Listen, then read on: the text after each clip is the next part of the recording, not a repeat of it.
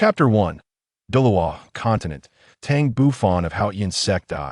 In the Douluo Continent, 300 miles east of the capital city of the heavenly Do Empire, lies a secluded area enveloped by towering mountains. The gray, stone edifices, resembling formidable fortresses, almost blend seamlessly with the peaks, dominating the majority of the summits. Above the grand entrance of the castle, three powerful characters are inscribed: Haotian Sect. This location serves as the current residence of the illustrious Haotian Sect, the foremost sect in the world, a stark contrast to its former grandeur, which is now difficult to describe as anything but dilapidated. In the front courtyard of the Haotian Sect, all disciples have gathered for their monthly assembly, led by the sect master, Tang Xiao, and the remaining 5 esteemed elders of the generation. The meeting commenced with exhortations for each disciple to diligently cultivate, striving to lift the seal placed upon them and restore the former glory of the Haotian Sect. At the rear of the crowd, 5-year-old Tang Bufan stood among the third-generation disciples, attentively absorbing the teachings of the sect master and elders. The disciples varied widely in age, with some in their teens and others merely toddlers. Within this throng, Tang Bufan stood out remarkably, his eyes gleaming with wisdom, radiating a light of contemplation that set him apart from his kin. Lost in thought, a subtle, indescribable smile graced his lips. He was none other than Tang Bufan, the legendary master of Earth, an unparalleled innate pinnacle expert. Once obliterated by the 7th wave of heavenly thunder, he had succumbed to oblivion, yet to his astonishment, he found himself reborn, a phenomenon that defied comprehension. After an initial phase of fear, shock, and disorientation, he gradually regained his composure. In this new life, he retained the name Tang Bufan, a name imbued with the hopes of his parents. This realization brought him immense satisfaction, for he had cherished this name for 30 years in his previous world. By the age of 1, he had mastered the language of this continent, exhibiting remarkable agility and strength. He had never lost a sparring match against his older cousins, earning the title of King of Children, as no child under 6 could best him, much to his parents' delight. Through diligent study, he swiftly gained a rudimentary understanding of this world. The continent was known as Douluo Continent, a realm starkly different from his former Earth, where individuals cultivated a form of energy known as soul power, which manifested in myriad forms. It was said that through relentless cultivation, one could ascend to level 100 and attain divinity, achieving immortality.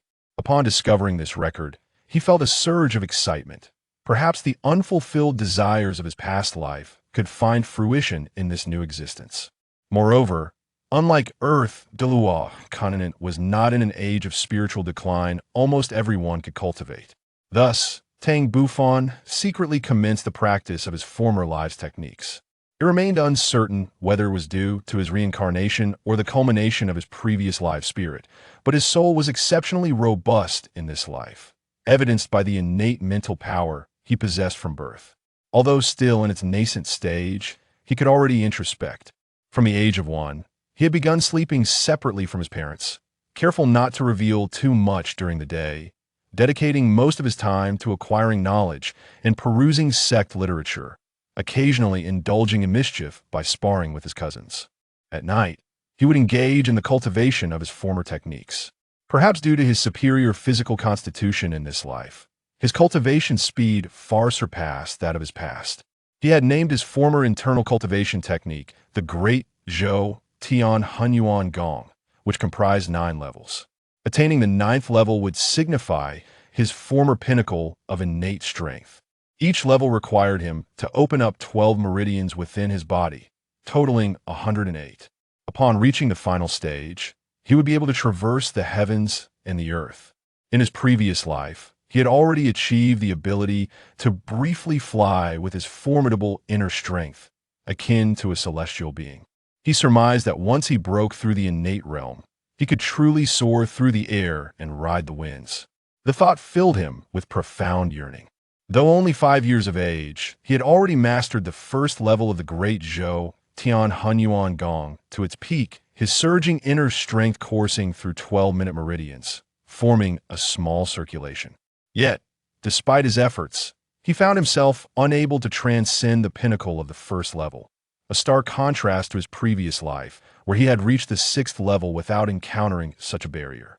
After much contemplation, he deduced that the bottleneck in his great Zhou Tian Hunyuan Gong might be related to the unique cultivation civilization of this world, particularly concerning martial souls and soul rings. Each individual on Douluo Continent possesses a martial soul, which takes on various forms, including animal, plant, and tool types. The disciples of Haotian Sect are endowed with a premier tool, martial soul, the Haotian hammer. It was through this hammer that the ancestors of Haotian Sect carved out their unparalleled reputation as the foremost sect in the realm. Soul rings, on the other hand, are formed from the condensed energy of soul beast body. After its demise, a soul master at a bottleneck can advance simply by absorbing a soul ring, effectively breaking through their limits.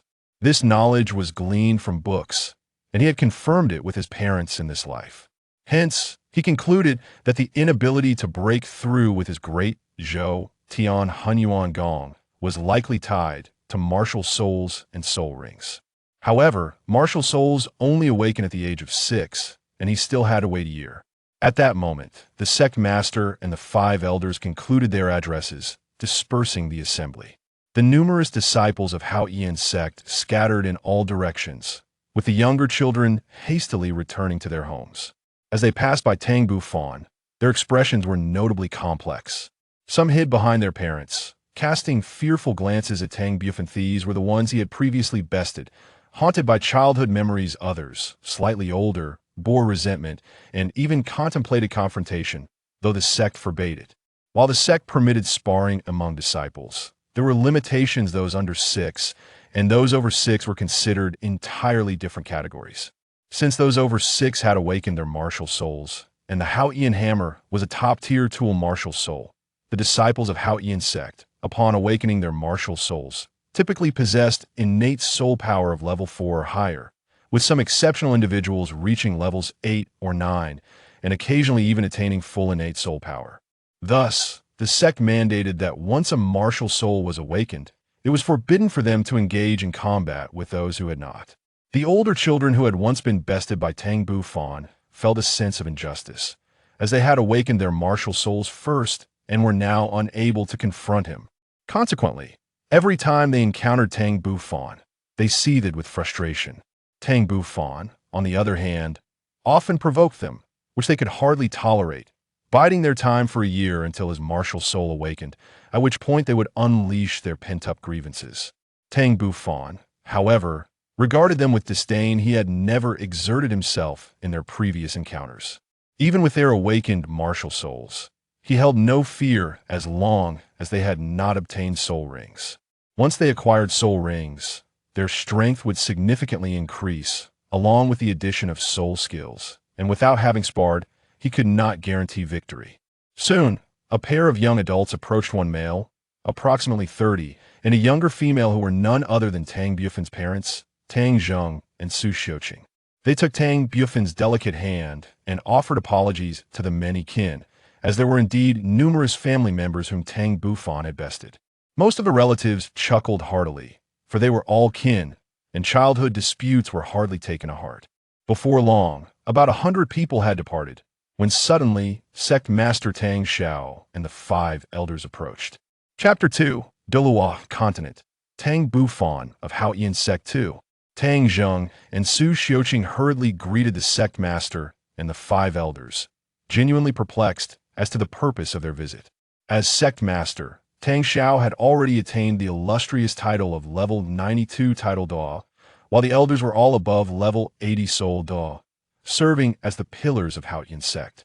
Standing beside his mother, Tang Bufan curiously scrutinized Tang Xiao and the others, feeling a blend of nervousness and excitement at being so close to the continent's top powerhouses. Tang Xiao, a tall figure nearing 2 meters, exuded an aura of strength even when suppressing his soul power, and Tang Bufan instinctively sensed the formidable presence of this individual. Tang Xiao chuckled lightly. Tang Zheng, your son is quite remarkable. Even I and the elders have heard of his commendable deeds.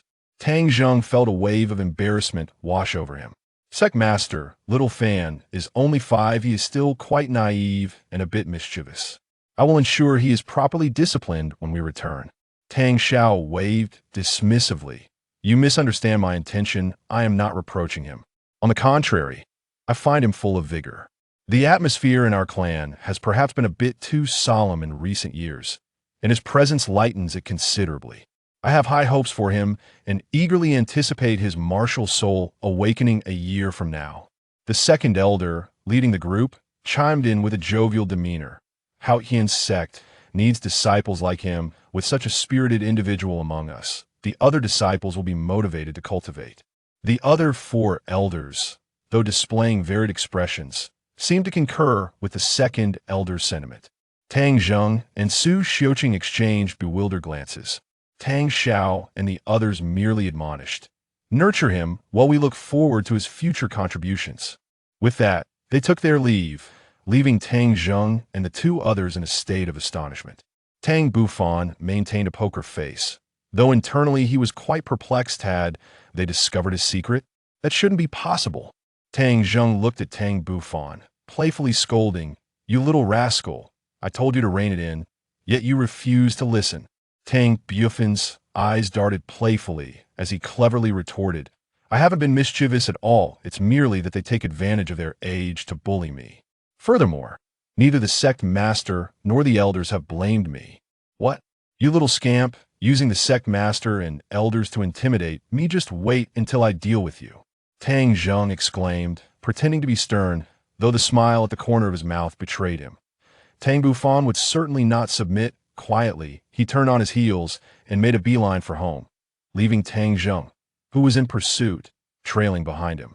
Nearby, Su Xiuqing watched the playful banter between the father and son, a warm smile gracing her face. She had no choice but to follow the 2 back home.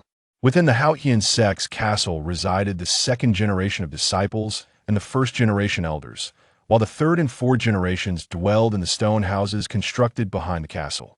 At merely 5 years of age, Tang Bufan still lived with his parents. However, upon reaching the age of 6 and awakening his martial soul, he too would move into the stone houses alongside the 3rd generation disciples. He had long expressed a desire to reside in the stone houses, yet his mother insisted that he must wait until he turned 6. Upon returning to the castle, Tang Bufan retreated to the study to read, poring over materials about soul beasts and the comprehensive history of Douluo Continent, essentially devouring every text available, for his memory was remarkably robust, verging on photographic.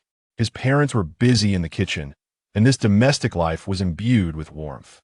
As spring gave way to autumn, a year slipped by unnoticed. Tang Bufan had finally turned 6, the age designated for the awakening of one's martial soul. During this past year, his training had not faltered. Although he had not made any breakthroughs, his inner strength had seemingly become more refined and potent. In the study, Tang Bufan extended his right hand, revealing a sword-shaped birthmark upon his palm. This mark bore a striking resemblance to the sword-shaped accessory he had worn in his previous life. He could not help but wonder if there was a connection between the 2. Having resided in Douluo Continent for 6 years, he remained perplexed about how he had survived beneath the heavenly thunder. But the sight of this sword-shaped birthmark stirred within him a terrifying speculation. However, he quickly shook his head, dismissing thoughts of his rebirth. As for Earth, it held little sentiment for him in his past life. He had been an orphan, raised by his master, who had also passed away many years ago. In the early morning, all disciples of Haotian Sect gathered once more in the front courtyard. Today, in addition to the necessary assembly, they would conduct the martial soul awakenings for the junior disciples. The Haotian Sect held awakening ceremonies every 6 months, and today, 3 individuals were to undergo the awakening: Tang Bufan, Tang Feng, and Tang Ming. The numerous clan members quickly dispersed, leaving the arena for the 3 of them. Sect Master Tang Xiao and the 5 elders gazed expectantly at the trio, especially Tang Bufan.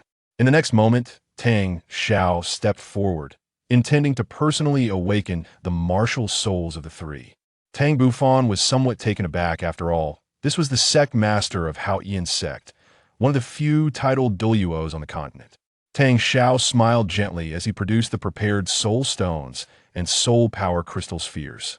Soon, a hexagonal formation appeared on the ground, with 6 black soul stones positioned at each corner. As disciples of Haotian Sect, Tang Bufan, Tang Feng, and Tang Ming were not unfamiliar with this scene. They exchanged glances, and, ultimately, Tang Ming stepped into the hexagonal array first. Tang Xiao smiled slightly and waved his hand, pouring 6 streams of robust soul power into the soul stones. In the next moment, a layer of golden radiance emanated from the stones, forming a pale golden barrier that enveloped Tang Ming. Subsequently, golden specks of light began to rise from the soul stones and enter Tang Ming's body. Initially, he felt a twinge of anxiety, but he quickly regained his composure. Then, his body began to tremble. Observing this, Tang Xiao commanded, "Extend your right hand." Tang Ming promptly complied, gently extending his right hand.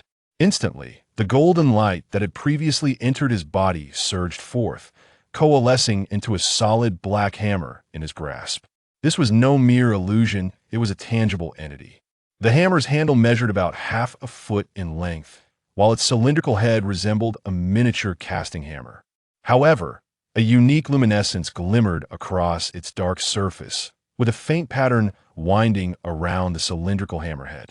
This was the legendary Haotian hammer, a top-tier weapon martial soul passed down through the ages within the sect. Upon witnessing the hammer, many disciples of Haotian Sect beamed with approval. Tang Xiao cast a satisfied glance at Tang Ming, instructing him, "Retract your martial soul into your body using your will, and prepare for the soul power test." Tang Ming was well aware of how to retract his martial soul, having been taught by his parents long ago. Yet, as it was his first time, he fumbled for a moment before successfully drawing the Haotian hammer back into himself. Meanwhile, Tang Bufan observed the scene thoughtfully, realizing that the Haotian hammer was indeed the martial soul he would likely possess, as well he merely wondered what level of innate soul power he would have. Tang Ming then placed his hand atop the blue soul power crystal sphere, with Tang Xiao controlling the sphere from below. Soon, the blue crystal began to illuminate, gradually spreading until it reached approximately 70% of the entire sphere, radiating a dazzling brilliance. Chapter 3: Awakening of the Martial Soul Eye. The surrounding disciples of Haotian Sect gazed in astonishment at this spectacle. The soul power has actually reached level 7. They were thoroughly impressed by Tang Ming's aptitude, and even Tang Xiao and the 5 elders were quite pleased. Though the Haotian hammer was a top-tier weapon martial soul, it was exceedingly rare for innate soul power to exceed level 7. When Tang Xiao underwent his own martial soul awakening, his innate soul power had been merely level 8, while Tang Hao had reached level 9.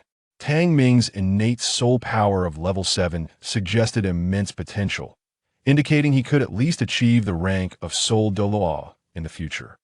Gazing at the exuberantly excited Tang Ming, Tang Xiao gestured for him to step down. Tang Ming's small face flushed with a hint of red, brimming with exhilaration as he trotted away, soon arriving at Tang Bufan's side.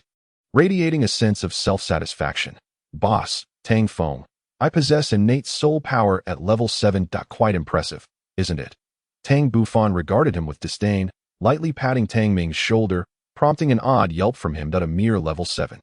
"And you're so boastful. Do you truly believe that both Tang Feng and I possess soul power that surpasses yours?" Tang Ming, feeling a slight sting, swiftly dodged Tang Bufan's hand, well aware of the weight behind his boss's touch. "I can accept that your innate soul power is higher than mine, but I refuse to believe that Tang Feng surpasses my own."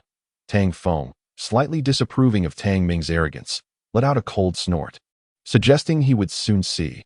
With a tinge of apprehension, Tang Feng approached the hexagonal formation, uncertain of his own innate soul power surpassing Tang Ming's. While the Haotian hammer is a premier weapon spirit, and disciples of the Haotian Sect typically awaken with innate soul power above level 4. Levels 4 and 5 dominate, with level 6 being scarce, and those above level 7 exceedingly rare, before long. Under everyone's watchful gaze, Tang Feng stepped into the formation, and Tang Xiao gestured to infuse it with 6 streams of soul power. Soon, Tang Feng was enveloped in a golden radiance, a multitude of golden specks coalescing to ultimately form an identical Haotian hammer in his right hand. Before Tang Xiao could issue any commands, Tang Feng instinctively retracted the Haotian hammer with his thoughts, prompting Tang Xiao to nod in approval. The next moment, taking a deep breath, Tang Feng approached the sect leader and gently pressed his right hand against the blue soul power crystal ball. Instantly, a brilliant blue light erupted from the crystal, even more intense than the one produced by Tang Ming earlier. Moments later, the soul power crystal ceased its radiant expansion, and Tang Xiao gazed in astonishment at the crystal ball. For the blue halo covered a full 9 layers, he instinctively gasped. Innate soul power at level 9. Behind him, 5 elders exchanged glances, each reflecting the surprise in the other's eyes. The emergence of Tang Ming with innate soul power at level 7 had already delighted them. They had not anticipated that Tang Feng's talent would surpass it, rivaling that of Tang Hao, that prodigy. This was indeed a seedling of a titled Douluo, though innate soul power does not guarantee a soul master's future achievements. It at least signifies potential if he strives diligently in the future. Ascending to the ranks of a titled Douluo would merely be a matter of time. Consequently, in a few decades, the Haotian Sect could boast 2 additional titled Douluos. Should they also ascend to titled Douluo status, the Haotian Sect would no longer have to fear the Spirit Hall and could reclaim their unparalleled glory as the foremost sect. Reflecting on this, they smiled at the dazed Tang Feng. Among the crowd, Tang Ming's countenance turned slightly bitter. Tang Feng's innate soul power had astonishingly reached level 9, surpassing his own. He had just claimed earlier that his soul power was superior, which now implied that he would be at a disadvantage against him in the future. Meanwhile, Tang Bufan also appeared mildly astonished. Having diligently studied the records of the Haotian Sect, he knew that only a handful had achieved innate soul power at level 9 throughout the sect's history, all of whom had subsequently become titled Douluos. Among them, this generation's Haotian Douluo, Tang Hao, was renowned as the youngest titled Douluo in the continent, while the previous generation's Haotian Douluo had reached the pinnacle of soul masters. Level 99. However, it was said that this former sect leader had departed the Haotian Sect in pursuit of an even higher realm. Otherwise, how could the Spirit Hall dare to threaten the Haotian Sect and pursue its disciples? The Haotian Sect would not have remained secluded otherwise. After a brief moment, sect leader Tang Xiao exclaimed with delight, "Excellent! An innate soul power of level 9. The surrounding disciples of the sect erupted in cheers. And Tang Feng's parents were overjoyed, dancing with excitement. This kid has actually achieved such formidable soul power, reaching level 9. What have we done, having previously bullied him?" murmured a small boy, around 7 or 8 years old, to his companions. The other children, also around that age and disciples of the Haotian Sect, suddenly felt a tinge of fear. After all, Tang Feng and Tang Ming were led by that despicable Tang Bufan. And although they were reluctant to admit it, he was indeed quite fierce in a fight. With this thought, they glanced at Tang Bufan, the youngest among them, who had yet to awaken a martial spirit. They could only hope that Tang Bufan's soul power was somewhat lower. Otherwise, they would have to avoid him in the future. Eventually, Tang Feng stepped out of the formation and rejoined his parents. Tang Zheng expressed his envy. "Congratulations, cousin. Little Feng's innate soul power has reached level 9. Truly a cause for celebration. I wonder how talented my little Bufan is." Tang Feng's father, Tang Yuan, shared a close bond with Tang Ming and Tang Bufan, which strengthened the ties among their families. Tang Yuan's smile remained unwavering as he remarked, "Cousin, your Bufan is renowned for his intelligence within the sect and possesses great physical strength. How many young ones have escaped his wrath?" He continued, "In my opinion, among the 3, little Bufan should possess the highest innate talent. Perhaps he even has innate full soul power." After a brief pause, he articulated his thoughts that in truth, Tang Yuan did not genuinely believe that Tang Bufan would possess innate full soul power. Levels 7 or 8 were possible, and perhaps even 9 at most. After all, innate full soul power was exceedingly rare, and Tang Zheng and his wife were merely at the Soul King level. How could their son possess innate full soul power? Tang Zheng chuckled wryly, shaking his head, that I do not expect little Bufan to attain innate full soul power. I would be quite satisfied with level 7. After all, this child is indeed clever, and as long as he does not slack, his future achievements will be significant. While I do not aspire for him to become a titled Douluo, there is still a substantial hope for him to become a soul Douluo. Hearing his father's words, Tang Bufan felt quite dissatisfied. "Father, do you have so little faith in me?" I am determined to become a titled Douluo. Tang Jing's expression darkened at his son's audacious words. You little rascal, with your martial spirit yet to awaken, how can you speak so arrogantly? Do you realize how challenging it is to cultivate to the level of a titled Douluo? At that moment, Tang Yuan suddenly paused, sensing an odd impression. For just an instant, it seemed as though he glimpsed an unwavering confidence in the eyes of this 6-year-old child, an assurance that did not belong to his age. In the distance, upon hearing Tang Bufan's aspirations, Tang Xiao felt a sense of admiration. Tang Zhong, our Haotian Sect should indeed have more ambitious disciples like Tang Bufan of Earth soul masters. Should not aspiring to become titled Douluos be our collective ideal? You ought not to undermine his confidence. Now, Tang Bufan, it is your turn for martial spirit awakening. Let us see if your talent is worthy of your ambitions, Tang Xiao said, anticipation gleaming in his eyes.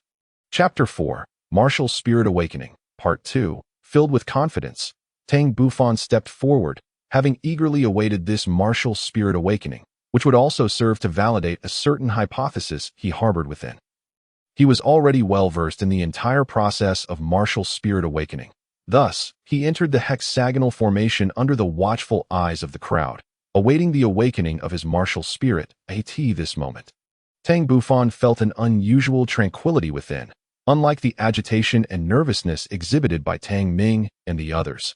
Observing Tang Bufan's calm demeanor, Tang Xiao could not help but elevate his assessment of him once more. In the next moment, as 6 streams of soul power flowed into the soul stone, a golden radiance erupted, enveloping Tang Bufan, who stood at the center of the formation. The first sensation Tang Bufan experienced was warmth.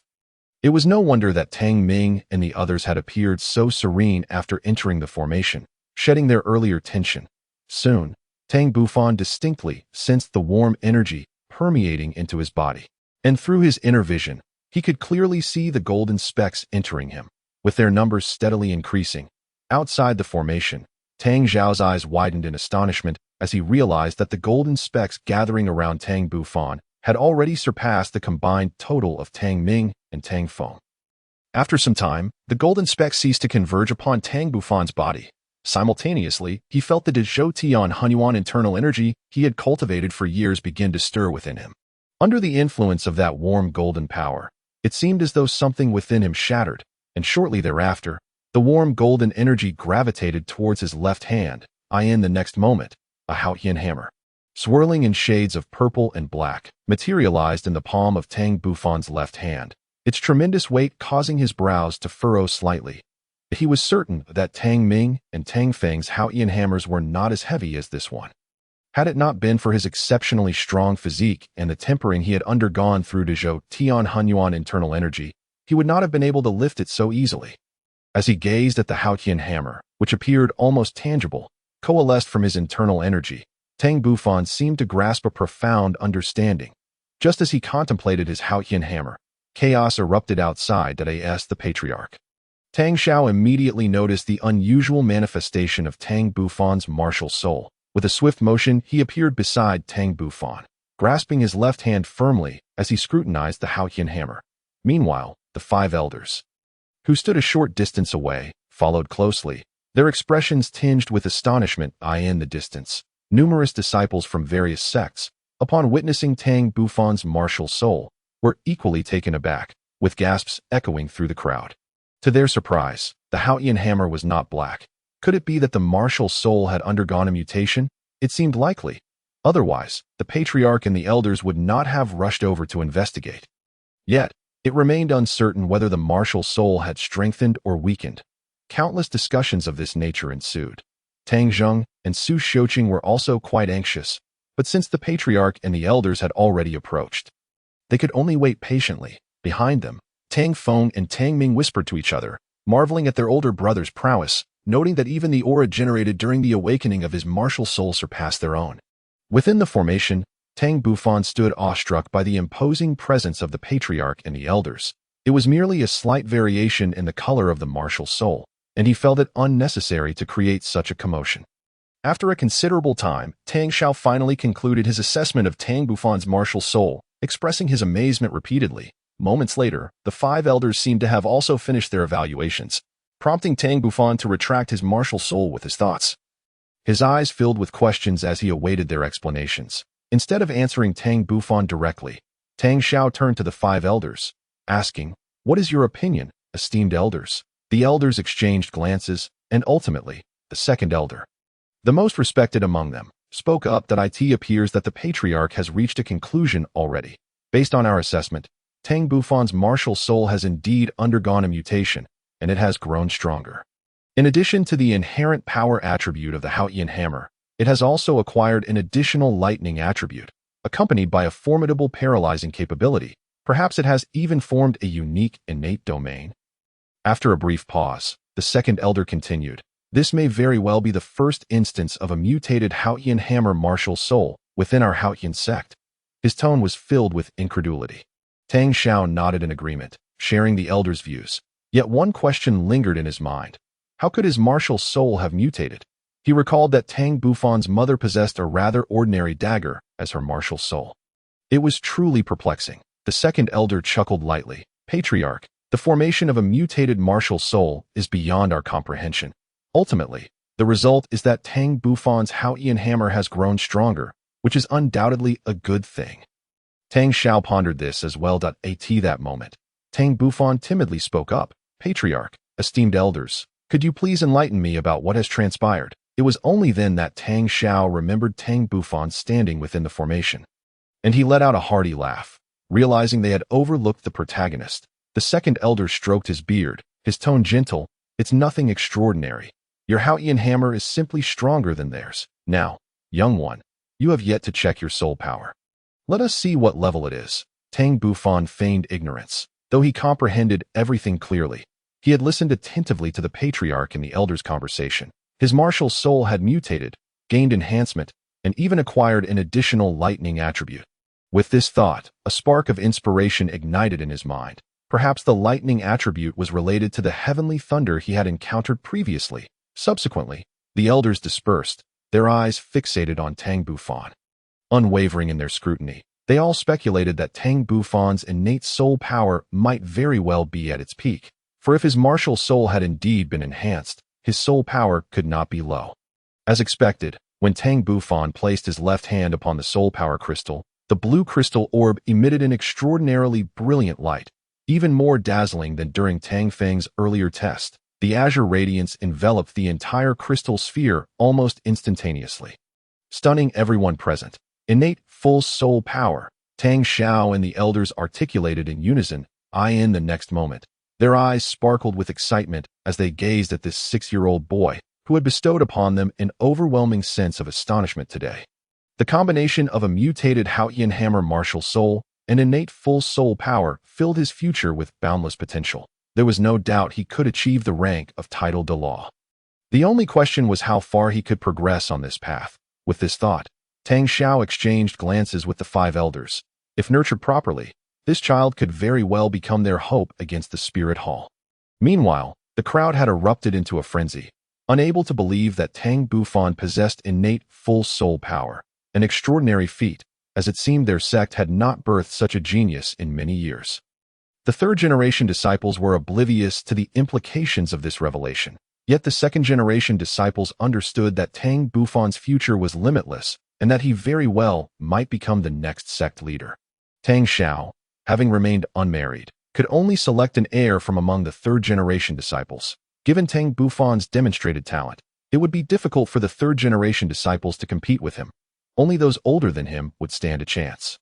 Behind them, Tang Zheng and Su Xiuqing beamed with pride upon learning of their son's innate full soul power. Chapter 5. Twin Martial Souls. Part 1. Surrounded in the center, Tang Bufan maintained a calm demeanor. Unperturbed, with bright eyes that revealed no hint of arrogance despite the acclaim surrounding his innate full soul power, this moment, his confusion dissipated and clarity washed over him. He realized that soul power was merely another term for internal energy. The essence was the same. It was a strength cultivated through rigorous practice. As for his innate full soul power, it was a testament to his arduous training, and thus he felt no particular sense of reverence towards it. Furthermore, since the awakening of his martial soul, he sensed that the bottleneck of the first level of the Great Zhou celestial fusion technique had begun to loosen. Perhaps he could attempt to break through to the second level. Suddenly, a slight change flickered in Tang Bufan's eyes, a blend of peculiarity and hesitation crossing his face, but he sensed the presence of another martial soul within him, one that seemed even more powerful than the Haotian hammer in his left hand. Unsure whether to disclose this to the patriarch and the elders, he glanced at their kind expressions and made a silent decision, just as Tang Bufan was about to reveal the existence of his second martial soul. Tang Xiao halted him with a glance. Then, with a gentle cough, he quickly silenced the courtyard, announcing, "Today, I am filled with joy, for our sect has witnessed the emergence of three extraordinary talents, Tang Bufan, Tang Feng, and Tang Ming, that I hope you will all strive diligently from this day forth, lest you squander your gifts. Your goal should be to achieve the rank of titled Douluo. Go forth, young ones." Tang Feng and Tang Ming instantly flushed with excitement, their hearts ignited with fervor, with Tang Ming exclaiming, "I want to become a Douluo," eliciting laughter from those around them, especially the third-generation disciples of a similar age, who wore mocking smiles. Meanwhile, Tang Feng remained relatively composed. Though his face conveyed excitement, it was not as overt as Tang Ming's. Instead, he quietly resolved to become a titled Douluo himself. Afterward, Tang Xiao announced the dismissal of the gathering. Yet he retained Tang Bufan. Soon, the courtyard was left with only Tang Zheng's family, the patriarch, and the 5 elders. At this moment, Tang Zheng and Su Xiuqing finally grasped the situation, utterly bewildered as to why the patriarch had chosen to keep their son. Just then, Tang Xiao and the 5 elders approached once more, their eyes shimmering with a peculiar light, as if they were appraising an invaluable treasure, though Tang Bufan possessed a maturity beyond his years. He instinctively felt a twinge of fear, hastily retreating behind his parents. Tang Xiao and the others quickly composed their expressions, realizing they had startled Tang Bufan, yet their eyes still glimmered with anticipation. Taking a deep breath, Tang Xiao spoke gravely. "All right, Tang Bufan, I noticed you seemed hesitant to speak earlier. I guess there's something you wish to share with us." A fleeting glimmer of surprise crossed Tang Bufan's eyes as he glanced at Tang Zheng and Su Xiuqing before stepping forward. He gently raised his right hand, and a faint golden light surged forth from his palm, coalescing into a golden long sword. A weighty aura emanated from it, and unlike the Haotian hammer, this mysterious sword seemed to embody all of Tang Bufan's internal power and was exceedingly heavy, so much so that it caused his hand to tremble uncontrollably, making it difficult for him to maintain his grip. Seeing this, Tang Zheng rushed forward to grasp Tang Bufan's right hand, his eyes filled with excitement that rendered him speechless. Beside them, Su Xiuqing exclaimed in disbelief, "Twin martial souls! My son actually possesses twin martial souls." Tang Xiao and the 5 elders exchanged exhilarated glances, as if they had anticipated this revelation all along. In truth, when Tang Bufan first manifested the Haotian hammer from his left hand, they had begun to harbor suspicions, as Haotian Sect disciples typically wielded their Haotian hammer in their right hand. Without exception, the only scenario in which the Haotian hammer would appear in the left hand was if one possessed twin martial souls. But could Tang Bufan truly be one of them? It seems rather improbable, for Su Xiuqing's martial soul is merely an ordinary dagger martial soul, which pales in comparison to the Haotian hammer. Yet, upon witnessing Tang Bufan's mutated Haotian hammer, this conjecture appeared to gain a semblance of plausibility.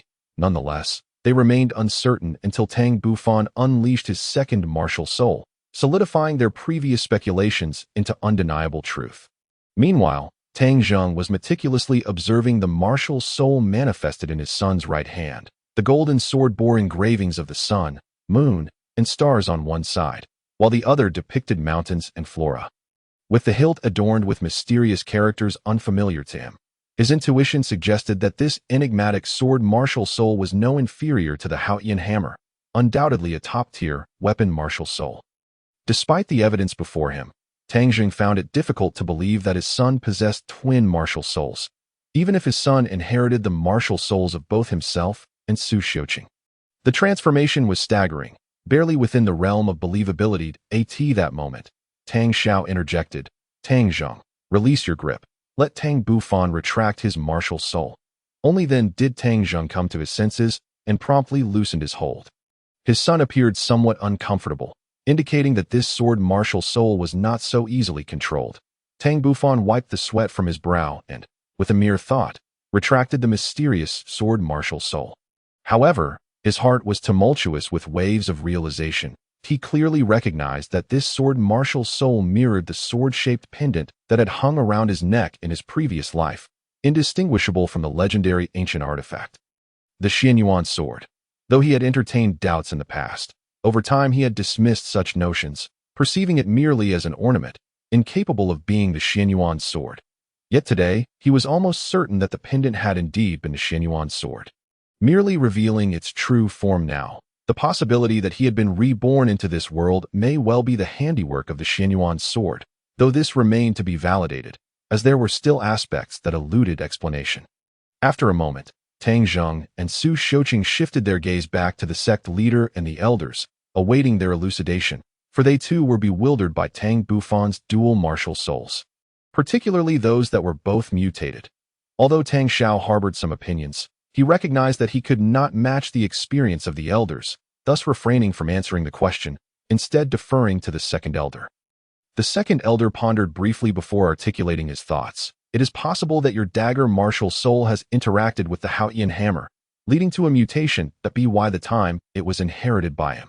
The mutation had already occurred. It is also plausible that your martial soul experienced a second awakening, with the awakened form being that of Tang Bufan's sword martial soul.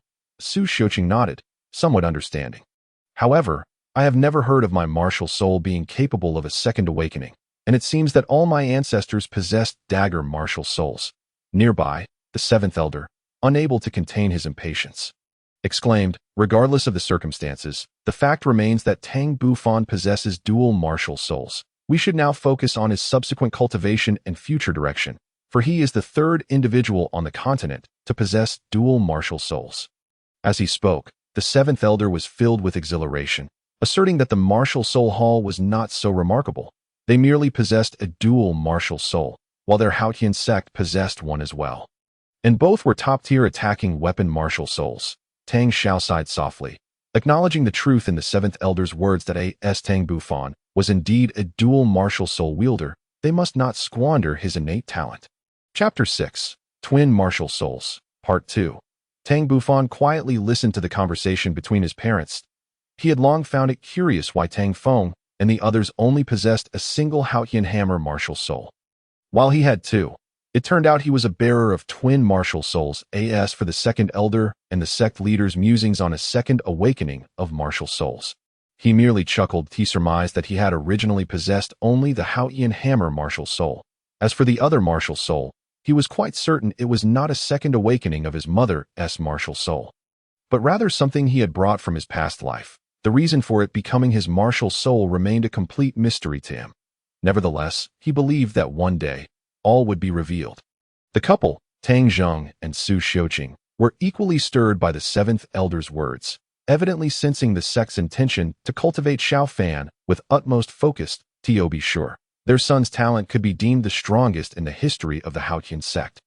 Wholly deserving of the sect's full support, Tang Xiao looked solemnly at Tang Zheng and his wife, as well as the elders, stating, I intend to prioritize Tang Bufan's cultivation starting today, even personally guiding him in his training. However, there is a conundrum. Should he first cultivate the Haotian hammer or the sword martial soul? The five elders chimed in, all expressing their willingness to mentor Tang Bufan, eager to claim him as their disciple. The seventh elder was the first to speak. Sect leader, as the head of the sect, you should concentrate on your own cultivation. The stronger you become, the sooner our Haotian Sect can emerge. As for us old fellows, with our limited talents, it would be wise to invest our time in nurturing the younger generation. The other four elders voiced their disapproval of the sect leader dividing his attention to guide Tang Bufan's training, implying that he should not focus on Tang Bufan. Tang Xiao could only smile wryly, abandoning his original intention. Tang Zheng and Su Xiuqing gazed at their son with pride. Tang Bufan, overhearing their discussion, felt a sense of reluctance. Drawing on his experiences from his past life, he realized he did not require anyone's guidance for his cultivation, and despite harboring many secrets, he found no need to explain himself. Observing this exchange, Tang Xiao chuckled and intervened, halting the elders' competition. Look, our protagonist seems rather unwilling for your guidance. How about this? Since he is still young, and in the early stages of his cultivation there is not much guidance needed. Let him cultivate independently for now. Should he encounter any issues, he can approach us anytime, and we will provide oversight. The elders nodded in agreement, and Tang Bufan smiled gratefully at the sect leader. Tang Jing and Su Shouqing had no objections, though they still expressed their views. Sect leader, esteemed elders, Xiao Fan possesses innate full soul power. The next step is to hunt soul beasts to acquire soul rings. However, which martial soul should the soul ring be attached to? Additionally, since his martial soul has mutated, what type of soul beast should he hunt? Faced with Tang Jing's barrage of inquiries, both Tang Xiao and the 5 elders were taken aback. These questions were indeed tricky and quite urgent. Tang Xiao felt a headache coming on. Tang Zhong, please take Tang Bufan home to rest for now. In the coming days, wait patiently. Do not take him to hunt soul beasts on your own until we reach a consensus. Tang Zhong nodded in understanding, leading Tang Bufan to bid farewell to the sect leader and elders before departing. As they watched Tang Zhong and the others leave, a smile crept onto Tang Zhao's lips. He had a premonition that Tang Bufan's future achievements would be boundless. The second elder softly remarked, "Sect leader, we must return and carefully discuss Tang Bufan's training plan. This matter is of utmost urgency and cannot be overlooked." Tang Xiao withdrew his gaze, and he and the elders headed straight for the conference room. Upon returning home, Tang Zheng and his wife went to the kitchen to prepare a grand feast. Intending to reward their precious son. Soon as Tang Bufan entered his study, he eagerly began his cultivation, for it was vital to his future. Only by continuing to practice the great Zhou Tian Hunyuan technique could he find peace of mind.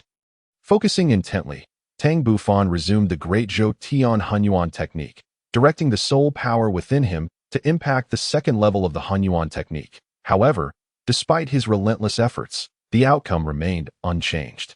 He found himself unable to advance to the second level of the great Zhou Tian Hunyuan technique. After a lengthy period, he ceased his cultivation, a contemplative expression gracing his face. After much thought, he concluded that his inability to break through was likely due to the soul rings. It seemed he would have to wait a few more days. Extending his left hand, Tang Bufan summoned the Haotian hammer once more.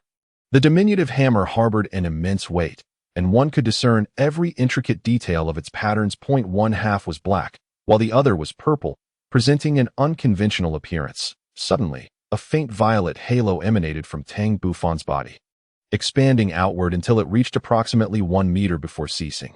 Tang Bufan furrowed his brow. Was its range truly limited to 1 meter? It seemed somewhat lackluster, just as the second elder had speculated earlier. After the mutation of Tang Bufan's Haotian hammer martial soul, it indeed formed a talent domain known as the lightning domain. The soul skill currently available was paralysis, which temporarily incapacitated anyone within the domain. Shaking his head, Tang Bufan retracted the Haotian hammer and extended his right hand, conjuring the golden Xianyuan sword martial soul, which exuded a heavy and oppressive aura. Simultaneously, a faint earthy halo began to radiate outward. Indeed, this was also a domain, specifically the innate talent domain of the Xianyuan sword martial soul, known as the Earth domain. Its soul skill was gravity space, which reduced the speed of enemies entering the domain by 10%. Twin martial souls, dual innate domains, such prodigious talent, if not unprecedented, was certainly rare, given that he was the third individual on the Douluo Continent to possess dual martial souls. Gazing at the golden longsword, Tang Bufan murmured, "Was it you who saved me back then? Are you truly the legendary ancient artifact, the Xianyuan sword?" In response to Tang Bufan's inquiry, the golden longsword remained unresponsive. Ultimately, he shook his head in disappointment, exclaiming, "How could you possibly speak and even answer my questions? How naive I am. Let me bestow upon you a new name. I shall call you Haotian Sword. From now on, I will ensure that your renown spreads far and wide." Having said this, Tang Bufan intended to retract the Haotian sword. When a miracle occurred, the golden Haotian sword began to tremble and emitted a humming sound.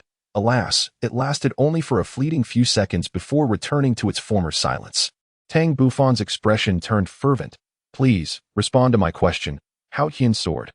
However, the Haotian sword seemed to have succumbed to a slumber, indifferent to his fervent calls. After a considerable time, Tang Bufan regained his composure. "I believe that one day you shall speak, revealing to me all that transpired after being struck to ashes by heavenly thunder. Even if you cannot speak, I will ensure you do." As a youth of the 21st century, he had been exposed to the internet in his early years. And according to the lore of those novels, all things possess a spirit, Even weapons, if sufficiently leveled, could also articulate. Chapter 7. The First Soul Ring, Part 1.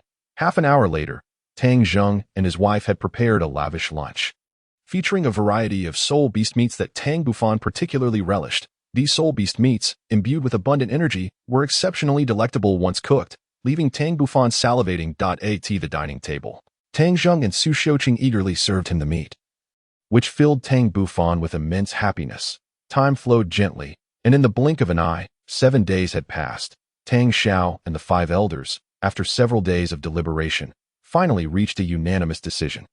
They resolved to have Tang Bufan primarily cultivate the Haotian hammer martial soul, not only to better conceal the second martial soul, but also because they were well acquainted with the Haotian hammer, facilitating their guidance in Tang Bufan's training. As for the Haotian sword martial soul, it would be entrusted to Tang Bufan for thorough research before adding soul rings. They had considered the possibility of having Tang Bufan focus on the Haotian sword martial soul, which would allow him to add soul rings exceeding 10,000 years to his Haotian hammer martial soul in the future.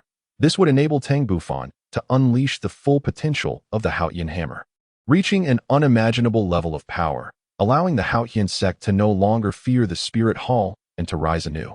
However, this would squander his second martial soul, although they were not well versed in this martial soul. It was undoubtedly a top-tier weapon martial soul, leading them to ultimately decide on Tang Bufan's primary focus on the Haotian hammer. That morning, the second elder arrived early at Tang Zheng's home to announce the results of their discussions. Tang Zheng, you have reached a conclusion with the sect master, I trust? He inquired respectfully. Indeed, we have decided to have him primarily cultivate the Haotian hammer, and I will personally lead Tang Bufan to hunt soul beasts. Rest assured, you can entrust him to me, the second elder replied with a slight smile. Tang Zheng's face lit up with joy. He felt entirely at ease. The second elder had been a soul Douluo for many years and was now likely nearing level 90. With his strength, the average title Douluo may not be his match. With you leading, I am indeed at ease. I shall fetch Xiao Fan now, Tang Zheng responded. The second elder nodded and patiently awaited. 10 minutes later, Tang Zheng returned home with Tang Bufan. Upon seeing Tang Bufan, the second elder smiled amiably. Tang Zheng admonished, Xiao Fan, the second elder will take you to hunt soul beasts and obtain your first soul ring. So be sure to heed his words along the way. Tang Bufan eagerly nodded. Father, there's no need to fuss. I understand. Clearly, he was already bursting with anticipation. The second elder could not help but smile at this. As he was well acquainted with such eagerness, those disciples in need of advancement often exhibited similar excitement, for the outside world held great allure for them after years in the sect. Tang Zheng felt somewhat helpless. He had initially intended to scold him, but decided against it. Subsequently, the second elder led Tang Bufan to the front courtyard, where others awaited them. Among the disciples of the Haotian Sect, 2 others had also reached level 10, though they were older than Tang Bufan. Coincidentally, these 2 were familiar to Tang Bufan, having fought with them previously. They were the 9-year-old Tang Xiong and the 8-year-old Tang Ying. Tang Bufan greeted them with a smile. Hey, long time no see, Tang Ying, Tang Xiong. Tang Ying was taller, standing about 1 meter 20, while Tang Xiong was slightly shorter at around 1 meter 10, yet he was quite sturdy. Naturally, the 2 had noticed their clan brother Tang Bufan, but neither offered him a friendly countenance. Previously, when their martial souls had yet to awaken, they could not defeat Tang Bufan. However, now that he had awakened his martial soul with innate full soul power, they stood on equal footing, inciting their jealousy. They had trained for 2 or 3 years to reach level 10 soul power. Tang Bufan smiled nonchalantly. Nearby, Tang Ying and Tang Xiong's parents provided them with careful instructions before departing, leaving their children in the capable hands of the second elder for soul beast hunting, which put them at ease. The second elder then led Tang Bufan, Tang Ying, and Tang Xiong away from the Haotian Sect's residence toward the soul beast forest. On the Douluo Continent, numerous soul beast forests existed, but the truly powerful soul beasts congregated in 3 major gathering spots. The Misty Forest was the name the Haotian Sect bestowed upon the forest behind their sect. Due to the perpetual mist, it was often only by midday that the fog would disperse. The Misty Forest lay approximately several dozen kilometers from the Haotian Sect, requiring nearly 3 hours for Tang Bufan and the others to traverse on foot. As they walked along the path, the second elder explained the precautions for hunting soul beasts and absorbing soul rings. This was Tang Bufan's first time leaving the Haotian Sect, and he curiously surveyed the surrounding scenery. Astonished by the ancient plants and towering trees, the centuries-old flora were commonplace, and even millennia-old trees could occasionally be spotted. Walking in the middle, Tang Xiong, noticing Tang Bufan's distracted gaze, devised a plan to embarrass him. In the next moment, Tang Xiong respectfully exclaimed, "Second Elder, Tang Bufan isn't paying attention to your words." The second elder, aware of the trio's antics, decided to test Tang Bufan's knowledge. "Tang Bufan, tell me, what type of soul beast should we hunt for the Haotian hammer? And what is the ideal age for the first soul ring?" Tang Bufan shot a glare at Tang Xiong, realizing this little brat was holding a grudge, as it was merely a past incident where he had bested him. In response, second elder, he began, "Our Haotian hammer martial soul is a power-type martial soul. Thus we should hunt power-type soul beasts to fully unleash the essence of our Haotian hammer martial soul. As for the first soul ring, the optimal choice would indeed be a century-old soul beast, as records from the sect indicate that a 400-year-old soul beast is the upper limit our bodies can endure." The second elder nodded in satisfaction. "Well articulated. It seems you have indeed perused the sect's records on soul beasts, and you remember them quite accurately." At this, he advised Tang Ing and Tang Xiong to learn from Tang Bufan and read more about soul beasts. Tang Ing and Tang Xiong nodded glumly in agreement. Tang Bufan playfully made a face at them, inciting their ire. After a moment of silence, Tang Bufan added, "Second elder, I believe that while the knowledge recorded by the sect is accurate, it should also be tailored to the individual." The second elder, taken aback, inquired, "Tailored to the individual? In what way?" Tang Bufan pondered for a moment before cautiously replying, "Using myself as an example, I believe my physical aptitude is not inferior to that of the greater soul masters. Hence I wish to absorb a soul ring around 1,000 years old for my first." The second elder, upon hearing this, erupted in anger. "Nonsense. This is sheer folly. You are far too audacious. Do you understand how formidable a 1,000-year soul beast is? Can you even defeat one?" Tang Bufan remained calm, and after a brief moment, confidently declared, "Second elder, let us make a wager. If I can defeat a 1,000-year soul beast using my own strength, will you permit me to absorb its soul ring?" Chapter 8. The First Soul Ring, Part 2. Observing the unwavering confidence radiating from Tang Bufan, the second elder found his resolve wavering for the first time. However, he remained skeptical that Tang Bufan could single-handedly slay a 1,000-year soul beast. Despite the undeniable fact that Tang Bufan possessed innate strength, if he suggested absorbing the soul ring of a 500- or 600-year soul beast, the second elder might begrudgingly accept it, as it was not entirely implausible. After much contemplation, the second elder slowly replied, "It is not impossible for me to agree to your request, but first, let me assess your strength if you can assist Tang Ing and Tang Xiong in obtaining their first soul rings." "I shall accept your wager." Tang Bufan pondered for a moment and declared, "All right, second elder, the first soul rings of the two of them are now on me." A smile spread across the second elder's face. To him, a 6-year-old child like Tang Bufan could hardly be expected to possess remarkable strength. The mere fact that he wasn't terrified into submission by the soul beasts was commendable enough, let alone the fanciful notion of slaying a 1,000-year-old soul beast. Tang Bufan, however, smiled back. Though only 6 years of age, his abilities far surpassed what one might expect at that tender age, and it was true that due to his youth and insufficient inner strength, he could not yet fully wield the prowess he had in his previous life. Yet, he had once been a peak innate powerhouse, with a lifetime of combat experience. All he needed to do was identify the weaknesses of the soul beasts and strike accordingly, thus affording him a chance to vanquish them. Of course, he would assess the situation before making any decisive moves. If the 1,000-year soul beast proved too formidable, he would not recklessly engage. This was merely a minor episode. And soon they set forth towards their destination. An hour later, the four arrived at an expansive forest, shrouded in a gentle white mist. This was the misty forest, which, curiously enough, despite being classified as a tropical forest, bore striking resemblance to the northern soul beast forests. After a brief respite, the second elder led Tang Bufan and the others into the misty forest. As they walked, the forest was alive with the sounds of chirping insects and singing birds, interspersed with the distant roars of wild beasts. Soul beasts typically emerged around noon, so the second elder urged, "Stay alert and search carefully. If we miss this optimal time, finding them will become exceedingly difficult.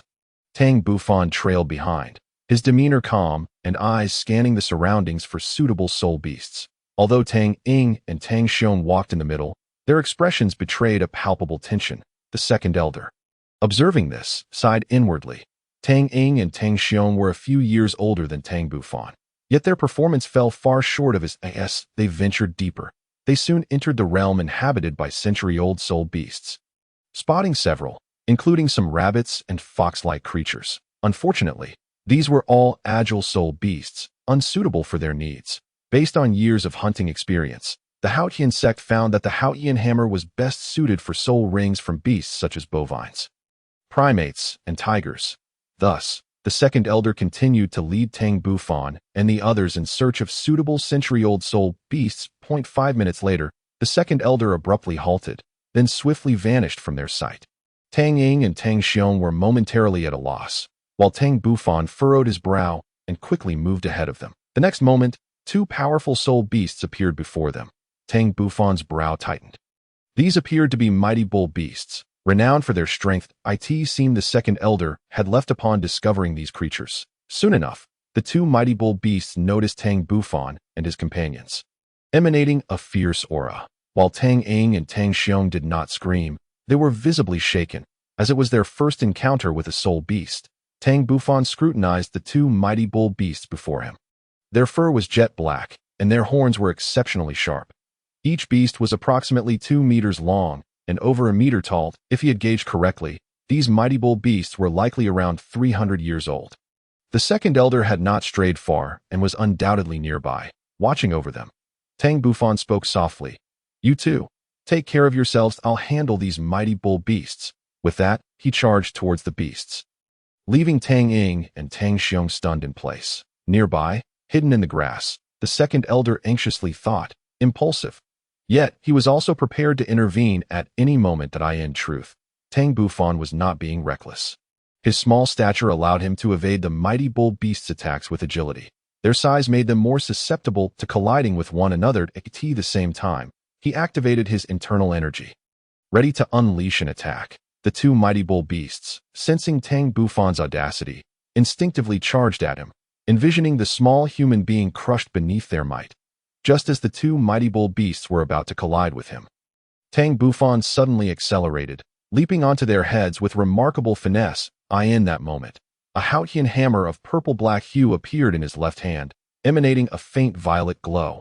The mighty bull beasts momentarily slowed, and seizing that instant, Tang Bufan gripped the hammer with both hands, channeling all his inner strength downward onto the nearest mighty bull beast. The beast let out a wretched howl as it lost its target and crashed to the ground. The other mighty bull beast, unable to control its momentum due to its companion's fall, stumbled as well. From the shadows, the second elder observed this scene, rubbing his eyes in disbelief. Such agility and precision in calculation were hard to fathom from a mere 6-year-old. Behind him, Tang Ying and Tang Xiong were momentarily stunned, but excitement swiftly replaced their fear. It appeared the two mighty bull beasts were not as terrifying as they had imagined. This was their first soul ring. With this thought, their trepidation faded, and they summoned their Haotian hammers, charging forward. Tang Bufan frowned and shouted, "Split up! Don't stay too close together." Simultaneously, he wielded his Haotian hammer, targeting the blind spots of the two mighty bull beasts.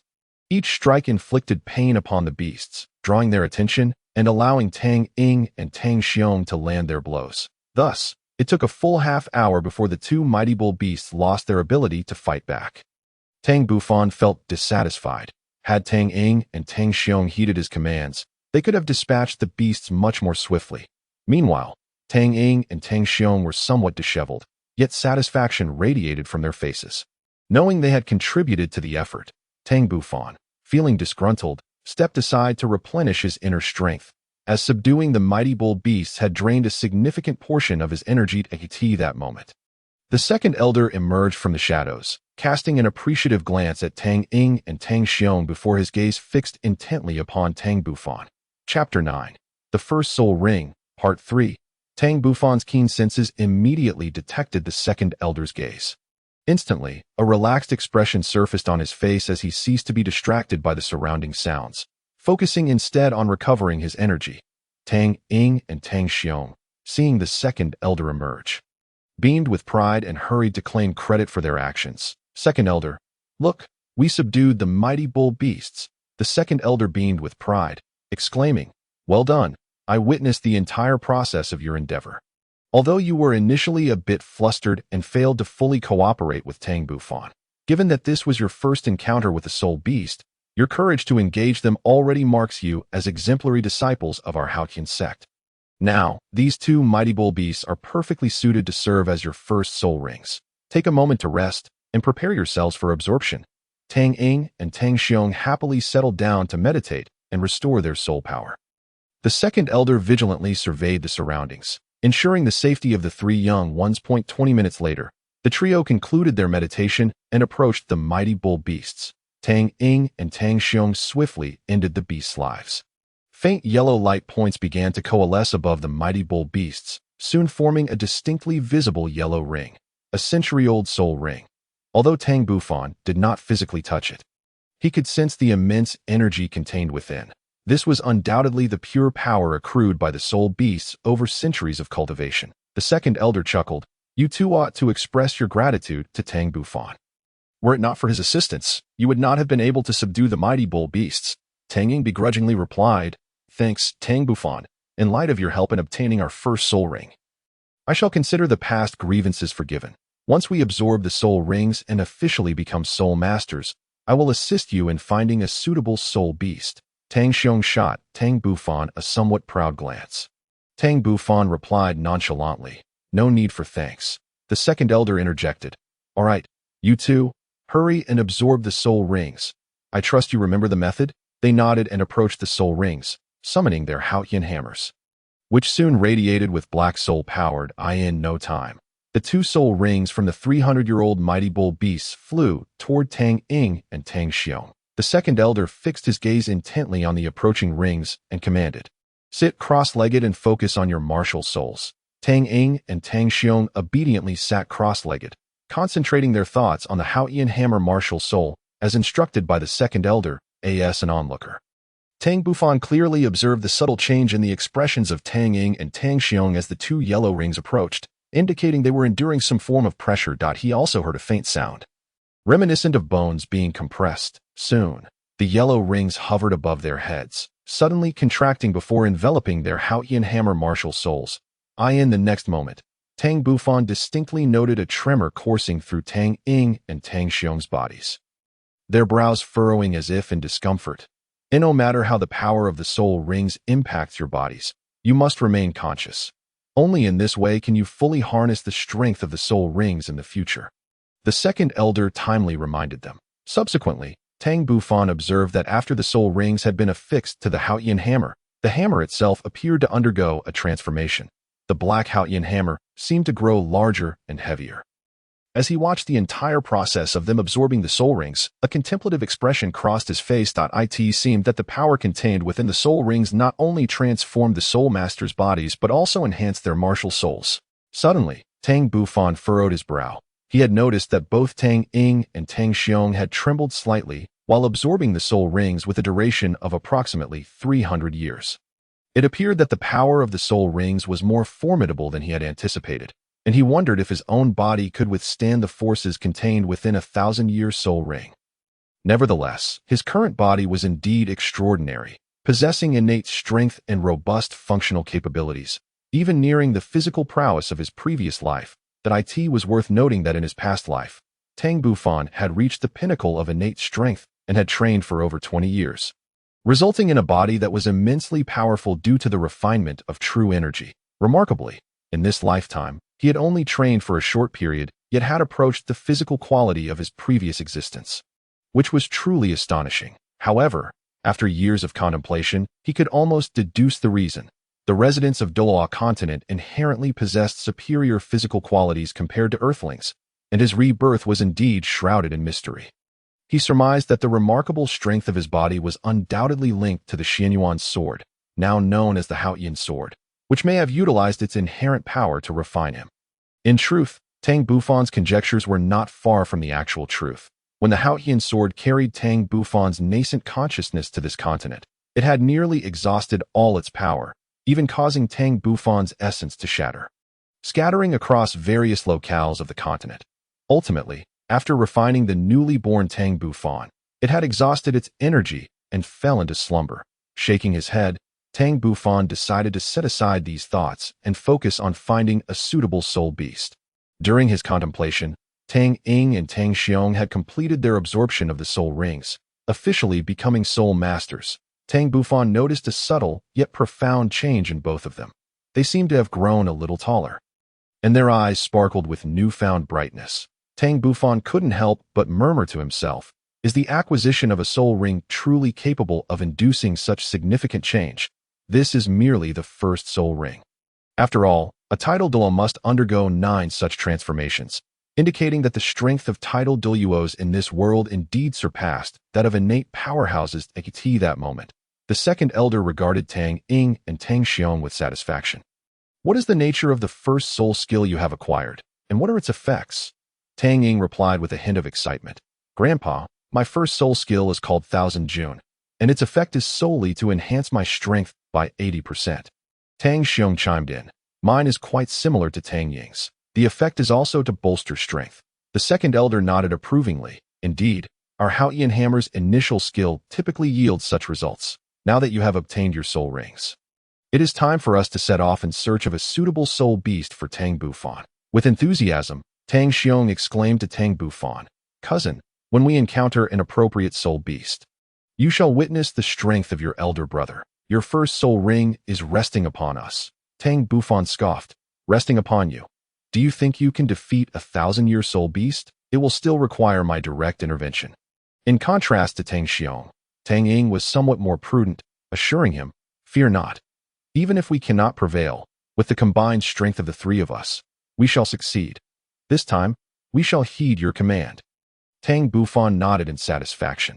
Had they not acquired their soul rings prior, he would have outright rejected their assistance, for a 1,000-year soul beast would undoubtedly surpass the might of a mighty bull, and they would merely be a hindrance. However, now that they had obtained their soul rings and experienced an enhancement in their physical capabilities, if they followed his lead, they could indeed be of considerable assistance.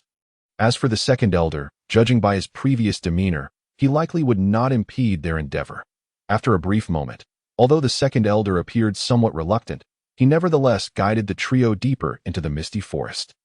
For only in the depths could they encounter soul beasts nearing the age of 1,000 years. After all, Tang Bufan had fulfilled his wager by aiding Tang Ying and Tang Xiong in acquiring their soul rings.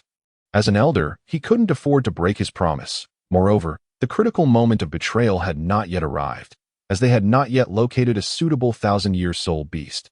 Even if they did find one, it was by no means guaranteed that they could vanquish it.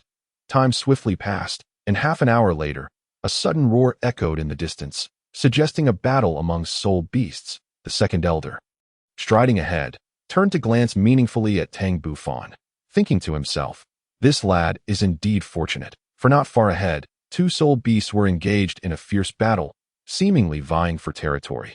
Coincidentally, both soul beasts were quite suitable candidates for Tang Bufan's first soul ring and aligned with his rather ambitious aspirations.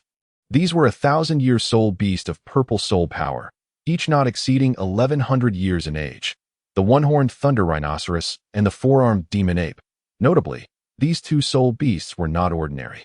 They possessed the bloodlines of top-tier soul beasts. The thunderous horn atop the thunder rhinoceros was particularly formidable, wielding a fragment of thunderous power, and legend had it that upon reaching its ultimate evolution, its might would be unimaginable. The four-armed demon ape was equally remarkable, a descendant of the top-tier 8-armed demon ape, and should it continue to grow, it could eventually evolve into an 8-armed demon ape.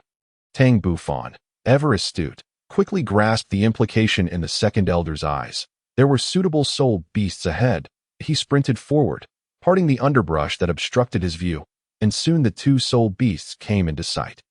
One resembled a rhinoceros from his previous life on Earth, covered in purple scales, with a single purple horn approximately 30 centimeters long. The other bore a striking resemblance to a gorilla, but possessed 4 robust and powerful arms, its jet-black fur emanating an aura of primal strength. The 2 soul beasts had evidently been engaged in battle for some time, both panting heavily and adorned with numerous wounds, indicating the ferocity of their conflict.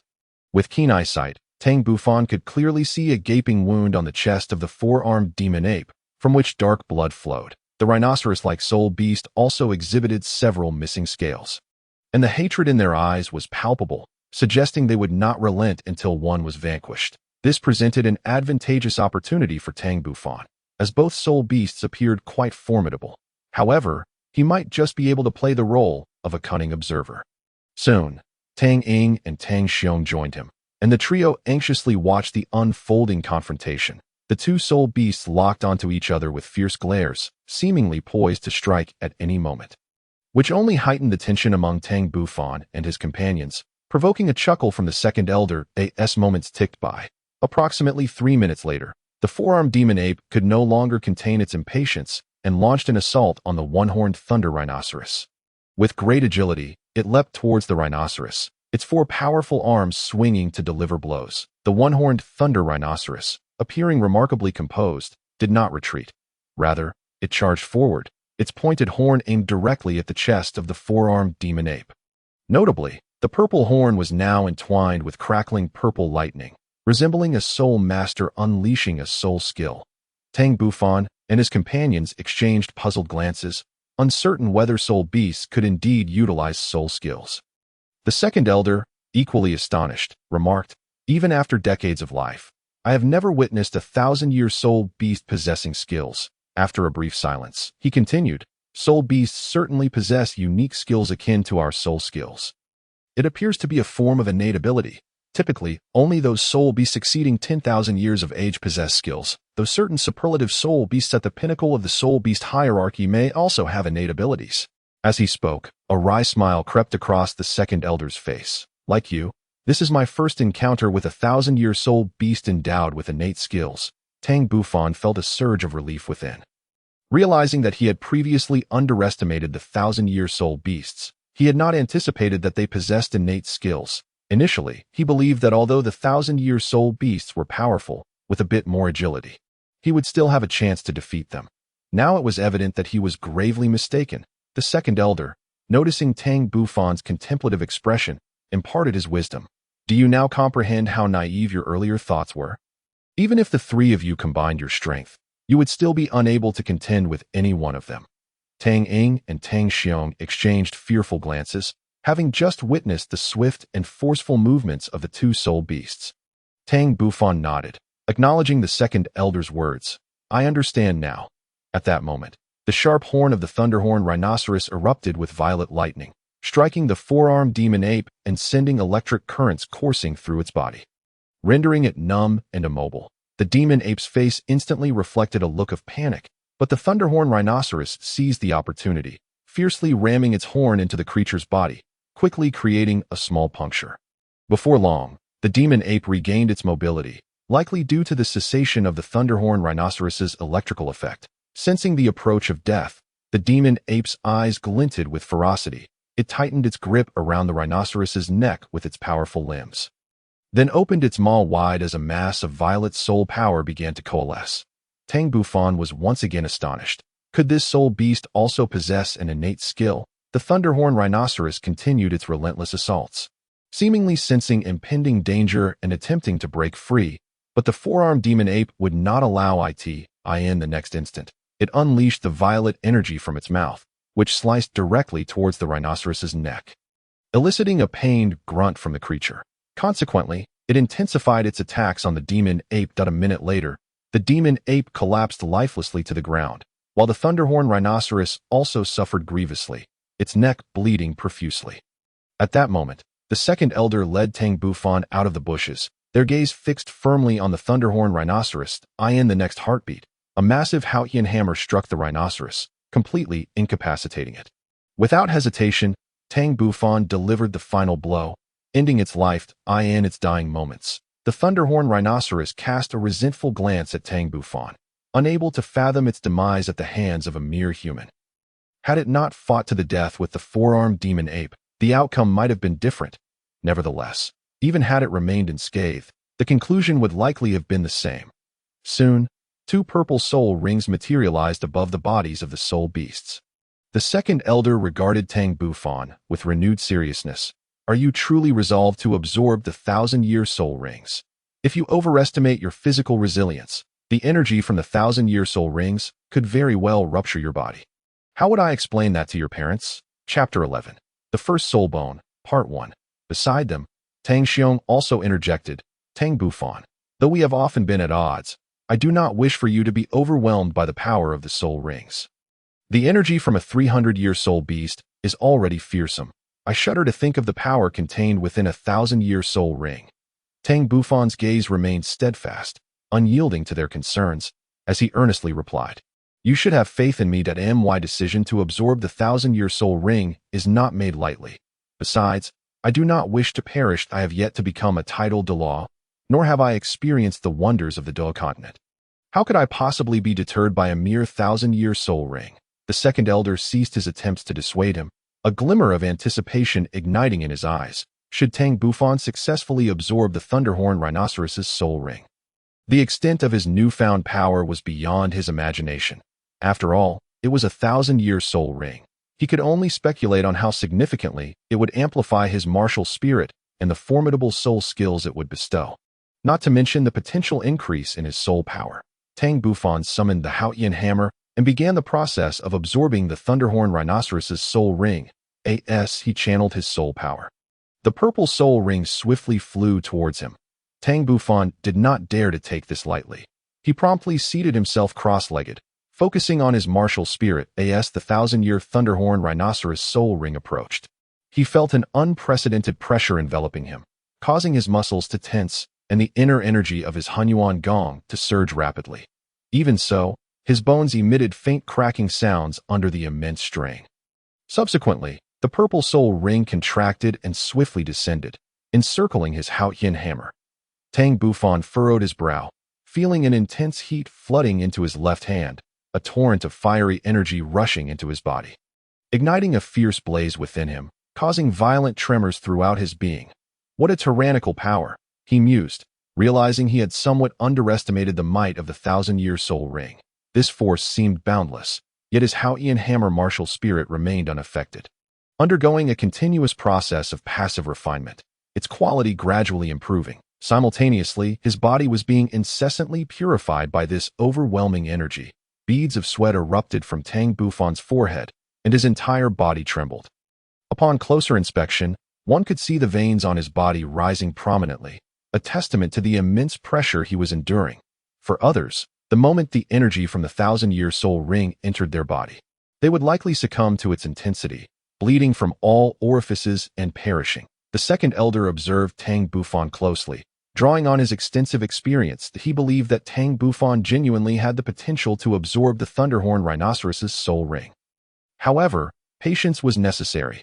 Until the final moment, no one could predict the outcome. Throughout history, the Douluo Continent had never been short of prodigies, many of whom harbored ambitions similar to Tang Bufan's, yet the results were invariably tragic.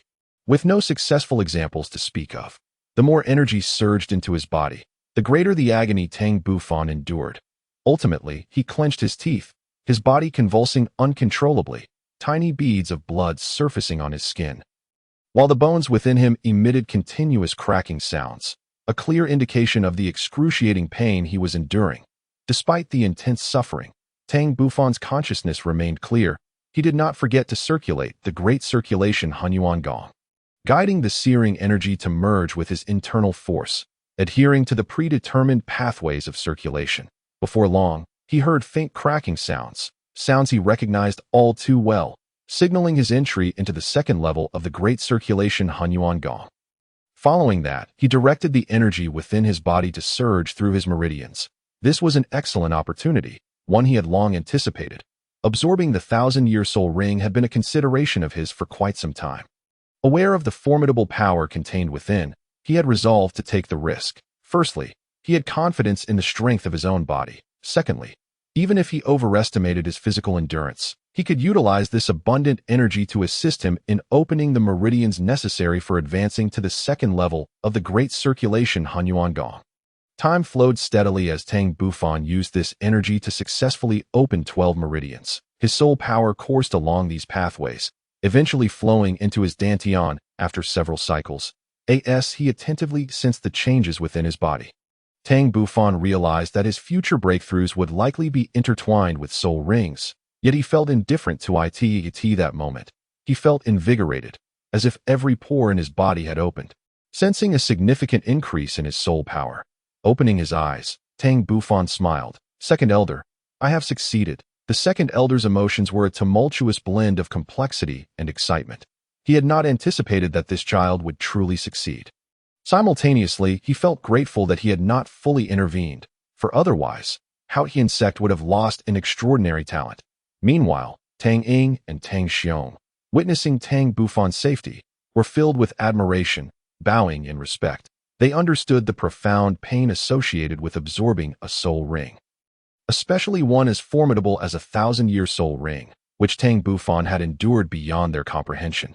Tang Bufan chuckled, Second Elder, we have now obtained our first soul rings. Shall we return to Haotian Sect? The Second Elder replied with a light-hearted smile, Not so fast. There is still one matter left to attend to. Tang Bufan and his companions exchanged puzzled glances. Having secured their soul rings, what else could remain unfinished? They could not fathom. Let me quiz you. What is the most precious thing on a soul beast? The Second Elder's face was filled with mystery. Without hesitation, Tang Ying and Tang Xiong answered in unison.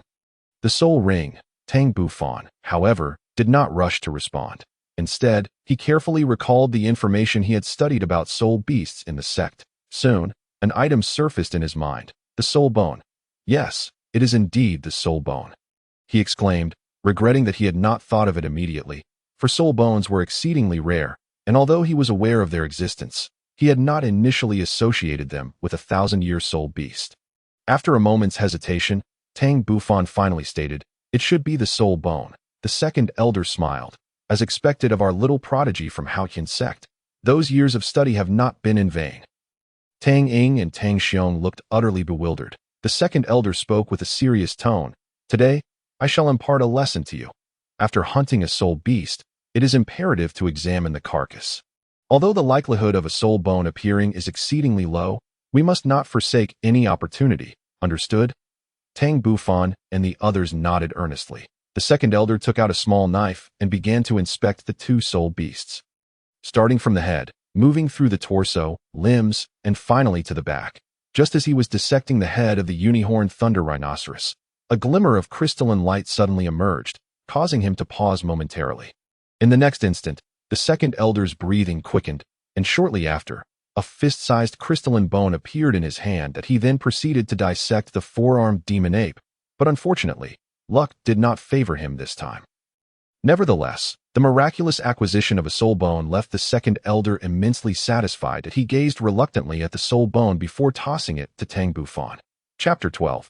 The First Soul Bone. Part 2. Tang Bufan was somewhat at a loss. While Tang Ying and Tang Xiong looked on enviously, a mere millennium soul bone holds little significance for me, yet it is different for you. The soul rings and soul bones from the same soul beast complement each other, enabling them to unleash their utmost power. Since you have absorbed the soul ring of the unicorn thunder rhinoceros, it is only fitting that you absorb this soul bone, the Second Elder explained promptly. Tang Bufan finally grasped the concept, but soon scratched his head, pondering how to absorb the soul bone. The Second Elder, astute as he was, immediately recognized Tang Bufan's predicament. Unlike soul rings, soul bones can be absorbed without any prerequisites. This means that even if you have just awakened your martial soul, as long as you possess soul power, you can absorb it, regardless of the age of the soul bone. The method of absorption is quite simple. Bring the soul bone close to the corresponding part of your body and channel your soul power to easily absorb it. Now, Tang Bufan, hurry and absorb it. Tang Bufan understood at once and promptly sat cross-legged, bringing the soul bone close to his forehead as he activated his soul power. The soul bone, uncertain if it was indeed a cranial bone, transformed into a stream of purple energy that entered his forehead. Moments later, while he was attuning to the changes within his body, Tang Bufan let out a muffled groan, and a bulge the size of a fist erupted from his forehead. The bulge then burst, revealing a purple sharp horn that swiftly grew in the wind, stopping at approximately 10 centimeters, resembling the horn of the unicorn thunder rhinoceros. Concurrently, Tang Bufan let out a cry of agony, as it appeared that blood droplets trickled down from his forehead. Faced with this transformation, Tang Ying and Tang Xiong were utterly stunned. Only the second elder remained composed, his eyes seemingly ablaze with divine light as he murmured, "This does not appear to be a cranial bone. Rather, it resembles a legendary and exceedingly rare external soul bone." Meanwhile, Tang Bufan's resolve was unwavering. Despite the pain, he remained alert. He soon harnessed his mental strength and discovered that a beast horn had indeed sprouted from his forehead. Resembling the horn of the unicorn thunder rhinoceros, albeit in a diminutive form at this moment, Tang Ying and Tang Xiong had also regained their composure. Perhaps due to their youthful naivety, they found it easier to accept the situation. After all, it was merely a beast horn. Just as Tang Bufan was utilizing his mental strength, the second elder's expression shifted dramatically. How could this be?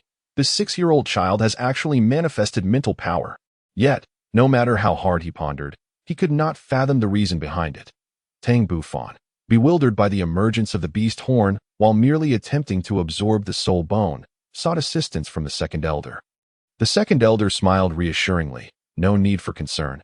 This is a fortuitous occurrence that I surmise that it may be an exceedingly rare external soul bone." External soul bone. Tang Bufan and the others displayed profound confusion. The second elder chuckled, realizing that these 3 children were still too young to comprehend such matters. It seemed that he would need to provide them with a thorough lesson today. "Since we have encountered this, I shall enlighten you about soul bones, and we will discuss external soul bones later. First, you must know how many soul bones a soul master can absorb." After a brief pause, the second elder continued. "In total, there are 6, the cranial bone, torso bone, and limb bones, making up 6 in all. However, the variety of soul beasts is vast, and the soul bones that emerge upon their demise are equally diverse, leading to the existence of external soul bones. For instance, flying-type soul beasts may yield wing-like external soul bones. Essentially, any bone that does not belong to the 6 foundational soul bones is considered an external soul bone. This sharp horn you have should be one of those that he concluded. A smile spread across the second elder's face. Tang Bufan had unexpectedly obtained an immensely precious external soul bone, which could grow alongside its master. Having absorbed it now would allow it to develop as Tang Bufan progressed in his cultivation. Tang Bufan, Tang Ying, and Tang Xiong nodded, a mix of understanding and confusion. Subsequently, the second elder led Tang Bufan and the others back to the Haotian Sect. On the way, he suddenly remembered that he was still unaware of Tang Bufan's first soul skill and soul bone skill. Thus, he inquired, "Little fan, how do your first soul skill and soul bone skill perform?" Tang Bufan smiled confidently. "Elder, you might be startled, but they are far superior to those of Tang Ying and Tang Xiong." Although Tang Ying and Tang Xiong understood that Tang Bufan's first soul skill was indeed stronger, given that he possessed a purple millennium soul ring, akin to an ordinary person's third soul skill, they still felt a twinge of dissatisfaction. The second elder merely smiled and refrained from commenting. Tang Bufan continued, "My first soul skill is called Thunderous Might, which not only augments my strength by 80%, but also allows me to paralyze any person or object touched by the lightning released from the Haotian hammer for 3 seconds." The second elder marveled, "What a remarkable thunderous might! Quite impressive. If paired with your lightning domain, I fear few soul masters could stand against you.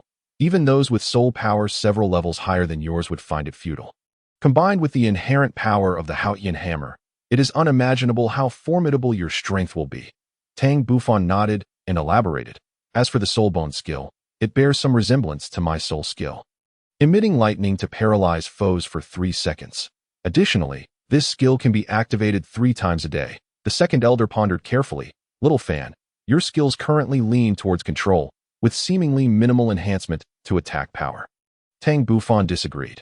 "Elder, I believe that while the effects may seem somewhat repetitive, they do enhance my control capabilities as long as I can restrain my enemy's movements. With my Haotian hammer, I am confident that few can rival me."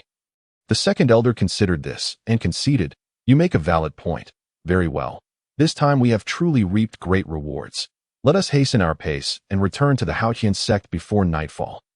Without delay, Tang Bufan and the others activated their soul power and sped towards the Haotian Sect, closely followed by the second elder. 3 hours later, they spotted the grand entrance of the Haotian Sect from a distance.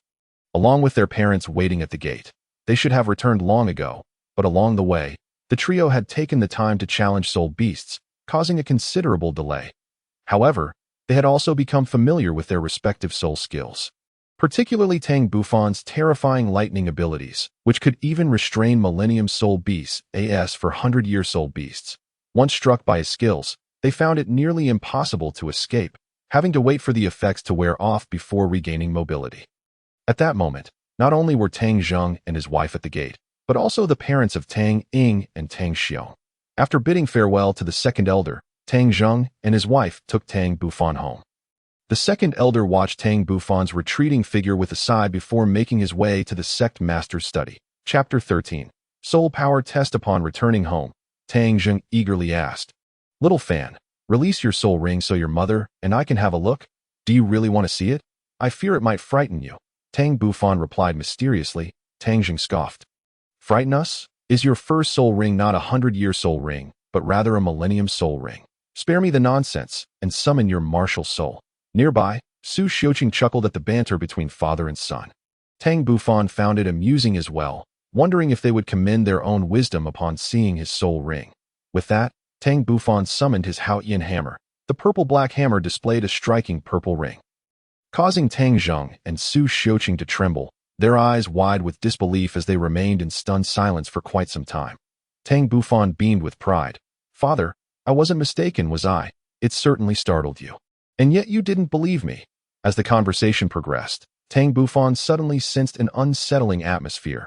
In the next moment, his mother tightly embraced him, remaining silent for an extended period. After a while, Su Xiuqing finally released Tang Bufan, her eyes glistening with unshed tears. "Xiao Fan," she implored, "promise me that you will never absorb a soul ring beyond your capacity. You must understand the grave consequences of such actions if your body cannot withstand the overwhelming power of a higher-level soul ring. You risk fatal repercussions." Tang Bufan wished to offer an explanation, but upon seeing the concern in his mother's eyes, he forcibly swallowed his words. "That I understand. Mother, did I want to do that again?" At that moment, Tang Zheng interjected, "Xiao Fan, retract your martial spirit. While it is indeed unprecedented to possess a 1,000-year soul ring as your first, elevating your strength to considerable heights, as your father, I would prefer you to absorb a common 100-year soul ring rather than risking the absorption of a 1,000-year soul ring. Do you comprehend?" After a brief pause, Tang Zheng continued, "From the time you were a child, I recognized you were no ordinary child, and your martial spirit awakening only reinforced my belief. Your dual martial spirits, especially the mutated and even more powerful variants, assured me of your limitless future. As your father, I naturally wish for you to achieve great heights, but I have but one request. You must take care of yourself. All we desire is for you to remain safe. Do you understand?" Tang Bufan was deeply moved by his father's words and nodded vigorously.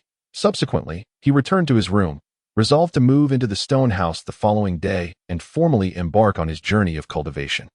A sleepless night passed as Tang Bufan immersed himself in his training. The internal energy cultivated from the great Zhou Tian Hunyuan skill bore a chaotic hue, but as he absorbed soul rings and soul bones, this energy began to shimmer with a hint of purple lightning. Simultaneously, his body underwent yet another metamorphosis, achieving an astonishing strength, with his meridians growing broader and more resilient. After the fusion of his internal energy and the power of the soul rings, he became even more formidable and tenacious. As for the external soul bone on his forehead, he could now manipulate it at will. Otherwise, it would be quite peculiar to sport a beastly horn atop his head. In the morning, just as Tang Bufan had selected the stone house for his future cultivation, he was hastily summoned by the second elder. Before long, he found himself in a study on the second floor of the sect, led by the second elder. Upon entering the room, Tang Bufan felt 5 gazes fixed upon him. Enveloping him in a profound pressure, he soon recognized the owners of these 5 gazes, the sect leader and the 4 other elders. Tang Bufan could distinctly sense the unusual intensity in their eyes. Evidently, the second elder had relayed the events surrounding him. "Xiao Fan," sect leader Tang Xiao smiled. "Quickly unleash your martial spirit for us to behold." His tone conveyed an eagerness. After greeting the sect leader and the elders, Tang Bufan released his martial spirit, and instantly, the purple-black Haotian hammer materialized before them, its purple soul ring vivid and solid. A smile spread across Tang Xiao's face. and the elders burst into hearty laughter. Their spirits lifted. It is truly unexpected how you absorbed a 1,000-year soul ring. You are the first super genius on Douluo Continent to possess a 1,000-year soul ring as your first. At that moment, the third elder spoke. Xiaofan, unleash your first soul skill upon me. Tang Bufan hesitated to strike the third elder until Tang Xiao nodded in encouragement, prompting him to launch his attack. In the next instant, purple-black lightning erupted from the Haotian hammer, striking the third elder. However, given the third elder's formidable strength, the paralysis effect of the lightning had no impact on him, and he effortlessly caught Tang Bufan's hammer with his hand. Following the sect leader's signal, Tang Bufan retracted his martial spirit. Third uncle, how does it feel? Tang Xiao inquired. The third elder appeared astonished. Firstly, regarding the lightning on the Haotian hammer, its paralysis effect is quite potent. It could affect anyone below level 60. Furthermore, the hammer's inherent power is formidable, nearly matching that of our soul-respected disciples. Tang Xiao and the other elders exchanged incredulous glances that a Haotian hammer of merely a few levels was nearing the strength of a soul-respected hammer. It seemed almost unfathomable. After a lengthy deliberation, the second elder analyzed. Tang Bufan's Haotian hammer likely does not yet surpass our soul-respected disciples, but its quality is inherently superior to an ordinary Haotian hammer. This time, having absorbed the soul ring of the 400-year-old Thunderhorn Rhino, it has elevated its quality to what we see now.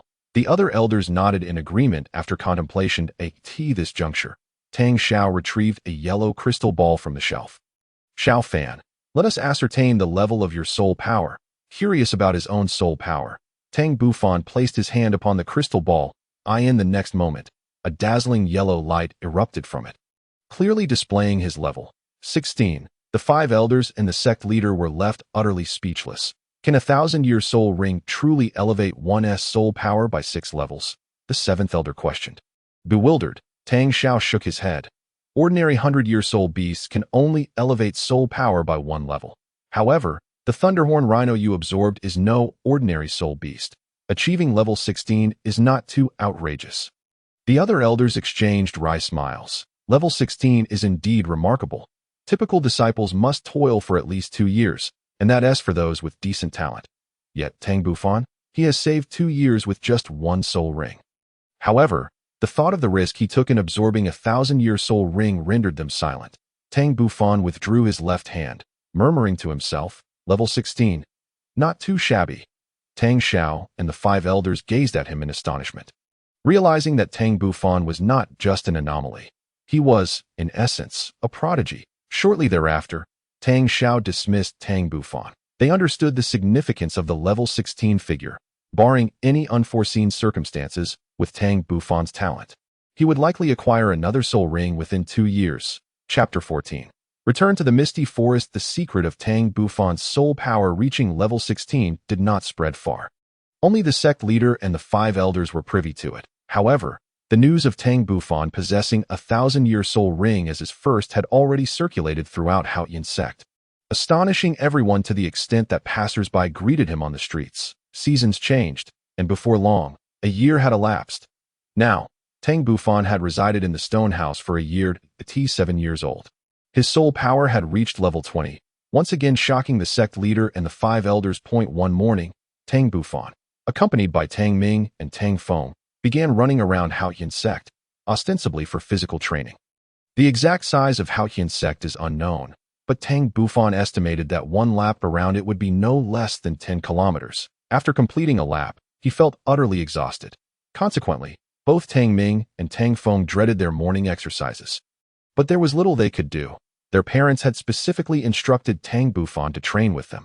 Their stone houses were even adjacent, leaving no room for laziness. However, since joining Tang Bufan in training, both had indeed made rapid progress. 8 months prior, Tang Feng was the first to reach level 10 and subsequently obtained his soul ring, officially becoming a soul master. 3 months ago, Tang Ming also achieved level 10 and, under his parents' guidance, successfully hunted a soul beast to advance to soul master. Now, Tang Feng's soul power had reached level 15, primarily due to his first soul ring being 400 years old. Upon absorption, his soul power skyrocketed to level 13, and after 8 months of rigorous training, he reached level 15. As for Tang Ming, He lagged slightly behind, but had also attained level 14. Outside the sect, the three of them sat on the edge of a cliff, feeling the cold breeze. Gazing at the swirling clouds and mist of the mountains, Tang Bufan felt an unfamiliar curiosity about the world beyond the sect. Yet, he knew the sect leader forbade disciples from leaving the sect, a restriction he learned about from Tang Zhang. He had heard that the sect leader's brother, the youngest titled Douluo on the continent, Tang Hao, had slain the Pope of the Spirit Hall, which ignited a series of events. Numerous incidents ensued, ultimately forcing Haotian Sect to retreat into the dense mountains, significantly diminishing their power and leaving only a few hundred outer disciples and affiliated disciples in the village below. In its prime, Haotian Sect boasted 4 affiliated sects, with a combined total of over 10,000 soul masters. Regrettably, the Spirit Hall was more powerful, and even Haotian Sect dared not engage in battle with them. Leading to their relocation to this secluded haven this moment, Tang Ming quietly remarked, "Boss, do you know what the world outside the sect is like? I've never left the sect except to hunt soul beasts. Neither have I. I wonder when the sect will lift the restrictions, so we can explore the outside world." Tang Feng echoed, his voice filled with longing. Nonetheless, staying within the sect seemed to have its own merits. Tang Bufan's gaze was profound, and he mused that it would likely be some time before the strength of our Haotian Sect could rival that of the Spirit Hall, that I firmly believe that day is not far off. At this moment, Tang Bufan suddenly felt a twinge of animosity towards the Spirit Hall, for it had allowed him to remain on Douluo Continent for so long, without revealing the nature of the outside world. Tang Ming and Tang Feng both nodded in agreement. "Boss, your soul power has already reached level 20. When shall you embark on a hunt for soul beasts?" Tang Ming said enviously. "Let us wait a few more days." Tang Bufan replied thoughtfully. "You two must strive diligently in your training. Otherwise, you may find yourselves unable to keep pace with me. Who knows, one day I might leave the sect to explore the outside world. And at that time, do not blame me for not bringing you along." Tang Ming and Tang Feng exchanged astonished glances. "Boss, do you intend to sneak out? Our parents would never agree, and the sect leader would certainly not permit it." Tang Bufan shushed them with a gesture. "You two are truly foolish. Can't you devise a way to sneak out yourselves? Besides, I have no intention of leaving just yet. I plan to wait until I reach around level 40 before considering venturing into the outside world. When that day arrives, if you haven't reached level 40, I shall not take you with me, lest you hold me back." Tang Ming, ever persistent, pleaded, "Boss, you must take me along. If you don't, I shall inform the sect leader." Tang Bufan, incensed, turned a shade of green and huffed as he headed home. Tang Ming and Tang Feng exchanged knowing smiles, having successfully hatched their little scheme, and swiftly followed him. Time passed swiftly, and soon 7 days had gone by. On this day, the second elder once again took Tang Bufan away from the Haotian Sect, drawing envious glances from many third-generation disciples. This time, since only Tang Bufan accompanied him, and given Tang Bufan's significantly enhanced soul power compared to a year ago. Their journey was shortened to merely 2 hours before they arrived at the misty forest. As he beheld the forest shrouded in mist, Tang Bufan curiously inquired, "Second elder, have you ever ventured into the core of the misty forest? What is it like there?" The second elder replied nonchalantly, "Of course I have been there, but the situation is rather complicated and cannot be explained in a moment. You will need to see for yourself in the future. For now, we should enter and seek out a suitable soul beast for your second spirit ring." With that, the second elder led the way into the forest. Tang Bufan followed suit, deciding to leave the exploration of the misty forest for another time. "What age of soul ring do you plan to absorb this time? And do you have any particular soul beasts in mind?" the second elder asked as they walked. Tang Bufan replied without lifting his head. "Surely the elders and the sect leader have already calculated the suitable age range for my second spirit ring." The second elder smiled in silence. They all believed Tang Bufan possessed the potential to become a peerless Douluo at level 99. Not merely due to his twin spirits. Therefore, there was no room for error in his training. Normally, a Soul Master's third spirit ring could absorb a maximum of 1,700 years of soul power, while only at the fourth spirit ring could one absorb around 5,000 years. However, Tang Bufan could not adhere to the conventional standards for adding spirit rings, as his first spirit ring was already a 1,000-year ring, and his second would inevitably also be a 1,000-year ring, though the exact age remained uncertain. After complex calculations, They concluded that a soul beast aged between 3,000 to 4,000 years would be suitable for his physical strength. Seeing that the second elder did not respond, Tang Bufan wisely refrained from further inquiry and began searching earnestly for soul beasts. They soon arrived at the location where two soul beasts had previously battled, which served as a boundary. The second elder led Tang Bufan deeper into the woods without pausing, only slowing his pace after about an hour of walking. Along the way, they encountered numerous thousand-year soul beasts.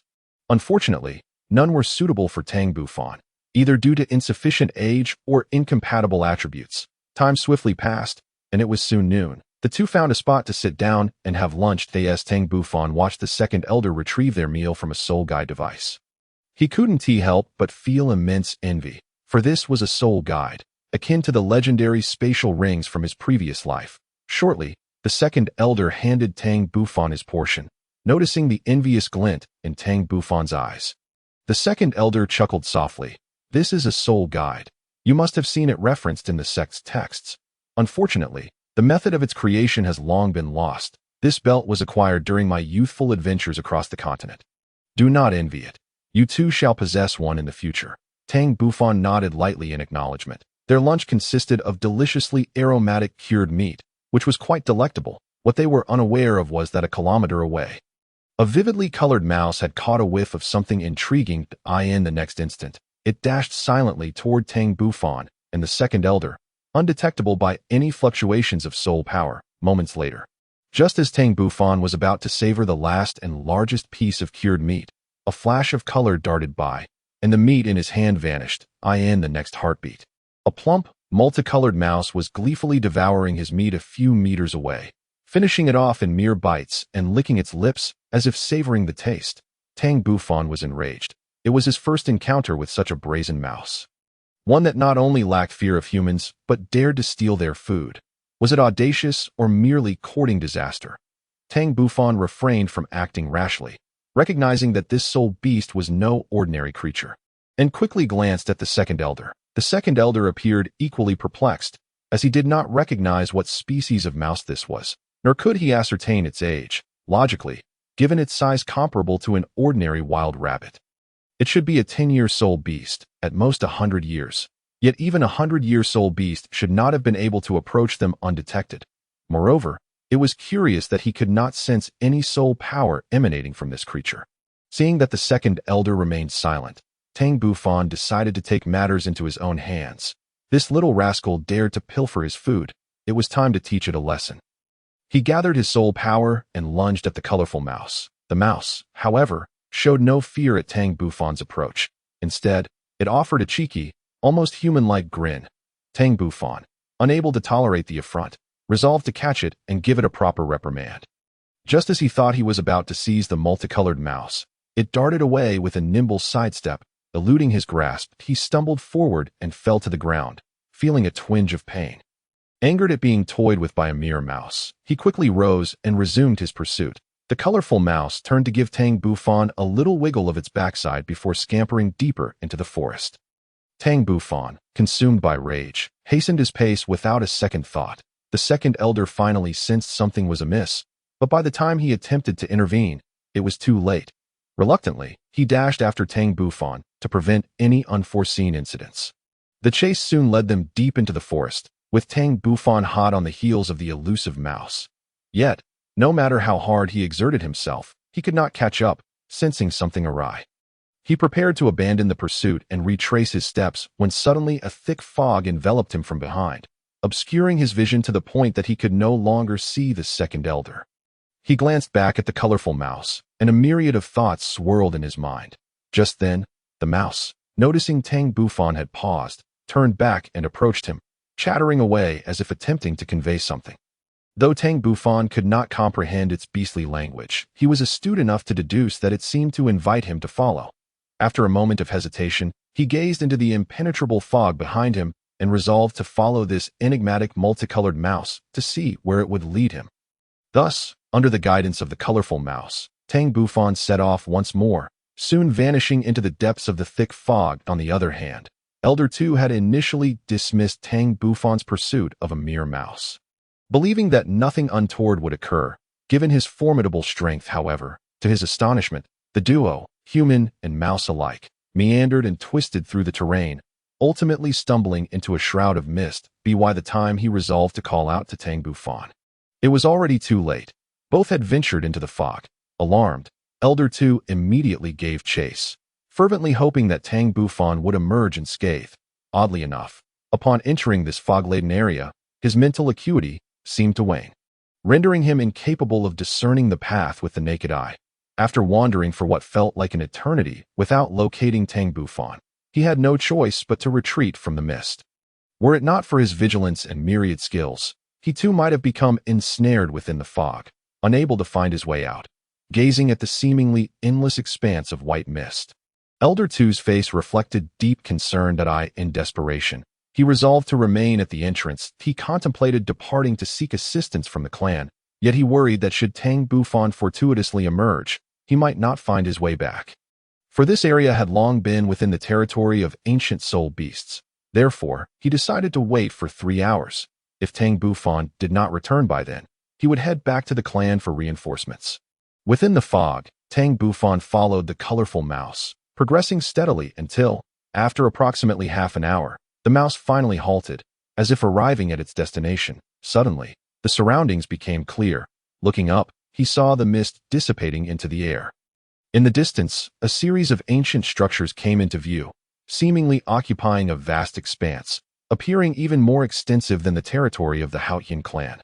The deeper he ventured, the more expansive the area became, and he even discovered a small lake nestled within. Tang Bufan couldn't help but marvel at the colorful mouse before him, pondering whether this place could be a hidden sect. Perhaps this mouse was nurtured by the inhabitants of this sect. Shaking his head, he continued to follow the colorful mouse, and moments later, he found himself before the previously observed architectural complex. As he had surmised, this was indeed a secluded sect, albeit one that had long since perished. Its glory faded into the annals of history. It was evident that this place had once thrived, replete with mountains and waters, seemingly lacking nothing. Yet, the scattered remains on the ground spoke of a cataclysmic battle that had transpired here. Upon reaching this site, the colorful mouse emitted a strange sound, akin to weeping. Tang Bufan pressed forward, ultimately discovering a platinum-hued, mysterious grand hall nestled deep within the complex. This was the only intact structure he had encountered, and he noted that the surrounding buildings appeared to be constructed around this white hall. If his deductions were correct, this hall must hold extraordinary significance, akin to the main hall of the Haotian clan. The grand entrance of the hall stood firmly shut, untouched by dust. The colorful mouse, upon gazing at this door, suddenly grew agitated, chattering excitedly. Tang Bufan's gaze flickered. Was it urging him to push open the door? Remarkably, the colorful mouse seemed to comprehend human speech and earnestly nodded in affirmation. Tang Bufan was truly astonished. He had not anticipated the mouse's keen intellect, leading him to believe that his earlier conjectures were indeed on point. Many years prior, the colorful mouse likely resided within this destroyed hidden sect, or perhaps it was a soul beast nurtured by the sect itself. This behavior now made sense, and it was evident that it harbored deep affection for this place. Shaking his head, he cast aside these tangled thoughts and approached the palace. He exerted considerable effort to push open the grand door. However, regardless of his strength, the entrance remained utterly immovable. After much toil, he was compelled to relent. The human and the mouse leaned against the palace, surveying the ruins around them. After a brief moment, a serious thought struck Tang Bufan. How was he to leave this place? Ultimately, his gaze fell upon the colorful mouse. With your vibrant colors, I shall call you Shao Qi from now on. The colorful mouse appeared to contemplate this name, its eyes darting about, and after a moment, it nodded. A smile spread across Tang Bufan's face as he continued. Shao Qi, please lead me out. As he gestured towards the outside, and then indicated himself, Shao Qi tilted its head in thought before pointing to the white palace and shaking its head. Tang Bufan grew anxious. He had already been gone for quite some time, and Elder Two must be extremely worried that he needed to depart swiftly. Gazing at the white palace, he employed his imagination, realizing that Shao Qi likely wished to enter this palace, perhaps to inherit some form of legacy from the sect. Thus, he patiently explained, Shao Qi, as you can see, I cannot push open this door. You must take me out first, and when I grow stronger, I will return to open this door. How does that sound? This time, Shaoqi did not shake its head and appeared to be in deep thought. Shaoqi, you must believe in me. Once I become a bit stronger, I will definitely come back. Let us make it 5 years. I will return here without fail. Upon saying this, Tang Bufan looked at Shaoqi with eager anticipation. After a moment, Shaoqi finally nodded, casting a lingering glance at the White Palace before leading Tang Bufan outwards. In his haste to leave, Tang Bufan, momentarily distracted, failed to notice his footing and stumbled to the ground. Cursing his misfortune, he realized he had stepped on something hard. Rising to inspect, he discovered he had trodden upon a skeleton.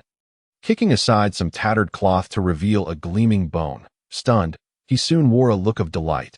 This appeared to be a soul bone. In the next moment, he scrutinized the soul bone closely, determining it to be a left arm bone, remarkably intact and radiating a black luminescence, exuding an oppressive aura that he refrained from immediately absorbing this soul bone, contemplating that where there was one, there might be another. He began to meticulously search the surroundings, leaving no suspicious area unchecked, even inspecting belts and bracelets day and hour later. Surveying the collection of items he had amassed, a radiant smile blossomed on his face. Among these items were soul-guiding devices, soul bones, and books. He discovered 7 soul bones, bringing the total to 8. When combined with the previously found one, there were 2 left arm bones, 1 right arm bone, 1 left leg bone, 1 right leg bone, and 2 skull bones. These he could identify. However, 1 soul bone remained a mystery regarding its origin, as it had been found from the trunk but did not belong to it. He speculated it might be an external soul bone of winged origin. Beyond the soul bones, he also found 3 soul-guiding devices, 2 belts, and a bracelet. Each belt was adorned with white round jade stones, albeit in differing quantities, a belt with 9 stones and another with 33. Tang Bufan immediately selected the belt with 33 stones. Naming it 33 Heavens, he infused his soul power into the jade stones and soon felt an additional space within.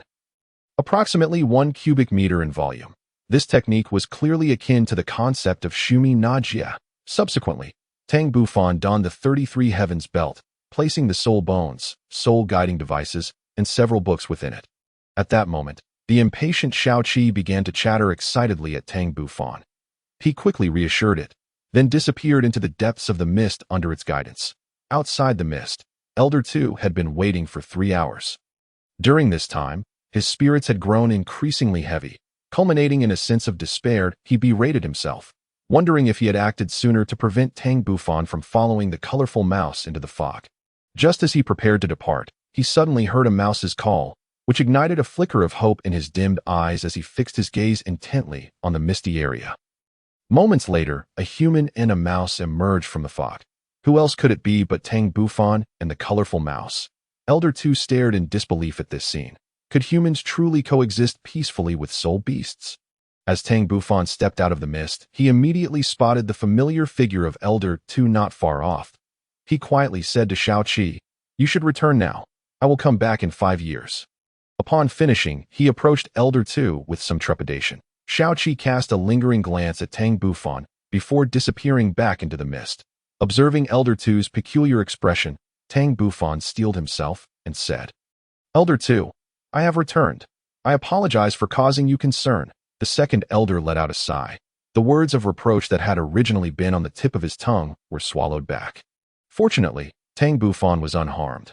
Otherwise, he would have found it difficult to explain to Tang Zheng and his wife. "Very well, do not act so recklessly next time."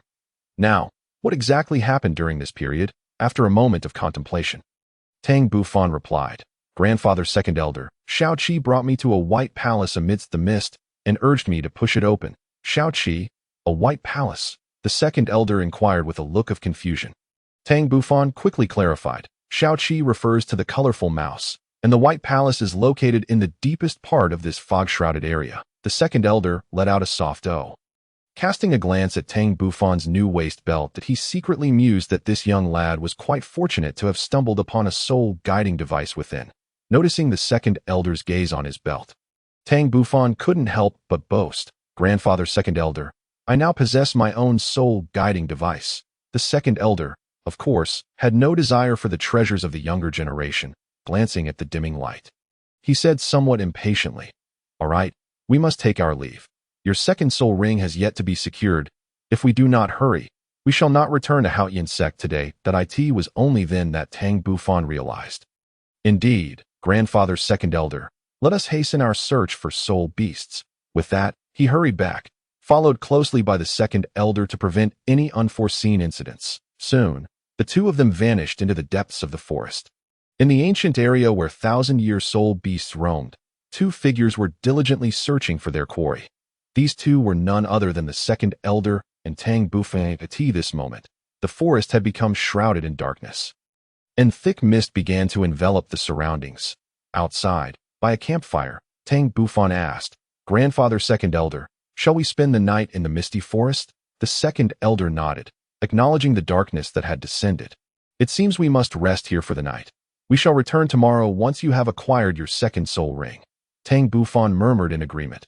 "Grandfather second elder, do you think our campfire will attract soul beasts?" "Indeed," the elder replied. "Though some soul beasts fear fire, many do not. Remember this when you venture out to hunt soul beasts in the future," he advised patiently. Tang Bufan, puzzled, questioned, "If that is the case, why did you light the campfire?" The second elder smiled confidently. "The reason is quite simple. Strength dictates everything, and besides, we are on the outskirts." Tang Bufan nodded, as if coming to an understanding. That night, Tang Bufan sat cross-legged, beginning his cultivation of the great Zhou Tian Hunyuan skill. His inner energy flowed along intricate pathways, ultimately converging in his dantian. Time slipped away until the dawn approached, at which point he concluded his practice and prepared to rest, observing Tang Bufan's entire cultivation process. The second elder couldn't help but sigh lightly. Indeed, success has no shortcuts. Even the prodigious Tang Bufan, recognized by the Haotian Sect, had exerted immense effort behind the scenes. At dawn, Tang Bufan awoke early, practicing the chaotic wind hammer technique with the Haotian hammer in his left hand. He swung one strike after another until sweat dripped from his forehead, and only when his soul power was exhausted did he cease, transitioning into meditation to recover his strength. The second elder smiled wryly. This child was truly diligent in his training, which explained his remarkable achievements. Furthermore, the lad had nearly mastered the chaotic wind hammer technique. His talent was extraordinary, and it wouldn't be long before he completed it. Currently, the eldest among the disciples of the sect was Tang Long, at 17 years of age, with soul power reaching the 35th level. At this rate, it wouldn't be long before Tang Bufan caught up with Tang Long. Not only due to his exceptional talent and diligent training, but also because of his ability to absorb soul rings beyond his level. The first soul ring had increased his soul power by 6 levels. One could only wonder how much this one would enhance him. An hour later, Tang Bufan fully restored his power. He relished the feeling of challenging his limits, each time he trained after exhausting all his soul power. The results seemed particularly remarkable. The second elder handed Tang Bufan some provisions, saying, "Xiao Fan, it's time for breakfast. After we eat, we shall set off in search of soul beasts." Tang Bufan replied with a light acknowledgement. Half an hour later, the second elder led Tang Bufan on their journey once more. Fortune seemed to favor them that day. After only an hour of searching, they encountered a suitable soul beast. It was a nearly 4,000-year-old purple thunderstorm bear, possessing not only ferocious strength, but also formidable lightning abilities. Gazing at the bear, Tang Bufan silently assessed whether he possessed the strength to defeat it. The second elder, observing Tang Bufan's eagerness, quickly dismissed his thoughts. Though this purple thunderstorm bear is merely approaching 4,000 years, its defense is extraordinarily strong, and its power is immense. The typical 4-ring soul master would stand no chance against it. "Stay put. Wait for me to injure it before you make your move." Tang Bufan sighed helplessly. "Grandfather second elder, I shall obey your command." The second elder, satisfied, stepped forward and soon caught the attention of the purple thunderstorm bear. Unaware of the impending danger, the bear charged at the second elder. Tang Bufan cursed the foolish bear under his breath. The second elder was no longer merely a soul Douluo, but a title Douluo. The massive Haotian hammer, adorned with 9 soul rings, radiated a chilling power. The second elder refrained from using soul techniques. With a single blow, he severely injured the purple thunderstorm bear, diminishing its strength significantly before retracting the Haotian hammer and leaving the finishing touches to Tang Bufan. Despite being only 7 years old, Tang Bufan's limits were unknown to the second elder. After all, many disciples above the 20th level of the Haotian Sect had fallen to him. regardless of their second soul techniques. Although Tang Bufan possessed only one first soul technique, its quality was comparable to that of a third soul technique, making its effects immensely powerful. Once struck by his thunderous might, those disciples became mere lambs awaiting slaughter. On the other side, Tang Bufan summoned the Haotian hammer and charged directly at the purple thunderstorm bear. Each step he took was deliberate, his form flickering unpredictably. This was the shifting technique he had mastered in his previous life. At its pinnacle, no one could discern his true location, making it exceptionally formidable. Even in his past life, he had only reached a state of great accomplishment, still some distance from the highest realm. In this life, with the foundation of his past, he had now mastered the third level, which was sufficient to confront an injured soul beast, the purple thunderstorm bear, glancing fearfully at the second elder. Noted the elder's inaction and momentarily displayed a hint of savagery, suppressing its pain as it lunged at Tang Bufan. With each punch it threw, sparks of lightning flickered from its fists. If struck, Tang Bufan would surely be paralyzed and rendered immobile. With its formidable strength, a single blow could incapacitate him. However, Tang Bufan was agile, deftly dodging the bear's attacks and countering with his own, with each strike of thunderous might unleashed. The bear's injuries compounded until it was ultimately dispatched by Tang Bufan with a single blow from the Haotian hammer. In the next moment, a purple soul ring coalesced, prompting Tang Bufan to sit cross-legged and meditate for recovery. 10 minutes later, he regained his power and began absorbing the soul ring. The purple soul ring descended swiftly onto his Haotian hammer, infusing his body with a torrent of feral soul power. Tang Bufan circulated his techniques, striving to penetrate the third level of the great Zhou Tian Hunyuan skill. Following his earlier methods, he successfully absorbed the soul ring of the purple thunderstorm bear.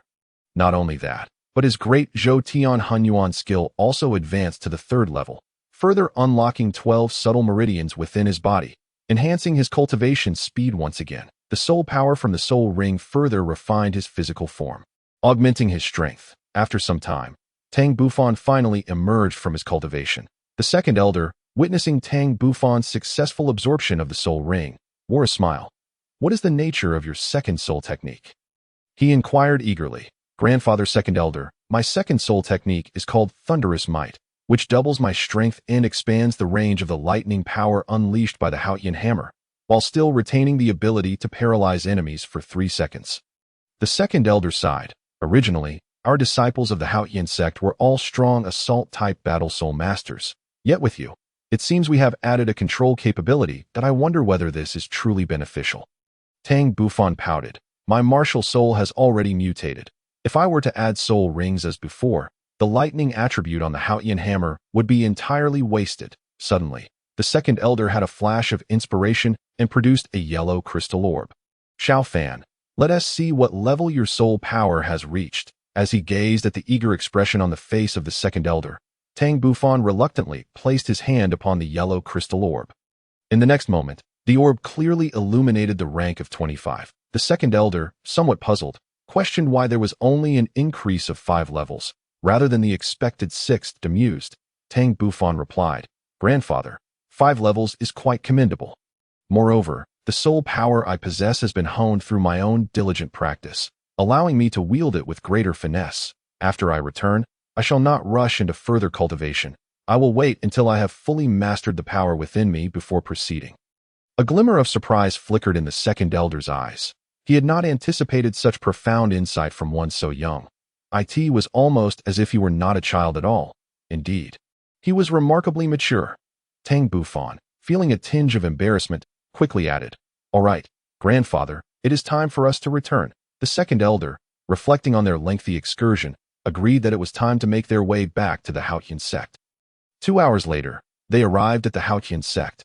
Tang Bufan first informed his mother of his safe return before heading to his stone dwelling. The stone abode featured a modest reception room of approximately 7 to 8 square meters, alongside a bedroom and a bathroom, equipped with all necessary living essentials, standard fare for the third-generation disciples of the Haotian Sect. Subsequently, Tang Bufan retrieved all 23 books he had acquired from the 33 heavens. After half an hour of diligent study, he had gained a preliminary understanding of these texts, including the details regarding the hidden sect shrouded in mist. This concealed sect was known as the Mist God Sect. which had existed for approximately a millennium, boasting a legacy that spanned several centuries. Even predating the Haotian Sect, their retreat into obscurity was prompted by the discovery of a white palace, referred to as the Mist God Palace. A sanctuary left behind by a deity known as the Mist God. Upon discovering the palace, the ancestors of the Mist God Sect relocated their sect to this site and adopted the name Mist God Sect. Their occupation of the Mist God Palace was driven by the hope of obtaining the Mist God's legacy. However, the Mist God was merely a Tier 3 deity, unlike the likes of the Sea God or angelic gods, and had left behind only a palace, devoid of any guardians. Furthermore, to inherit his divine position, one must cultivate their soul power to the 99th level. Although the Mist God Sect was formidable, having produced numerous titled Douluo over the centuries, none had managed to reach the 99th level. This was not a matter of concern. As long as the sect continued to thrive, there would one day emerge a 99th level Douluo. Unfortunately, a traitor emerged within the sect, leading enemies into the fold, with the intent to seize the Mist God Palace. The then leader of the Mist God Sect, filled with fury, rallied the disciples to fight back, resulting in mutual destruction and leaving the existence of the Mist God Palace a forgotten tale. Tang Bufan's eyes glistened with brilliant light as he pondered the implications of the Mist God. Was he the deity who commanded the clouds and mist? In that moment, he grasped the true significance of soul master cultivation, the ultimate goal of ascension to godhood. However, was the inheritance of a divine position solely limited to succeeding the previous deities? He suspected that this was but one of many paths. Surely other methods existed, or how else could the first generation of deities have attained their divine status? Reflecting on his earlier encounter with Shao Qi, he surmised that she had likely intended for him to assume the Mist God's position. The true nature of Shao Qi remained shrouded in mystery. It was said that when they discovered the Mist God Palace, she was present in the vicinity. They speculated that she might be a soul beast nurtured by the Mist God. Consequently, the Mist God Sect refrained from hunting her for her soul ring. For she was no ordinary soul beast. Her cultivation had long surpassed 10,000 years, yet fell short of 100,000, though she could not speak. She understood human language. Moreover, he discovered records of soul bones within the texts. The Mist God Sect possessed a total of 4 legacy soul bones, a skull bone, 2 left arm bones, and a right arm bone, all exceeding 10,000 years in age, with the skull bone surpassing 50,000 years. As for the remaining soul bones, it was easy to deduce that they belonged to their adversaries. Additionally, the books proved invaluable to Tang Bufan, containing information on various types of soul beasts, knowledge of martial souls, even maps of the continent, and details regarding perilous locations and ruins that in summary. Tang Bufan's acquisition was immense. Taking a deep breath, he forced himself to regain composure. He needed to contemplate his future path carefully. Given that this world held deities, he would first establish a modest goal, to attain divinity. Next, he pondered how to handle the soul bones. Should he submit them to the sect, or keep them for himself? Additionally, should he reveal the existence of the Mist God Palace to the sect? Time slipped by, and his mind was awash with swirling thoughts. After much deliberation, he resolved to discuss the matter with his parents during lunch. At noon, Su Xiuqing had prepared a meal at the dining table. Tang Zheng and his wife regarded their son, who seemed to have grown taller and sturdier, with smiles of pride. Xiao Fan, why did you spend an entire day and night in the misty forest? Is it truly so difficult to find a soul beast suitable for a second soul ring? Their concern was not for Tang Bufan's safety, for the second elder, a titled Douluo, and a powerful assault-type Douluo, had accompanied him. Tang Bufan set down his chopsticks, his small face serious as he declared, "Father, Mother, I have something to discuss with you." The couple exchanged surprised glances. It was the first time they had seen their son so grave. Had something significant occurred during his soul beast hunt? Tang Zheng inquired. What has happened? Without uttering a word, Tang Bufan retrieved 8 soul bones in the midst of their astonished gazes, and a powerful wave of soul energy enveloped the entire reception area. Tang Zheng and Su Xiuqing stood in shock before regaining their composure, urging Tang Bufan to conceal the soul bones immediately. Tang Bufan, not foolish, quickly returned the soul bones to the 33 heavens. Tang Zheng, looking intently at his son, asked solemnly, "Xiao Fan, how did you acquire these soul bones? Does the second elder know?" "Father, Mother, I have yet to inform the second elder that as for these soul bones, I obtained them from a ruin in the misty forest. What ruin? How could there be so many soul bones?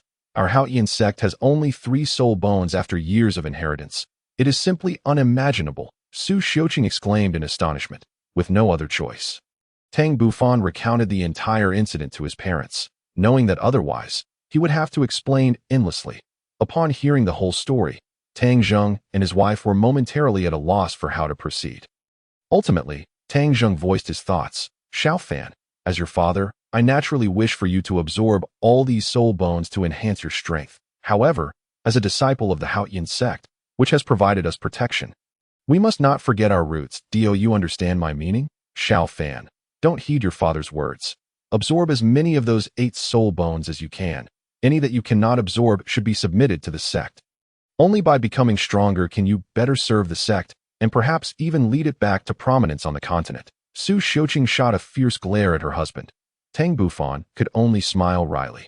Finding himself at an impasse, unsure of whose advice to follow. Taking a deep breath, he gazed earnestly at his parents. Father, mother, you both make valid points. After careful consideration, I have decided to submit 4 of the soul bones to the sect.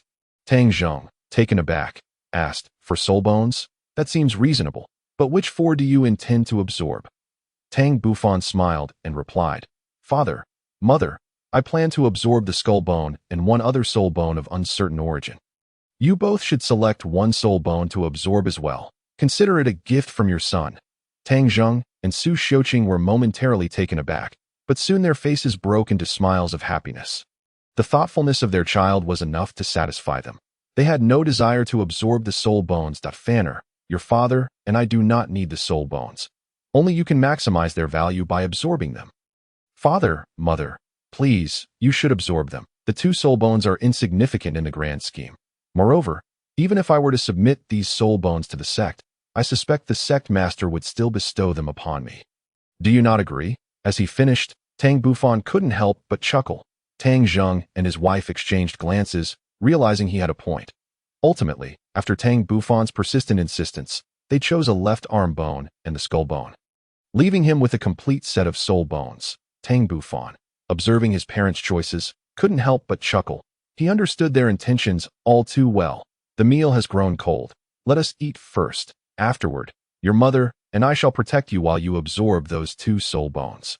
Once you have finished, you can submit the remaining soul bones to the sect, Tang Zheng announced. Tang Bufan nodded lightly and began to eat.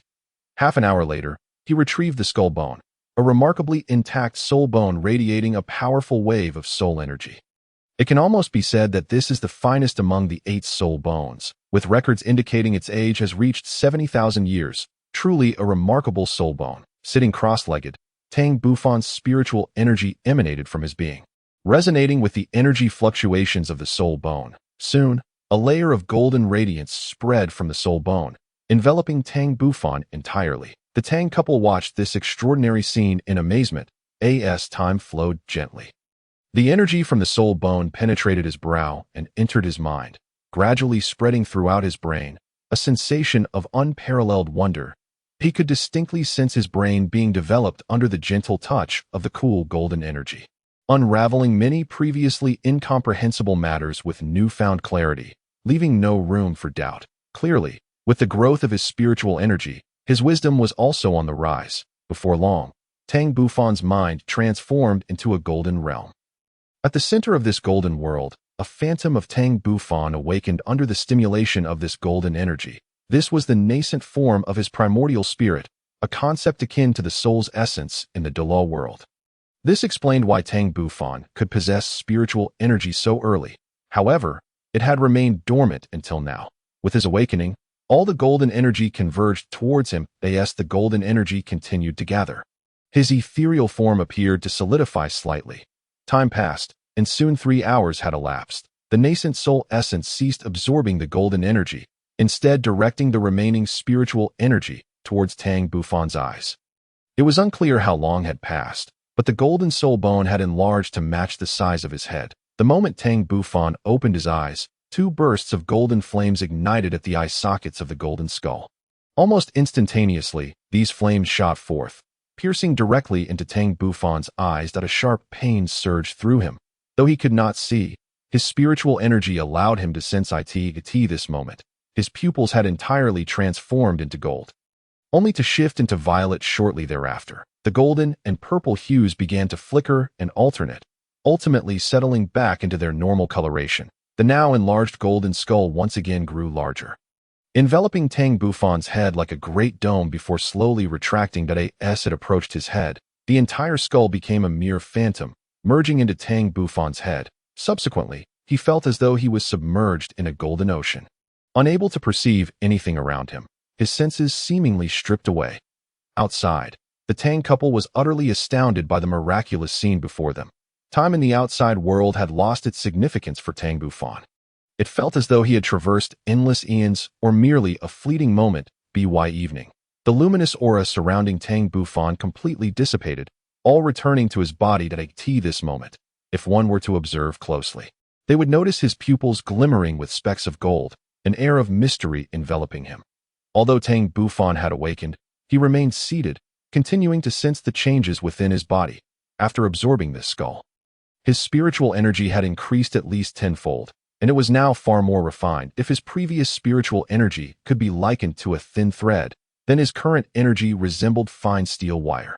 Moreover, the range of his spiritual energy's release had expanded at least tenfold. Even at night, he could clearly see everything around him.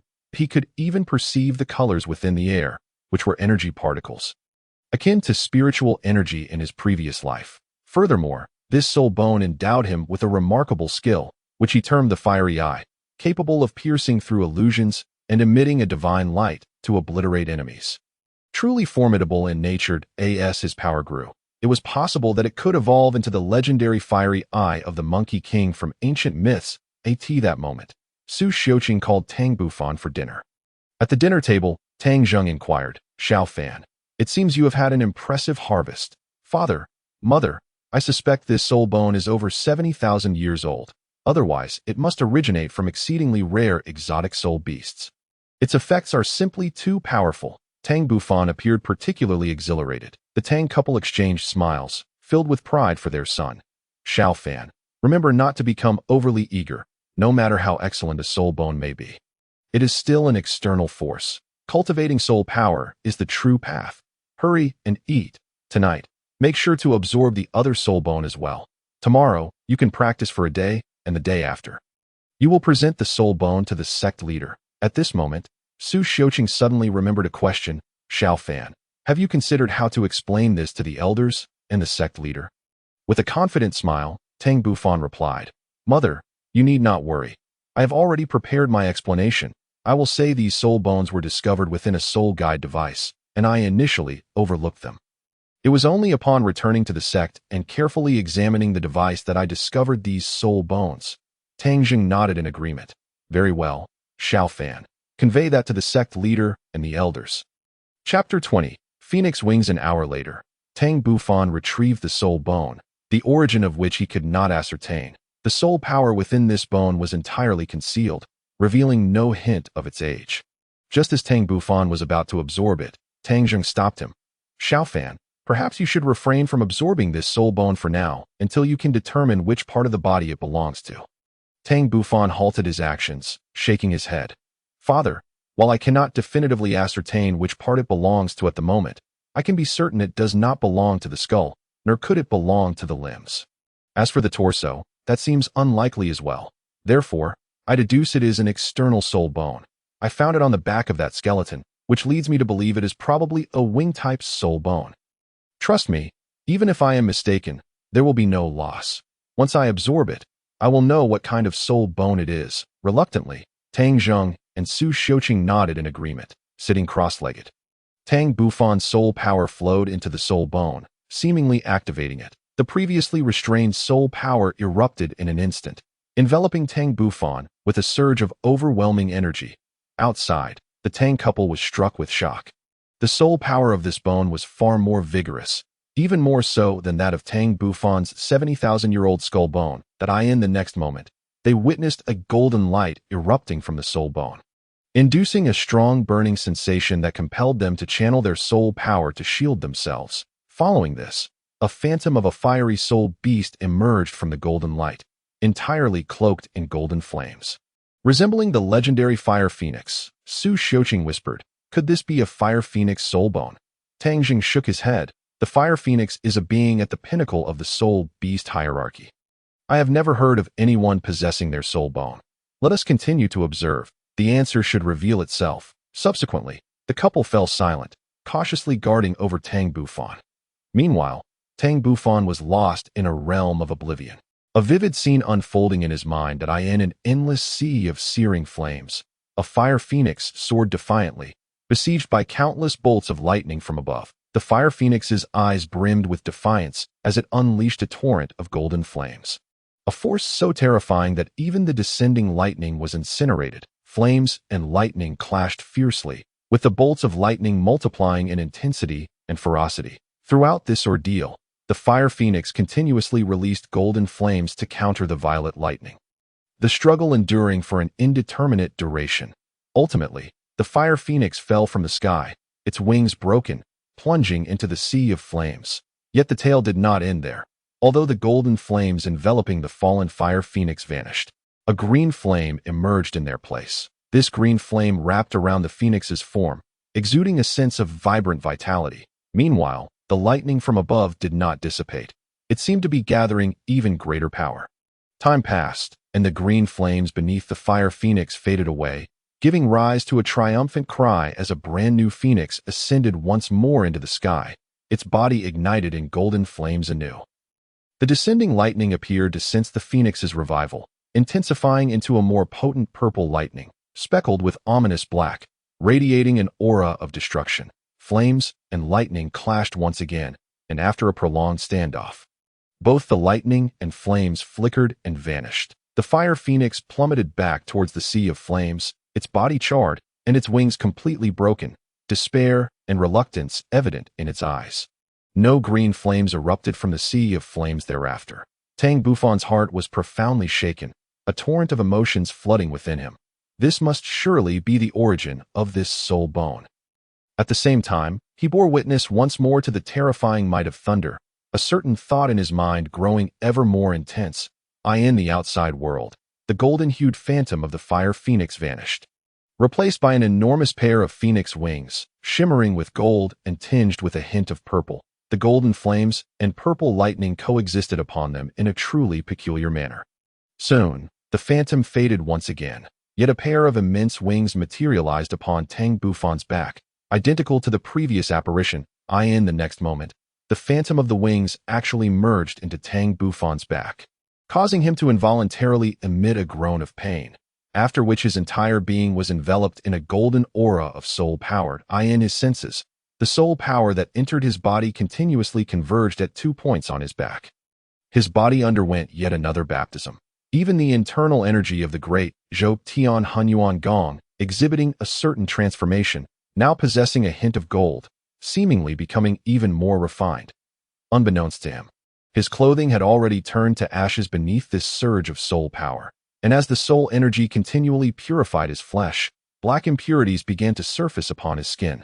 Thus, an entire night passed without Tang Bufan waking.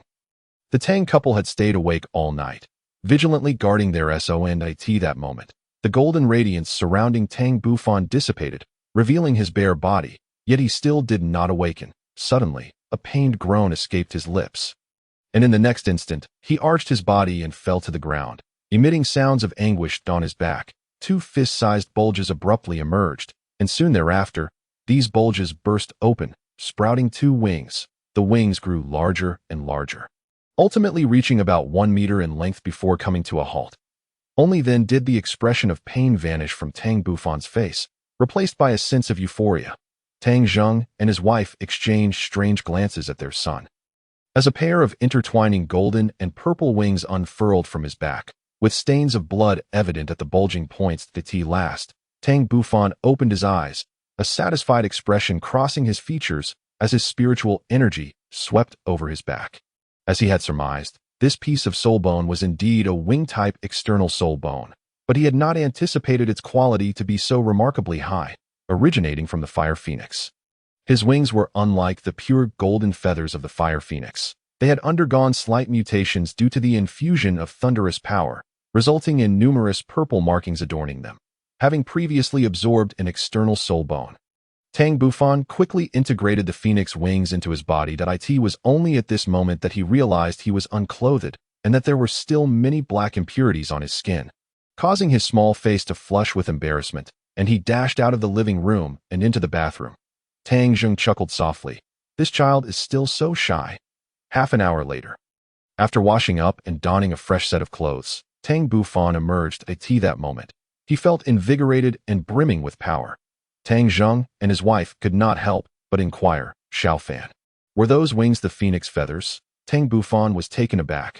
Father, mother, how did you know they were phoenix feathers? When you absorbed the soul bone, the phantom of the fire phoenix appeared outside, which led us to conclude that it was the phoenix wings. You absorbed it for an entire night. Now, go back and rest. As for the soul bone, you can hand it over to the sect tomorrow. Tang Bufan nodded, realizing that it was already the next day, which implied that his parents had kept vigil over him all night, leaving him immensely touched. Father, mother, you have worked hard. Please rest for a while. I shall take my leave. With that, Tang Bufan made his way towards his stone house. Chapter 21. The sect's astonishment after departing from the castle where his parents resided. Tang Bufan did not return to his stone house to rest, but rather proceeded directly to the backyard, preparing to practice the chaotic cloak hammer technique. The chaotic cloak hammer technique was a soul skill created by the ancestors of the Haotian Sect based on the Haotian hammer martial soul. Capable of maximizing the power of the Haotian hammer, when mastered, it allowed for the uninterrupted execution of 81 hammers, each one surpassing the last. Particularly, the final hammer had its power amplified to the utmost, rendering its ferocity unimaginable. From Tang Bufan's perspective, the chaotic cloak hammer technique could be divided into 5 levels: entry, minor achievement, major achievement, perfection, and transcendence. Over the past year, he had observed many sect brothers and uncles practicing the chaotic cloak hammer technique. Many of them could unleash 81 hammers, but under Tang Bufan's keen perception, their flaws were far too numerous. If he were an opponent of the Haotian Sect, he would have countless methods to counter the chaotic cloak hammer technique. Therefore, in his eyes, those disciples who could execute 81 hammers could only be considered as having achieved minor achievement in the technique, as they could not fully control its power and were instead led by it. The hallmark of major achievement was the ability to masterfully control each hammer struck, unaffected by the chaotic nature of the technique. Perfection represented a grasp of the essence of the hammer technique, allowing for the release and retraction of strikes at will. As for transcendence, that was a higher realm where one's comprehension of the hammer technique rivaled or even surpassed that of its creator. They could break free from the confines of the original techniques and even improve the chaotic cloak, creating a version more suited to themselves. Prior to absorbing the second soul ring, Tang Bufan had already executed 63 strikes of the Haotian hammer through his innate talent and formidable physical prowess, while other Haotian Sect disciples needed to reach at least level 40 to achieve the same. Generally speaking, disciples who could execute 81 hammers with minor achievement in the technique had soul power exceeding level 50. Taking out the Haotian hammer, he began to practice, hammer after hammer. Although he did not utilize soul power, the weight of the Haotian hammer was considerable, thus rendering the execution of the technique quite fearsome. Time flowed slowly, and soon his morning practice came to an end. After a brief recovery of his stamina, he departed the backyard. Unbeknownst to him, in a corner of the backyard, sect leader Tang Xiao and 5 elders bore witness to his practice of the chaotic cloak. The second elder chuckled, "Sect leader, do you now believe I have not deceived you? Xiao Fan is already capable of executing 63 strikes of the chaotic cloak, more terrifying than his previous performance in the Misty Forest. I fear it will not be long before he fully masters the chaotic cloak and achieves minor achievement in the hammer technique." Tang Xiao smiled wryly. "This little monster, Tang Bufan, time and again shatters my worldview." After breakfast, he returned to his stone house to begin cultivating the great Zhou Tian Hunyuan Gong, the vast internal energy of the great Zhou Tian Hunyuan Gong, flowing unobstructed through the 36 meridians within him. In his previous life, before achieving martial prowess, he was no different from other martial artists, with internal energy circulating only through the 8 extraordinary meridians and 12 regular meridians, practicing a technique called Hunyuan Gong. Until later he opened up the hidden fine meridians within his body, creating the great Zhou Tian Hunyuan Gong. thus never fully realizing the potential of this internal skill that I in this life. He began anew with the great Zhoutian Hunyuan Gong, allowing him to unleash its full power. By now, he had opened up 36 meridians, yet in reality, he had only partially opened the 20 main meridians of the 8 extraordinary meridians and 12 regular meridians. The Ren and Du meridians remained unconnected within the 8 extraordinary meridians, and only 6 of the 12 regular meridians had been opened. However, he was in no rush, as cultivation must be a gradual process. As he practiced, his internal energy steadily grew stronger. On the following morning, Tang Bufan unusually refrained from practicing and instead ventured alone to the sect leader's study, coincidentally finding the 5 elders present as well. Sect leader, esteemed elders, I have an important matter to report. The 5 elders regarded Tang Bufan with admiration. This young lad, merely 7 years old, had already reached the 25th level as a Grand Soul Master. A veritable prodigy. Tang Xiao smiled at Tang Bufan. Xiao Fan, what brings you to us? Instead of speaking, Tang Bufan produced the 9-fold heaven belt he had prepared in advance and presented it to the sect leader. Tang Xiao accepted the belt with some confusion. It seemed to be a spatial soul guiding artifact. As the sect leader of the Haotian Sect, he possessed a spatial soul guiding artifact himself and naturally understood its usage. Infusing his soul power into the white jade stone within the belt, the next moment, 5 items appeared in his mental perception, particularly the first 4 items causing his breath to quicken, his entire being trembling with disbelief. Seeing Tang Xiao frozen in place, his expression one of shock, the 5 elders could not help but feel curious and quickly probed their spiritual energy to discern what could elicit such a reaction from the sect leader. Soon, the 5 elders shared in Tang Xiao's astonishment, their hearts stirred by an overwhelming wave. Lying quietly within the belt were 4 pieces of soul bone and a book. The surging soul power emanating from the 4 pieces of soul bone was unmistakably no less than 10,000 years old. The second elder was the first to regain his composure, for he knew that Tang Bufan had obtained the soul guiding artifact belt in that mist-shrouded area. After a long while, Tang Xiao and the others finally calmed their agitated emotions. Their expressions grave. Xiao Fan, tell us, how did you acquire these soul bones? Observing the sect leader and elders looking as if they had never seen the world, Tang Bufan could not help but find it somewhat amusing. Are they really just 4 pieces of soul bone? It shouldn't be so surprising. However, he still earnestly provided an explanation. Master, on the day when the second elder took me to acquire the second soul ring, I inadvertently wandered into the heart of the misty forest while chasing a rainbow-hued mouse that was within that fog-laden area that I discovered this belt. Initially, I did not examine the belt. It was only last night when I took a closer look that I found the 4 soul bones and the cultivation manual within it. Unsure of how to proceed, I brought it to you this morning. Master, the second elder's expression was serious. Xiaofan, could you please describe to us the sights within the mist? After entering the foggy area in pursuit of the rainbow mouse, I was ultimately led to a dilapidated ruin, which appeared to be an isolated sect that had long been destroyed there. I encountered a white palace. The rainbow mouse urged me to open the grand door, but my limited strength rendered me incapable of pushing it open. Eventually, after much effort in communication and promising to return in 5 years, I managed to persuade the rainbow mouse to lead me away. As I departed, I found 2 belts and a bracelet amidst the ruins on the ground. That is the essence of the entire ordeal. Tang Xiao and the elders fell into a contemplative silence upon hearing this, seemingly deep in thought. Chapter 22. Hunyuan skill. Tang Bufan maintained a calm demeanor and remarked, Master, might you be placing excessive emphasis on the soul bones while overlooking another significant item? In my view, that book is far more important than the soul bones.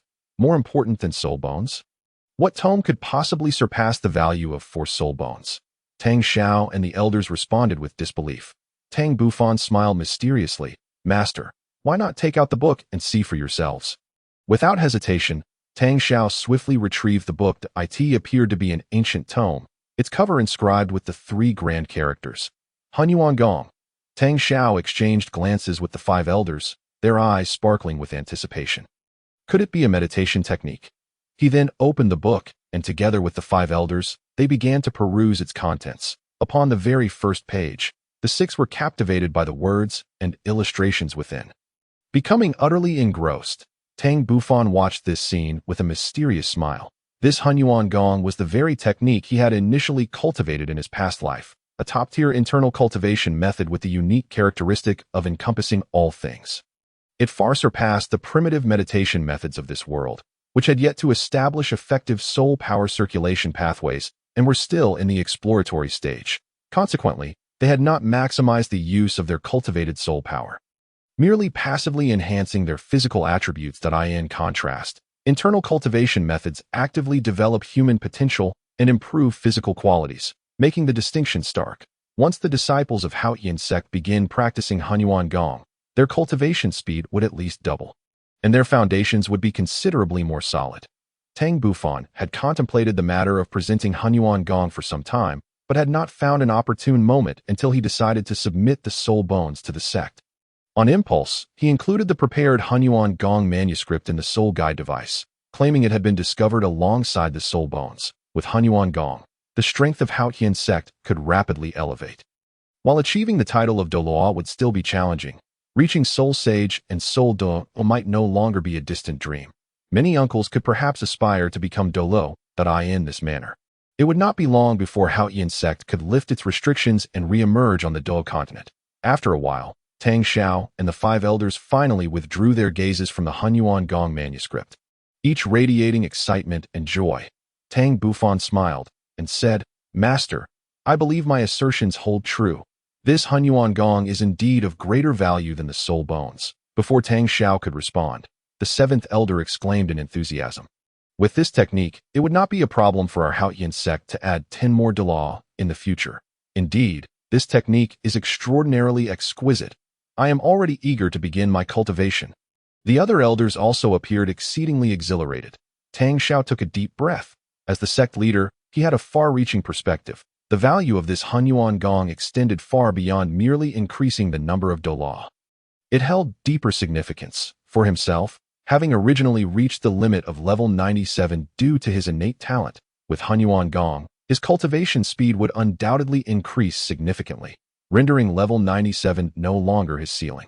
For the sect, Hunyuan Gong could elevate Haotian Sect's status on the continent, establishing it as a peer to the Spirit Hall, another transcendent force. Looking at the 7-year-old child before him, Tang Xiao stated earnestly, "Xiaofan, you have rendered a tremendous service to Haotian Sect, perhaps rivaling the achievements of the predecessors who first devised the chaotic wind hammer technique.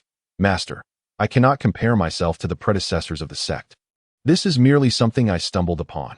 Tang Bufan awkwardly scratched his forehead at this moment. The 2nd elder spoke up, "Xiaofan, the master speaks the truth.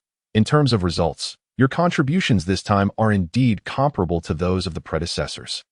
The remaining elders, having calmed their emotions, nodded in agreement with the 2nd elder's viewpoint, their gazes towards Tang Bufan increasingly filled with admiration. Tang Bufan, disinterested in debating with the elders, prepared to make his exit. "Master, 5 elders, if there is nothing else, I shall take my leave." Without awaiting Tang Xiao's reply, he departed the study. This scene elicited a chuckle from Tang Xiao and the others. After a moment, Tang Xiao's expression turned serious. For as the highest decision-maker of the sect, he needed to promptly address the matter of the soul bones and the techniques. "Elders, let us now discuss how to handle the soul bones and how to transmit Hunyuan Gong to the disciples of the sect." Gazing around, the 2nd elder expressed his opinion. "Given the immense contributions Tang Bufan has made this time, I believe we should at least reward him with 2 of these soul bones, if not all of them." After a moment, the 4th elder concurred. "The 2nd elder is correct. By rights, this child could have absorbed all these soul bones, but he chose to submit them to the sect, demonstrating his recognition of our organization and justifying our esteem for him." The remaining 3 elders nodded in agreement at this juncture. Tang Xiao shook his head, his gaze profound. "Master, do you hold a differing opinion?" Tang Xiao regarded the 5 elders earnestly, stating, "I am not reluctant to part with these soul bones. Rather, I believe they do not befit Tang Bufan.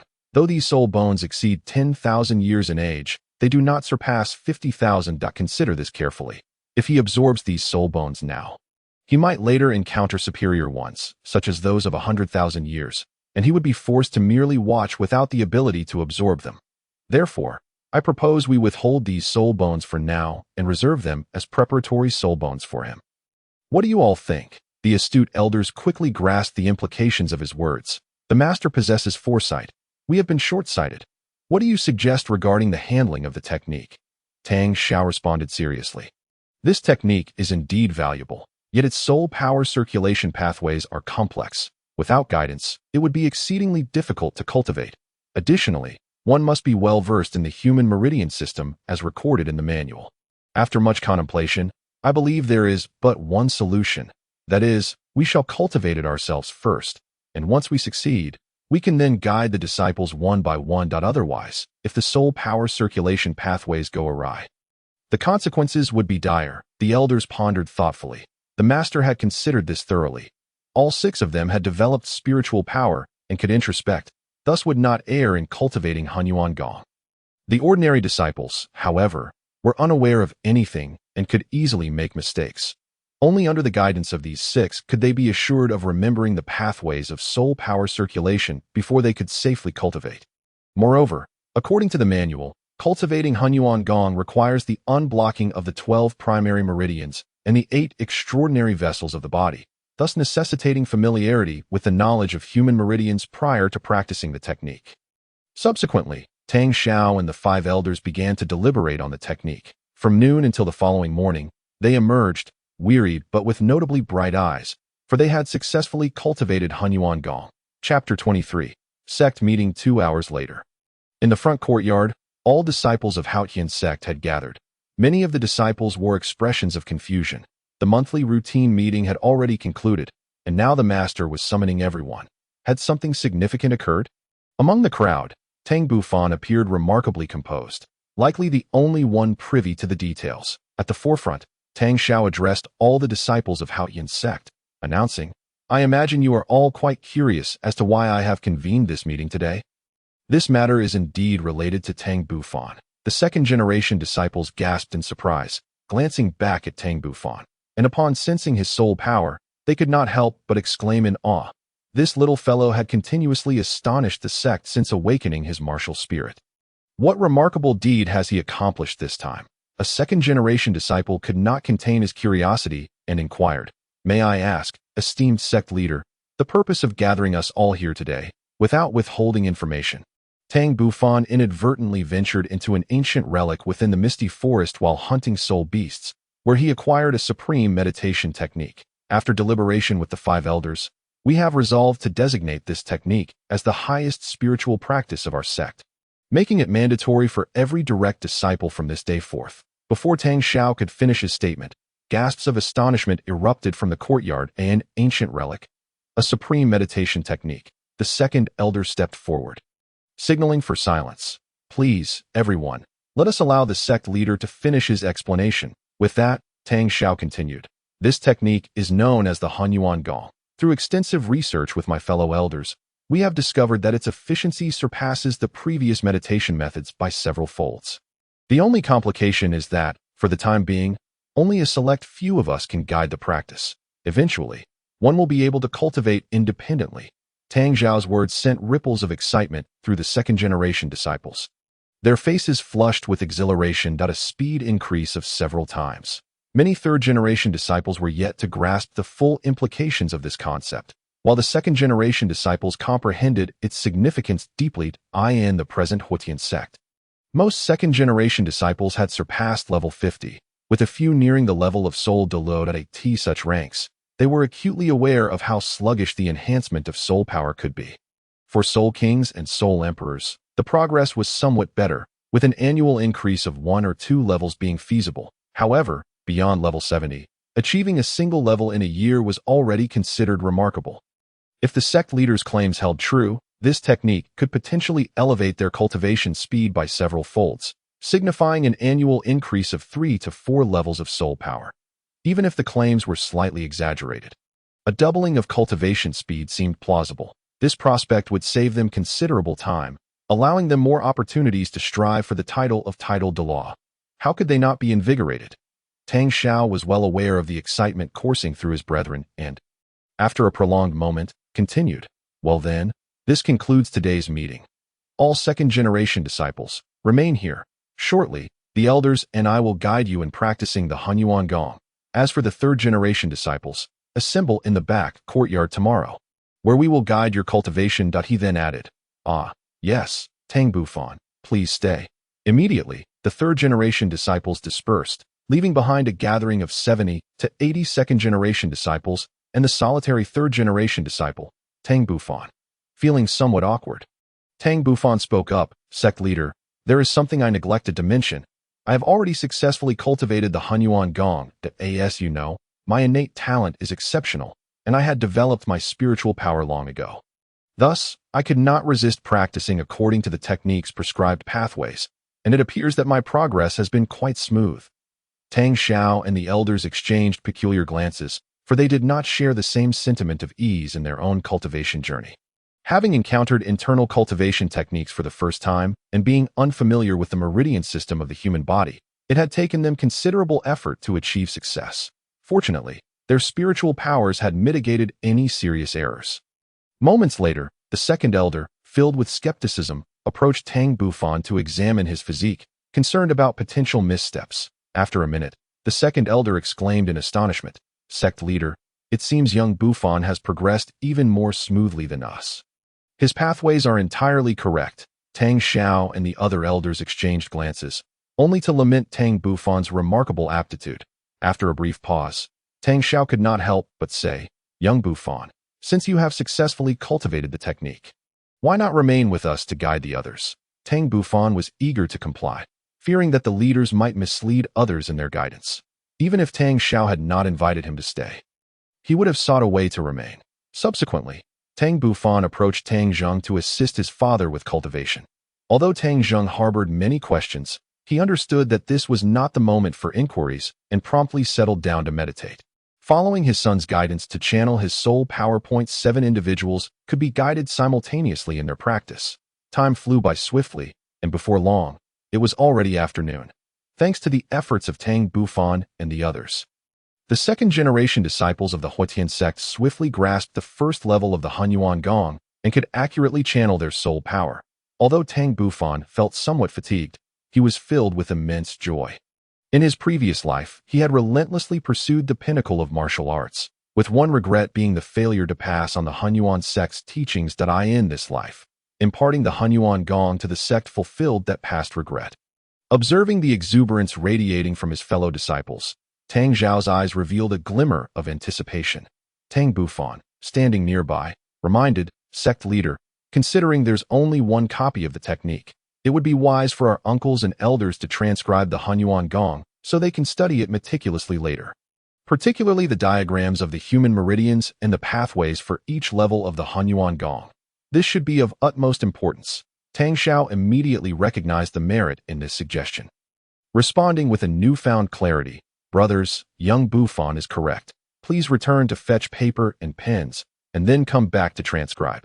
The second-generation disciples of the Haotian Sect all displayed expressions of delight, promptly returning home to gather writing materials. Soon, only Tang Xiao, the 5 elders, and Tang Bufan remained in the courtyard. Tang Bufan yawned, feigning fatigue, and excused himself to leave.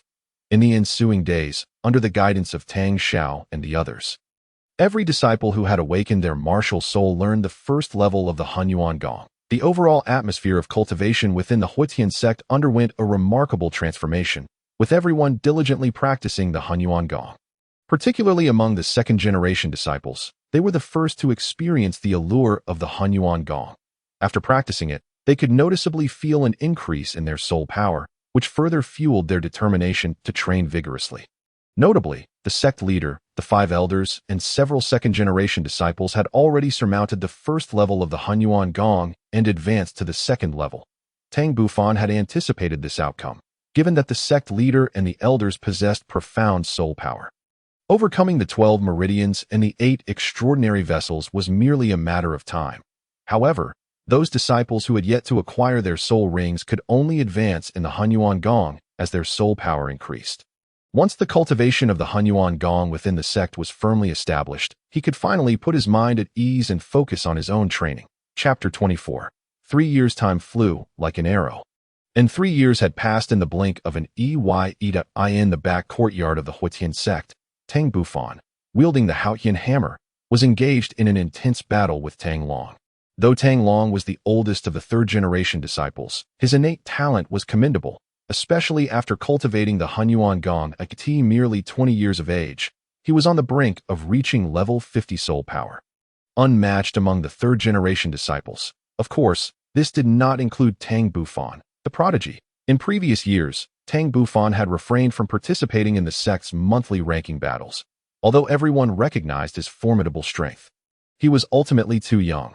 However, this year was different. The 10-year-old Tang Bufan took the initiative to enter this month's ranking match. Solely relying on the chaotic splitting wind hammer technique, he defeated his older brothers in succession, advancing to the finals to contend with Tang Long for the title of the foremost third-generation discipled in the back courtyard. All clan members who caught wind of the news gathered to witness the clash between Tang Bufan and Tang Long. In the arena, the two did not employ soul techniques or channel soul power. They engaged purely through the chaotic splitting wind hammer technique. After 3 years of arduous training, Tang Bufan had refined the technique to a consummate level. And combined with his formidable spiritual power, he anticipated Tang Long's every attack, countering with precision. Within mere moments, Tang Long found himself at a disadvantage. Refusing to concede, he declared, "Bufan, I shall now unleash my soul power and techniques. Do not hold back your strength, and let me gauge your true capabilities." Tang Bufan grinned. "Brother Tang Long, I shall show no mercy." With that, 3 soul rings, 2 purple and 1 black, rose from Tang Bufan, emanating a surging wave of soul power that could be sensed from afar. The onlookers widened their eyes in disbelief, marveling at Tang Bufan, the renowned prodigy of the Haotian Sect, who had reached level 30 soul power at the tender age of 10. A feat akin to legend. Tang Long wore a wry smile. "Bufan, if I am not mistaken, your soul power should be nearing level 40, correct?"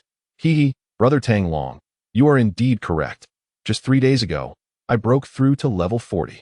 Taking a deep breath, Tang Long summoned his Haotian hammer. He understood that he might very well lose this battle, but he was determined to ascertain the extent of his disparity with Tang Bufan. Subsequently, for soul rings, 2 yellow and 2 purple, the optimal configuration rose from beneath his feet, creating a stark contrast with Tang Bufan's 3 rings that in the distance. Tang Xiao and the 5 elders watched with smiles. Fully aware of the unfolding spectacle, this child, Tang Long, possesses commendable strength, yet he faces the formidable Tang Bufan, a true monster, who stands no chance of victory. Indeed, the difference in soul power was merely 6 levels, insufficient to create a significant gap, whereas Tang Bufan's soul ring quality far surpassed Tang Long's, especially his 3rd soul ring, which was a 10,000-year soul ring. Once the 3rd soul technique was unleashed, Tang Long could only face defeat. Tang Xiao chuckled, reminding them not to forget that Tang Bufan possessed 2 innate domains, which were unaffected by the dual martial souls that in my view, he need not even employ a 3rd soul skill to defeat Tang Long.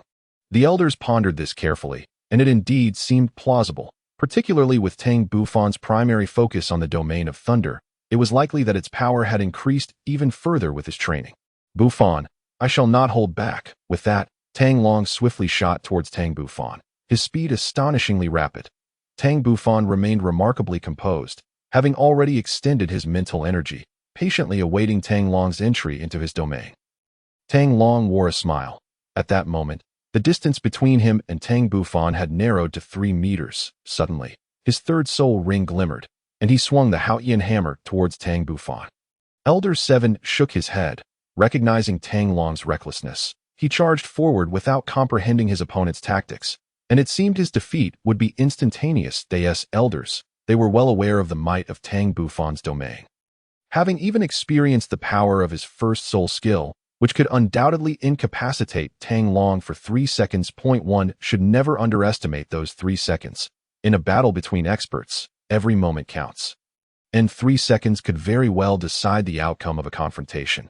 Just as Elder 7 had predicted, when Tang Long prepared to strike, the world around him suddenly transformed, as if he had entered a realm of thunder. Countless tiny bolts of lightning flickered within a few meters around him, crashing towards him. Realizing there was no escape, Tang Long hastily activated his Hunyuan skill to shield himself. In the next moment, the purple lightning struck his body, instantly paralyzing him, halting the flow of his Hunyuan skill. rendering him incapable of movement. Despite his desperate struggles, the look of horror flooded Tang Long's face as his heart plummeted.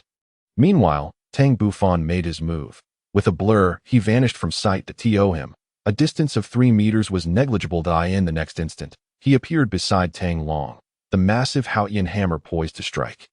Tang Long's face twisted into a grimace. He never anticipated his defeat would be so thorough, especially since his opponent had yet to unleash any soul skills. I concede, Tang Long said dejectedly. Tang Bufan retracted the Haotian hammer and the thunder domain. Brother Long, there is no need for such despair. You simply misjudged my abilities, which led you into my domain, resulting in your paralysis and loss of mobility. Bufan, there is no need for explanation. In battles between soul masters, familiarity with each other's capabilities is rare. It was my oversight, forgetting that your Haotian hammer had undergone a mutation. Moreover, even if I knew you possessed the thunder domain, I couldn't defeat you without closing the distance. Tang Long replied calmly. Indeed, Tang Long, while you may have lost to your cousin, recognizing the root of the issue is a form of progress. At that moment, Tang Xiao and the 5 elders approached slowly. At 10 years old, Tang Bufan's height was already nearing 1.60 meters, and he had developed rapidly, resembling a child of 13 or 14. Tang Bufan and Tang Long quickly bowed, greeting the sect master and the elders. Tang Xiao waved his hand, his gaze settling on Tang Bufan. Xiao Fan, your soul power has reached level 40. Prepare yourself. In a couple of days, you will accompany the elders to hunt soul beasts. Tang Bufan expressed some confusion. Several elders? Sect master, 1 elder is sufficient for hunting soul beasts. Is it truly necessary for multiple elders? Why wouldn't it be necessary? You are not the only one seeking soul rings. Tang Xiao smiled faintly. Tang Bufan quickly grasped the implication. Sect master, could it be that one of the elders has reached level 90 and is preparing to obtain their 9th soul ring? Correct. It is thanks to you that our progress has accelerated significantly since we began cultivating Hunyuan's skill. Elder 4 soul power has already reached level 90 as of yesterday, if all goes well. Within 3 years, the remaining elders will also reach level 90 and become titled Douluo. As he spoke, Tang Xiao's face radiated excitement. Among the entire Haotian Sect, he had made the most significant progress. As a titled Douluo, he had cultivated Hunyuan's skill to the 9th level and had opened his ruin and dew meridians. Presently, his soul power had reached level 96, nearing level 97. Chapter 25, Stardew Forest, Part 1. 2 days had passed since Tang Bufan's victory over Tang Long, making him the 3rd generation chief of the Haotian Sect. Tang Zheng and his wife remained immersed in joy. Originally, Tang Bufan had no intention of participating in the ranking battle, but after much persuasion from his parents, he reluctantly agreed to enter the competition. At the dinner table, Tang Zheng beamed. Xiao Fan, you mustn't only focus on cultivation. The significance of being the 3rd generation chief is extraordinary. You do understand this, don't you? Father, your son possesses unparalleled talent. How could I possibly be unaware? Tang Bufan replied, setting down his chopsticks with a hint of exasperation. Knowing this, and yet not striving for it, do you intend to relinquish the position of sect master? Tang Zheng questioned, somewhat perplexed at that moment. Su Xiuqing also cast a curious glance in their direction. Since practicing Hunyuan's skill, their strengths had surged remarkably. Tang Zheng had become a 6-ring soul emperor, and she was nearing the realm of soul saint. Tang Bufan then explained, Father, Mother, I am still young. My primary focus must be on diligent training. Besides, with my innate talent, I am confident I can surpass all the 3rd generation disciples. Tang Zheng finally felt at ease. As long as you don't voluntarily give up, the next sect master will undoubtedly be you. In the evening, at the cliffside outside the Haotian Sect, a place Tang Bufan cherished, he gazed at the distant mountains shrouded in mist, finding tranquility within. From this vantage point, he could see the lofty peaks that stood like sentinels. According to the older brothers who had turned 16, for mountain ranges formed a barrier around the Haotian Sect. To venture into the outside world, one must traverse these perilous mountains. At the foot of the outermost peak lay a small village, home to the outer disciples of the Haotian Sect, sitting atop Haotian Peak. Tang Bufan's thoughts once again turned to the idea of exploring the outside world. Just then, footsteps approached from behind. Without needing to look, he knew who it was. Only Tang Ming and Tang Feng would come. Boss, are you here to enjoy the scenery again? Soon, Two boys of similar age joined him. It was indeed Tang Ming and Tang Feng. 3 years had passed, and they had both grown considerably. Tang Ming stood nearly 1.50 meters, appearing quite robust, while Tang Feng was slightly leaner but roughly the same height as Tang Bufan.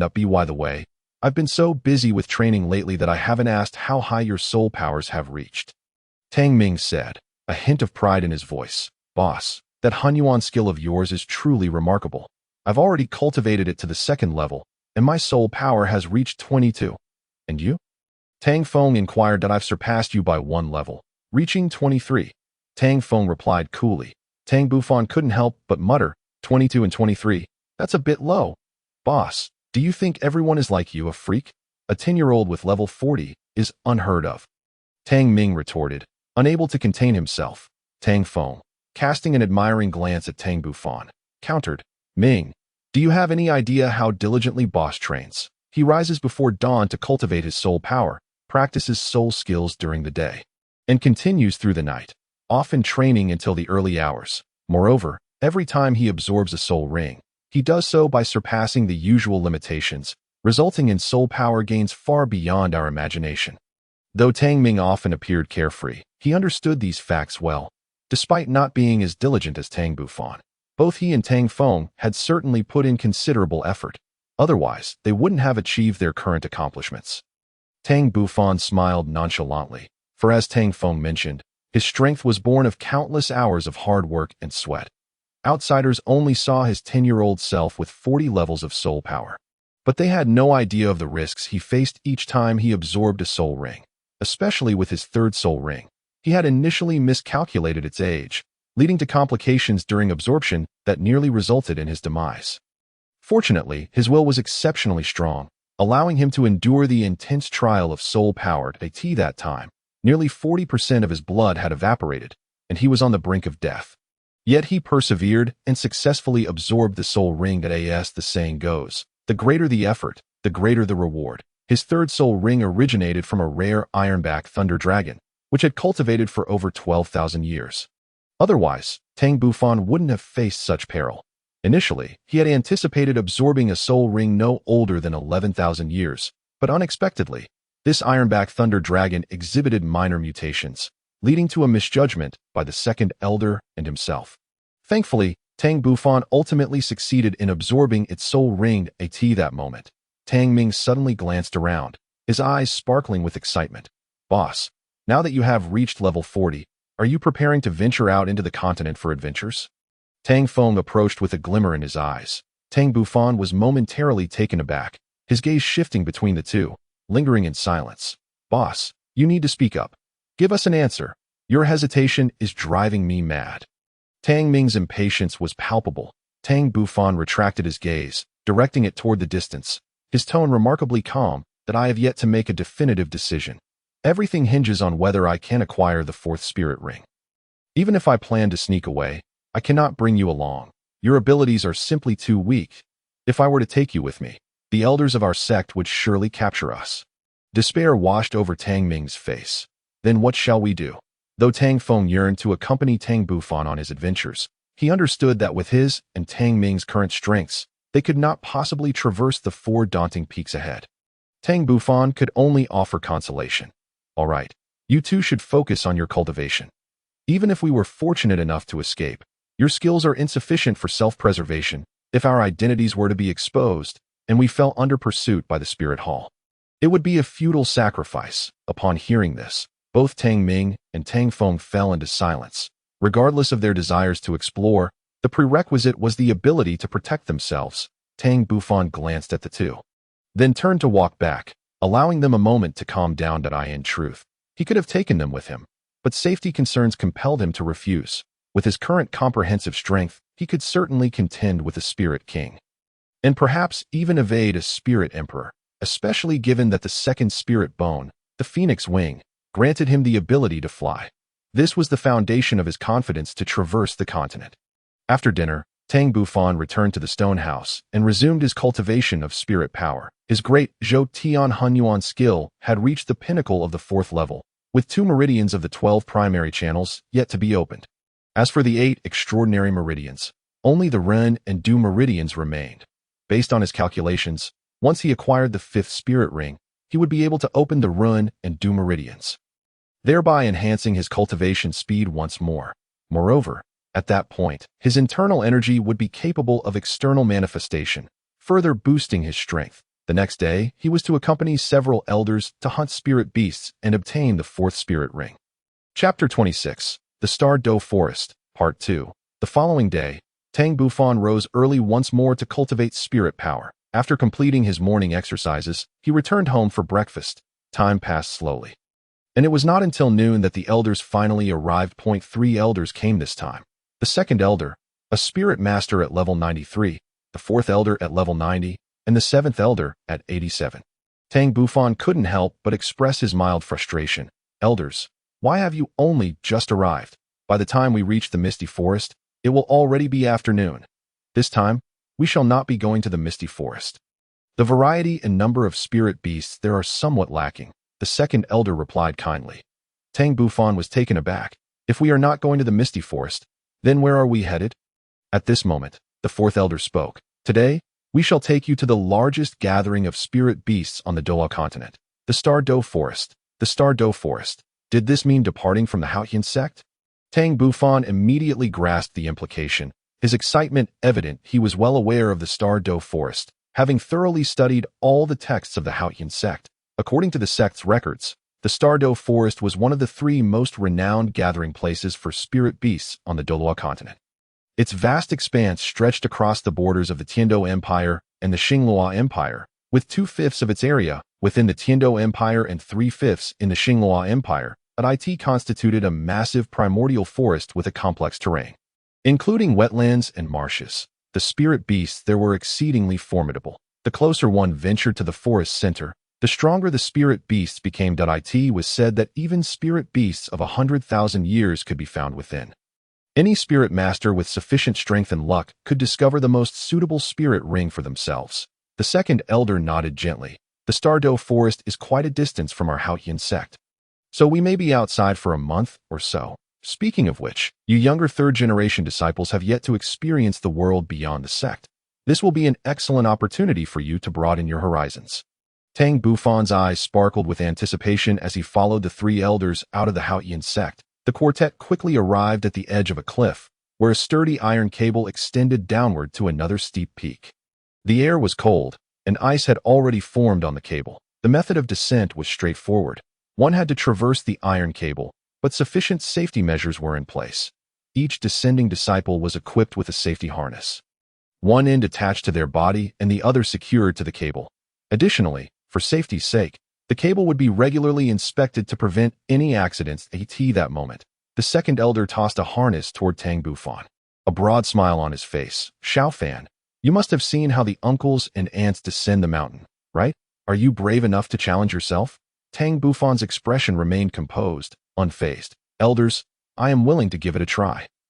Without hesitation, he swiftly secured the harness, and before the 3 elders could react, he leaped into the air, lightly stepping on the cable and soaring toward the distance.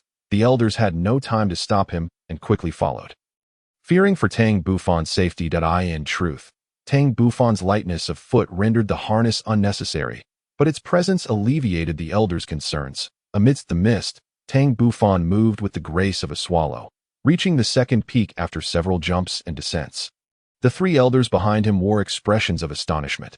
Indeed, this was the prodigy of the Haotian Sect, displaying such mastery over his strength, far from the clumsiness of a novice. Soon, the 3 elders also ascended to the opposite peak. The 7th elder exclaimed in admiration, "Truly, our Haotian Sect's prodigy, such adaptability. It seems our worries were unfounded."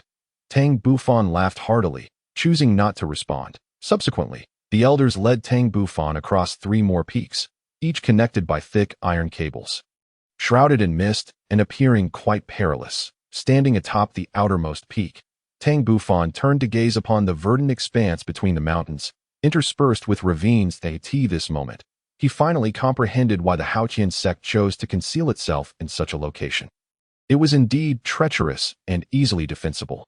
Even if the Spirit Hall possessed far greater strength than the Haotian Sect, any attempt to obliterate the sect would exact a tremendously heavy toll, severely depleting their vitality. Furthermore, The Haotian Sect had always been closely allied with the Blue Lightning Tyrant Sect and the Seven Treasure Glazed Tile Sect, should the sect face a life-or-death crisis. It was likely that these allies would not stand idly by, for otherwise, they too would be the next to face destruction. Then, under the guidance of the three elders, Tang Bufan arrived at a village at the foot of the mountain. This village was an affiliated branch of the Haotian Sect, serving as its outpost. The villagers welcomed the three elders warmly, and after exchanging pleasantries, the elders led Tang Bufan down the main road. Disappearing from sight, the Douluo forest lay directly south of the Tiando Empire, while the Haotian Sect was situated to the east of Tiando City, so the four of them had to journey southward. They hired a carriage and traveled along the official road, only pausing occasionally to replenish their food and water in towns, without lingering further. Even so, Tang Bufan gained a preliminary understanding of the Douluo Continent. To him, the environment of the Douluo Continent bore some resemblance to ancient Earth, with city walls not vastly different in appearance, yet culturally leaning towards Western traditions. The distinction lay in the fact that the natural world of Douluo was immeasurably superior to that of his previous Earth. As it was permeated with abundant energy. It was precisely for this reason that the flora, spirit beasts, and even humans on the Douluo Continent could cultivate and grow. In his view, spirit beasts were akin to the legendary creatures and demons of lore. Inside the carriage, Tang Bufan's curiosity bubbled forth. Elders, may I inquire how many thousands of years of history the Douluo Continent possesses? The fourth elder chuckled. Xiao Fan, how could we possibly know? It must be at least several million years old. After all, spirit beasts can live for 100,000 years. Xiao Fan, let me pose a question to you. Having witnessed the splendor of the continent, how do you think our Haotian Sect should develop in the future? The second elder suddenly remarked with profound significance. The fourth and seventh elders perked up, attentively regarding Tang Bufan. The re-emergence of the Haotian Sect was an inevitability. However, after its return, it would inevitably face retaliation from the Spirit Hall. A confrontation that could not be avoided. Yet, the strength of the Haotian Sect was no longer at its peak. Once, it had boasted over 10,000 spirit masters, but the upheaval over a decade ago had led to the abandonment of the four single-attribute affiliated sections. It was likely that even if they were to rise again, the four single-attribute sects would not return to their fold, for their hearts had been deeply wounded in the past. Tang Bufan's mind whirled with thoughts. Even envisioning himself from the perspective of a sect leader, I believe that the Haotian Peak has grown rather desolate. We ultimately must return to the continent. The second elder sighed lightly, saying, Do you believe that we do not desire this? However, the strength of the Spirit Hall is overwhelmingly powerful, with the number of tidal Douluo far surpassing ours. Most importantly, the Spirit Hall possesses a peerless tidal Douluo of level 99. Chapter 27. The Douluo Forest, Part 3. A peerless tidal Douluo of level 99. Tang Bufan understood that this was the true reason for the Haotian Sect's decision to remain reclusive. The three elders pondered. Although a tidal Douluo of level 99 is formidable, I believe they are not insurmountable. The second elder expressed surprise. Could it be that you have a method to contend with a tidal Douluo of level 99? Tang Bufan contemplated for a moment and replied, Sort of, elders. Do you believe that if our Haotian Sect were to ally with the Blue Electric Tyrant Sect and the Seven Treasure Glazed Tile Sect, we could stand against the Spirit Hall? The three elders fell into deep thought, but soon shook their heads. While these two sects maintain a cordial relationship with us, should the Spirit Hall declare war, they may not commit fully, as it concerns the rise and fall of their own sect. Tang Bufan concurred. I too believe they may not steadfastly stand by our side, considering that our three sects are also rivals. However, if one or two among the elders or uncles were to become tidal Douluo, our Haotian Sect would then possess nearly 10 tidal Douluo, and the situation would be entirely different. Surely, the attitudes of the other two sects would change dramatically. At that time, with the three sects united, the number of tidal Douluo would exceed 10 with the attacking power of our Haotian hammer, and bolstered by the support capabilities of the Seven Treasure Glazed Tile Pagoda. The Spirit Hall would certainly have to reconsider their stance. Even if that tidal Douluo of level 99 were to attack, even if our sect master could not defeat him, with the assistance of the Seven Treasure Glazed Tile Pagoda, we could retreat unscathed, with no need to fear him. After hearing Tang Bufan's analysis, the eyes of the three elders sparkled with hope, but soon dimmed again. All of this hinged upon whether they could all become tidal Douluo. Only then would the Haotian Sect possess the foundation to initially contend with the Spirit Hall. A moment later, the second elder looked at Tang Bufan and said, "Xiaofan, your analysis is indeed accurate. But it lacks sufficient prudence that we have long discussed this matter with the sect master, ultimately deciding to wait until you become a titled Douluo before emerging into the world. The deciding factor lies with you." Tang Bufan was slightly taken aback. It seemed he had overstepped, as the elders and the sect master must have deliberated this issue countless times. "Xiaofan, when do you believe you will become a titled Douluo?" The seventh elder suddenly asked, his gaze fixed intently on him. Tang Bufan had not truly contemplated this question. After some thought, he ventured a conservative estimate by the age of 25. The three elders exchanged glances, their eyes revealing shock. A titled Douluo at the age of 25 was something they had never dared to imagine. Even the youngest titled Douluo, the Haotian Douluo, had been 44 when he attained that rank. The carriage fell into silence. 7 days later, outside the bustling town of Suwile, on the southern border of the Grinlan province, a carriage slowly entered the town.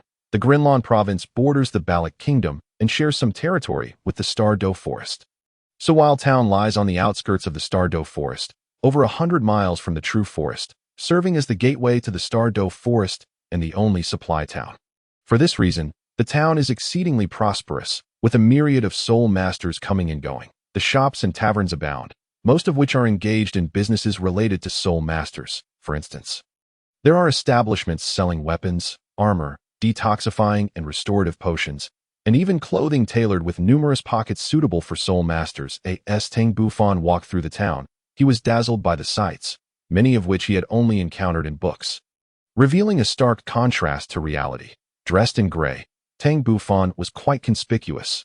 His young age made him appear no older than 12, despite being nearly 1 meter 60 tall, accompanied by 3 distinguished elders. It was evident that he was yet another young nobleman out to hunt soul beasts for soul rings. Before long, the 3 elders led Tang Bufan to a modest inn. The inn was 2 stories high, with a dining area on the first floor and accommodations on the second. They settled into a 4-person room and randomly chose a spot to dine. The dinner was quite lavish, with more than a dozen dishes, and the flavors were commendable. While they may not compare to those in a large city, they were still enjoyable. This time, the first floor dining area was nearly full, with only 1 or 2 empty seats remaining. Just then, a group of 4 drew the attention of Tang Bufan and his companions. Leading the group was a middle-aged man, whose attire suggested he was a teacher from a certain academy. Following closely behind him were 2 girls and a boy, who appeared to be around the same age as Tang Bufan, perhaps just a year or 2 older. Tang Bufan noticed them because his Haotian sword martial soul within him quivered slightly, vibrating more intensely as they drew near, almost as if it yearned to break free. It seemed as though there was something about these 3 that attracted it.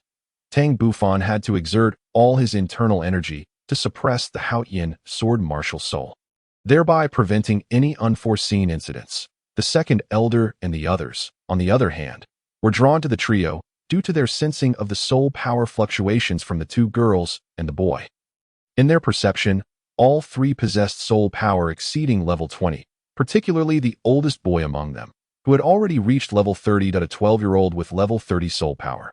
This was a feat attainable only by Tang Bufan within the Haotian Sect. It was likely that Tang Ming and Tang Feng could also achieve it.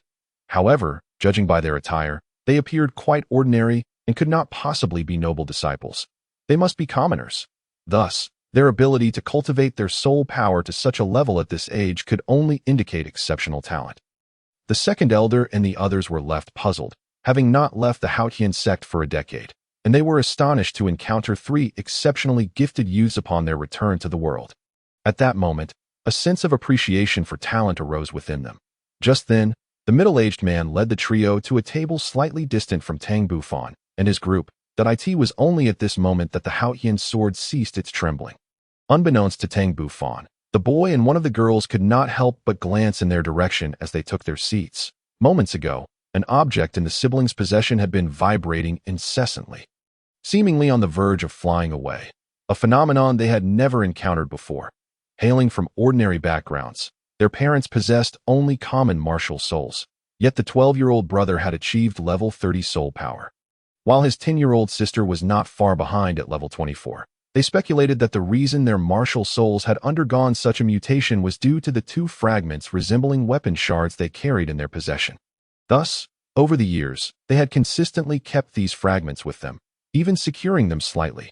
This time, they had accompanied their teacher to the Douluo forest to obtain their third soul ring, but they had not anticipated such an occurrence. After finishing dinner, Tang Bufan took a deep look at the four individuals before heading to the second floor to rest, as they would need to continue their journey the next day. Chapter 28. First Encounter, Part 1. In the early morning, the sun gradually rose in the east, casting its bright rays to dispel the darkness and bring warmth to the earth, exhaling a breath of stale air. Tang Bufan concluded his morning exercises. After breakfast, the three elders took Tang Bufan and set off at full speed. Half an hour later, the four of them finally arrived at the Douluo forest. From a distance, Tang Bufan was greeted by a wave of fragrant air. The dense trees towered overhead. Having existed for countless years, he could distinctly sense the myriad of energy particles floating above the forest. No wonder this place had become a gathering ground for the three great soul beasts of the Douluo Continent. Indeed, the spiritual energy of the heavens and earth is the primary factor, a principle that holds true in any world. Before long, the four of them approached the forest, and as they gazed around, they saw towering trees exceeding 20 meters in height, their thick canopies forming a continuous expanse, obscuring any visible paths and making it impossible to discern the true nature of the scenery within.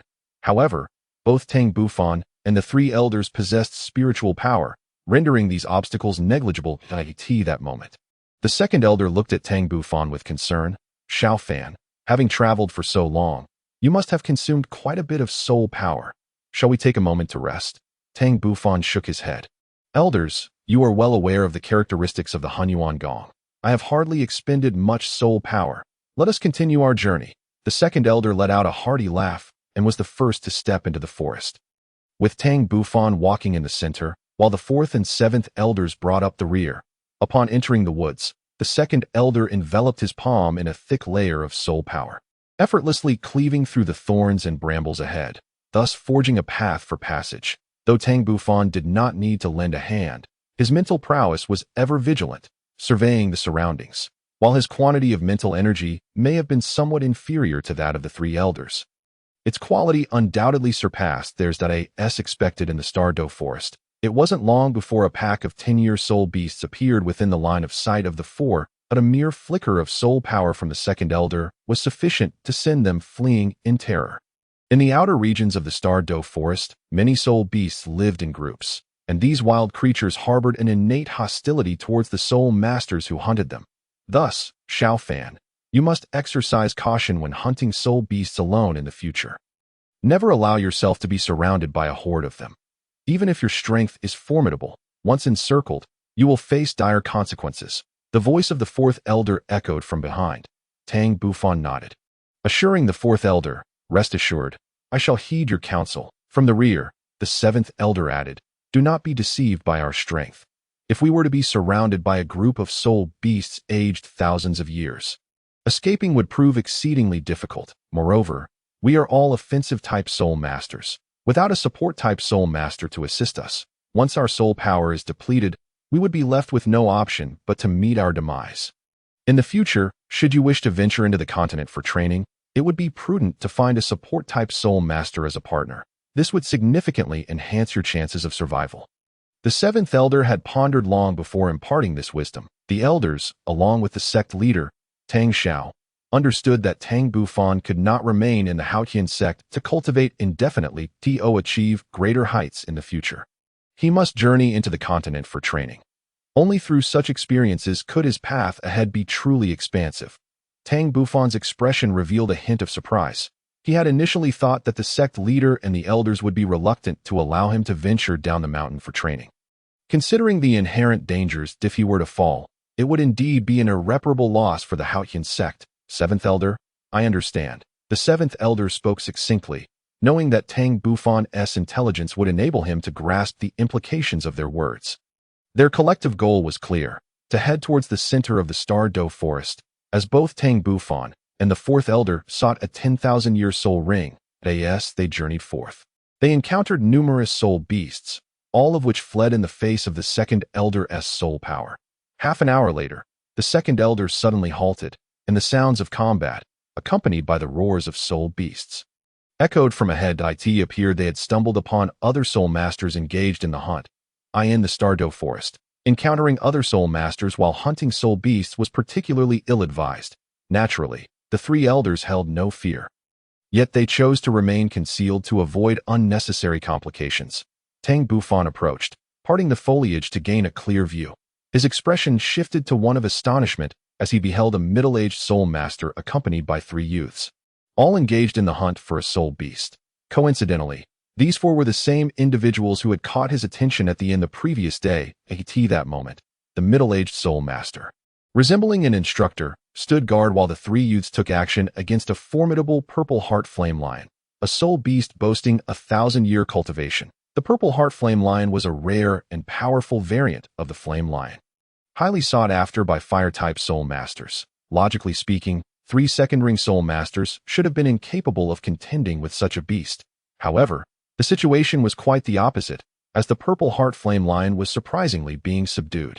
For the first time, Tang Bufan witnessed the formidable power of soul masters working in concert, leaving him profoundly awestruck. What astonished him even more were the martial souls of the three individuals, particularly those of the siblings that, if he was not mistaken, the brother's martial soul was a fire Qilin, while the sister's was a water Qilin, both of which were top-tier martial souls that could rival true dragons and phoenixes. The third young lady's martial soul appeared to be a mist, indicating she was likely a support-type soul master. It was she who had unleashed a thick fog, obscuring the surroundings and preventing the purple heart flame lion from targeting its attackers, ultimately allowing the two siblings to land successful strikes, severely wounding the beast through their collaboration. However, at that moment, the three elders suddenly let out a sigh. Just as Tang Bufan was puzzled, two middle-aged men resembling instructors emerged from the distant thicket, accompanied by a pair of youths around 15 or 16 years of age, dressed in what appeared to be a prestigious academy's uniform, but in stark contrast to the three ordinary-looking youths. These two newcomers wore lavish attire, unmistakably indicating they were not of humble origin. A slight mental probe revealed to Tang Bufan the reason behind the elders' sigh. These four individuals had also set their sights on the purple heart flame lion. The two young individuals were of little concern, possessing soul power barely reaching level 30. Yet the two instructors exuded a far stronger aura than the middle-aged man before them, suddenly confronted by four unfamiliar figures. The middle-aged man felt a sense of imminent danger, especially upon noticing the insignia on their garments and sensing their soul power, which evoked a flicker of despair within him. Nevertheless, as an instructor, he stood his ground. Esteemed ones, this soul beast is our quarry. We kindly ask you to depart. However, the two middle-aged instructors paid no heed to his words, their eyes fixated intently on the purple heart flame lion. Wu Shuang, this purple heart flame lion is perfectly suited for you. Go and absorb its soul ring. Upon witnessing their disregard, the middle-aged man's fury ignited. If I am not mistaken, you are instructors from the Fire Element Academy. Are you not? How brazenly tyrannical. One of the middle-aged instructors turned, smilingly retorting, who says this soul beast belongs to you? Do you have any evidence? This creature has been our target for quite some time. The middle-aged man was taken aback, realizing the audacity of the situation. They were attempting to monopolize the soul beast he had worked tirelessly to capture. Who says there is no evidence? I am the evidence. Suddenly, a somewhat immature voice rang out. The middle-aged man's expression shifted to one of confusion. Were there others concealed nearby? The instructors from the Fire Element Academy exchanged glances, their initial surprise giving way to cold laughter as they peered towards the hidden spot where Tang Bufan and his companions lay concealed. Who is there? Step forward. Tang Bufan emerged from the underbrush, his expression one of disdain as he regarded the instructors from the Fire Element Academy. As the saying goes, when witnessing injustice, one must draw their sword to assist. The actions of these two instructors had ignited a flicker of anger within him. His decision to reveal himself stemmed from his concern for the siblings endowed with the Qilin martial souls. He had questions that needed answering. The instructors from the Fire Element Academy were momentarily stunned. Before them stood merely a young boy, his innocent face suggesting he could not be older than 12. Yet such a child dared to meddle in their affairs, an anomaly given his apparent lack of strength. Observing him closely, they noted that despite his plain gray attire, his demeanor was extraordinary, even in the presence of a soul king and a soul emperor. He remained composed. Exchanging glances, the two instructors quickly discerned that this boy was no ordinary individual. He must hail from a significant sect or a prestigious family. Only such esteemed backgrounds could nurture a talent of this caliber. They also realized that a youth of his caliber would unlikely venture into the Star Doe forest alone. He must have powerful protectors shadowing him. With this thought, they cast a serious glance towards the concealed area where the second elder and the others were hidden. There is no need to hide any longer. Please come out. The three elders exchanged smiles and stepped forth from the foliage, soon standing beside Tang Bufan. Their expressions relaxed as they regarded their adversaries. The expressions of the instructors from the Fire Element Academy shifted dramatically, beads of sweat forming on their foreheads. From these three elders, they sensed a surge of soul power that far surpassed their own. Soul Sage, or perhaps a Soul Douluo, or even a title Douluo, they dared not be negligent, their demeanor turning exceptionally respectful. I am the president of the Fire Element Academy. It is an honor to meet the three esteemed elders. May I inquire as to your identities? In the rear, Huowu's expression was one of shock. It was the first time she had seen her father so solemn. Who was this boy? Appearing younger than herself, that elicited such reverence. This sparked her curiosity about his true identity. Meanwhile, the seventh elder cast a cold glance at the president of the Fire Element Academy, too indifferent to engage. Had it not been for their concern for Tang Bufan's safety, they would have preferred to remain hidden. The second elder waved his hand dismissively. There is no need for you to know who we are. Simply depart as you came. These individuals share a connection with us. Do you comprehend? President Haotian quickly replied. The younger generation understands. We shall take our leave at once. With that, he hurriedly took his son, daughter, and the other instructor away in a state of panic. At this moment, the three youths' instructor finally snapped out of his astonishment. Thank you, esteemed elders, for your timely intervention. I am Su Hu, the second elder. With an enigmatic gaze, remarked, no need for excessive formalities. Let us first allow the young man to absorb the soul ring. Other matters can be discussed later. The three elders harbored their own ulterior motives. For even if Tang Bufan did not intervene, they would still take measures to stop him. The prodigious talents of the two girls and the boy were far too remarkable. Should they be absorbed into the sect and nurtured well, they could become three promising titled Douluos. They could discern that these three youths hailed from ordinary backgrounds, with a significant chance of being inducted into the sect.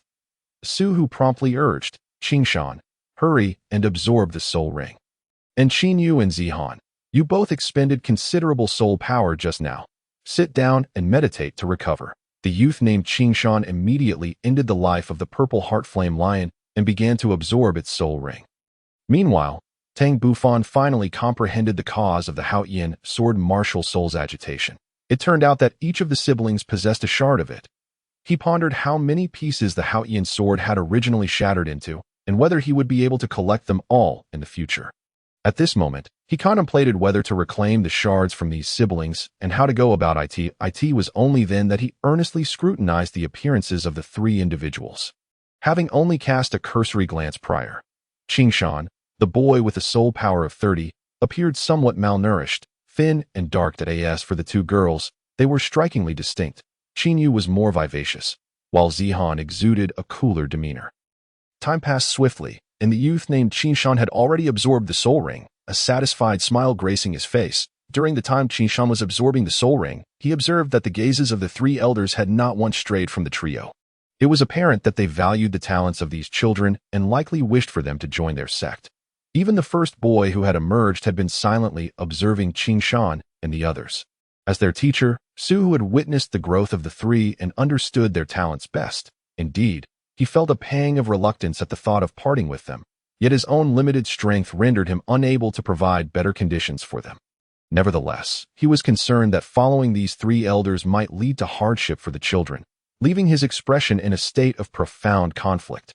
Ultimately, he gestured for the three children to approach, reasoning that they ought to be consulted regarding their opinions. Qingshan, Qinyu, and Zihan approached with a sense of trepidation, uncertain of the reason for their teacher's summons. The second elder regarded the trio with admiration. His tone gentle as he inquired, young ones, would you be willing to join our sect? The three youths exchanged startled glances, instinctively looking towards their teacher. Esteemed elders, may I inquire which sect you belong to? What benefits might we receive should we join your ranks? Are there any limitations? Will we receive focused training? Suhu rapidly posed several questions in succession. The fourth elder chuckled. It is good to have a discussion. As long as you three join our sect, you will enjoy the same privileges as our inner disciples, and our sect is quite liberal, generally imposing few restrictions. The only condition is loyalty to the sect. Should you betray us, you would undoubtedly face the wrath of the entire sect. Furthermore, I assure you that upon your joining, your families may relocate near the sect and receive our protection. Suhu felt greatly tempted by this offer. It was indeed an excellent proposition, yet the name of the sect was still unmentioned. The fourth elder seemed to discern the confusion in Suhu's eyes, and as his lips moved, the words Haotian Sect reached Suhu's ears. His expression shifted dramatically. He had not anticipated that these individuals hailed from the Haotian Sect. This was the foremost sect in the world, and even in its current seclusion, it still boasted two titled Douluos. With its long-standing heritage and profound foundations, it was undoubtedly an excellent opportunity. After a moment of contemplation, Suhu called the three aside. Ultimately, this was a matter that concerned the children themselves. Whether or not to join the Haotian Sect was theirs to decide. As for Tang Bufan, though somewhat taken aback, he found the situation advantageous, as it would facilitate his future retrieval of the Haotian sword shards. Chapter 30. The Gamble, Part 1. Qingshan, Qingyu, and Zihan, listen closely. These esteemed elders recognize your talents and wish to cultivate you. You need not worry about a lack of guidance in your training from this point forward. The three youths exchanged knowing glances. As commoners, they had long understood the truth that nothing comes without cost. Teacher, what price must we pay? Suhu sighed, his tone serious as he explained. There are indeed conditions, namely, that you join the sect of these three elders and abide by its rules. Remaining loyal to the sect. After a brief pause, Suhu continued, the sect of these esteemed elders is powerful and has a rich tradition. Should you join, you will have access to ample training resources, assistance in hunting soul beasts, and preferential selection in soul ring pairing, allowing you to maximize your potential. That he concluded. Now, I have laid out the pros and cons thoroughly. The decision to join rests entirely with you. Furthermore, the elders mentioned that if you choose to join, you may bring your parents along. With that, Suhu fell silent and walked towards the second elder and the others, granting the three children a moment of solitude. Truth be told, he sincerely hoped for the trio to join the Haotian Sect. Although it might mean a binding commitment to the sect, the benefits would undoubtedly outweigh the drawbacks. Once Suhu departed, the three fell into contemplative silence. Qingshan turned to Zihan. What are your thoughts? A flicker of determination appeared on Zihan's delicate face. Brother Qingshan, I wish to grow stronger, that I seek to uncover the origins of our Yi family. A dream that has persisted through generations. Only by joining a sect can I expedite my growth. Qingshan's expression shifted slightly, and he sighed inwardly, realizing that Yi Zihan was inclined to join. However, he was reluctant to relinquish such an exceptional partner and couldn't help but urge her. Zihan, Qingyu, and I can assist you. There is no need to align with the sect. Joining a powerful faction would greatly restrict our freedom. Yi Zihan regarded him with an expression that Qingshan found inscrutable. Brother Qingshan, your and Qingyu's talents are indeed formidable, even potentially leading to becoming titled Douluos. Yet without a backing, we cannot safeguard the soul beasts we require, nor secure suitable soul rings. How can we discuss the future? If it weren't for the assistance of these three esteemed elders today, do you think you could have absorbed the soul ring of the purple heart flame lion? Qingshan was momentarily taken aback. Though reluctant to admit it, the reality was indeed as she stated. Had it not been for Tang Bufan's intervention, he would have had no chance to absorb the soul ring. His hesitation to join stemmed from the mysterious shard he possessed. For they believed that with its aid, they could surely ascend in the future. Yet he overlooked the fact that he was merely a commoner, lacking any supporting power, making it exceedingly difficult to rise. At that moment, the second elder spoke. Young ones, have you given this serious consideration? Qingshan, Qingyu, and Yi Zihan realized they had kept the esteemed elders waiting and hurriedly approached. What is your decision? The second elder inquired kindly. Yi Zihan stepped forward, stating, Elder, I wish to join the sect, but may I bring my parents with me? Certainly, that is no problem. The second elder contemplated briefly before his gaze shifted to Qing Shan and Qing Yu. Filled with anticipation, Qing Shan's expression exhibited some conflict. After contemplating, he ultimately declined the second elder's offer. "Elder, I am truly sorry, but my sister and I do not wish to join the sect at this time." Disappointment flickered across the faces of the second and fourth elders. Just then, Tang Bufan's voice cut through. "Short-sighted fools. Were it not for our assistance, you wouldn't even be able to secure a soul ring. Do not presume that possessing a top-tier martial soul like the Qilin guarantees your ascent to strength. Do you believe that even if you two joined forces, you could defeat me?" Qing Shan's anger flared. He felt insulted by someone younger than himself. Even Qing Yu, standing beside him, shot an irate glance at Tang Bufan. The three elders exchanged knowing glances, a smile of intrigue passing between them. Tang Bufan continued. "You appear unconvinced. Shall I provide you with a demonstration today to dispel your delusions of grandeur?" Qing Shan felt a sense of indignation wash over him, feeling belittled, and his sister was similarly insulted. At only 12 years of age, he had already reached level 30, and after absorbing the soul ring, he was now at level 31. With such talent, he had every right to take pride in himself. Since beginning his training, he had not encountered a peer capable of matching him, and even those a few years older rarely posed a challenge, let alone this evidently younger boy before him. Thus, he retorted boldly, "Who is afraid of whom? I can handle you easily without needing my sister's help." Tang Bufan dismissed him nonchalantly. "You alone are far too weak. You might want to enlist your sister to last a little longer." Tang Bufan's arrogant tone infuriated Qing Yu, who exclaimed, "Brother, let us do as he wishes and teach him a lesson together." The verdant mountains were stirred with anger, and Qing Shan nodded vigorously. A mysterious smile graced Tang Bufan's face as he spoke. "Before we engage, would you care to wager with me?" At this moment, Qing Shan had regained some composure, feeling as though he and his sister were being led by the nose. However, united with his sister, he was confident that they could not possibly lose to an opponent younger than himself. Thus, Qing Shan boldly inquired, "What shall we wager?" "Quite simply, if you win, I shall ensure that the elders agree to provide you with all the resources for your cultivation free of charge. Conversely, should you lose, you must join our sect." Tang Bufan articulated slowly that a glint of determination sparkled in Qing Shan's eyes. Such a seemingly foolproof opportunity was impossible to decline. Beside him, Su Hu was left in shock, glancing at the three elders who appeared utterly unconcerned. How is this possible? Could this child truly defeat Qing Shan and Qing Yu? He was acutely aware of Qing Shan's prowess and could not fathom a peer triumphing over him. Even if the opponent hailed from the world's foremost sect, especially given his younger age and the fact that he faced two adversaries. Taking a deep breath, Qing Shan nodded firmly. Tang Bufan chuckled, seeing that the bait was taken. "Ah, you wish to challenge me? Allow me to impart a lesson today, lest you find yourselves taken advantage of by others in the future." The second elder and his companions swiftly cleared a space for the impending duel. With a fierce roar, Qing Shan unleashed a blazing red light from his brow, flames dancing around him, culminating in a fiery mark appearing on his forehead. In the next moment, 2 yellow and 1 purple soul rings ascended from beneath him. Then, his right arm transformed into a robust Kirin arm, covered in scales, enveloped by swirling flames, embodying a complete beastly transformation. Simultaneously, his 3 soul rings adorned his right arm, indicating that his first 3 soul abilities would be executed from there. "I am Qing Shan, a 31st level powerful assault-type spirit master. I humbly seek your guidance." Chapter 31. The Wagering Battle, Part 2. Tang Bufan was slightly taken aback, but remained unfazed, shifting his gaze toward Qing Yu.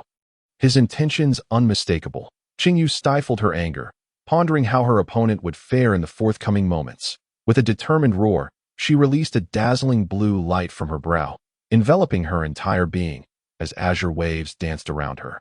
With a watermark forming on her forehead. Unlike Qing Shan, she beastified her left arm, which was cloaked in deep blue scales, adorned with 2 yellow soul rings, indicating they both employed their arms to unleash soul abilities. One commanded fire, while the other commanded water. This promised to be intriguing. That I am a 22nd level powerful assault-type spirit master, and I seek your guidance. Seeing this, Tang Bufan resolved to reveal his own martial spirit. Intending to broaden their horizons to in the next instant, a layer of purple-black radiance enveloped Tang Bufan's left hand, forming a hammer of purple and black, his Haotian hammer, followed by 2 purple and 1 black soul rings rising from beneath him. I am a 40-level powerful assault-type spirit master, and I humbly seek your guidance to in the arena. Aside from the second elder and the 3 others, Qingshan and his sister, Su Hu, and Yi Zihan were rendered completely speechless. The sheer terror of Tang Bufan's 40-level soul power was eclipsed only by the 3 soul rings that defied their imagination, leaving them breathless. Is it possible for the first soul ring to bestow the power of a 1,000-year soul ring?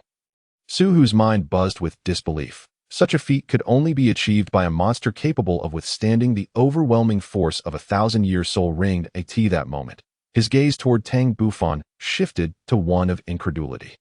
No wonder Tang Bufan had previously spoken so boldly. He truly possessed formidable strength. That it seemed that without joining Haotian Sect, Qingshan and Qingyu had no other options. Although Tang Bufan bore only 3 soul rings, their quality far surpassed that of Qingshan and his sister, rendering the outcome of this battle all but inevitable. The 2nd, 4th, and 7th elders were pleased with Su Hu's reaction. This was the effect they desired. Qingshan and Qingyu exchanged bitter smiles, fully aware that they had been ensnared by this detestable opponent. Yet, they had no intention of conceding, for they possessed a secret weapon. Tang Bufan, observing the seemingly defiant Qingshan siblings, smiled slightly. What is this? Are you two not planning to surrender outright? Do you perhaps have a trump card to contend with me? With a huff, Qingshan retorted, we shall see. Then, under Tang Bufan's watchful eye, both Qingshan's right arm and Qingyu's left arm ignited simultaneously. They began to jog rhythmically before colliding together. The red flames and blue waters combined in a wondrous display, forming a colossal kirin. Its eyes ablaze with fury, unleashing an invisible momentum that enveloped Tang Bufan, rendering him immobile. The 3 observing elders could not suppress their exclamations. Oh no, a martial spirit fusion technique. At that moment, victory graced the faces of Qingshan and Qingyu as they declared in unison. Water and fire impact wave. In the next instant, the red-blue kirin unleashed a wave of energy toward Tang Bufan, a strange mixture of searing heat and chilling cold emanating from the blast. Faced with the sheer might of the martial spirit fusion, Tang Bufan's brow furrowed slightly. The great Zhou Tian Hunyuan technique surged within him, awakening the golden spirit in his mind, coupled with his 40-level soul power. It erupted instantaneously, breaking through the kirin's formidable aura in the astonished gaze of Qingshan and Qingyu. At that moment, the water and fire impact wave closed in on Tang Bufan. A miracle unfolded as his figure blurred. And in the next instant, he sidestepped several meters away, narrowly evading the terrifying strike. Upon striking the ground, the wave did not explode but splashed outward like a cascading stream, scorching the earth into ashes and forming ice where it passed. Its power was exceedingly fearsome.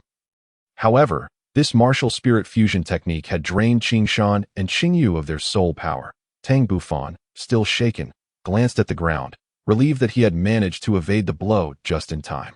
Otherwise, he would have suffered grievously. The 2nd elder and his companions breathed a sigh of relief. Tang Bufan observed the exhausted Qingshan and Qingyu, a devilish grin playing on his lips. In the next moment, he extended his thunder domain toward the siblings, and a flurry of lightning flickered, causing them to tremble uncontrollably before succumbing to unconsciousness. Tang Bufan withdrew his Haotian hammer, his taut nerves gradually easing.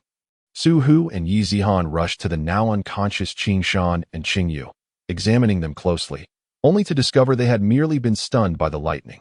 Half an hour later, Qingshan and Qingyu awoke. Bewildered as they surveyed their surroundings, it took them a while to comprehend that they had lost to that young man. Tang Bufan approached them, speaking lightly. You must be Qingshan and Qingyu. Welcome to our Haotian Sect. Feeling somewhat dejected, Qingshan replied, Rest assured, my sister and I will honor our wager and join your sect. However, we must return home first to inform our parents of this matter. A satisfied smile spread across the 2nd elder's face. Of course, first, you shall replenish your soul power, and then we will accompany you to hunt soul beasts. Once this expedition concludes successfully, we shall return home with you. As Qingshan regarded the amiable 2nd elder, he couldn't help but feel that joining the sect might not be such a bad idea, especially since they would not be separated from Zihan. Another half hour passed, and Qingshan and Qingyu finally restored their soul power. The group of 7 then embarked deeper into the forest. While Su, who had long since departed, died in a certain area on the outskirts of the Stardow Forest, the headmaster of the Fire Academy earnestly addressed his twin children. Wu Shuang, Hu Wu, upon your return to the academy, you must strive even harder in your training. Fire Wu Shuang's eyes still held a glimmer of reluctance. Father, that purple-hearted blazing lion was such a pity. It fell into the hands of that commoner. Fire Tian could only shake his head. I understand your frustration, but as your father, I am powerless. In the world of spirit masters, strength reigns supreme. Those 3 elders were overwhelmingly powerful, and there was nothing I could do. Enough of this. You saw the strength of those commoner youths. They are several years younger than you, yet their soul power is not inferior to yours. Upon your return, temper your noble attitudes and focus on your training. Fire Wushuang clenched his fists quietly. Hu Wu then asked softly, Father, which faction do you think those individuals belong to? Fire Tian paused for a moment, muttering to himself, in this continent, very few factions can present at least 3 soul saints at once. Moreover, their soul power is so formidable, and they seem reluctant to disclose their origins. Dai Ti could only point to one possibility. Haotian Sect. Fire Tian chuckled wryly, even if he had guessed their identities. What could he do? Should he report to the Spirit Hall? Haotian Sect was not a force that the Fire Academy could afford to offend. Shaking his head, Fire Tian set aside the matter. Preparing to return to the Fire Academy with his son and daughter. Chapter 32. The Purple-Winged Tiger King. Deep within the Stardow Forest, for young boys, aged around 11 or 12, were engaged in a fierce battle with a formidable soul beast. This soul beast emanated a dark aura of soul power, clearly indicating its cultivation level exceeded 10,000 years. Among the 4 boys, 3 stood at the periphery assisting, while the one truly confronting the beast was a boy clad in gray. Indeed, these 4 were Tang Bufan, Qingshan, Qingyu, and Yi Zihan. On this occasion, Tang Bufan did not request the elder's assistance, but chose to confront the Purple-Winged Tiger King personally. This Purple-Winged Tiger King had nearly reached 30,000 years in cultivation, boasting immense power. Not only could it unleash devastating lightning shockwaves, but its limbs were also robust and capable of flight, making it a challenging opponent. Consequently, Tang Bufan was compelled to summon all his strength. Apart from not utilizing the skills of his 2 soul bones, he employed nearly all his techniques. It was precisely due to this that the 3 observing elders and Qingshan, Qingyu, and Yi Zihan were profoundly astonished. The power Tang Bufan exhibited had already surpassed that of the Soul Sect. The chaotic wind hammer technique unleashed unimaginable might in Tang Bufan's hands. Initially, the Purple-Winged Tiger King could suppress Tang Bufan due to its formidable physique and soul power advantage.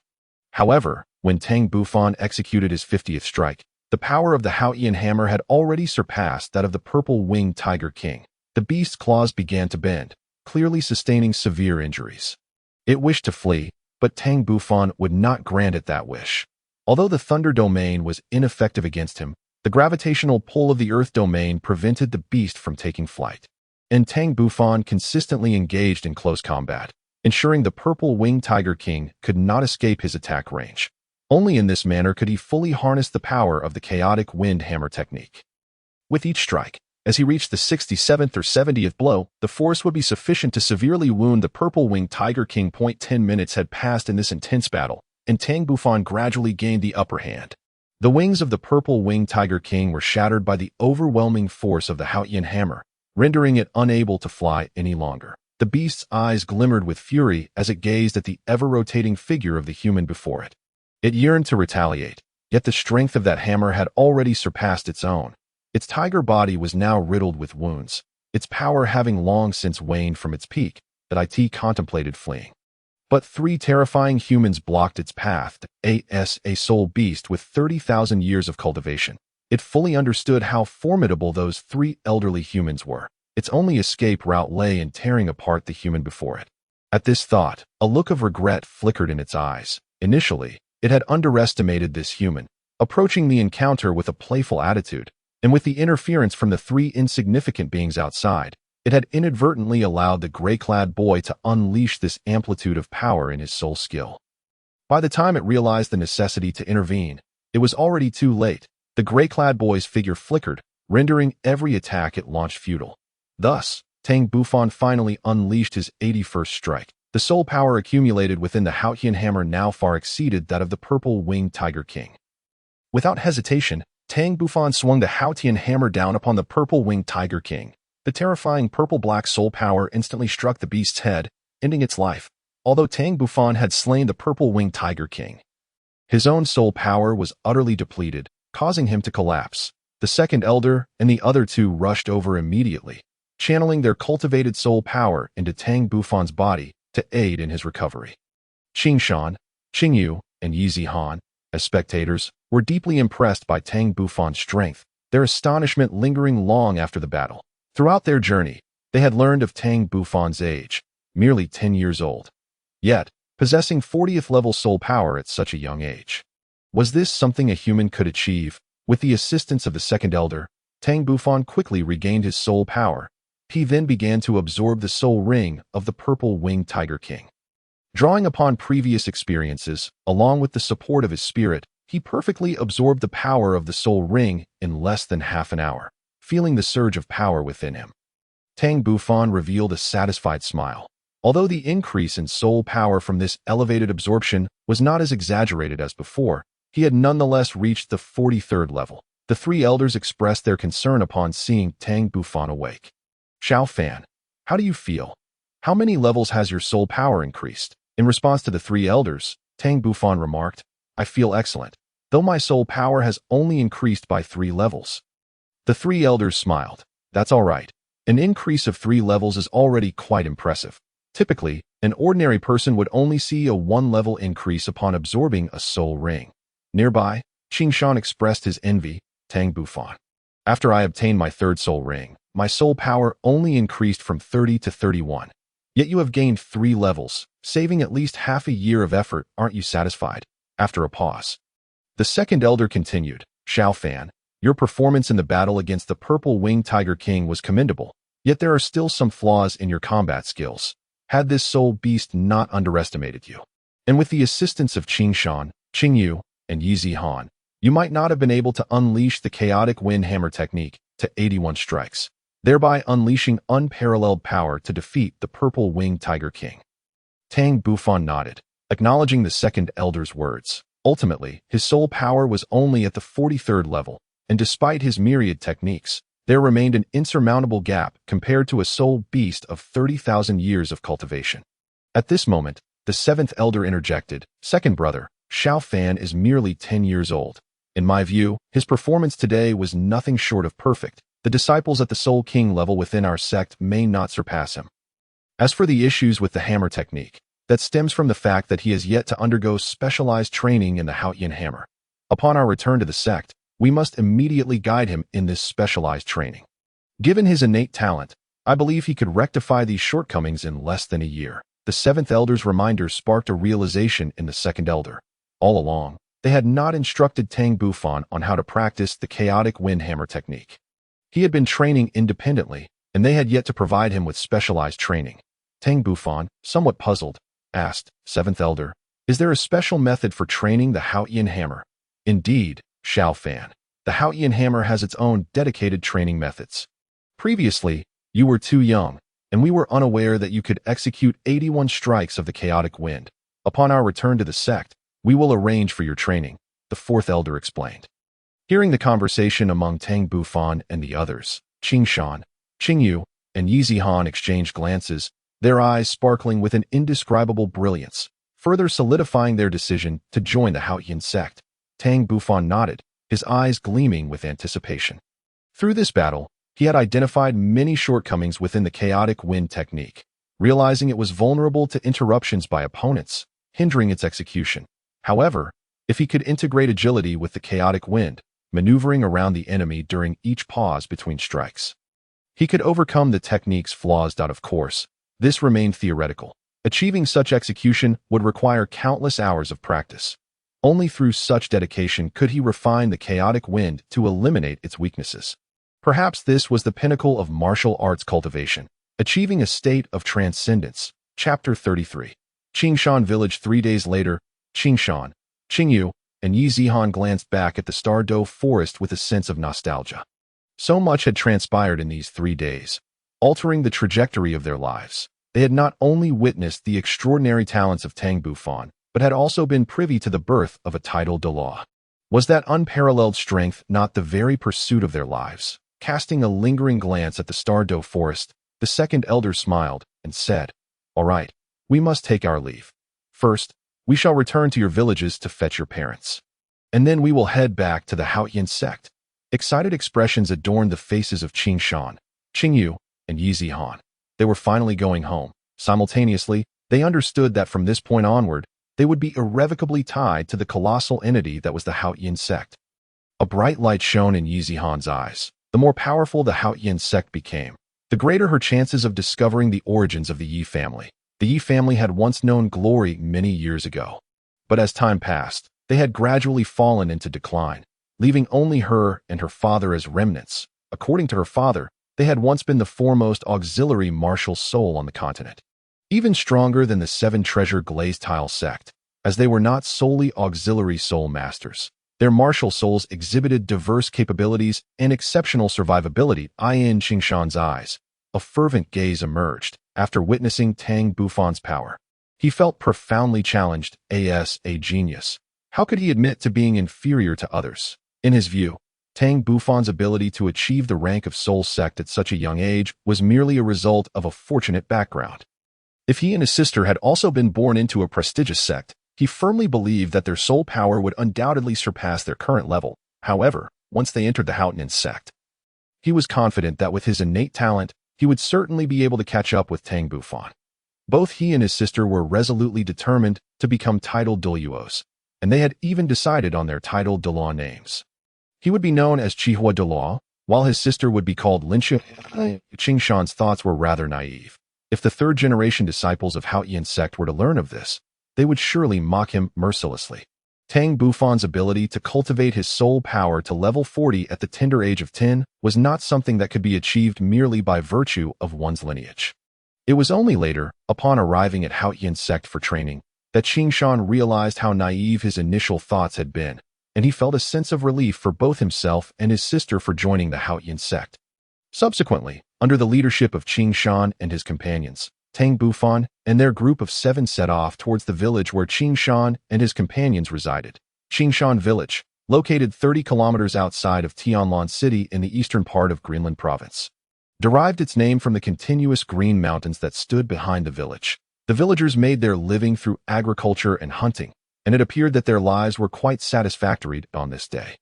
2 horse-drawn carriages slowly entered Qingshan Village, one heading towards the Qingshan residence and the other towards the Yi residence, creating quite a stir throughout the village. The Qingshan family resided on the eastern side of the village, while the Yi family, specifically Yi Zihan's household, was located on the western side. Thus, the 3 elders divided their tasks. The second elder and Tang Bufan proceeded to the Yi residence, while the 4th elder and 7th elder went to the Qingshan household. On the western side of the village, 4 earthen houses stood there, with wisps of smoke curling up from their rooftops. As soon as the carriage arrived at the Yi Zihan's courtyard, she excitedly dashed into the house. The second elder and Tang Bufan did not alight from the carriage, but allowed Zihan sufficient time to converse with her parents. Inside the carriage, the second elder gazed at Tang Bufan with a knowing expression. "Xiaofan, what do you think of Yi Zihan's martial soul?" Tang Bufan was somewhat perplexed by the second elder's question, but upon first witnessing Yi Zihan's martial soul, he had immediately thought of the Mist Temple in the Misty Forest. Wondering what connection existed between the two, that after pondering for a moment, Tang Bufan articulated his thoughts. "I believe this Mist martial soul possesses tremendous potential. It can be used to confuse the opponent's vision during battle. And if toxins were to be added to the mist, its lethality would be truly terrifying. Moreover, the mist also provides excellent cover, although I have not yet thought of anything else." The second elder nodded. "Your analysis is astute. Precisely because this martial soul has immense potential, the 3 of us elders have decided to absorb her into our sect at the earliest opportunity. If nurtured well, she could potentially become a titled Douluo of the auxiliary system in the future." At this point, the second elder couldn't help but sigh. "Though our Haotian sect is powerful, we have always faced a significant flaw, a lack of sustained combat capability. If we had a titled Douluo of the auxiliary system to support us, our offensive power would increase to unimaginable levels. Speaking of which, the 7 Treasure Glazed Tile sect would indeed be a superb choice. But regrettably, no matter how they cultivated, they could never become soul Douluos. If the 7-treasure glaze tile could break through this limitation and transform into the 8-treasure glaze tile, or even the 9-treasure glaze tile, the auxiliary capabilities would be beyond imagination. A contemplative light sparkled in Tang Bufan's eyes. Second Elder, are you suggesting that the 7-treasure glaze tile martial soul has a flaw, which is why they cannot break through the soul sage realm? Yes, that is indeed our belief. Otherwise, why would a top-tier auxiliary martial soul be unable to surpass the soul sage realm? The Second Elder responded with certainty. Observing the Second Elder, Tang Bufan suddenly said, Second Elder, if we were to master a method to compensate for the flaws of the 7-treasure glaze tile martial soul, would it be possible for the 7-treasure glaze tile sect to fully support our Haotian sect's resurgence? They are quite wealthy, and I believe they could easily provide all the resources we need to rebuild our sect. The Second Elder's face displayed astonishment, clearly taken aback by Tang Bufan's words. After a long pause, he regarded Tang Bufan with a serious expression, knowing that this child never spoke without reason. Xiaofan, you've never even seen the 7-treasure glaze tile martial soul. Do you truly have a way to resolve their martial soul's flaws? Tang Bufan understood the Second Elder's concern and explained, I am 50% confident that I can evolve the 7-treasure glaze tile martial soul into the 9-treasure glaze tile. However, it may take some time before we see results. The Second Elder inhaled deeply. Very well, let us set this matter aside for now. There are too many implications involved. We shall discuss it in detail upon our return to the sect. Just then, Yizihan appeared, seemingly having persuaded her parents, and was ready to embark with them to the Haotian Sect. She approached the carriage, saying, Second Elder, my parents have agreed to let me join the Haotian Sect. We can depart now. The Second Elder smiled and nodded, signaling for Yizihan's parents to board the carriage. Yizihan's father was a middle-aged man in his 30s, exuding a polite demeanor and an air of nobility. And he was also a soul master with a soul power level in the 20s. In contrast, her mother was an ordinary person, yet she was quite beautiful. Chapter 34. Exposed movements on the eastern side of Qingshan village.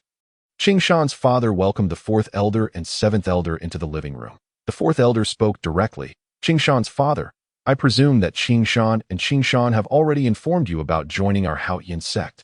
As our sect is currently in seclusion, their departure may take several years to prevent you from being separated. I have promised them that I would bring you back to the Haotian Sect, allowing you to care for them at any time. Qingshan's father was a simple and honest middle-aged man, and after hearing the 4th Elder's words, he hesitated slightly. Respected elders, my wife and I have lived here for many years. It is indeed hard to part with this place. Moreover, we are uncertain if we can adapt to a new environment, as we are not familiar with everything around us. The 4th Elder reassured him. You need not worry. Our Haotian Sect disciples are open-minded and easy to get along with. For safety's sake, you should come with us. Qingshan and Qingshan naturally did not wish to be separated from their parents and also urged them.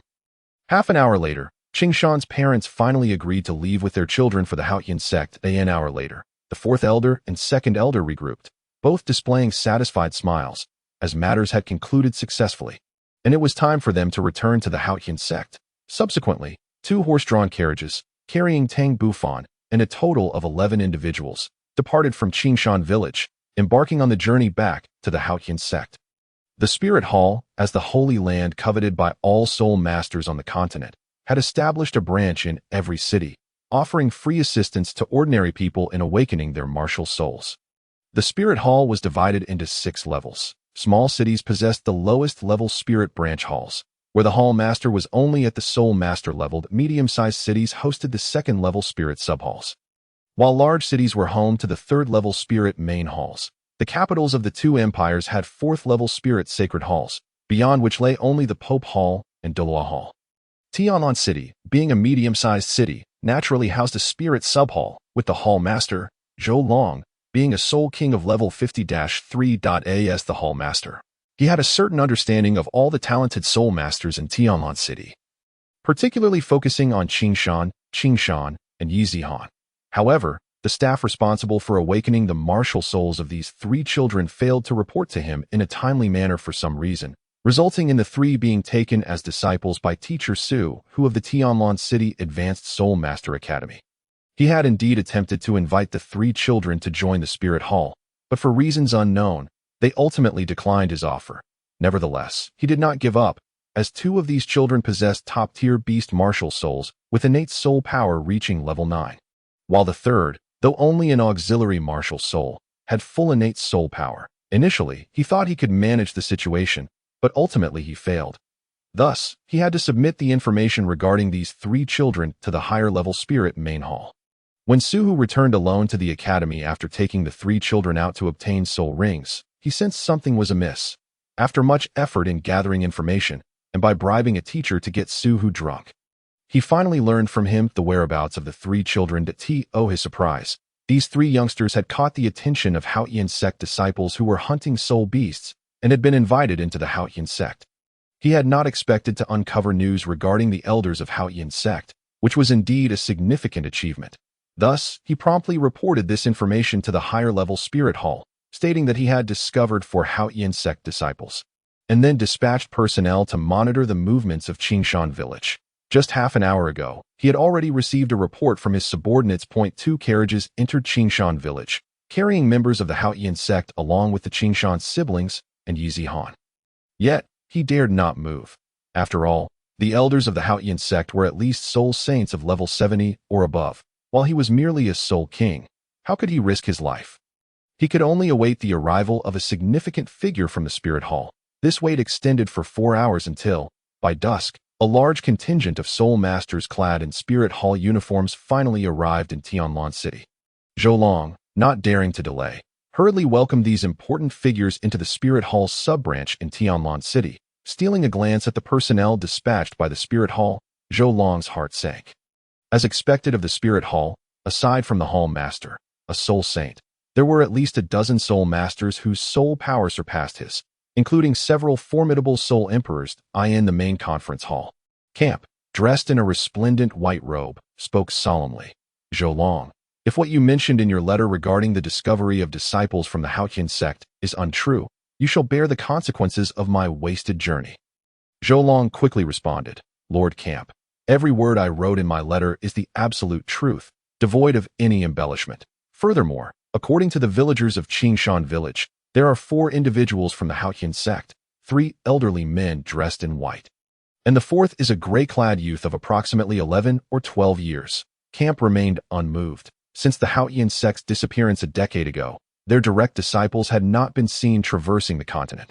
Zhou Long, I ask you, how do you know they are disciples of the Haotian Sect? Did you happen to witness their Haotian hammer martial soul? Camp's tone grew sharper. Zhou Long felt beads of sweat forming on his forehead.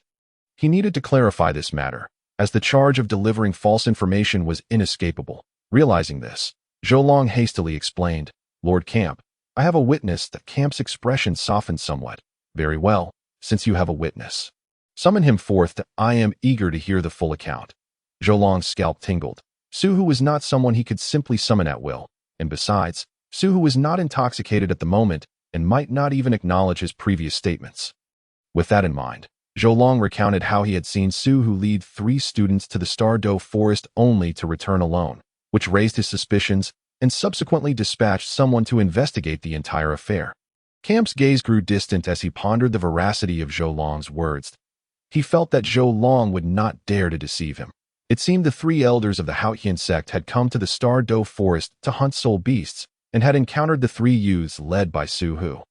Upon discovering the talents of these youths, the elders decided to recruit them into the Haotian Sect and subsequently took their parents away upon returning to Qingshan village, having pieced together the entire incident. Camp's expression darkened. Zhou Long, I will send several soul emperors with you to bring Suhu here that I wish to interrogate him personally. Chapter 35. The Golden Generation of the Spirit Hall. After Tang Bufan and his companions departed from Qingshan village, they traveled northward, expecting to reach their sect in about 7 or 8 days. Inside the carriage, Tang Bufan furrowed his brow, a hint of confusion gleaming in his eyes, the moment they entered Qingshan village. He sensed the presence of soul masters lying in ambush along both sides of the road. Initially, he did not believe these soul masters were targeting them, as no one knew their identities. If they were not after them, then they must be after the Qingshan trio. However, logically speaking, no one should have known their identities or whereabouts, except for Suhu, their teacher, who, as an educator, surely would not dare to disclose their movements. Was there something unfolding that they were unaware of? At that moment, the voice of the second elder echoed in Tang Bufan's ears. Xiaofan, you two have sensed the soul masters tailing us. Haven't you, Grandpa Second Elder? What is happening? Our identities must have been exposed. The spies outside are all lackeys of the Spirit Hall. It seems someone has leaked information to them. Grandpa Second Elder, are you suggesting that Su Hu, our teacher, betrayed us? Surely he would not dare to offend us. You need not worry about these matters. Tianlan City is merely a medium-sized city, and the forces the Spirit Hall can muster are limited. Even if they pursue us, it would only lead to their demise. We must hasten our return to the Haotian Sect to avoid unnecessary trouble. Shortly thereafter, the seventh elder swiftly dealt with the pursuing spies from the Spirit Hall. And they took an alternative route. In a certain cell of the Spirit Hall in Tianlan City, Camp coldly regarded Su Hu before him. So, you are Su Hu. Reveal the identities of those Haotian Sect disciples, and I may allow you to leave. Su Hu's eyes brimmed with terror and confusion. He had never anticipated the Spirit Hall would act so ruthlessly, coming to the academy to apprehend individuals. And furthermore, that they were aware of Tang Bufan and his companions' identities, who had leaked the information. Seeing Su Hu's silence and his bewilderment, Zhou Long could not help but smirk. Are you struggling to comprehend how we came to know about the Haotian Sect disciples? It was you who inadvertently revealed it while intoxicated that night. Huh. You conspired with Teacher Zhang to extract information from me while I was drunk. It appears the decision for those 3 children to join the Haotian Sect was indeed the correct one. At that moment, Su Hu felt a twinge of regret for having consumed so much alcohol that night, hoping that the 3 children would remain safe. Meanwhile, Camp's eyes glinted with intensity as he regarded Su Hu. Speaking in a low voice, so, it truly was members of the Haotian Sect who took those 3 talented youths. Realizing he might not escape the Spirit Hall's grasp, Su Hu turned his head aside. Unwilling to utter another word, Zhou Long inquired of Camp. My lord, Su Hu has lost his value. Shall we deal with him directly? Camp shot Zhou Long a cold glance. Release him immediately and ensure he is safely returned to the academy.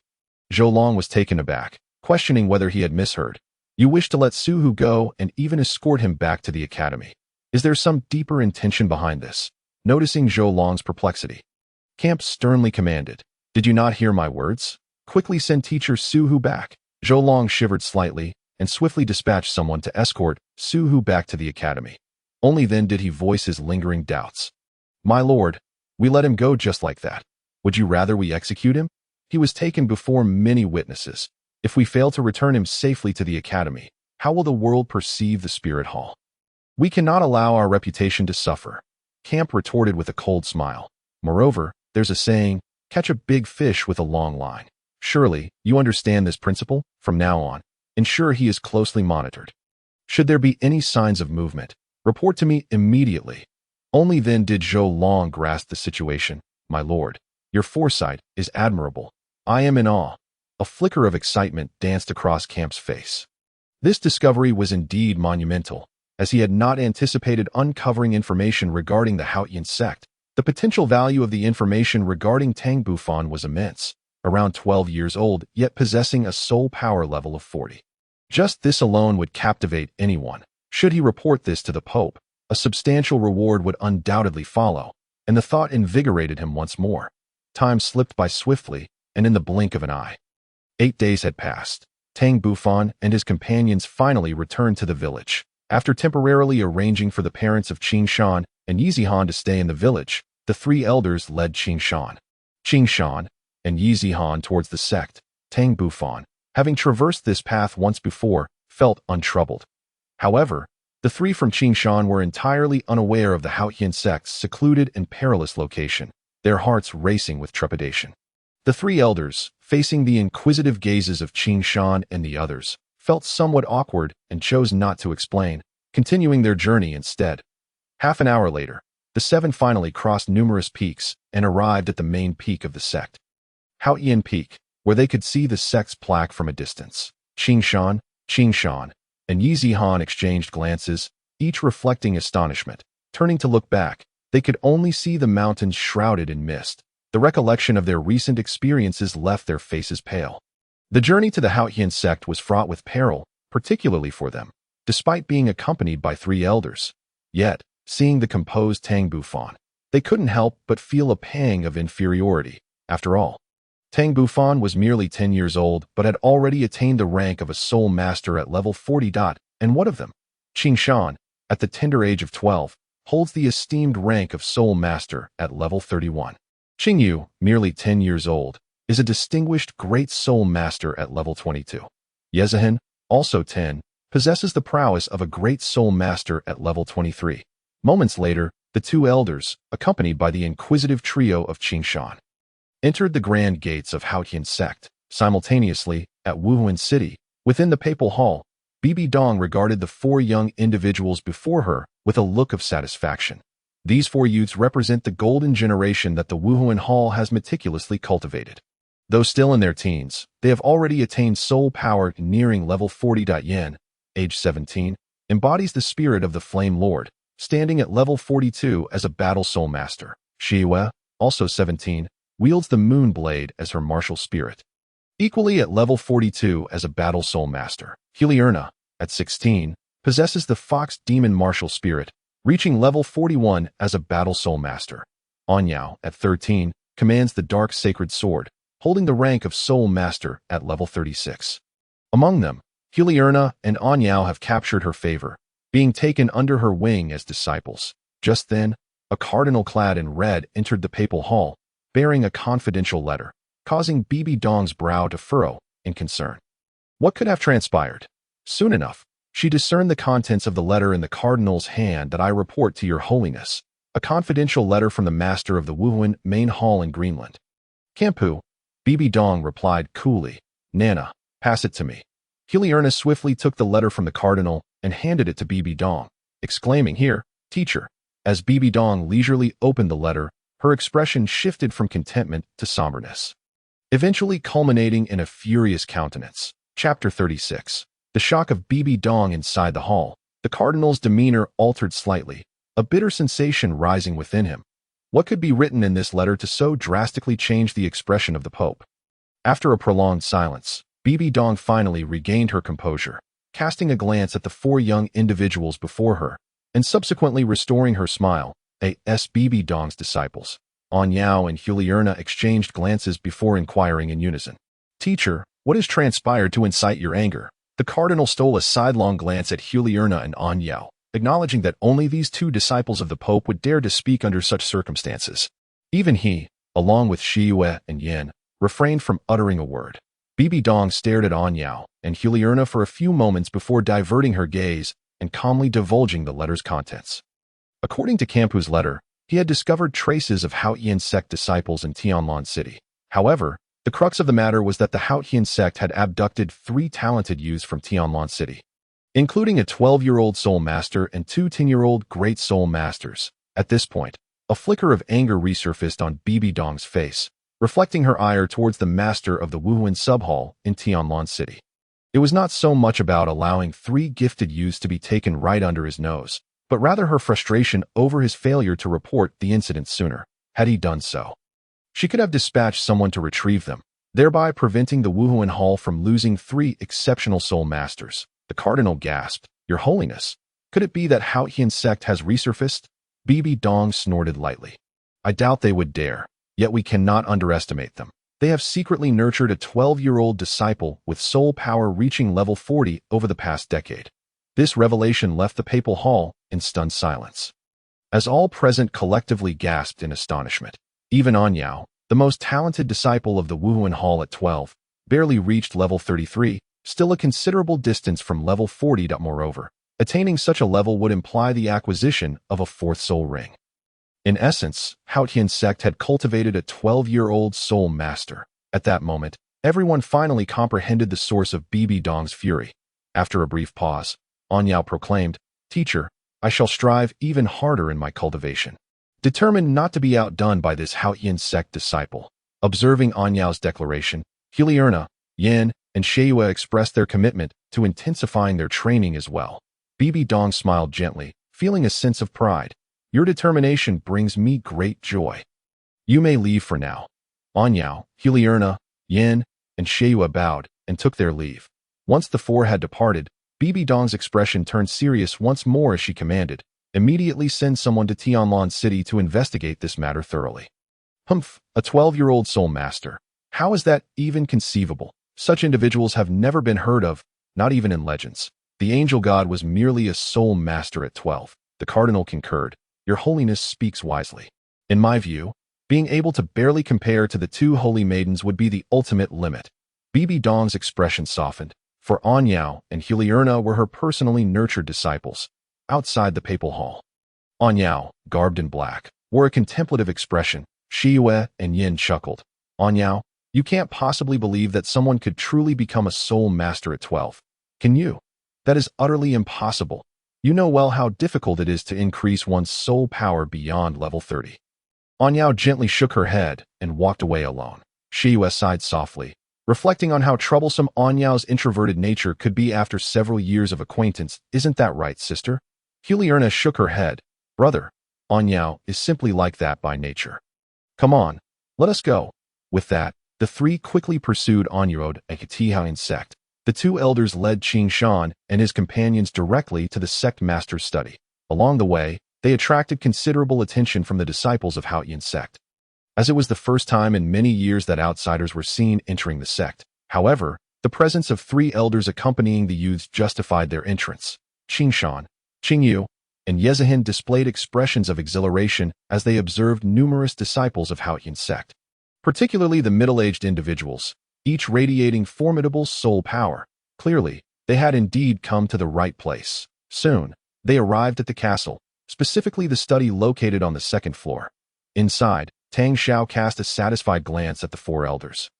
Acknowledging the birth of the third titled Douluo of Haotian Sect, he then scrutinized the trio of unfamiliar youths with curiosity. After a moment, a flicker of astonishment crossed Tang Xiao's eyes.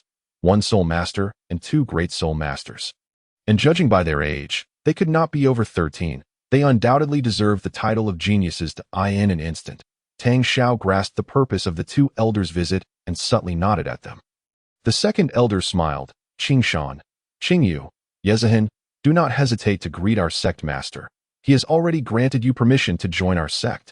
Qing Shan's eyes gleamed with fervor. Is this truly our sect master, a titled Douluo at level 96? How incredibly powerful. Although Tang Xiao merely glanced at them before returning his attention elsewhere, the aura he emanated was still palpable. The trio exchanged glances before respectfully addressing. We greet the sect master. Tang Xiao nodded in satisfaction, officially acknowledging their identities. Now that you have joined Haotian Sect, you must diligently train henceforth. Xiaofan, please take them on a tour of the sect, allowing them to acclimate to the environment. As for accommodations and other matters, I will have someone inform you shortly. Tang Bufan nodded. Sect master, I shall take them now. With that, Tang Bufan led Qing Shan and his companions away. Once outside the study, Qing Shan could not contain his excitement. Bufan, that was our sect master just now. He feels so powerful. Tang Bufan rolled his eyes. Is that not obvious? The sect master's soul power reaches level 96, far surpassing your meager abilities.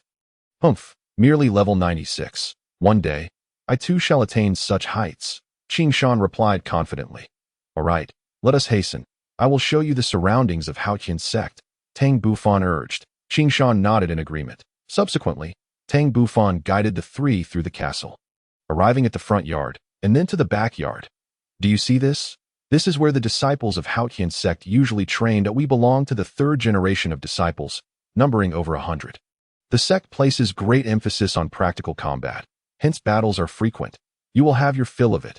Qing Shan, Qing Yu, and Yezihin's eyes sparkled with excitement upon witnessing the vastness of the backyard, which rivaled their former academy. There appeared to be at least 100 individuals, and the middle-aged men exuded a wild aura. Each had soul power that surpassed even their teacher Su Hu. Tang Bufan's arrival had already drawn the attention of these uncles and brothers, but upon realizing that these three youths were brought back by the elders, they merely gave them a fleeting glance before returning to their activities. Chapter 37. The strength of Tang Bufan in the distance. Within the training area of the second-generation disciples, Tang Zheng observed Tang Bufan and the others with a peculiar expression. Beside him, Tang Yuan jested. Little brother, your Xiaofan has returned from this trip of over half a month with quite a bounty. Not only has he acquired a fourth soul ring, but he has also brought back 2 daughters-in-law. Upon finishing his words, he couldn't help but laugh first, prompting the other brothers nearby to join in the commotion. Tang Zhong, feeling helpless, remarked, "You all, being reckless uncles, it is far too early for Xiao Fan to be considering such matters at merely 10 years of age. He should primarily focus on his cultivation. Moreover, these 3 children were brought into the sect by the second elder. They represent the fresh blood of our sect." With that, Tang Jing shifted his gaze and resumed training. At the same time, Tang Ming and Tang Feng ceased their cultivation and approached. "Big brother, you've finally returned. You've been away for over half a month." Tang Bufan chuckled. "What? Did you think I would never come back?" Tang Ming nodded seriously. He indeed harbored such a thought. That as for Tang Feng, he remained silent and observed the 3 unfamiliar youths with a cool demeanor. In Tang Feng's perception, Qing Shan possessed a soul power that surpassed his own, while the other 2 girls had soul power comparable to his, likely only in the 20s. Aware of Tang Feng's bewilderment, Tang Bufan hastily introduced them. "Tang Feng, Tang Ming, allow me to introduce you. This is Qing Shan, Qing Yu, and Yi Zihan. From now on, they will be disciples of our Haotian Sect, so please get acquainted." Tang Ming, with his gregarious nature, took the lead. "Hello, I am Tang Ming. Welcome to Haotian Sect." Tang Feng shot a sidelong glance at Tang Ming and coolly added, "I am Tang Feng. Welcome to you all." Qing Shan could easily discern that Tang Ming and Tang Feng were quite familiar with Tang Bufan. Otherwise, they would not have approached so readily to greet them. As for the other onlookers in the distance, although they were paying attention, they did not come forward immediately. Thus, he introduced himself. "Greetings, I am Qing Shan, a 31st rank battle soul sovereign with the martial soul of the Fire Qilin. This is my younger sister, Qing Yu, a 22nd rank great soul master with the martial soul of the Water Qilin. And then there is Zihan, a 23rd rank support type great soul master with the martial soul of Mist." Tang Feng and Tang Ming couldn't help but feel a bit astonished by Qing Shan's formal introduction of their identities. They hurriedly introduced their own martial souls and soul power, as it would be impolite for disciples of Haotian Sect to appear discourteous. Soon, Tang Ming and Qing Shan engaged in conversation, one being completely unaware of the sect and the other entirely ignorant of the outside world.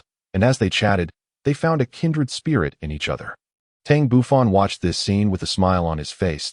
He then continued to show the 3 around Haotian Sect, moving from the back courtyard to the front yard, and then to their living quarters, while also introducing them to the sect's rules, important figures, and various points of note. Meanwhile, Tang Xiao sat with 5 elders discussing the arrangements for Qing Shan and the others. "Sect Master, that is the gist of the matter. As for the arrangements for these 3 children's parents, it is up to your discretion." Tang Xiao pondered for a moment and decided to bring their parents over. As for these 3 children, let them reside in the stone houses just like the 3rd-generation disciples. Tomorrow, I will summon all the members of the sect to hold a welcoming ceremony for them.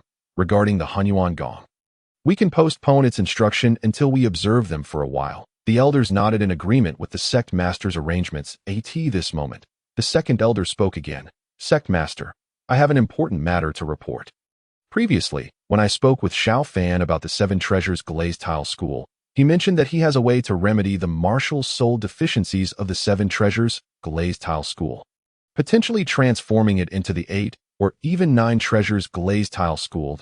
He even considered using this as a condition for collaboration with the 7 Treasures Glazed Tile School." As he spoke, the second elder's expression turned grave, and the other elders also appeared solemn. Tang Zhao's body tensed. This matter could not afford any mistakes. If what this child said were true, it could have profound implications for both Haotian Sect and the 7 Treasures Glazed Tile School. However, this involved many factors that required careful deliberation before reaching a decision. After a long pause, Tang Xiao slowly replied, "Second uncle, this matter cannot be rushed, and it is not yet our time to emerge. Allow me to contemplate it further. However, your mention of Xiao Fan's near completion of the chaotic wind hammer technique can be addressed first. From tomorrow, I will seal his soul power and personally guide his cultivation." While the elders also wished to instruct Tang Bufan, they recognized that Tang Zhao's hammer techniques were far superior to theirs. It was only fitting for him to teach Tang Bufan the path of cultivation. At midnight, Tang Bufan concluded his training and began to assess and analyze his current strength. He was now a 43rd rank soul master, possessing 2 purple soul rings and 2 black soul rings. alongside 4 soul skills. The first soul skill, Thunderbolt Force, enhances his strength by 80% while imparting a paralyzing effect, rendering opponents immobile for 3 seconds within a 3-meter radius. The second soul skill, Thunderous Might, doubles the strength increase, maintaining the paralysis ability, but expands the range to 6 meters. The third soul skill, Thunder God Shockwave, unleashes a column of lightning through the Haotian hammer, annihilating all life. The fourth soul skill, Gravity Hammer, allows him to simultaneously summon multiple Haotian hammers of immense weight to strike at foes. In addition, he possesses 2 innate domains and 3 soulbone skills. Among them, the Thunder domain underwent a miraculous transformation upon his promotion to Soul Master, forming a domain skill called Thunder Devour, capable of consuming the soul power of enemies within the domain. Naturally, the Thunder domain itself remains destructive, and its paralyzing effect has not only persisted but has been enhanced. The Earth domain similarly formed a domain skill called Clone, enabling the creation of an Earth puppet of equal soul power. Notably, the soul bone on his forehead absorbed the thunderous energy from the phoenix wings, resulting in a new skill called Sky Thunder, which emits a column of lightning with formidable destructive and paralyzing capabilities, and this ability can stack with soul ring skills.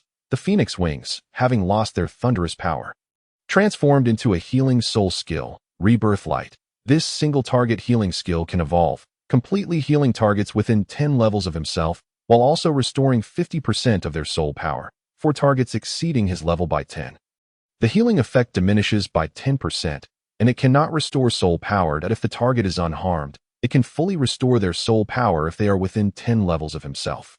Each 10-level exceedance reduces the healing effectiveness by 10%. The final skill is the Eye of Insight, which can pierce through all illusions and emit a beam of light that can attack both the opponent's sea of consciousness and tangible objects.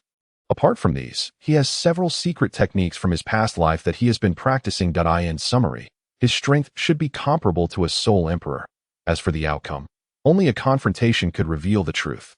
Chapter 38, A Year of Special Training, Part 1. At the break of dawn, Tang Bufan arrived at the back courtyard of Haotian Sect to commence his training. After he finished, he noticed Qing Shan had just awoken. Observing Tang Bufan drenched in sweat, Qing Shan's heart sank. He questioned himself, having deemed himself diligent for rising before 8 to train. Could this fellow, 2 years his junior, have risen even earlier to practice? Bufan, have you just finished training? Tang Bufan replied nonchalantly. I just concluded my training. You 3 should gather in the front yard after breakfast. Today, the sect master will hold a simple welcoming ceremony for your official induction into Haotian Sect. With that, he returned to his room to freshen up. Qing Shan's expression soured. He began to understand why Tang Bufan's soul power was so formidable. At that moment, several disciples of Haotian Sect returned to the stone houses, all drenched in sweat. Among them were Tang Ming and Tang Feng. Qing Shan quickly called out to Tang Ming. Tang Ming, do all disciples of Haotian Sect rise this early to train? Early? Big Brother has already completed 2 hours of training every morning. While we may not rise as early as him, we still manage to train for an hour. All right, we should head back to wash up. Tang Ming replied with a peculiar expression before heading back with Tang Feng. Taking a deep breath, Qing Shan realized that he would need to rise earlier each day to train if he were to hope to catch up with Tang Bufan, let alone Tang Ming and Tang Feng, who could potentially surpass him. An hour later, in the front yard of Haotian Sect, Tang Xiao spoke in a deep voice. The purpose of gathering everyone today is solely to welcome these 3 talented youths and their parents into our Haotian Sect. Afterward, Tang Xiao signaled for Qing Shan and the others to step forward. After briefly introducing their identities, they returned to the ranks. The courtyard soon erupted with enthusiastic cheers. Following this, Tang Xiao announced the dismissal, leaving only Tang Bufan. Tang Xiao chuckled lightly. Xiao Fan, I've heard that you can now successfully perform 81 strikes of the chaotic wind hammer technique. Would you demonstrate it for me? Tang Bufan hesitated slightly. Here, Tang Xiao was momentarily taken aback. Let us go to the back courtyard. In the backyard martial arts arena, Tang Bufan summoned the Haotian hammer and began to practice the chaotic wind hammer technique. 1 strike, 2 strikes, and soon he executed 20 strikes in succession, each movement flowing seamlessly into the next. This exceptional hammer technique left the surrounding disciples of the Haotian Sect feeling embarrassed. Even Tang Xiao couldn't help but nod in approval. At such a young age, This level of mastery was truly unparalleled throughout history. As the chaotic wind was unleashed, Tang Bufan appeared to enter a wondrous state. His energy coalesced, and the Haotian hammer felt increasingly as if it were an extension of his own body. Beside him, Tang Zhao's eyes sparkled with admiration as he observed Tang Bufan with growing satisfaction. The third-generation disciples could not discern much. They merely noted the fluidity with which Tang Bufan executed the chaotic wind. However, the second-generation disciples possessed a keener insight, especially those who had attained the soul sage level, each displaying a look of incredulity. This state Tang Bufan had reached was known as the unity of man and weapon, wherein one could unleash the full potency of their weapon spirit. Typically, this enlightenment could only be achieved after reaching level 70 and mastering the true form of the weapon spirit. To their astonishment, Tang Bufan had entered this state while still in the soul sect realm. His ability to temporarily attain this state was significantly influenced by his past life, having trained in swordsmanship since childhood. He had once reached a state of unity with the sword through sheer dedication. However, he had not fully mastered this realm in his previous life, which limited him to occasional moments of oneness. In this life, after years of practicing the Haotian hammer and drawing upon the foundation established in his previous existence, he finally triggered this remarkable state. The disciples of the Haotian Sect were entranced as they watched Tang Bufan perform the chaotic wind. And soon he executed 81 strikes, with the soul power within the Haotian hammer reaching its zenith. With a single mighty blow, he struck a massive boulder, shattering it into dust and creating a crater several meters wide in the ground. Witnessing this terrifying destructive power, the third-generation disciples gazed at Tang Bufan with even greater awe, far surpassing their previous encounters with Tang. Long after this display, Tang Bufan sat down, closed his eyes, and began to contemplate.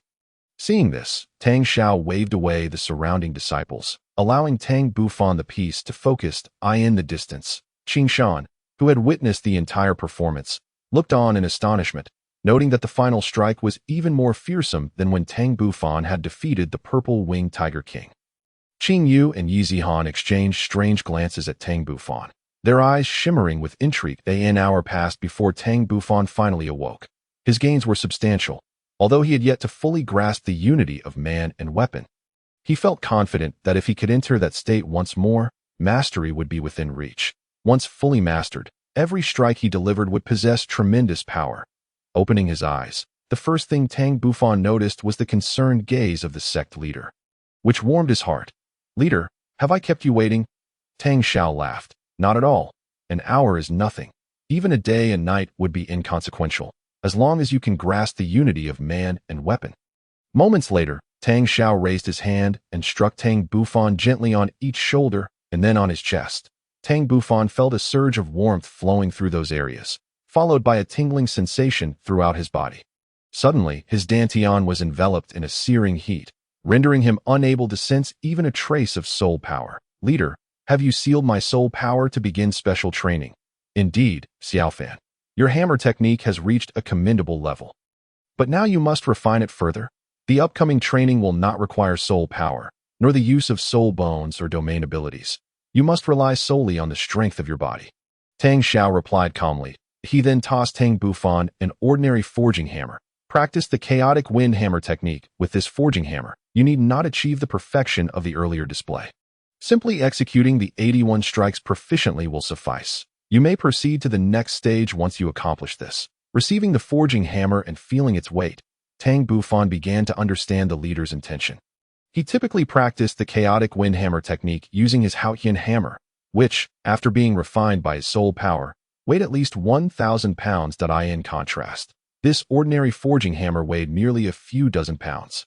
As he began practicing the chaotic wind hammer technique with the forging hammer, the disparity in weight would inevitably expose flaws in his technique that he needed to adapt to wielding any hammer, regardless of its weight, to ensure his technique remained flawless in any environment. With this realization, Tang Bufan grasped the forging hammer and commenced his training in the chaotic wind hammer technique. Chapter 39, A Year of Special Training, Part 2. Despite understanding the underlying principles, challenges arose when he practiced the chaotic wind hammer technique with the forging hammer. Although he could still execute the technique he had mastered, Tang Bufan furrowed his brow in frustration. His strikes appeared clumsy and riddled with errors. However, Tang Bufan was not one to be easily deterred. He began to adjust his body's center of gravity and the force behind his strikes. Thus, he continued to experiment with the chaotic wind hammer technique, making constant improvements despite the numerous challenges he faced. And so, Tang Bufan embarked on a monotonous journey of training. Whenever fatigue set in, he would practice the great Zhou Tian mixed element skill to restore his energy before returning to the chaotic wind hammer technique. Days turned into weeks. Half a month later, after a period of diligent training, Tang Bufan was finally able to proficiently execute the chaotic wind hammer technique once more. The 81 strikes flowed seamlessly, a testament to his perfection. Observing this, Tang Xiao couldn't help but smile slightly. Xiaofan, your first stage of training ends here. Follow me with the forging hammer.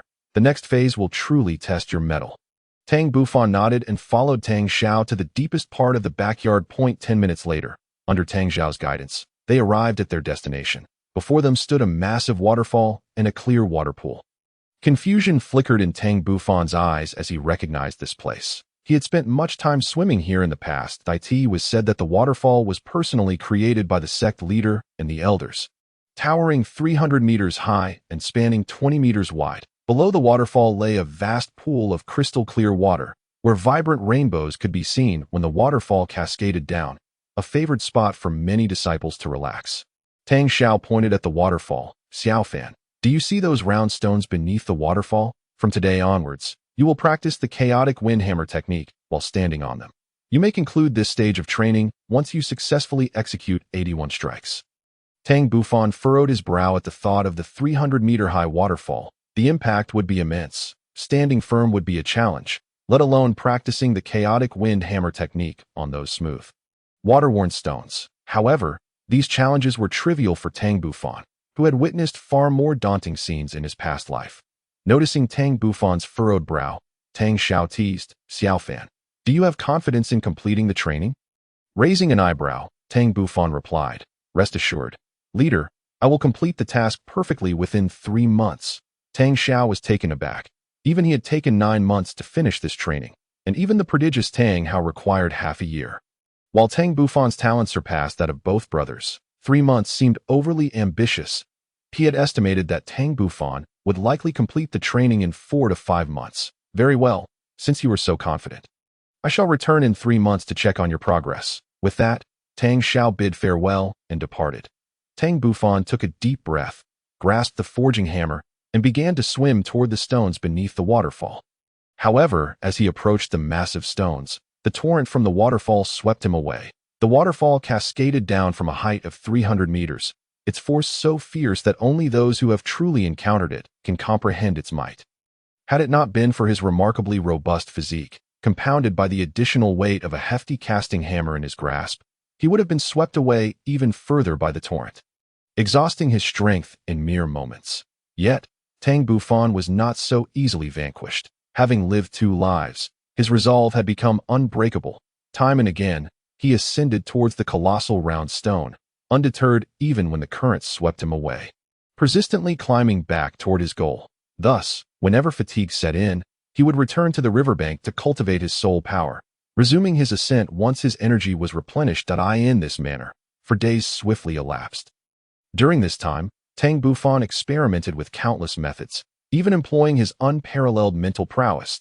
He calculated how to climb with minimal force, how to use various body parts to alleviate the impact of the waterfall, and which direction offered the least resistance from the flow. In short, he attempted every conceivable approach. Perhaps the heavens do not forsake the diligent, for on the 5th day, he finally reached the summit of the round stone.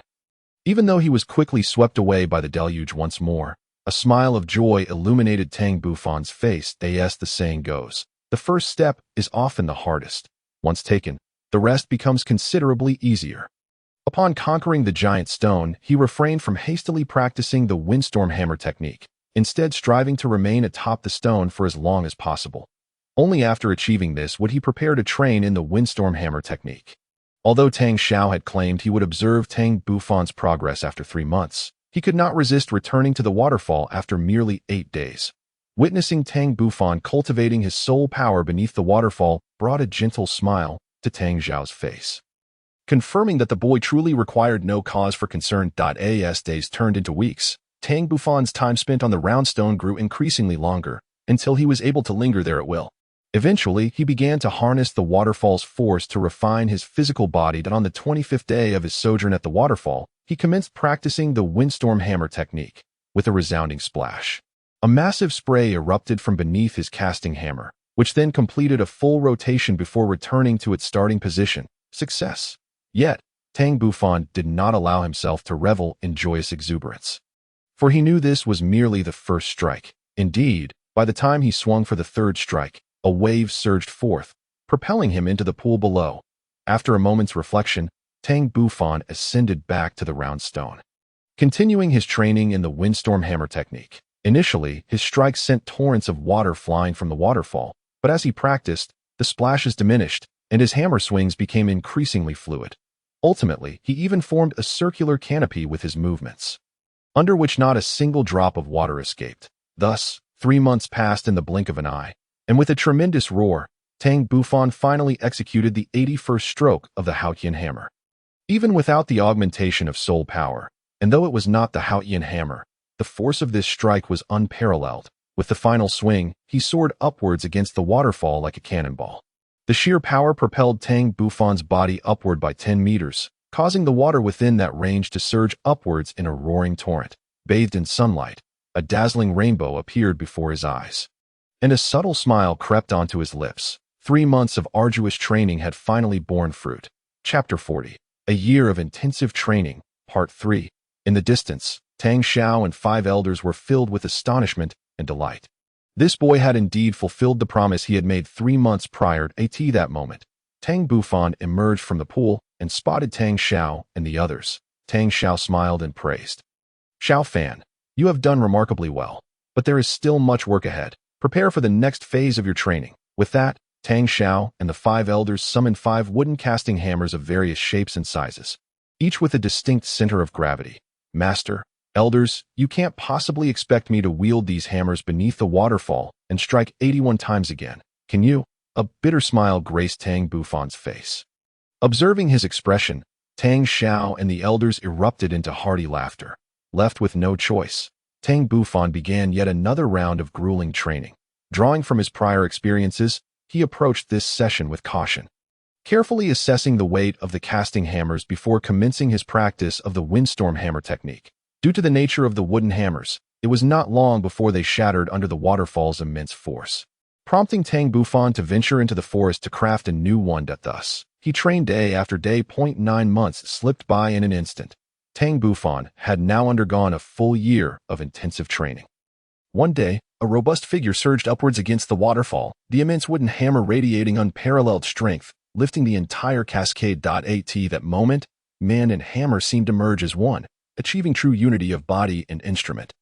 Only with the amplification of the windstorm hammer technique could he lift the entire waterfall on the riverbank. Tang Xiao stood in awe.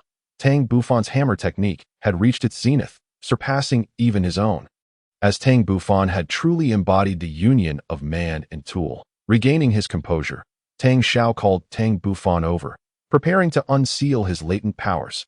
Tang Bufan promptly discarded the casting hammer and hastened to his master's side. Over the course of the year, he had grown nearly 10 centimeters, reaching a height of 1.70 meters. His once pristine skin had transformed into a sun-kissed bronze, exuding exceptional health. Yet, the most significant change lay in his robust physique. Beneath the bronze skin lay an explosive power waiting to be unleashed. Throughout the year, under the waterfall's refining influence, every part of Tang Bufan's body had experienced tremendous enhancement, his transformation occurring at an imperceptible pace.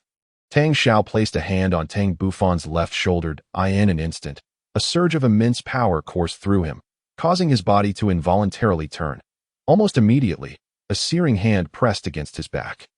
A wave of intense heat surged into him, rushing straight to his dantian. Before Tang Bufan could fully grasp the situation, the energy within his dantian erupted forth like a volcanic eruption. Focus your mind and cultivate your soul power. Tang Bufan dared not delay. He swiftly seated himself and began circulating the great circular harmony technique. During the year, although he had continued to cultivate his inner strength daily, he had been unaware of the extent of his accumulation due to the seal. Now that the seal was lifted, the amassed inner strength surged forth like a deluge, rampaging through his meridians. Fortunately, Tang Bufan's body was sufficiently resilient, his meridians strong, and his mental fortitude formidable enough to easily rein in the uncontrollable energy. Subsequently, he guided this energy to circulate along the great circular harmony route, flowing through the phoenix wing's soul bone in his back, ascending through the unicorn thunder rhinoceros soul bone upon his forehead, and ultimately returning to his Dantian.as soul bones. They evolved alongside the enhancement of Tang Bufan's soul power. The overwhelming inner strength circulated throughout his body repeatedly, from dawn until dusk, until 5 full days passed before the energy within Tang Bufan finally settled. During these 5 days, his body underwent a monumental transformation, completing a critically important metamorphosis that on the first day, a greasy layer of gray and black substances began to emerge from his skin, as if expelling impurities from within. By the second day, these impurities coalesced into clumps, shedding constantly to reveal the luminous skin beneath, where glimmers of brilliance could be faintly seen. Over the next 3 days, all impurities that had formed clumps completely fell away, unveiling a crystalline physique, with a radiant glow emanating from within, illuminating even the bones beneath.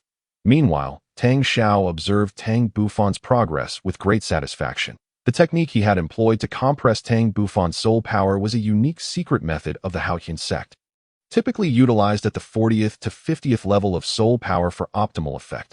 Coupled with the fact that Tang Bufan's physical body had reached a certain bottleneck, this had allowed for such a remarkable transformation. After 5 days and nights of change, Tang Bufan's metamorphosis was finally complete, and he gently opened his eyes. The very next moment, he heard the excited voice of his master. Make sure to wash yourself thoroughly. By the way, your soul power has reached the threshold of the 50th level. Before Tang Bufan could fully appreciate his transformation, an unpleasant odor wafted toward him, prompting him to discover the remnants of the black substances on his body. He quickly leapt into the pool to cleanse himself. 10 minutes later, Tang Bufan emerged in a fresh set of garments. Only then did he take a moment to relish the changes within his body.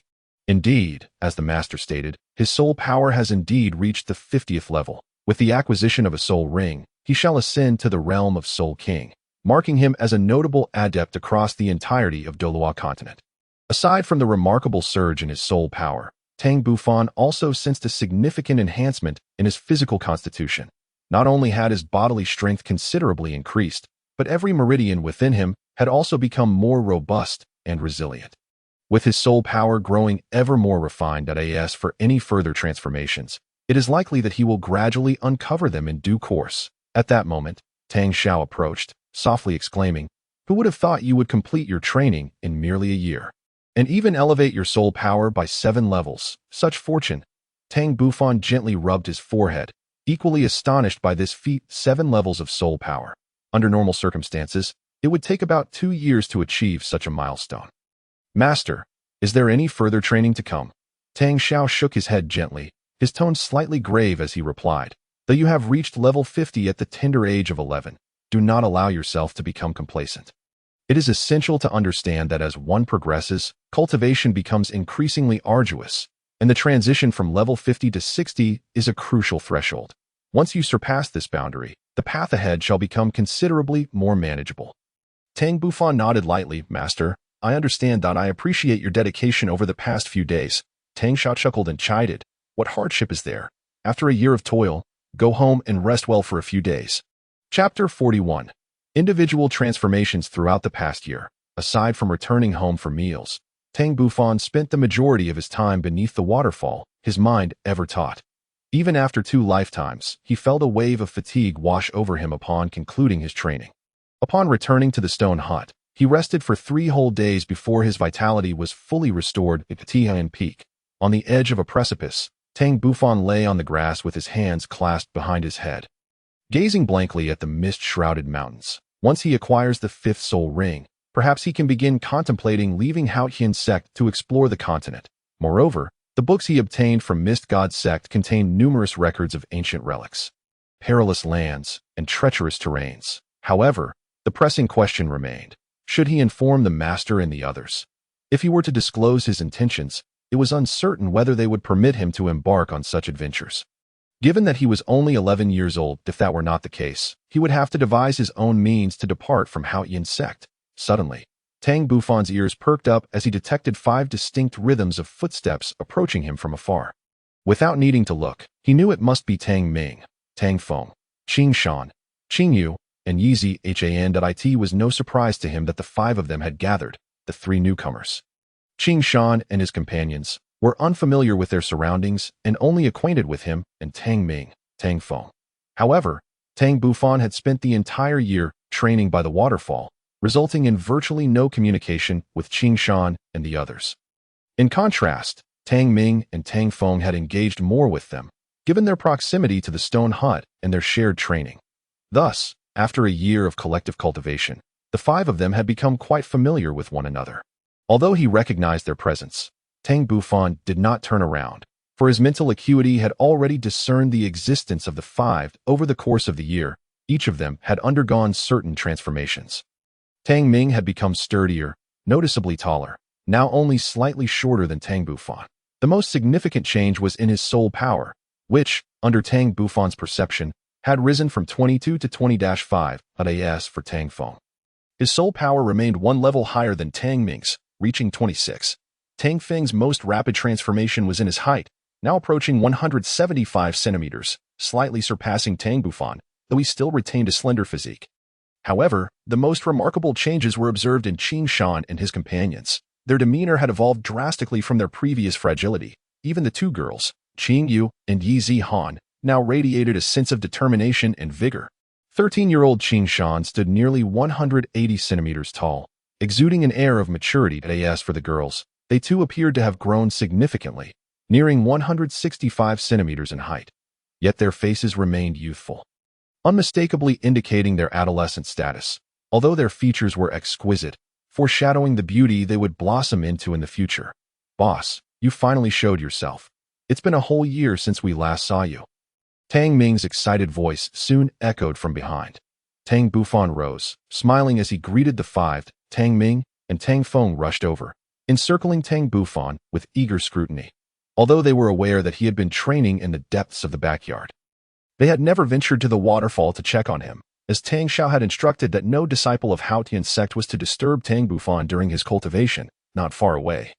Qing Shan and his companions were also discreetly observing Tang Bufan, their expressions filled with astonishment. After a year apart, Tang Bufan's physique had become even more upright, his youthful face maturing gradually, with bright, clear eyes emanating an air of mystery. Meanwhile, Tang Bufan's gaze swept over the 5, chuckling lightly. I just completed my training 3 days ago. I didn't expect to be caught so soon after indulging in a moment of leisure. Speaking of which, it seems you have all grown quite a bit in my absence. Of course, boss, this year I've worked hard in my training, elevating my soul power by 3 levels to 25. I am confident I shall become a soul master before I turn 13. Tang Ming proclaimed with pride. Let me tell you, boss, Qing Shan and the others have also been granted the cultivation method of Hunyuan Gong by the master, and they've already reached the 2nd level, catching up to us quickly. Tang Bufan was not surprised that the master had imparted Hunyuan Gong to Qing Shan and his companions. Rather, he cast a disdainful glance at Tang Ming. Tang Ming, you have been training for 3 years longer than Qing Shan and his companions. If they surpass you, I will have to question your capabilities. Do not dare to call yourselves my brothers if that happens. Tang Ming hastily assured. Rest assured, boss, I will not bring shame upon you. Tang Feng observed the scene with a smile, remaining silent.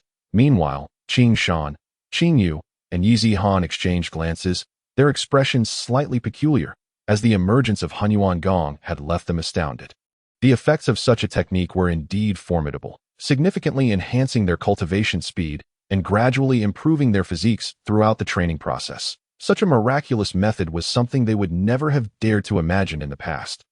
Now, they were fortunate enough to cultivate it. With this realization, their previous reluctance to join Haotian Sect had dissipated, and they could comprehend a fraction of Tang Bufan's extraordinary prowess. Tang Bufan sensed the unusual expressions in Qing Shan and his companion's eyes and calmly remarked, since the master has bestowed Hunyuan Gong upon you, and you have reached the 2nd level, make sure to diligently cultivate this technique, and do not tarnish its reputation. Qing Shan huffed lightly. Somewhat dissatisfied, Bufan, Though you have already reached the soul sect, do not let it go to your head. Now that I too am cultivating Hunyuan Gong, I shall surely catch up with you one day. Tang Bufan merely smiled in response, remaining silent. The notion of being caught up to was laughable. Nonetheless, he did not wish to dampen Qing Shan's confidence, allowing him to harbor a glimmer of hope. On the other hand, upon hearing Qing Shan's words, Tang Ming and Tang Feng exchanged bewildered glances, taking a considerable time to respond. Qing Shan, good luck. If you catch up to the boss, we'll have no hope for ourselves. It all rests on you. Do not let us down. Qing Shan declared boldly, fear not, my brothers, I will strive with all my might for both of you. Tang Feng and Tang Ming were rendered speechless. Pondering whether this Qing Shan was truly as naive as he appeared, nearby, Tang Bufan observed the scene with a smile. Suddenly, an idea struck him. Perhaps it was time to discuss the fragments of the Haotian sword with Qing Shan and Qing Yu. With that thought in mind, Tang Bufan spoke earnestly, Tang Ming, Tang Feng, and Zihan, why don't you head back for now? I have some personal matters to discuss with Qing Shan and Qing Yu. Though Tang Ming and Tang Feng were unaware of what their boss wished to converse about with the siblings, they naturally retreated upon his request. That Yi Zihan, though somewhat puzzled, nodded and followed Tang Ming and Tang Feng away. Chapter 42. The scene. Qing Shan and Qing Yu exchanged glances, both sensing the mutual curiosity in each other's eyes, uncertain as to why Tang Bufan had summoned them. Tang Bufan, well aware of their confusion, offered no explanation, simply stating, Qing Shan, Qing Yu, you possess mutated martial souls, do you not? Bufan, did you not already know this? Why do you ask? Qing Shan found it rather peculiar. Their father possessed merely the most ordinary beast martial spirit, a deer, while their mother was associated with the blue silver grass. Yet, both he and his sister bore the top-tier beast martial spirit, the Qilin. It seemed almost unbelievable unless they were to claim a mutation in their spirits. They had pondered the reasons behind this martial spirit anomaly, and prior to the age of 6, they had not encountered any extraordinary circumstances, save for the 2 unknown weapon fragments they had discovered that year. As this thought crossed their minds, both Qing Shan and Qing Yu felt a tightening in their hearts, their faces betraying a look of anxiety. Could it be that Tang Bufan had uncovered their secret? However, upon recalling their position within the Haotian Sect, they soon relaxed, a bitter smile gracing their lips. Noticing the change in the two, Tang Bufan decided to be straightforward, stating his purpose directly. I wish to obtain those 2 fragments you possess. This revelation left Qing Shan and Qing Yu genuinely stunned. It appeared Tang Bufan had indeed come for those fragments. After a moment of hesitation, Qing Shan, though reluctant, retrieved the fragments along with his sister, yet did not hand them over immediately. Instead, he inquired, Bufan, we can give you the fragments, but you must explain the reason behind your request. Tang Bufan's gaze sharpened, a tremor emanating from his Haotian sword martial spirit, which he struggled to suppress. Taking a deep breath, he began to explain slowly that I cannot divulge the true reason at this moment, but you must have realized by now, during your time in the Haotian Sect, that I possess dual martial spirits. Correct? Qing Shan and Qing Yu nodded earnestly. This was not a secret within the Haotian Sect. Tang Bufan seemed to reflect for a moment, acknowledging their understanding. Drawing a deep breath, he extended his right hand, and in an instant, a golden long sword materialized, exuding an overwhelming aura of pressure. Indeed, it was his second martial spirit, as the Haotian sword emerged. The fragments in Qing Shan and Qing Yu's possession began to tremble violently, as if yearning to fly towards the sword. Had they not gripped them tightly, they might have soared away. With a thought, Tang Bufan swiftly retracted the Haotian sword, asking, now do you understand the reason? Qing Shan and Qing Yu exchanged glances, seemingly grasping the situation. They recalled their initial meeting and voiced their confusion. So, are you saying that our joining the Haotian Sect was all part of your plan, aimed at acquiring these 2 fragments? Tang Bufan shook his head, clarifying that it was not the case. Their encounter in the Star-Do forest had merely been a coincidence, and their admission into the Haotian Sect was the decision of the 3 elders, not his. With this understanding, Qing Shan and Qing Yu felt a sense of resolution and, albeit reluctantly, handed over the fragments to Tang Bufan. Even with Tang Bufan's composure, he could not suppress his excitement at this moment. Carefully accepting the box, he gently opened it to reveal 2 rectangular fragments, each measuring 10 centimeters in length and 3 centimeters in width. Strangely, one fragment was a deep azure, while the other was a vivid crimson. Tang Bufan's mind raced with questions. Should not the sword's body be golden? Regrettably, there was no one to answer this query. As his spiritual energy flowed forth, he began to scrutinize the two fragments closely. Initially, his probing failed to uncover anything of significance until, upon reaching the fracture of one fragment, a thunderous roar erupted, seemingly triggering some kind of seal that a wondrous scene unfolded in his mind that I in the silent cosmos. A colossal rift suddenly gaped open, from which a sword gleaming with 9 colors emerged. The 9-colored divine sword meandered through the cosmos, traversing countless stars and galaxies that it passed through ethereal divine realms. Authentic divine stars, in the eternal, indestructible divine world. The profound essence of the sword attracted the attention of many formidable beings, some of whom attempted to intercept it. Yet, the 9-colored divine sword, with its boundless might, cleaved through the grasping hands and ultimately vanished once more. Time seemed to stretch indefinitely before the sword reappeared. Its 9-colored radiance dimmed considerably, and even its form appeared unstable, as if fatigued or having reached its destination. This destination was a vast star system, teeming with countless planets, some of which harbored civilizations, while an elusive divine realm hovered above these planets. The 9-colored divine sword lingered within this star system before selecting a planet rich in history and civilization. It then transformed into a streak of light, disappearing upon that planet, and the vision concluded the sense of loss washed over Tang Bufan. If his deductions were correct, the divine sword was indeed the Haotian sword, and that planet was the Douluo Continent. Yet, these details paled in comparison to the crux of the matter. The Haotian sword had shattered into several fragments, and he needed to ascertain their whereabouts. His intent was to gather all the fragments to reforge the Haotian sword's essence. Only by uncovering this information could he bolster his confidence and minimize the detours ahead. The more he contemplated, the more restless he became, shifting his focus to the fracture of the other fragment. As he suspected, his spiritual energy once again activated the seal, and another series of images materialized in his mind. High above a certain area of the continent, the body of the 9-colored divine sword trembled violently, teetering on the brink of collapse. It wasn't long before the 9-colored divine sword disintegrated entirely, scattering into 9 distinct orbs of vibrant light that flew in all directions. A slight smile graced Tang Bufan's lips. This was indeed good news. The Haotian sword had broken into 9 shards, each of a different hue. Coupled with the previous vision, Tang Bufan could no longer assert that the Haotian sword was the Xianyuan sword. It might merely be a replica. Nearby, Qingshan and Qingyu watched as Tang Bufan oscillated between dazedness and strange expressions, their concern mounting. "Bufan, are you all right?" Tang Bufan finally snapped back to reality, shaking his head. "Qingshan, Qingyu, you needn't worry, I'm fine. Rest assured, I will not take your possessions for nothing. I will find a way to repay you in the future." His expression turned serious as he concluded, "To him, a true man takes actions and refrains when necessary." Although, in a sense, the fragments could be considered his, he would still offer compensation to those from whom he acquired them. This was his promise. Qingshan was momentarily taken aback before waving his hand. "Bufan, you really don't have to go to such lengths. If we were to consider it, without the fragments, our martial spirits would not have mutated.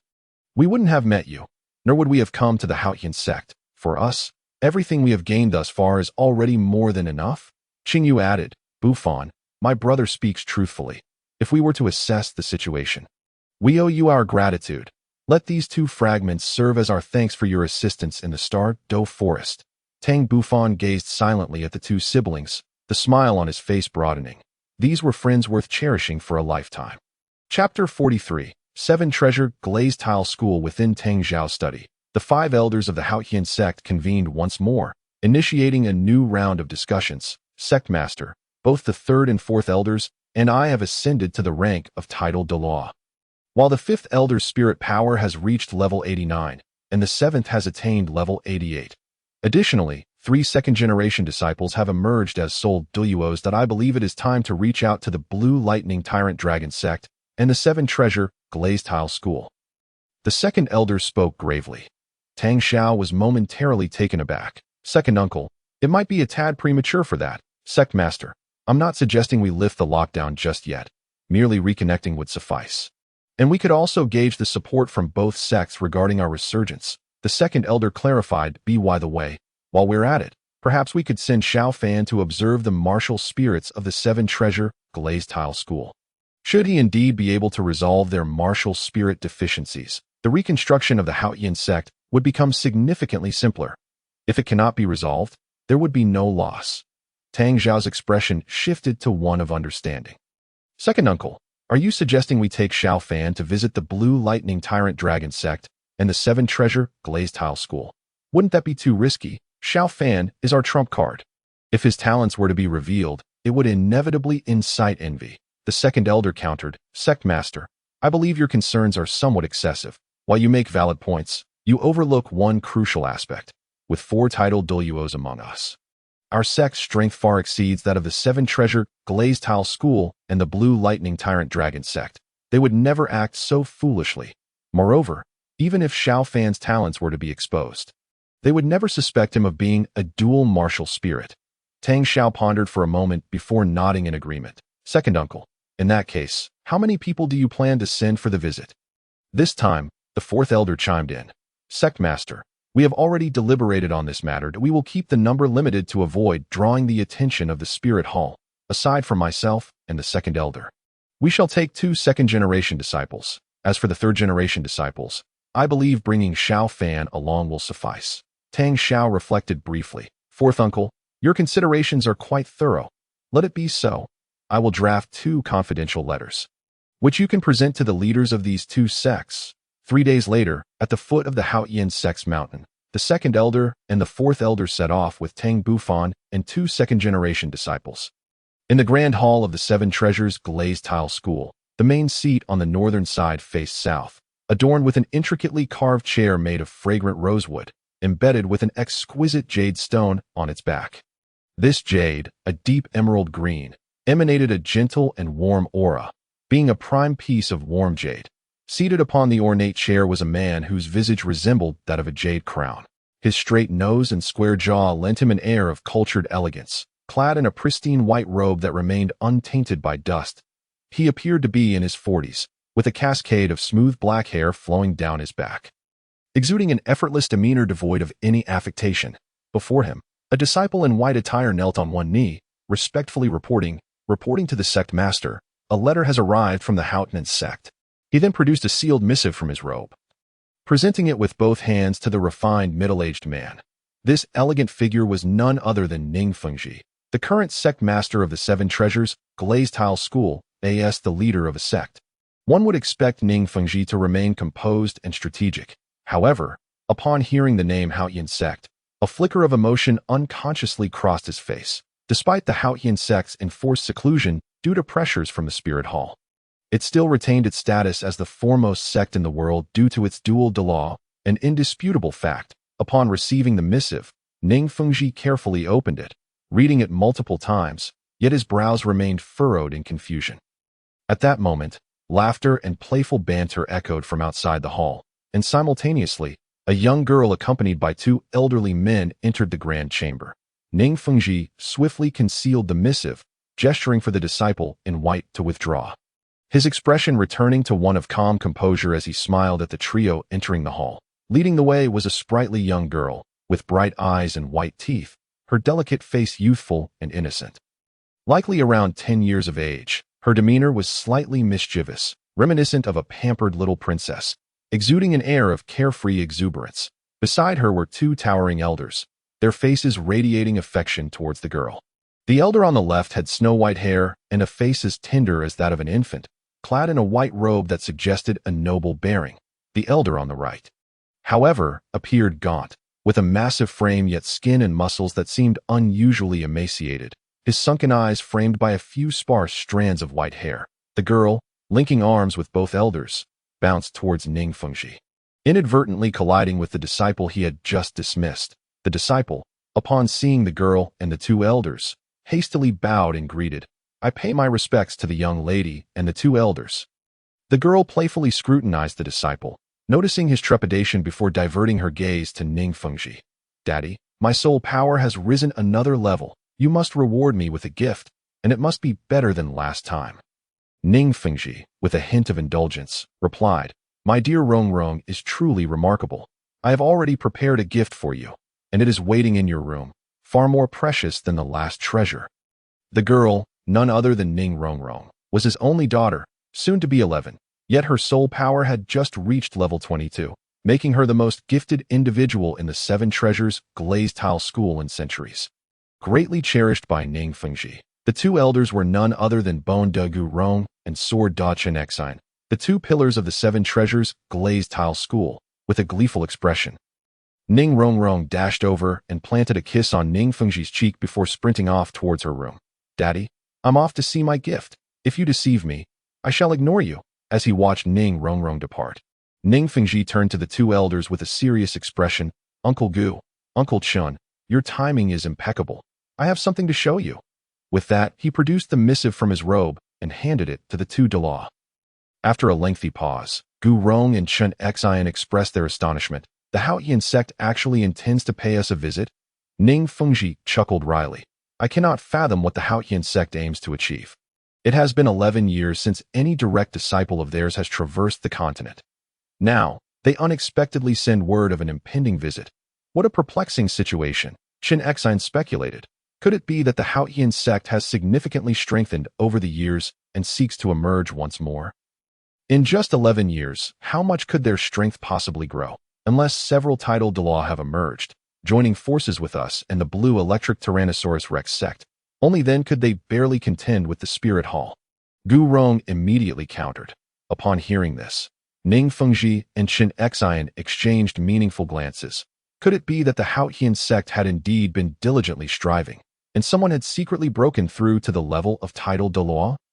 Noticing their silence, Gu Rong chuckled. "I merely spoke in jest. Becoming a tidal Douluo is no simple feat." Ning Fengji then realized, Uncle Gu is right. Speculating further is futile. When the Haotian Sect arrives, we shall naturally discern their intentions. Gu Rong and Chun Xian nodded in agreement. Chapter 44. The Thunder Canyon. Within a vast canyon surrounded by towering mountains, occasional flickers of lightning danced across the skies, infusing the air with the essence of thunder, a prime location for cultivating thunder-type martial souls. Outside the canyon, a gray-clad youth gazed curiously at the formidable chasm ahead. "Grandpa Second Elder, is this the residence of the blue electric Tyrannosaurus Rex family? What a splendid place," an elderly man with white hair remarked. "Indeed, this is the renowned Thunder Canyon, the most sought-after training ground for all thunder martial souls." "The Thunder Canyon?" the gray-clad youth inquired with a touch of confusion. "Precisely. The canyon derives its name from the constant presence of thunderous energy. It is said that the deeper one ventures, the more potent the thunder becomes. However, it is rumored that even the blue electric Tyrannosaurus Rex family cannot access the deepest part of the Thunder Canyon, as it is one of the few perilous locations on the Douluo Continent capable of threatening tidal Douluo," the white-clad elder patiently explained. The elder was none other than the second elder, while the gray-clad youth was Tang Bufan. Accompanying them were the fourth elder and 2 middle-aged men, Tang Qing and Tang Nan. Tang Qing was an esteemed soul Douluo of level 82, the most outstanding son of the second elder, while Tang Nan, the most exceptional son of the fourth elder, was a soul sage of level 70-5 as they were older than Tang Bufan. He referred to them as Uncle Qing and Uncle Nan. A contemplative glimmer passed through Tang Bufan's eyes. This Thunder Canyon undoubtedly harbored immense secrets. Tang Qing expressed regret. "Alas, this place has long been claimed by the blue electric Tyrannosaurus Rex family. Even if there are secrets to uncover, they would have discovered them long ago." Suddenly, the fourth elder's expression shifted, his gaze fixated on the entrance of the Thunder Canyon, where an elder accompanied by several middle-aged men approached at the entrance. Yulimyan regarded the 5 individuals before him with a serious demeanor. The foremost 2 were, as expected, the second and fourth elders of the Haotian Sect, followed by their respective sons, as previously mentioned in the missive. As the second in command of the blue electric Tyrannosaurus Rex family, Yulimyan had long since ascended to the rank of Soul Douluo, his soul power now reaching 85. Yet, he found himself unable to perceive the true strength of these 2 men.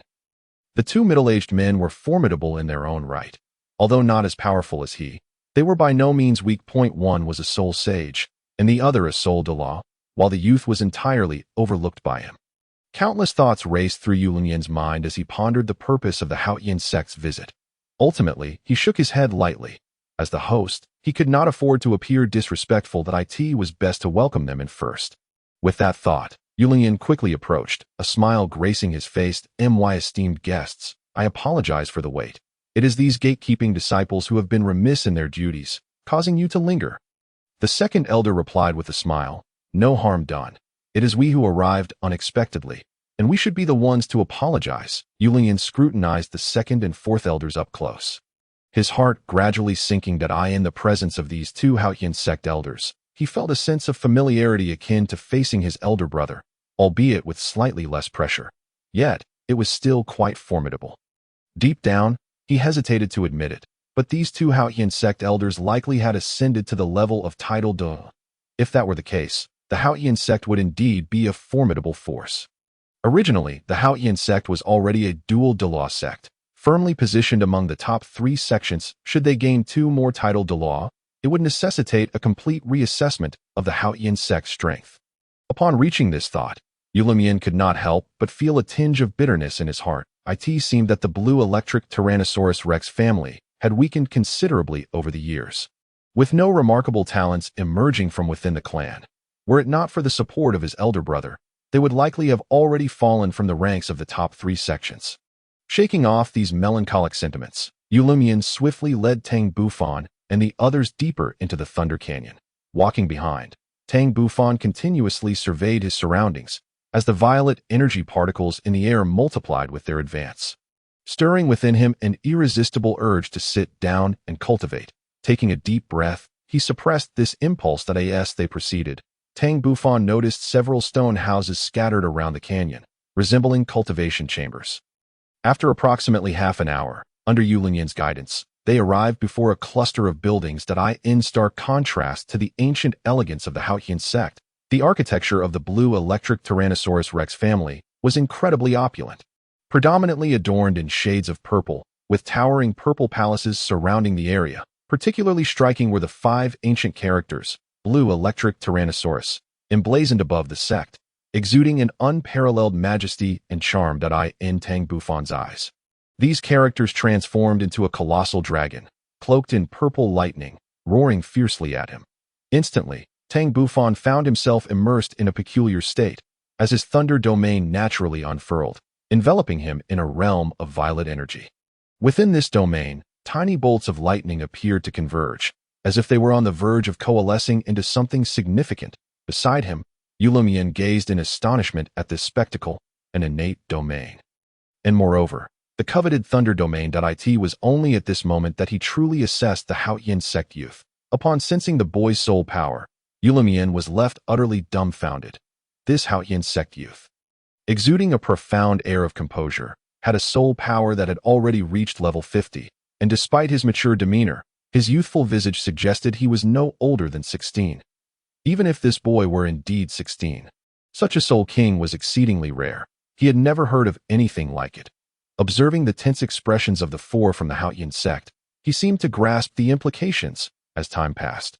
The violet lightning within Tang Bufan's thunder domain appeared ready to take form. Just then, Tang Bufan furrowed his brow, opening his eyes, his expression filled with regret. Simultaneously, the violet domain around him dissipated, taking with it the lightning that had been on the cusp of forming. The second elder and the fourth elder exchanged glances, revealing wry smiles. They had not anticipated that Tang Bufan would so quickly reveal his innate domain and lightning talent. As for soul power, they had never intended to conceal it. Yulian cast a deep glance at Tang Bufan, addressing the second elder with significant implication. A mutated martial soul, an innate domain, and level 50 soul power. Congratulations to your sect.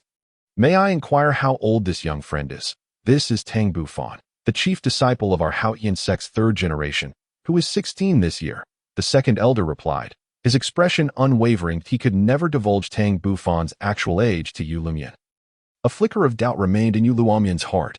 He suspected this lad might not truly be 16. However, upon hearing the second elder assert Tang Bufan's age, he found himself believing it to a considerable extent. While a 16-year-old soul king was still astonishing, he could reluctantly accept it. After all, their blue electric Tyrannosaurus Rex family had once produced a soul sovereign at the age of 15. According to clan records, that elder had reached level 30 at the age of 13, and after a fortuitous encounter, had ascended to soul sovereign at 15. In Yulian's eyes, Tang Bufan might be akin to that predecessor, having experienced a serendipitous event that allowed him to attain level 50 soul power at such a young age. Chapter 45. The Path of the Thunder God. The Thunder Palace, serving as the main hall of the Blue Electric Tyrannosaurus Sect, was the venue for both discussions and receiving esteemed guests. At this moment, the atmosphere within the Thunder Palace was serene. The sect leader, Yu Engine, along with Yu Lumian, the second elder, and the fourth elder, were seated according to rank. Within the grand hall were 11 individuals, excluding Tang Bufan and his 5 companions. There were 4 direct descendants of the Blue Electric Tyrannosaurus Sect, 2 middle-aged men and 2 youths. One of the middle-aged men was Yu Engine's eldest son, Yu Qinglong, and the other was Yu Lumian's eldest son, Yu Qingtiger. The 2 youths were Yu Tianheng and Yu Tianxin, with Yu Tianheng being the eldest son of Yu Qinglong and the eldest grandson of Yu Engine, while Yu Tianxin was the eldest son of Yu Qingtiger and the eldest grandson of Yu Lumian. Tang Bufan quietly stood to the side, discreetly observing Yu Tianheng and Yu Tianxin. These 2 were significantly older than him, around 17 or 18 years of age. However, their soul power was merely in the 30s, which left Tang Bufan somewhat disappointed. They as third-generation disciples of the top 3 sects. It was rather disheartening that they were only soul venerates, falling far short of their counterparts in the Haotian Sect. It is worth noting that among the third-generation disciples of the Haotian Sect, besides Tang Bufan, there were also Tang Long and Tang Hu, both soul sovereigns, with even more soul venerates in their ranks. On the main seat, sect leader Yu Engine regarded the second elder and fourth elder with a peculiar expression, astonished that they had both ascended to title Douluo after not seeing each other for over a decade. Indeed, it is a delightful surprise, Yu Engine remarked, reflecting on their shared youth. The sect leader is too kind. We owe our ascension to title Douluo to the pressures from the spirit hall. Had it not been for their relentless pursuit, we would not have diligently cultivated day and night, ultimately achieving this fortuitous advancement. The second elder replied with a hint of pride in his tone. Beside Yu Engine, Yu Lumian's expression darkened significantly upon hearing the second elder and fourth elder acknowledge their elevation to title Douluo. As peers, their strengths had been relatively comparable, but now that the Haotian Sect had surpassed them, he could not help but feel a pang of discontent. Yu Engine, however, maintained a calm demeanor, concealing his true thoughts. Fortune and misfortune are intertwined. One must gain something to lose something. The second elder's gaze fixed on Yu Engine, suddenly speaking with profound significance. Sect leader, our Haotian Sect intends to make a resurgence on the continent. What are your thoughts on this? Clad in purple robes, with small bolts of lightning dancing around him, Yu Engine exuded an imposing presence. At this moment, he fell into silence for the first time, pondering for a long while before responding. As one of the top 3 sects, we shall rise and fall together. The second elder smiled, retrieving a sealed letter from his bosom and presenting it to Yu Engine. This was a letter penned by Tang Xiao himself, entrusted to Yu Engine. Upon receiving the letter, Yu Engine swiftly scanned its contents, and for the first time, a look of astonishment flickered across his authoritative visage as he discreetly glanced at Tang Bufan. Lost in contemplation, the second elder and fourth elder sat with smiles on their faces, seemingly unperturbed by Yu Engine's delayed response. After a considerable time, Yu Engine addressed his eldest grandson, Yu Tianheng. Tianheng, take this young brother from the Haotian Sect outside for a tour. Yu Tianheng promptly replied, Grandfather, I understand. Tang Bufan glanced at the second elder, and upon receiving their nod, followed Yu Tianheng and Yu Tianxin out of the Thunder Palace. Outside the Thunder Palace, Yu Tianheng and Yu Tianxin exchanged curious glances as they regarded Tang Bufan from the Haotian Sect. Their eyes filled with countless questions. This boy, who appeared younger than them, astonishingly possessed soul power reaching an impressive 50 levels, which was truly hard to believe. Tang Bufan smiled and said, Esteemed brothers of the Blue Electric Tyrannosaurus Sect, I am greatly intrigued by the Thunder Canyon. Would you be so kind as to take me for a visit? Yu Tianheng snapped back to reality, replying, Of course, though we are slightly older than you. We shall call you Bufan. Tang Bufan nodded. You may call me Tang Bufan.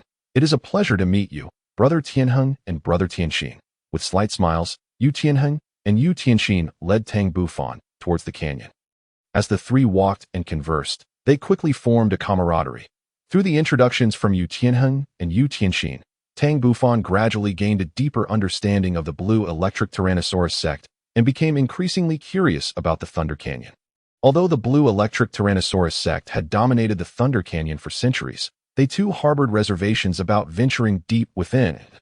If the Thunder Canyon were to be divided into three zones, outer, inner, and core, the blue electric Tyrannosaurus sect resided at the junction of the outer and inner regions, with most disciples only permitted to cultivate in the outer area due to the terrifying lightning power of the inner zones, which most could not withstand for long. As for the core area, only sect leader Yu Yuanjin had the capacity to access it, yet even he was not well acquainted with its conditions. After bypassing the architectural cluster of the blue electric Tyrannosaurus sect and walking 10 miles further, they reached the inner region, where the violet lightning could clearly be seen flickering in the air, occasionally illuminating the sky as bolts shattered massive boulders, standing at the boundary between the inner and outer regions. Yu Qianheng gently remarked, "Brother Bufan, the inner Thunder Canyon is almost akin to a realm of thunder.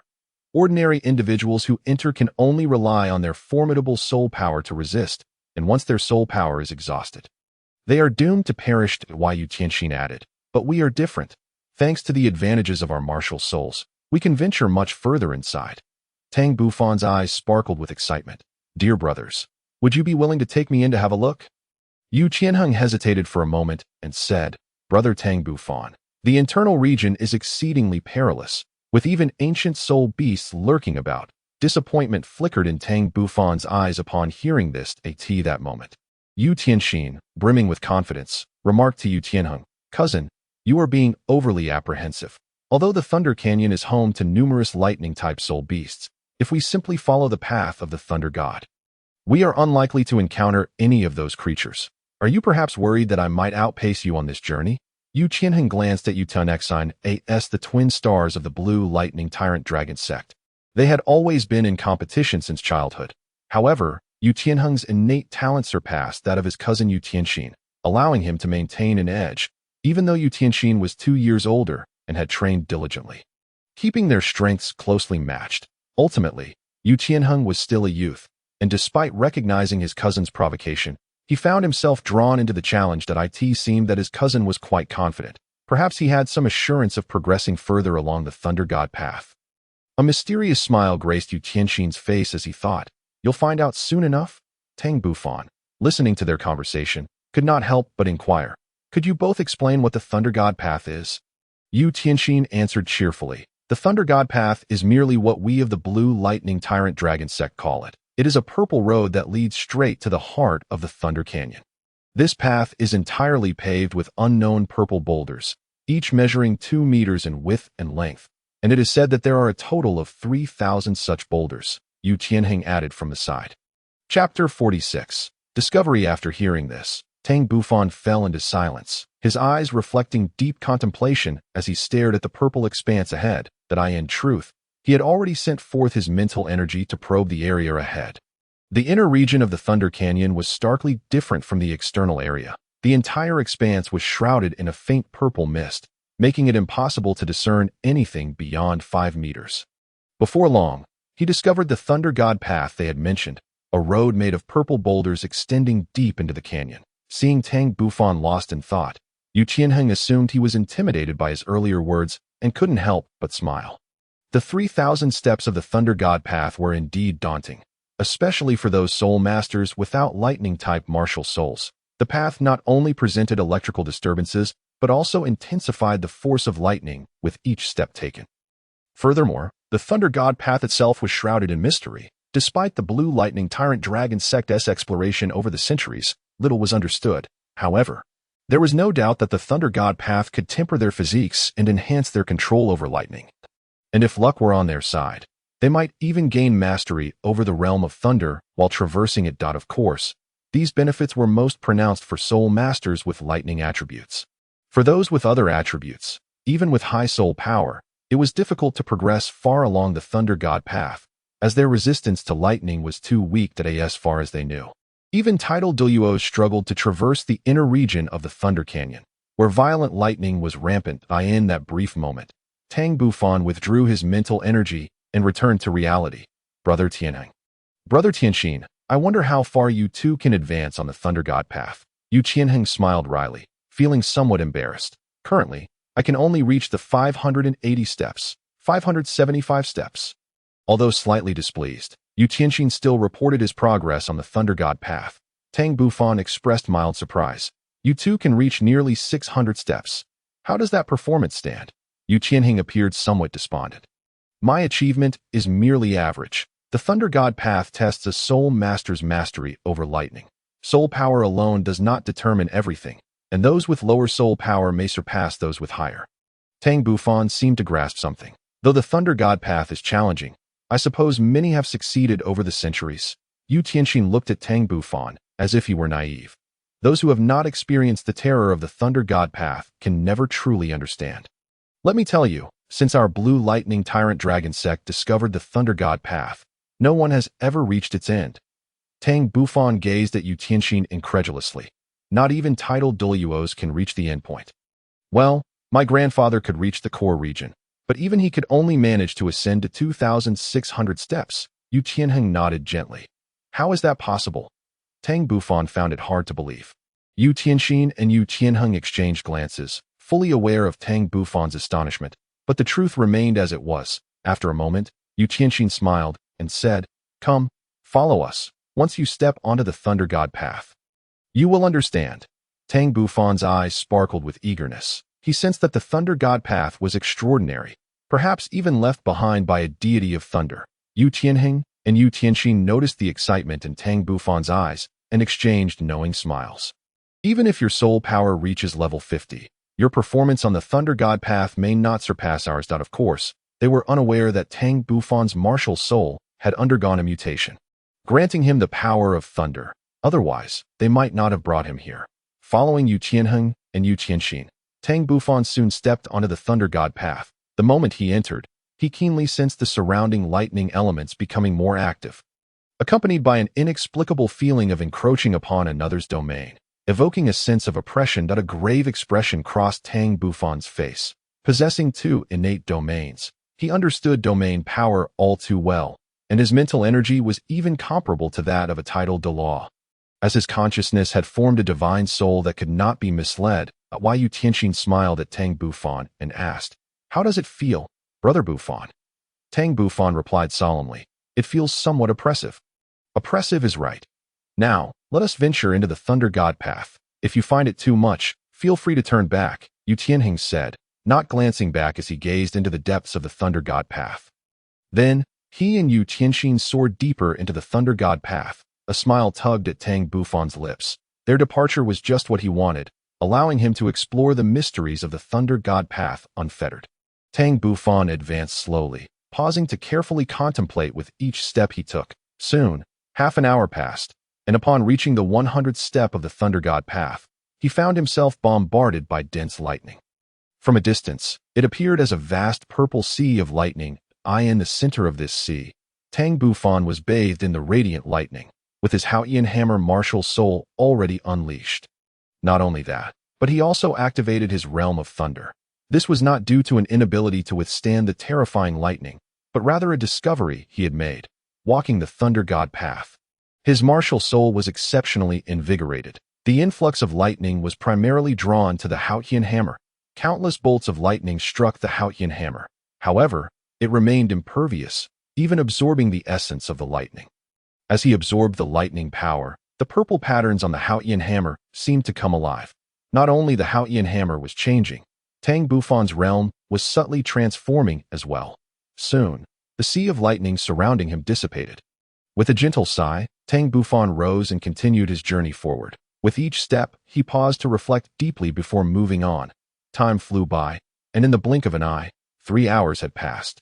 At the 600th step of the Thunder God path, Yu Tianxing was the first to break through, sitting down alone to recover his soul power, while Yu Tianxin lagged slightly behind, standing on the 599th step. Taking a deep breath, Yu Tianxin stepped onto the 600th stone. It was apparent that countless bolts of lightning struck the Thunder God path all around them, and even Yu Tianxing and Yu Tianxin had to exert their utmost to withstand the surrounding lightning. At that moment, from the direction they had come, a figure strolled toward them with an air of nonchalance. Dressed in gray, the handsome visage displayed an expression of calm indifference, as the fine bolts of lightning could not approach within a meter of his body. As if a barrier enveloped him, When Yu Tianheng and Yu Tianxin recognized the visitor's face, they could not help but exclaim, "Brother Bufan." Indeed, the newcomer was none other than Tang Bufan. Tang Bufan nodded lightly. "Brother Tianheng, Brother Tianxin, long time no see." Chapter 47. The mysterious forest Yu Tianheng and Yu Tianxin were utterly astonished at them. Tang Bufan, reaching 500 steps, was already quite impressive. Yet here he was, having reached 600 steps, appearing effortlessly capable of continuing further. How is this possible? Suddenly, Yu Tianheng and Yu Tianxin's pupils constricted as they finally discerned the enigma surrounding Tang Bufan. A realm of violet energy enveloped him, shielding him from the rampant lightning. With their scholarly background, how could they not recognize this as a domain, specifically the domain of thunder? Yu Tianheng let out a wry smile, saying, "Brother Bufan, you have deceived us thoroughly. You actually possess the thunder domain." Tang Bufan scratched his head, feeling somewhat awkward. "Brother Tianheng, Brother Tianxin, you never inquired, so I forgot to mention it. By the way, I have a mutated martial soul, which possesses the attribute of lightning." At this revelation, Yu Tianxin and Yu Tianheng were rendered speechless. So, your martial soul now simultaneously embodies both power and lightning attributes. Tang Bufan could only nod gently. "You are truly extraordinary," both Yu Tianheng and Yu Tianxin remarked in unison. Tang Bufan averted his gaze, pretending not to hear. After a considerable moment, Yu Tianheng and Yu Tianxin regained their composure. "Brother Bufan, since you also have a lightning-type martial soul and possess the thunder domain, would you mind taking us along?" Yu Tianxin suddenly chuckled, while Yu Tianheng's eyes brightened at this prospect. It seemed like a splendid idea. Tang Bufan replied with a calm smile. "No problem, dear brothers." Yu Tianxin expressed his gratitude. "Thank you, Brother Bufan. Perhaps this time, I can rely on your fortune to elevate my soul power by a level. With your strength, we might even aspire to ascend the 1,000-tier path of the Thunder God." As he spoke, a mysterious glimmer sparkled in Yu Tianheng's eyes. Tang Bufan remained unfazed and approached Yu Tianheng and Yu Tianxin, enveloping them within his domain. The three then continued their advance within Tang Bufan's domain. Yu Tianheng and Yu Tianxin immediately felt the pressure of the Thunder God's path diminish, exchanging glances filled with a deeper yearning for the domain. However, while Yu Tianheng and Yu Tianxin experienced relief, the pressure on Tang Bufan intensified significantly. Around him, an increasing number of lightning bolts descended. Tang Bufan dared not be careless and gently cautioned Yu Tianheng and Yu Tianxin as they moved forward in unison. As they pressed on, a layer of lightning began to form above the path of the thunder god. It was as if they were advancing beneath this lightning canopy, with dense bolts striking at Tang Bufan incessantly. The overwhelming force compelled him to exert his domain's power to the fullest, even constricting its range. This led to a continuous drain on Tang Bufan's soul power, but fortunately, he activated the domain skill, Lightning Devour, which allowed him to absorb the lightning energy entering his domain. Concurrently, he rapidly circulated the Great Zhou Celestial Harmony technique to expedite the recovery of his soul power. Thus, the three of them persevered. And after 2 hours of arduous effort, they finally arrived at the 999th tier of the Thunder Goddess path, with the 1000th tier lying just ahead at that moment. However, they halted, gazing solemnly at the ocean of lightning before them. Yu Tianheng and Yu Tianxin trembled with trepidation, uncertain if they could safely tread upon this tier. Yet, they were unwilling to concede. According to the accounts of their ancestors who had traversed the 1000th tier of the Thunder Goddess path, it harbored unimaginable opportunities for transformation, sufficient to rejuvenate their very beings. Taking a deep breath, Yu Tianheng solemnly addressed Tang Bufan. "Brother Bufan, I implore you to assist us in stepping onto the 1000th tier." Tang Bufan was momentarily taken aback, as he seemed to grasp the gravity of the situation. "Brother Tianheng, I wish to understand the reason." Yu Tianheng and Yu Tianxin exchanged glances, each nodding before slowly divulging the rationale. "The wonders of the Thunder Goddess path, you must have sensed to some extent. The higher the tier, the greater the soul power gained. To be frank, thanks to your assistance, our soul power has already increased by a level. However, the true secrets of the Thunder Goddess path lie at the 1000th, 2000th, and 3000th tiers. These locations are entirely shrouded by the ocean of lightning, containing unimaginable treasures that can propel us further along the path of soul masters. Yet, Both Tianxin and I are acutely aware that with our current strength, we cannot break through this layer of lightning to enter, hence our request for your assistance. Tang Bufan inhaled deeply. Brothers, prepare yourselves. Once my soul power is restored, I shall lead you inside. Yu Qianheng and Yu Tianxin's eyes sparkled with excitement. Subsequently, Tang Bufan settled down to recuperate his soul power. Half an hour later, he was fully revitalized. With a mere thought, his Haotian hammer martial soul materialized in his left hand, and it was noteworthy that the Haotian hammer had undergone a new transformation. The purple patterns upon it had proliferated, even threatening to overshadow the black markings. Tang Bufan gestured for Yu Tianheng and Yu Tianxin to step aside. As he was about to unleash his soul skill, he bent his knees and lowered his back. And in the next moment, the Haotian hammer thundered down upon the barrier of lightning. Unfortunately, the barrier exhibited formidable defenses, repelling the Haotian hammer with ease, simultaneously sending a surge of lightning back towards Tang Bufan. Unfazed, Tang Bufan utilized the rebound force to execute a second strike. Continuing this sequence of blows, after delivering the 63rd strike, he finally breached the barrier of lightning, tearing a massive opening in it with overwhelming force. Yu Tianheng and Yu Tianxin, having awaited this moment, dashed in without hesitation. Tang Bufan followed closely behind to eye in what felt like an instant, yet also an eternity. He finally arrived in the world beyond the ocean of lightning. To his astonishment, it resembled the entrance to a forest, where Yu Tianheng and Yu Tianxin stood awkwardly in place. Before them lay an ancient forest, vibrant with shades of purple, and upon closer inspection, one could discern that this purple hue emanated from the condensation of thunderous energy. Beneath their feet lay a path forged from purple ore, leading directly to the forest's heart, where the echoes of beastly roars reverberated. Imbued with an unsettling aura of pressure, behind them loomed the ocean of lightning connecting heaven and earth. Unable to contain his curiosity, Tang Bufan inquired, "Brothers, could you enlighten me about the situation here?" Both Yu Tianheng and Yu Tianxin wore expressions of bitterness. "Brother Bufan, I fear we must disappoint you. We are just as ignorant of this world as you are." "That cannot be. Brothers, isn't it true that your clan has numerous individuals who have traversed the 1000th tier of the Thunder Goddess path? How could you be entirely unfamiliar with this place?" Tang Bufan's face was etched with confusion. While Yu Tianheng and Yu Tianxin mirrored his perplexity, acknowledging that while Tang Bufan's assertion was accurate, none of the ancestral descriptions aligned with their current environment. Tang Bufan scrutinized the expressions of Yu Tianheng and Yu Tianxin, and upon perceiving their sincerity, he chose to believe them. While Yu Tianheng then tentatively asked, "Brother Bufan, what shall we do next?" Chapter 48. The Thunder Goddess Trial. Tang Bufan gazed thoughtfully at the primordial forest before him, his tone steady as he replied, "Since we have arrived, we must make ourselves comfortable. In my view, we have no choice but to press onward. It would be illogical to retreat at this juncture." Yu Tianheng's expression revealed a hint of hesitation. "Brother Bufan, you heard the chilling roars of beasts. If we proceed, we are bound to encounter them." "Bufan, Tianheng is correct. Should we encounter a 10,000-year spirit beast, would we not be walking into the jaws of danger?" Yu Tianxin shared the same concerns. Tang Bufan understood that the previous roars were no ordinary sounds. They likely belonged to spirit beasts of considerable age, yet he was not one to shrink back in the face of danger. "Brother Tianheng, Brother Tianxin, I have made up my mind to follow this path and uncover the mysteries that lie ahead. If you are afraid, you may remain here and wait for my return." Yu Tianheng and Yu Tianxin exchanged glances, a wry smile appearing on their faces, as if feeling underestimated. However, their expressions soon transformed into ones of unwavering resolve. They had come this far.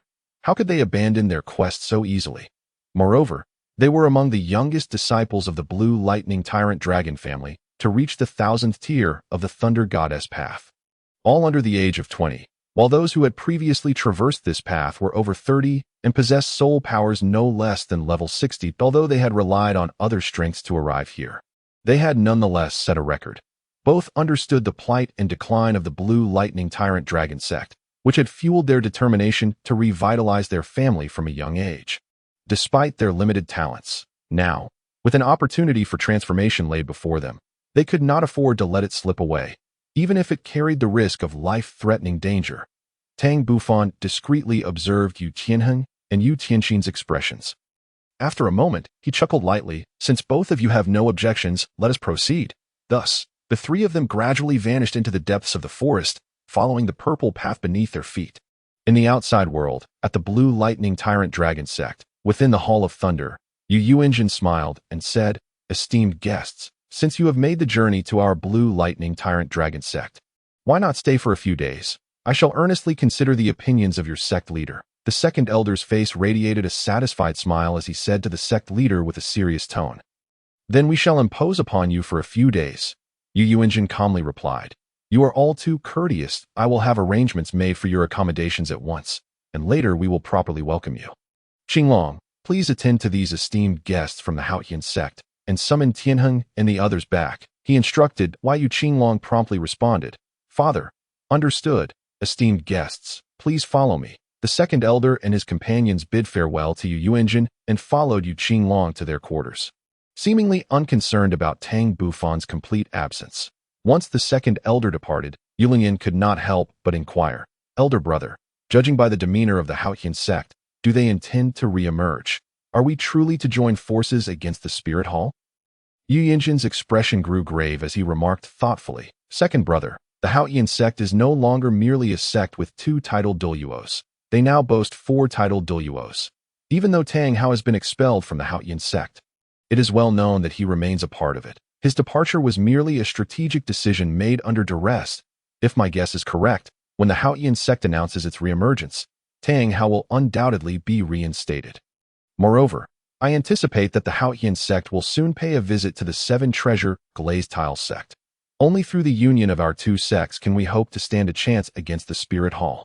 Yu Limian trembled at the implications. "Elder brother, the strength of the Spirit Hall is beyond our reach. If we mishandle this, the foundation of the Blue Lightning Tyrant Sect, built over centuries, could be obliterated in an instant."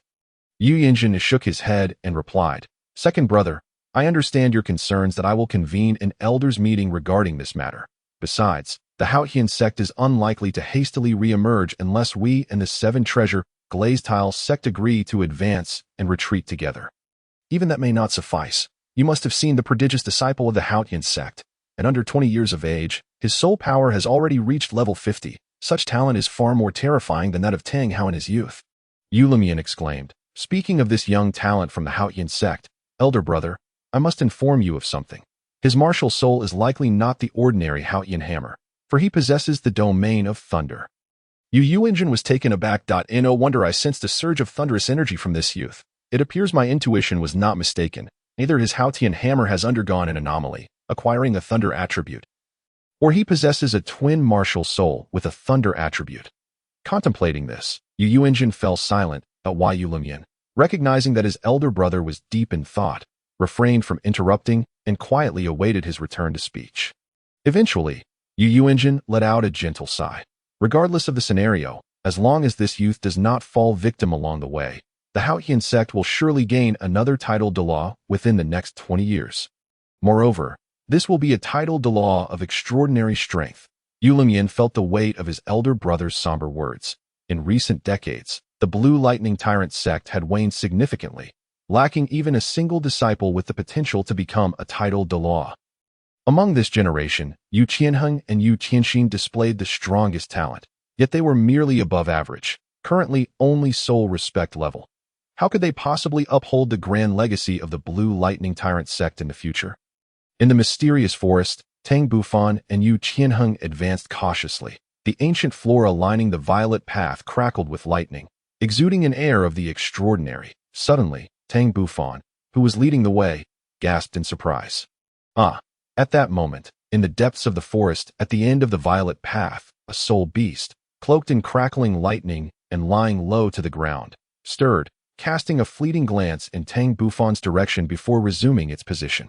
Yu Qianheng, puzzled, asked, "What is it?" "Bufan, have you discovered something?" Tang Bufan's expression shifted slightly. "It's nothing. Let us continue." In truth, his mind was in turmoil. His spiritual sense had swept over the area, revealing not only the mysterious soul beast lying in wait, but also an imposing staircase of purple gold behind it. Exuding a sacred aura, Yu Qianheng and Yu Qianxin, oblivious to his internal conflict, pressed onward. 10 minutes later, the The trio arrived at the end of the violet path, their eyes widening in astonishment at the sight before them. A purple six-pointed star formation stood prominently ahead, with 6 massive purple crystals positioned at each corner. At its center, a white pillar rose majestically. Beside the formation, a colossal soul beast lay prostrated, while behind the formation, the imposing purple-gold staircase emanated a dignified, sacred energy. Suddenly, a voice resonated in their ears, both awe-inspiring and terrifying. Fortunate humans, welcome to the true path of the Thunder God. Prepare to undertake the great Thunder God's assessment. As the voice echoed, the mysterious soul beast that had been lying beside the 6-pointed star formation opened its eyes and rose to reveal its full form. That it was a soul beast resembling a leopard, approximately 3 meters long and 1 meter wide, its body crackling with purple lightning, featuring a closed thunderous eye at its forehead. This was undoubtedly the legendary Thunder System soul beast, the three-eyed thunder leopard, an exceedingly rare creature said to possess the destructive power to judge all things through its third eye. Yu Tianheng and Yu Tianxin were already awestruck by the sudden fearsome voice and the overwhelming aura of the three-eyed thunder leopard. Only Tang Bufan maintained a grave demeanor, feeling an immense pressure from this soul beast, even more terrifying than that exerted by the sect leader of the Blue Lightning Tyrant sect. Clearly, the three-eyed thunder leopard before them was an incredibly rare soul beast. Over 100,000 years old, the three-eyed thunder leopard scanned the trio with its piercing gaze, finally resting its attention upon Tang Bufan. It sensed the vastness of his spiritual power, the very same energy that had probed its presence earlier. The other 2 humans, with their feeble soul powers, failed to pique its interest, and they appeared nearly paralyzed with fear. Yet, the youngest boy, while serious, emanated a hint of unyielding composure. After a moment, Yu Tianheng and Yu Tianxin finally regained their composure. Their expressions less frantic, the three-eyed thunder leopard, observing the 3 diminutive humans, retracted its formidable aura, seemingly bored. Very well, you 3 insignificant humans, come forth to accept the great Thunder God's test. Yu Tianheng and Yu Tianxin exchanged hesitant glances, reluctant to trust the words of the three-eyed thunder leopard, instinctively looking to Tang Bufan for guidance. Tang Bufan signaled them not to worry and turned to the three-eyed thunder leopard. Esteemed elder, we are newcomers here and know nothing of this place. Would you kindly provide us with some information? The three-eyed thunder leopard's eyes flickered with impatience, causing Yu Tianheng and Yu Tianxin to shudder. However, after a brief silence, the three-eyed thunder leopard began to explain that it revealed that the Thunder Canyon was a trial ground established by the Thunder God, with the singular purpose of selecting a worthy heir to his legacy. Only those who could ascend the 1,000 steps of the Thunder God's path and were under the age of 25 would be eligible to participate in the Thunder God's assessment. Those who did not meet the criteria could not enter this sacred place, and the three-eyed thunder leopard served as one of the 3 guardians of the Thunder God's path. Yu Tianheng and Yu Tianxin were left in a state of enlightenment. Realizing why their clan had no records of this place, none of their members qualified for the Thunder God selection, the three-eyed thunder leopard urged, "Enough. You now have a basic understanding of the situation here. Step into the Thunder God formation, one by one. You shall be tested." The 3 exchanged glances, and Yu Tianxin stepped forward first, entering the Thunder God formation as instructed. She then sat cross-legged atop the white pillar. And in an instant, the 6 purple crystals illuminated simultaneously, emitting a flurry of lightning. All of the lightning converged upon Yu Tianxin. Instantly, her body trembled violently, yet her expression bore no trace of pain. Rather, she appeared quite delighted. Approximately 3 minutes later, the lightning subsided, and the once white pillar began to transform. Lightning began to emerge from its base, gradually creeping upwards. Tang Bufan and Yu Tianheng, unsure of what to expect, could only wait patiently, while the depths of the three-eyed thunder leopard's eyes glimmered with a trace of anticipation. Before long, the purple lightning ceased its ascent, settling at a position 1/4 of the way up the white pillar. Following this, a transparent bolt of lightning shot forth from the pillar, entering Yu Tianxin's forehead. The three-eyed thunder leopard watched this scene with a mixture of melancholy and numbness, having witnessed such occurrences far too many times. Tang Bufan observed the white pillar with a contemplative expression. Although the three-eyed thunder leopard had not revealed what this 6-pointed star formation tested, it was likely related to individual aptitude for lightning and overall strength. Yu Tianxin had only managed to extend the lightning to 1/4 of the white pillar, suggesting her performance was not particularly impressive. Moreover, he had discreetly observed the subtle changes in the expression of the three-eyed thunder leopard, which did not reveal the slightest hint of joy, indirectly indicating the performance of Yu Tianxin. At the very least, it had failed to satisfy the three-eyed thunder leopard. While Tang Bufan contemplated this, Yu Tianxin had already leapt down from the white pillar, her entire demeanor radiating brilliance. While Yu Tianheng hastily inquired, "Cousin, how was it?" Yu Tianxin replied mysteriously, "It felt remarkable, but the specifics must be experienced personally by you." After saying this, she fell into deep thought, seemingly pondering something. While Yu Tianheng, no longer hesitating, followed Yu Tianxin's example and stepped into the six-pointed star formation, settling down on the white pillar in a meditative position. Subsequently, the events that Yu Tianxin had experienced replayed in Yu Tianheng, albeit with slight differences towards the end. While Yu Tianxin could only elevate the purple lightning to 4/10 of the white pillar, Yu Tianheng managed to raise it to 5/10, approaching 6/10. A glimmer of astonishment flickered in Tang Bufan's eyes. It appeared that Yu Tianheng's talent surpassed that of Yu Tianxin. On the other side, the three-eyed thunder leopard displayed a hint of regret in its gaze. Soon after, Yu Tianheng descended from the white pillar, seemingly transformed, as if an indefinable change had occurred within him. Tang Bufan felt a surge of curiosity. Both Yu Tianxin and Yu Tianheng had grown considerably more profound after undergoing the Thunder Goddess test, exhibiting an absent-minded demeanor. Taking a deep breath, Tang Bufan dismissed these thoughts and strode directly towards the six-pointed star formation. For the first time, the three-eyed thunder leopard regarded him with focused attention, its gaze fixed upon the formation. Simultaneously, the eyes of Yu Tianxin and Yu Tianheng also fell upon Tang Bufan. "Tianheng, it seems we have indeed come to the right place on this path of the Thunder God. I am at the 4th trial, while you should be at the 5th, correct? Yes, we owe this opportunity to Brother Bufan. I wonder what assessment he will face. No need for concern, his talent far exceeds ours, and I estimate he will at least reach the 7th trial. Indeed, you speak wisely. We shall await in silence." Meanwhile, Tang Bufan had already leapt onto the white pillar, mirroring Yu Tianxin's posture.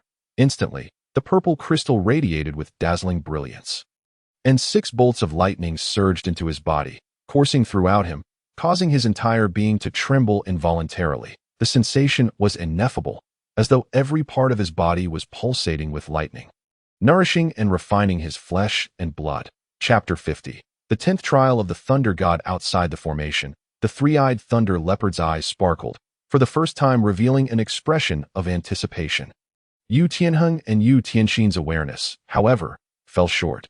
They failed to perceive any anomalies, only sensing that the purple crystals appeared even more resplendent than during their previous tests. On the white pillar, the 6 bolts of lightning continued to bombard Tang Bufan. And as time passed, his body began to emit slight tremors. Suddenly, Tang Bufan felt an intense craving emanating from the soul bone atop his forehead, derived from the unicorn thunder rhinoceros. A thought sparked within him, and he endeavored to channel the lightning power within him towards the soul bone affixed to his forehead. Simultaneously, a faint absorbing force emerged from the bone, and as the two forces harmonized, the lightning energy within Tang Bufan surged toward the soul bone. This process persisted for a full 2 hours, culminating in the 6 purple crystals on the formation dimming significantly. After absorbing a vast amount of lightning power, the unicorn soul bone became increasingly translucent, as if it had undergone a form of evolution. After 2 hours of waiting, Yu Tianheng and Yu Tianxin transitioned from initial surprise and confusion to a state of numbness and indifference. At this moment, as the lightning faded, they became invigorated, for the critical moment had arrived. Suddenly, the white pillar emitted a resounding roar, and they witnessed purple lightning beginning to ascend from the base, its speed so swift that it swiftly reached the halfway point of the white pillar. Subsequently, the purple lightning maintained its momentum, continuing to climb. In less than a minute, it reached the top of the white pillar, swirling around it, refusing to dissipate. The phenomenon did not cease there. The lightning continued to surge, swiftly transforming around Tang Bufan into the ethereal forms of the 4 primordial divine beasts: dragon, phoenix, tiger, and turtle. These 4 divine beast apparitions paid homage to Tang Bufan, as if celebrating the birth of a magnificent entity. Moments later, the 4 divine beasts collided, unleashing a towering beam of light that pierced the clouds. Concurrently, in various mysterious locations within the Thunder Canyon, pairs of eyes gradually opened, revealing expressions of disbelief in the core area. A colossal figure ensnared by a sea of lightning cackled ominously. "Ha ha! After so many years, I have finally awaited this day. It seems my liberation is not far off." The voice was imbued with uncontainable pride. But it was soon drowned out by the raging lightning sea. Unable to escape, the lightning power within the Thunder Canyon surged even more violently, compelling many disciples of the Blue Electric Tyrannosaurus Rex clan to awaken from their training and hastily return to their clan's base. In the lightning hall, Yu Yuanjin trembled as if sensing something. His body transformed into a bolt of lightning and shot out of the hall, arriving outside the sect in the next moment. He gazed in astonishment at the sky, where a colossal purple beam of light spanned the heavens, casting half the sky in shades of purple. The air around him crackled with violet energy particles. And soon after, the sounds of beast roars filled the Thunder Canyon, brimming with excitement. Yu Yuanjin's expression turned grave as he looked towards the area of the purple beam, unsure of what upheaval had occurred to provoke such agitation among the soul beasts within the Thunder Canyon. These soul beasts were typically quite docile, rarely exhibiting such unrest. Such a tremendous anomaly was visible to anyone within 100 miles of the Thunder Canyon, all wearing expressions of confusion. Before long, many disciples of the Blue Electric Tyrannosaurus Rex clan, who had been cultivating within the Thunder Canyon, withdrew and gathered at their clan's base. That Yu Yuanjin gazed at the sky and quietly inquired, "Elder brother, what has transpired?" Yu Yuanjin shook his head and instructed, "Calm the clansmen, return to the sect, and refrain from entering the path of the Thunder God for the time being. Also, take stock of the numbers. Are there any disciples missing?" In the western chamber of the Blue Electric Tyrannosaurus Rex clan, the 4 members of the Haotian clan sensed something amiss and rushed out, realizing that Tang Bufan had yet to return, causing them great concern. The 4th elder, filled with worry, exclaimed, "Second brother, little Fan has been out of our sight for several hours. Could something have happened? We should inquire with the Blue Electric Tyrannosaurus Rex clan." The 2nd elder suggested. After a moment of contemplation, they agreed, and the 4 made their way to the Blue Electric Tyrannosaurus Rex clan's exterior. They were immediately greeted by the gathered disciples of the clan. And the 2nd elder began to scan the crowd, assessing their cultivation levels, his eyes gleaming with insight. In the distance, a young man clad in purple was reporting to Yu Yuanjin, whose expression shifted dramatically. Yu Yuanjin waved the youth away and strode towards the 2nd elder and his companions. The 2nd elder quickly inquired, "Sect Master, may I ask what has occurred? Our disciple, Tang Bufan, has been missing for several hours. Do you know where he has gone?" The final inquiry carried a tone of severity, tinged with accusations. Yu Yuanjin hurriedly reassured him, "Brother Tang, please remain calm. It is truly unfortunate. According to the disciples, your clan's disciple and my grandson ventured into the internal area of the Thunder Canyon, undergoing trials on the path of the Thunder God." The 2nd elder's face reflected confusion. The path of the Thunder God? Nearby, Yu Yuanjin timely provided an explanation, and after some time, the 4 elders finally grasped the situation's intricacies. "In that case, I can rest easy. However, given the upheaval occurring within the Thunder Canyon, with even the soul beasts becoming agitated, I implore the sect master to send someone to bring Tang Bufan back. We wish for him to encounter no mishaps." Yu Yuanjin hesitated momentarily, then regarded the 2nd elder and the 4th elder. "How about this? Why don't the 2 of you accompany me to the path of the Thunder God to retrieve them?" After exchanging glances, the 4th elder and the 2nd elder nodded slightly, and the 3 transformed into shadows, racing towards the interior. Within the Thunder Goddess formation, Tang Bufan had already opened his eyes, a purple lightning mark shimmering upon his forehead. Lightly leaping down from the pillar, he gently caressed his forehead, deep in thought as he approached Yu Tianheng and Yu Tianxin, the 10th trial of the Thunder God. This was the message conveyed by the mark on his forehead. By sequentially completing the 10 trials set by the Thunder God, he would inherit the divine position of the Thunder God and become an immortal deity. To be honest, he was incredibly excited. This was the prospect of eternal life as a deity, while he was uncertain how this world's deities compared to those from his past life's myths and legends. The mere notion of immortality was already compelling. Moreover, this Thunder God was a remarkably powerful first-tier deity, far superior to the third-tier deities like the Fog God, Alas, even one as formidable as the Thunder God fell gravely wounded in a certain divine battle. Before his demise, the Thunder God tore through the divine realm and descended into the Thunder God Canyon, hastily arranging various trials before he perished. At this moment, Yu Qianheng and Yu Tianxin had long since awakened from their shock. Observing Tang Bufan as he approached them step by step, they felt an indescribable change had transpired within him. Chapter 51. Return to the Blue Electric Tyrant Sect. Tang Bufan smiled slightly. Elder Brother Tianheng, Elder Brother Tianxin, why do you gaze at me with such looks? Is there something amiss with me? Yu Tianheng gently pointed to Tang Bufan's forehead. You have a thunderous mark on your brow. Ah, is this what you mean? It's merely a trial insignia. It will vanish shortly. Tang Bufan casually offered an excuse that in truth, it represented the mark of the Thunder Goddess heir. He was not lying. Indeed, this mark would soon dissipate. That moment, a thunderous sound of hooves resonated behind Tang Bufan. The three-eyed thunder leopard, the guardian. The three-eyed thunder leopard had shed its previous arrogance, especially in the way it regarded Tang Bufan with utmost reverence. Tang Bufan turned and respectfully addressed, Predecessor, we have successfully passed the test. What are our next steps? The three-eyed thunder leopard slightly shifted away from Tang Bufan's direction, unable to bear such deference, and hastily shook its head. Your Highness, you mustn't. You have now gained the great recognition of the Thunder God and have officially become his heir, equivalent to the future Thunder God. Henceforth, please do not perform such grand gestures. I cannot bear it. Just call me Lei. It is the name bestowed upon me by the Thunder God.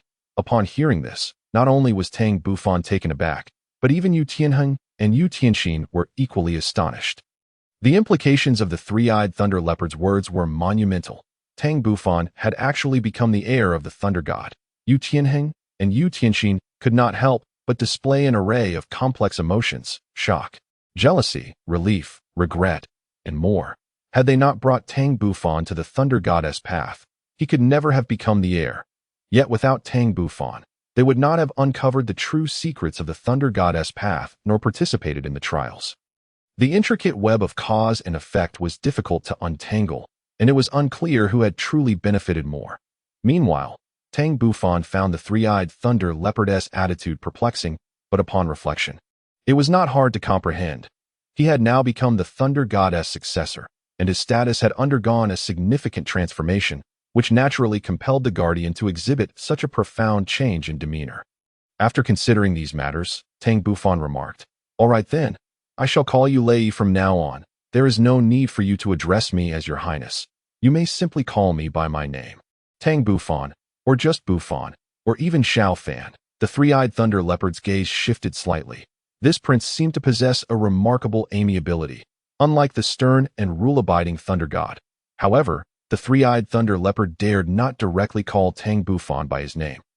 Hastily responding, That is not permissible, your highness. As your subordinate, how could I dare to be so presumptuous? The thunder god has long commanded us to assist you in completing the 10 trials. Seeing the three-eyed thunder leopard so insistent, Tang Bufan had no choice but to relent.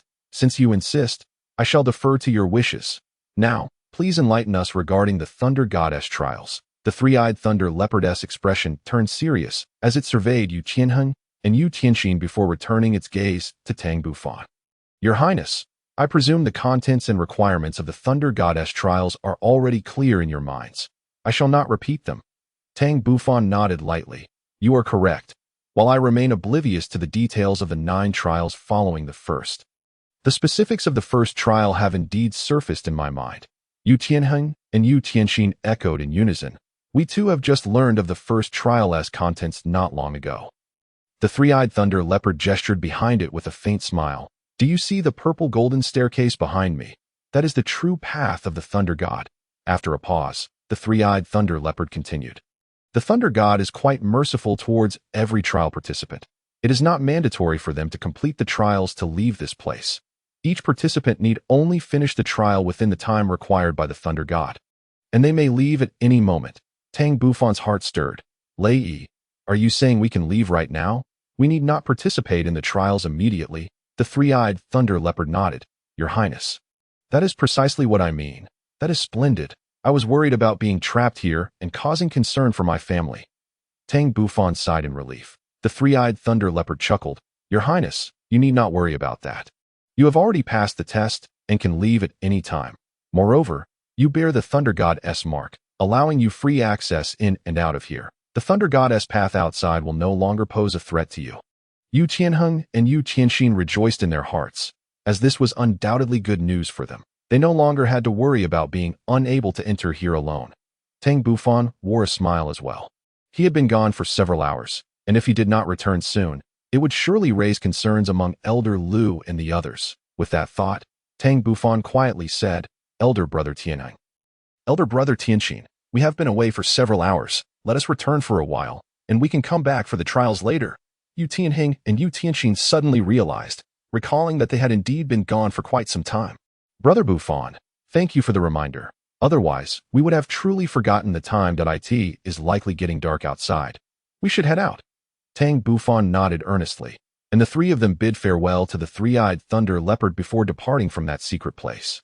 In the outside world, Yu Yuanjin, accompanied by the second elder and the fourth elder, made their way swiftly towards the Thunder Goddess path. Relying on their formidable strength, the trio reached the 900th step of the Thunder Goddess path in less than an hour. Not far ahead, three young men approached them with ease, their faces displaying surprise as they evidently recognized them. Suppressing his doubts, Yu Yuanjin feigned anger. Tianheng, Tianxin, do you not know your crimes? How could you bring guests to such a perilous place? Yu Tianheng and Yu Tianxin rushed forward, their faces reflecting panic as they knelt. Grandfather, we acknowledge our wrongs. We shall not dare to do so again. On the other side, the second and fourth elders, upon seeing Tang Bufan safe, finally relaxed their previously tense hearts. Observing Yu Yuanjin preparing to reprimand Yu Tianheng and Yu Tianxin, the second elder interjected, Sect leader, please forgive them this once. Do not blame them.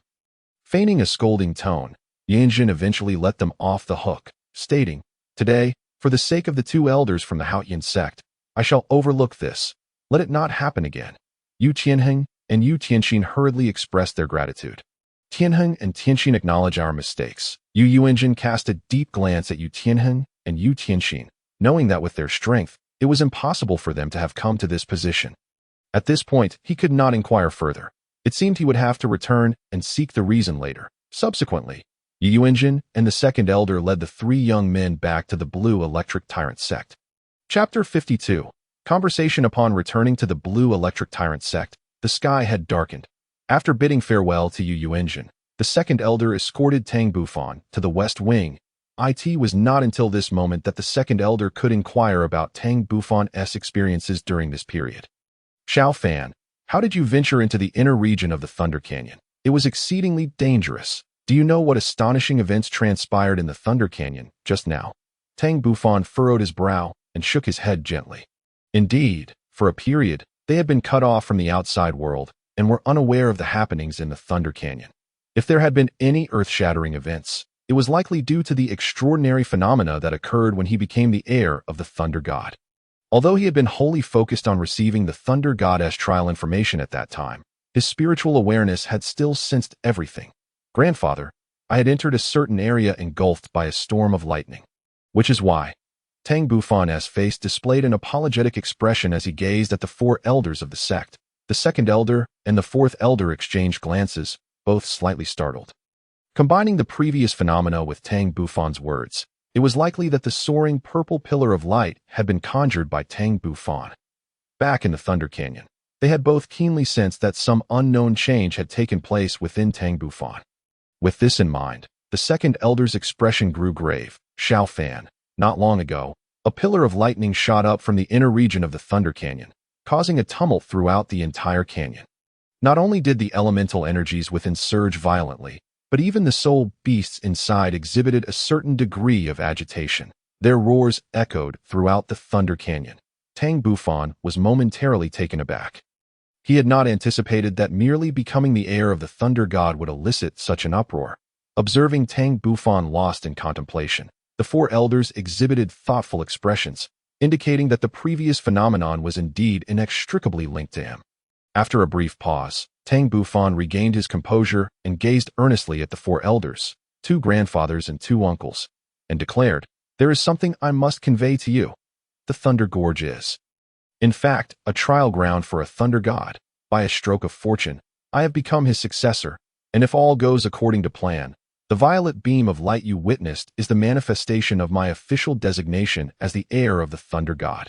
Upon finishing his statement, Tang Bufan summoned his soul power, and in an instant, a profound thunderous mark materialized on his forehead, emanating an air of mystery and authority, while Tang Bufan himself exuded a subtle yet formidable pressure. Tang Qing and Tang Nan were instantly rendered speechless, whereas the two elders, seasoned by the vicissitudes of life, though still astonished, did not lose their composure. Meanwhile, within the Thunder Hall, Yu Yunjin and Yu Limyan listened to their grandson's report, their eyes glinting with intense brilliance. They were astonished to discover that the Thunder Gorge was indeed a place of divine inheritance, lamenting that despite their family's dominion over the gorge for centuries, none of their disciples had ever met the Thunder God's trial requirements to witness the true site of inheritance. Instead, an outsider had claimed the position of the Thunder God's successor, which was utterly preposterous.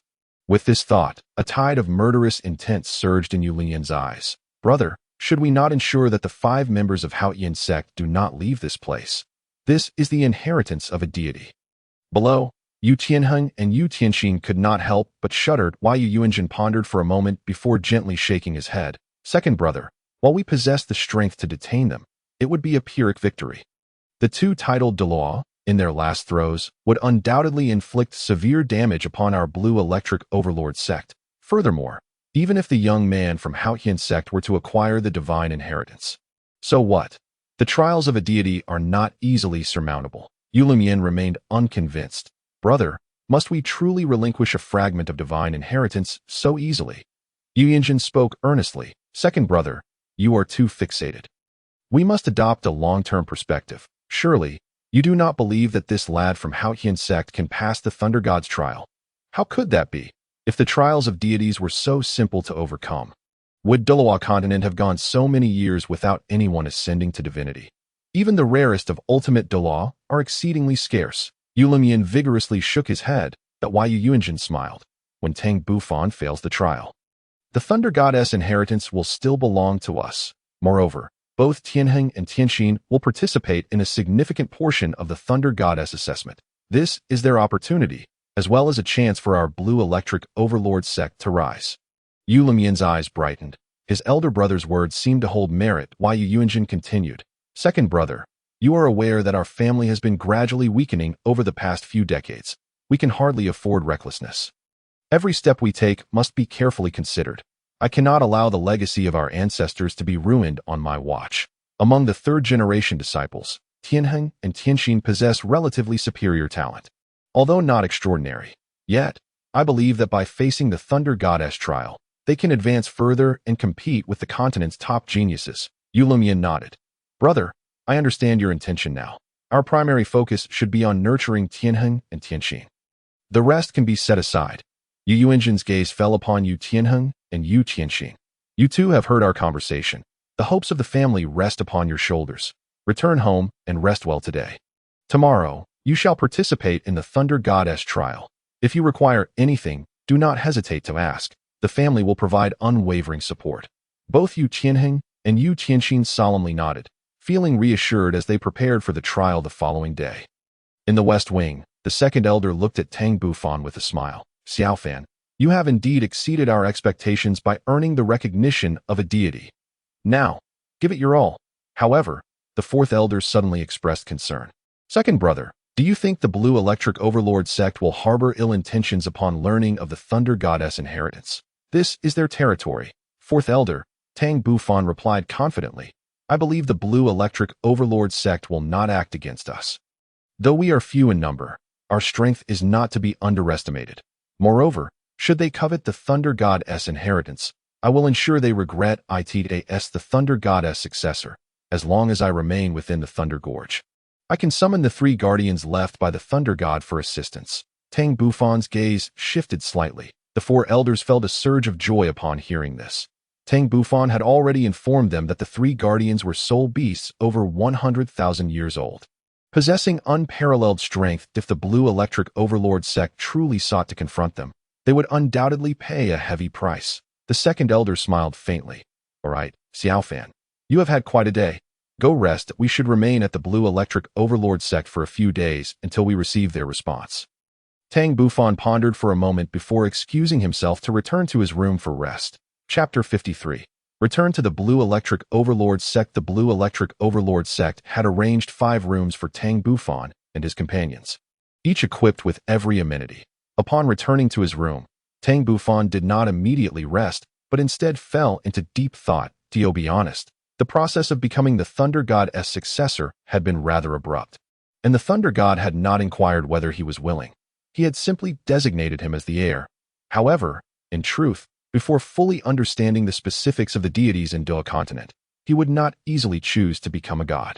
Even if he were to ascend, he would prefer to become a carefree sword god, or even a god of power, which he could accept. The Thunder God, however, was evidently merely a deity wielding the principles of thunder, which did not capture his interest. As an individual from Earth, he had encountered numerous mythological tales from ancient times. Placing the Thunder God within the context of those myths from his past life would not stir the slightest ripple. As a perfectionist, Tang Bufan's ultimate goal in cultivation was akin to that of the Pangu great god, the creator deity who opened the heavens and shaped the world. What of the Thunder God? Even if he were to cultivate to the utmost, in Tang Bufan's eyes, reaching the pinnacle would merely result in the creation of a singularly attribute thunder world, becoming a sovereign of that realm. It is important to note that among the most powerful figures in mythology, none were merely masters of a singular attribute. Each had comprehended countless principles. This was one reason why he remained unmoved upon learning of the fog goddess' existence.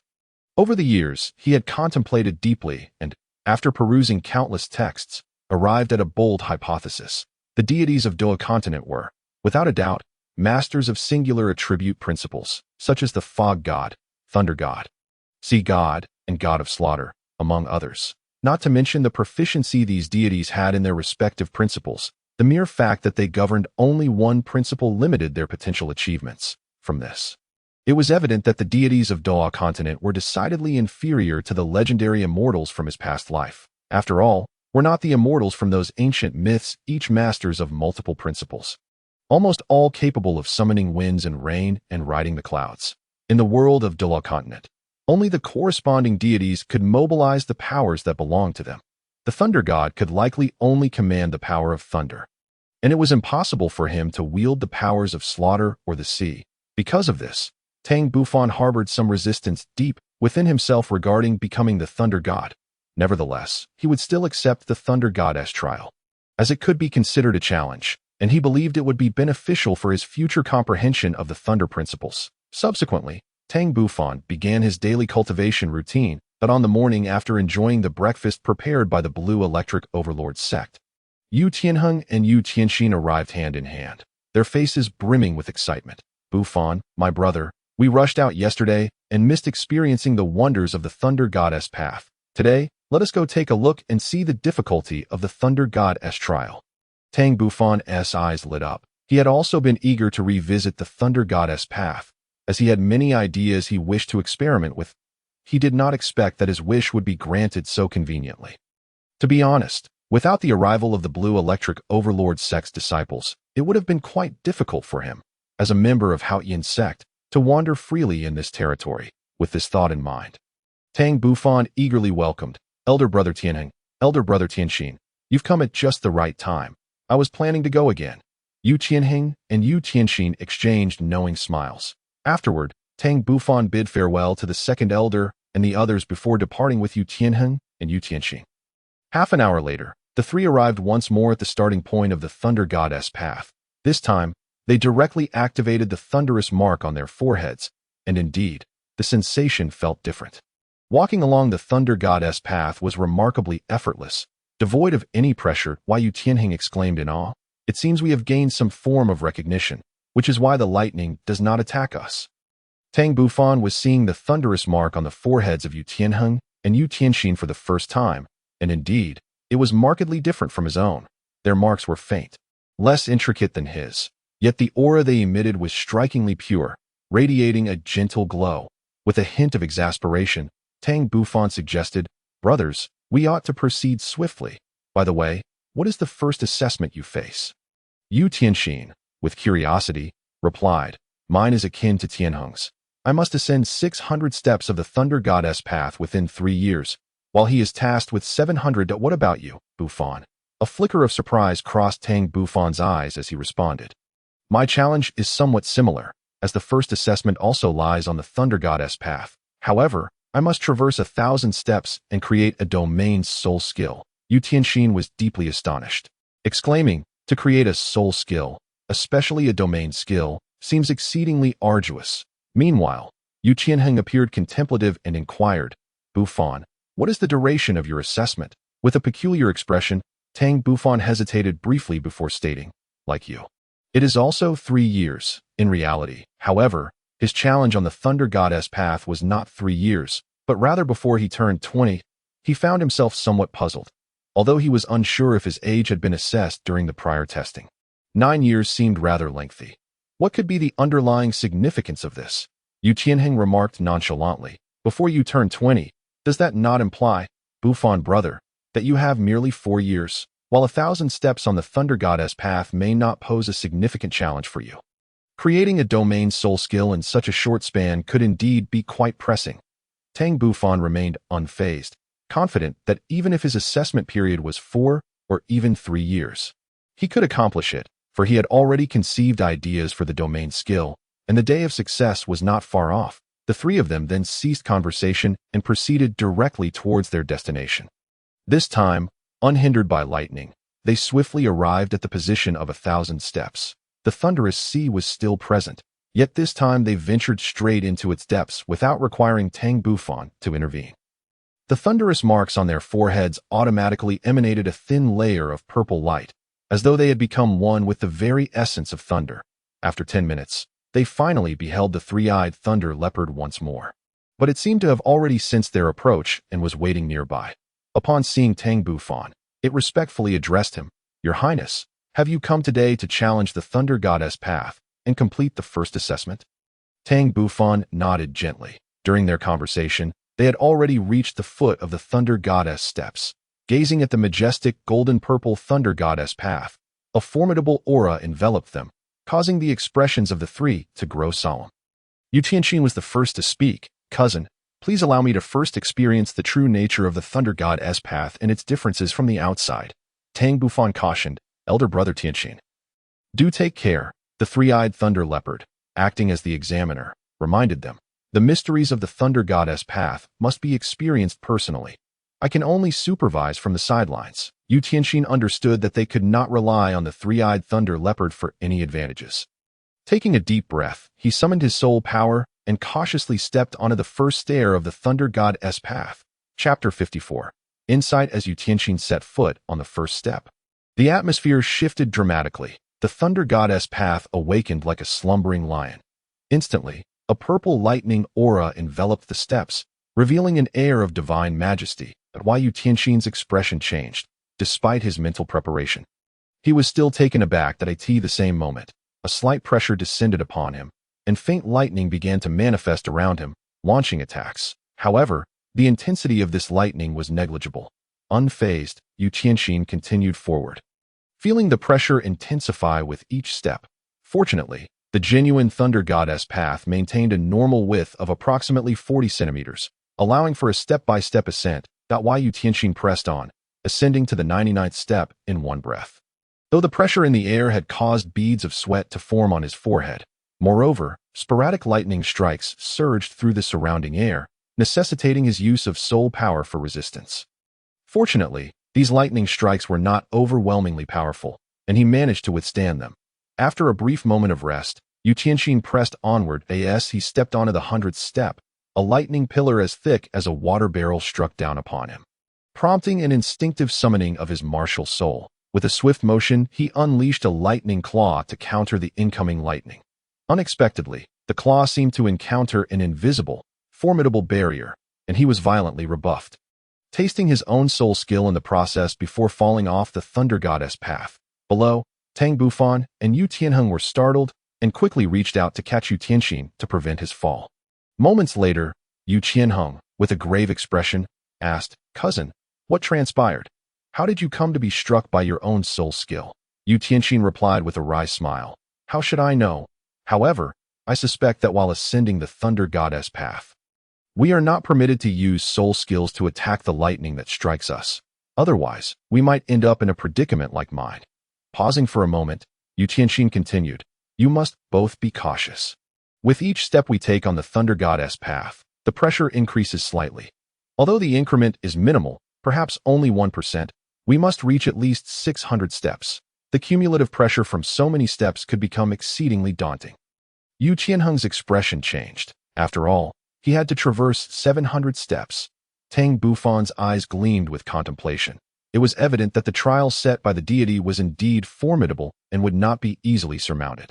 Yet, what was the true purpose of this assessment? Elder brother Tianxin, please recuperate your soul power. Tianheng and I shall also experience this. As Tang Bufan spoke to Yu Tianxin, he beckoned Yu Tianheng to join him in ascending the Thunder Goddess path. With Yu Tianxin's warning in mind, Tang Bufan understood that physical attacks were prohibited, yet he still needed to confirm this. That's why Yu Tianheng nodded slightly in agreement and activated his first soul skill. Sending forth a purple lightning claw towards the Thunder Goddess path, in the next moment, the claw seemingly collided with an invisible wall, rebounding at an accelerated speed directly towards Yu Tianheng. Tang Bufan, who had been prepared, activated the great Zhou Tian Hunyuan technique and shattered the lightning claw with a powerful punch. That's why Yu Tianxin's deduction was indeed correct. Physical attacks were not permitted on the Thunder Goddess path, which meant they would have to passively endure the onslaught. The Thunder God would not arbitrarily unleash lightning upon them. The underlying significance of this challenge required personal experience to unravel. Tang Bufan and Yu Tianheng exchanged glances and ascended the first stair of the Thunder Goddess path together. As expected, just like Yu Tianxin's experience, Tang Bufan felt an imperceptible pressure. After a brief assessment, they continued on, ascending step by step until they reached several dozen steps. Not long after, they arrived at the 99th step, where the disparity in strength between Tang Bufan and Yu Tianheng became apparent. Tang Bufan had not even released his martial soul, merely wearing a slightly solemn expression. In contrast, Yu Tianheng, much like Yu Tianxin, showed signs of exertion, with sweat visibly beading on his forehead despite not having summoned his martial soul. Tang Bufan cautioned, elder brother Tianheng, be prepared for lightning to strike at the 100th step. Remember, only endure it, do not retaliate. Yu Tianheng understood and nodded firmly, stepping forward with his right foot onto the 100th step. In the next instant, a massive bolt of lightning descended upon him, and feeling the force of the strike, he was compelled to summon his martial soul. The purple lightning struck Yu Tianheng's body, sending tremors through him, yet fortunately, it was only a single strike. Observing this, Tang Bufan followed suit and stepped onto the 100th step, whereupon a colossal bolt of lightning struck him as well. In a moment of inspiration, Tang Bufan braced himself against the lightning pillar, much to Yu Tianheng's astonishment, sending a shiver down his spine. Only by genuinely experiencing the power of thunder could Tang Bufan accurately discern the intricacies of the Thunder Goddess path. Instantly, he was enveloped in a storm of lightning, the potent energy tearing his clothing as it revealed his robust physique. Even with his formidable constitution, he felt a twinge of pain as he absorbed the essence of the lightning. He realized that while the strikes inflicted discomfort, they also tempered his body. Moreover, he noticed a portion of the lightning essence entering his being, seemingly nourishing his flesh and blood. Below, the three-eyed thunder leopard gazed with admiration, astonished by the strength of this young prince's physique. This was no ordinary physique for a youth in his teens. One might even say it rivaled that of soul masters of the highest order. After a brief moment, Tang Bufan opened his eyes, a gleam of brilliance illuminating his gaze. He believed he had grasped the profound mysteries of the path of the Thunder God. The entire path was shrouded in a violet mist of lightning, and each challenger faced an escalating pressure that gradually consumed their soul power. The further one advanced along the path, the greater the pressure became, and the lightning that emerged behind grew increasingly terrifying. Should one fail to withstand the destructive force of the lightning, casualties would not be out of the question. However, if one could endure the onslaught, their body would naturally become invulnerable. Moreover, Tang Bufan surmised that cultivating soul power on the path would likely enhance their training speed. Unfortunately, he could not remain there for an extended period, as he would depart from the Blue Electric Tyrant sect in just a few days. Beside him, Yu Tianheng, noticing that Tang Bufan was unharmed, exhibited a curious expression. As a twin star of the blue electric tyrant sect, he was quite astute. Tang Bufan's reckless actions undoubtedly held deeper significance. Brother Tianheng, let us continue onward. Yu Qianheng, seeing that Tang Bufan offered no explanation for his earlier reckless behavior, could only suppress his curiosity and nod in agreement as they pressed forward beneath the path of the Thunder God. The three-eyed thunder leopard gazed at Tang Bufan with admiration, clearly impressed by how swiftly he had discerned the intricacies of the path. As Yu Qianheng and Tang Bufan trudged forth under the mounting pressure. 10 minutes later, Yu Qianheng reached the 300th step, which was also his limit. In that moment, he appeared utterly wretched. His clothing was in tatters, reduced to mere strips of fabric, and his skin was marred with numerous bloodstains, a testament to having withstood 2 waves of lightning. Although Tang Bufan had not disclosed the purpose of resisting the lightning, it was not difficult for Yu Qianheng to deduce that it must provide some benefit.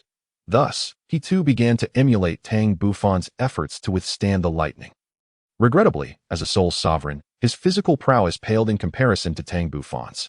Even when unleashing all of his strength, he could barely ascend to the 300th step. Tang Bufan, feeling somewhat sympathetic, said, "Brother Tianheng, you should rest here and recover your soul power." "I shall continue to try." Yu Qianheng forced a bitter smile. "Brother Bufan, your physique is truly formidable. To endure such a powerful lightning strike without a scratch is remarkable." Tang Bufan's heart tightened, and he feigned weakness, saying, "Brother Tianheng, you flatter me. My condition is not as splendid as you imagine. Firstly, my soul power far exceeds yours, and secondly, I possess the thunder domain, which inherently grants me greater resistance to lightning." Yu Qianheng considered this and was persuaded. With Yu Qianheng's doubts assuaged, Tang Bufan resumed his ascent. Step by step, he soon vanished into the violet mist. Time passed slowly, and before long, half an hour had slipped by. At the 700th step of the path of the Thunder God, Tang Bufan unleashed all of his strength for the first time. A layer of violet domain enveloped him, with a striking purple horn, crackling with lightning, prominently displayed upon his forehead, while his left hand gripped the Haotian hammer, steadfastly resisting the thunderous onslaught. On one hand, the horn on his forehead absorbed the lightning, while on the other, his thunder domain mitigated its ferocity. Only thus could his body withstand the onslaught of the 7 violet lightning pillars, while simultaneously refining his physique. However, the 700th step was nearly his limit. Tang Bufan estimated that he would not be able to surpass the 1000th step until he became a soul emperor. Unbeknownst to Tang Bufan, at the moment he unleashed his full soul power, the three-eyed thunder leopard below exhibited a look of astonishment. Through its 3 eyes, it beheld the depths of the path of the Thunder God and experienced for the first time the nature of Tang Bufan's soul power and soul ring configuration, revealing an expression of profound shock. This configuration of 2 purple and 2 black rings was unprecedented. It was no wonder that the impossible Thunder God's 10th trial had emerged. Even the Thunder God himself had harbored no confidence that someone capable of triggering the 10th trial would ever arise.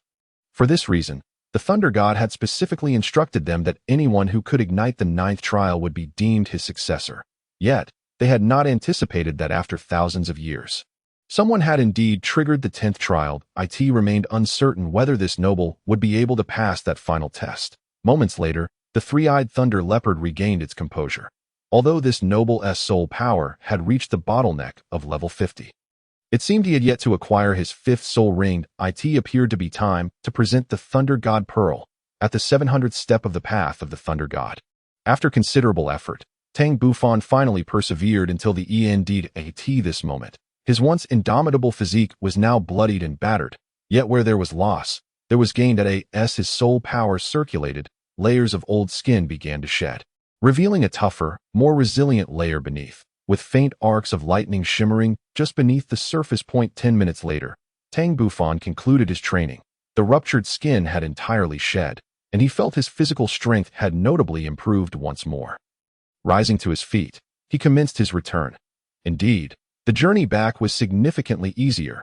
The lightning no longer assailed them, indicating that it was only when advancing that they faced attacks. Half an hour later, at the starting point of the Thunder God formation, Tang Bufan reunited with Yu Qianheng and Yu Qianxin. Faced with Yu Qianxin's peculiar expression, Yu Qianheng could only awkwardly turn his head aside. Tang Bufan promptly retrieved 2 sets of clothing from the 33 layers of heaven, handing one to Yu Tianheng and keeping one for himself at that moment. The three-eyed thunder leopard approached. Your Highness, how do you feel? Are you confident about completing the first trial? Yu Tianxin remained silent, while Yu Tianheng appeared somewhat anxious. Senior, may I inquire what the consequences of failing the trial are? The three-eyed thunder leopard replied coldly. There's nothing to it. You will simply be expelled from the path of the thunder god. Why Yu Tianheng shivered at the indifferent gaze of the three-eyed thunder leopard. It seemed he and his cousin Tianxin might have to spend the next 3 years here.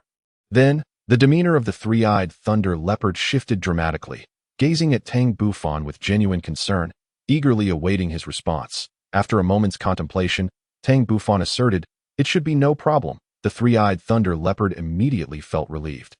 By the way, Your Highness, you have yet to acquire your 5th soul ring, correct? This is for you. With that, the three-eyed thunder leopard opened its mouth and expelled a pulsating, lightning-imbued pouched eye in the next instant. A purple thunder pearl flew toward Tang Bufan under the leopard's control. Tang Bufan instinctively reached out to catch the pearl, his expression one of bewilderment as he looked at the three-eyed thunder leopard.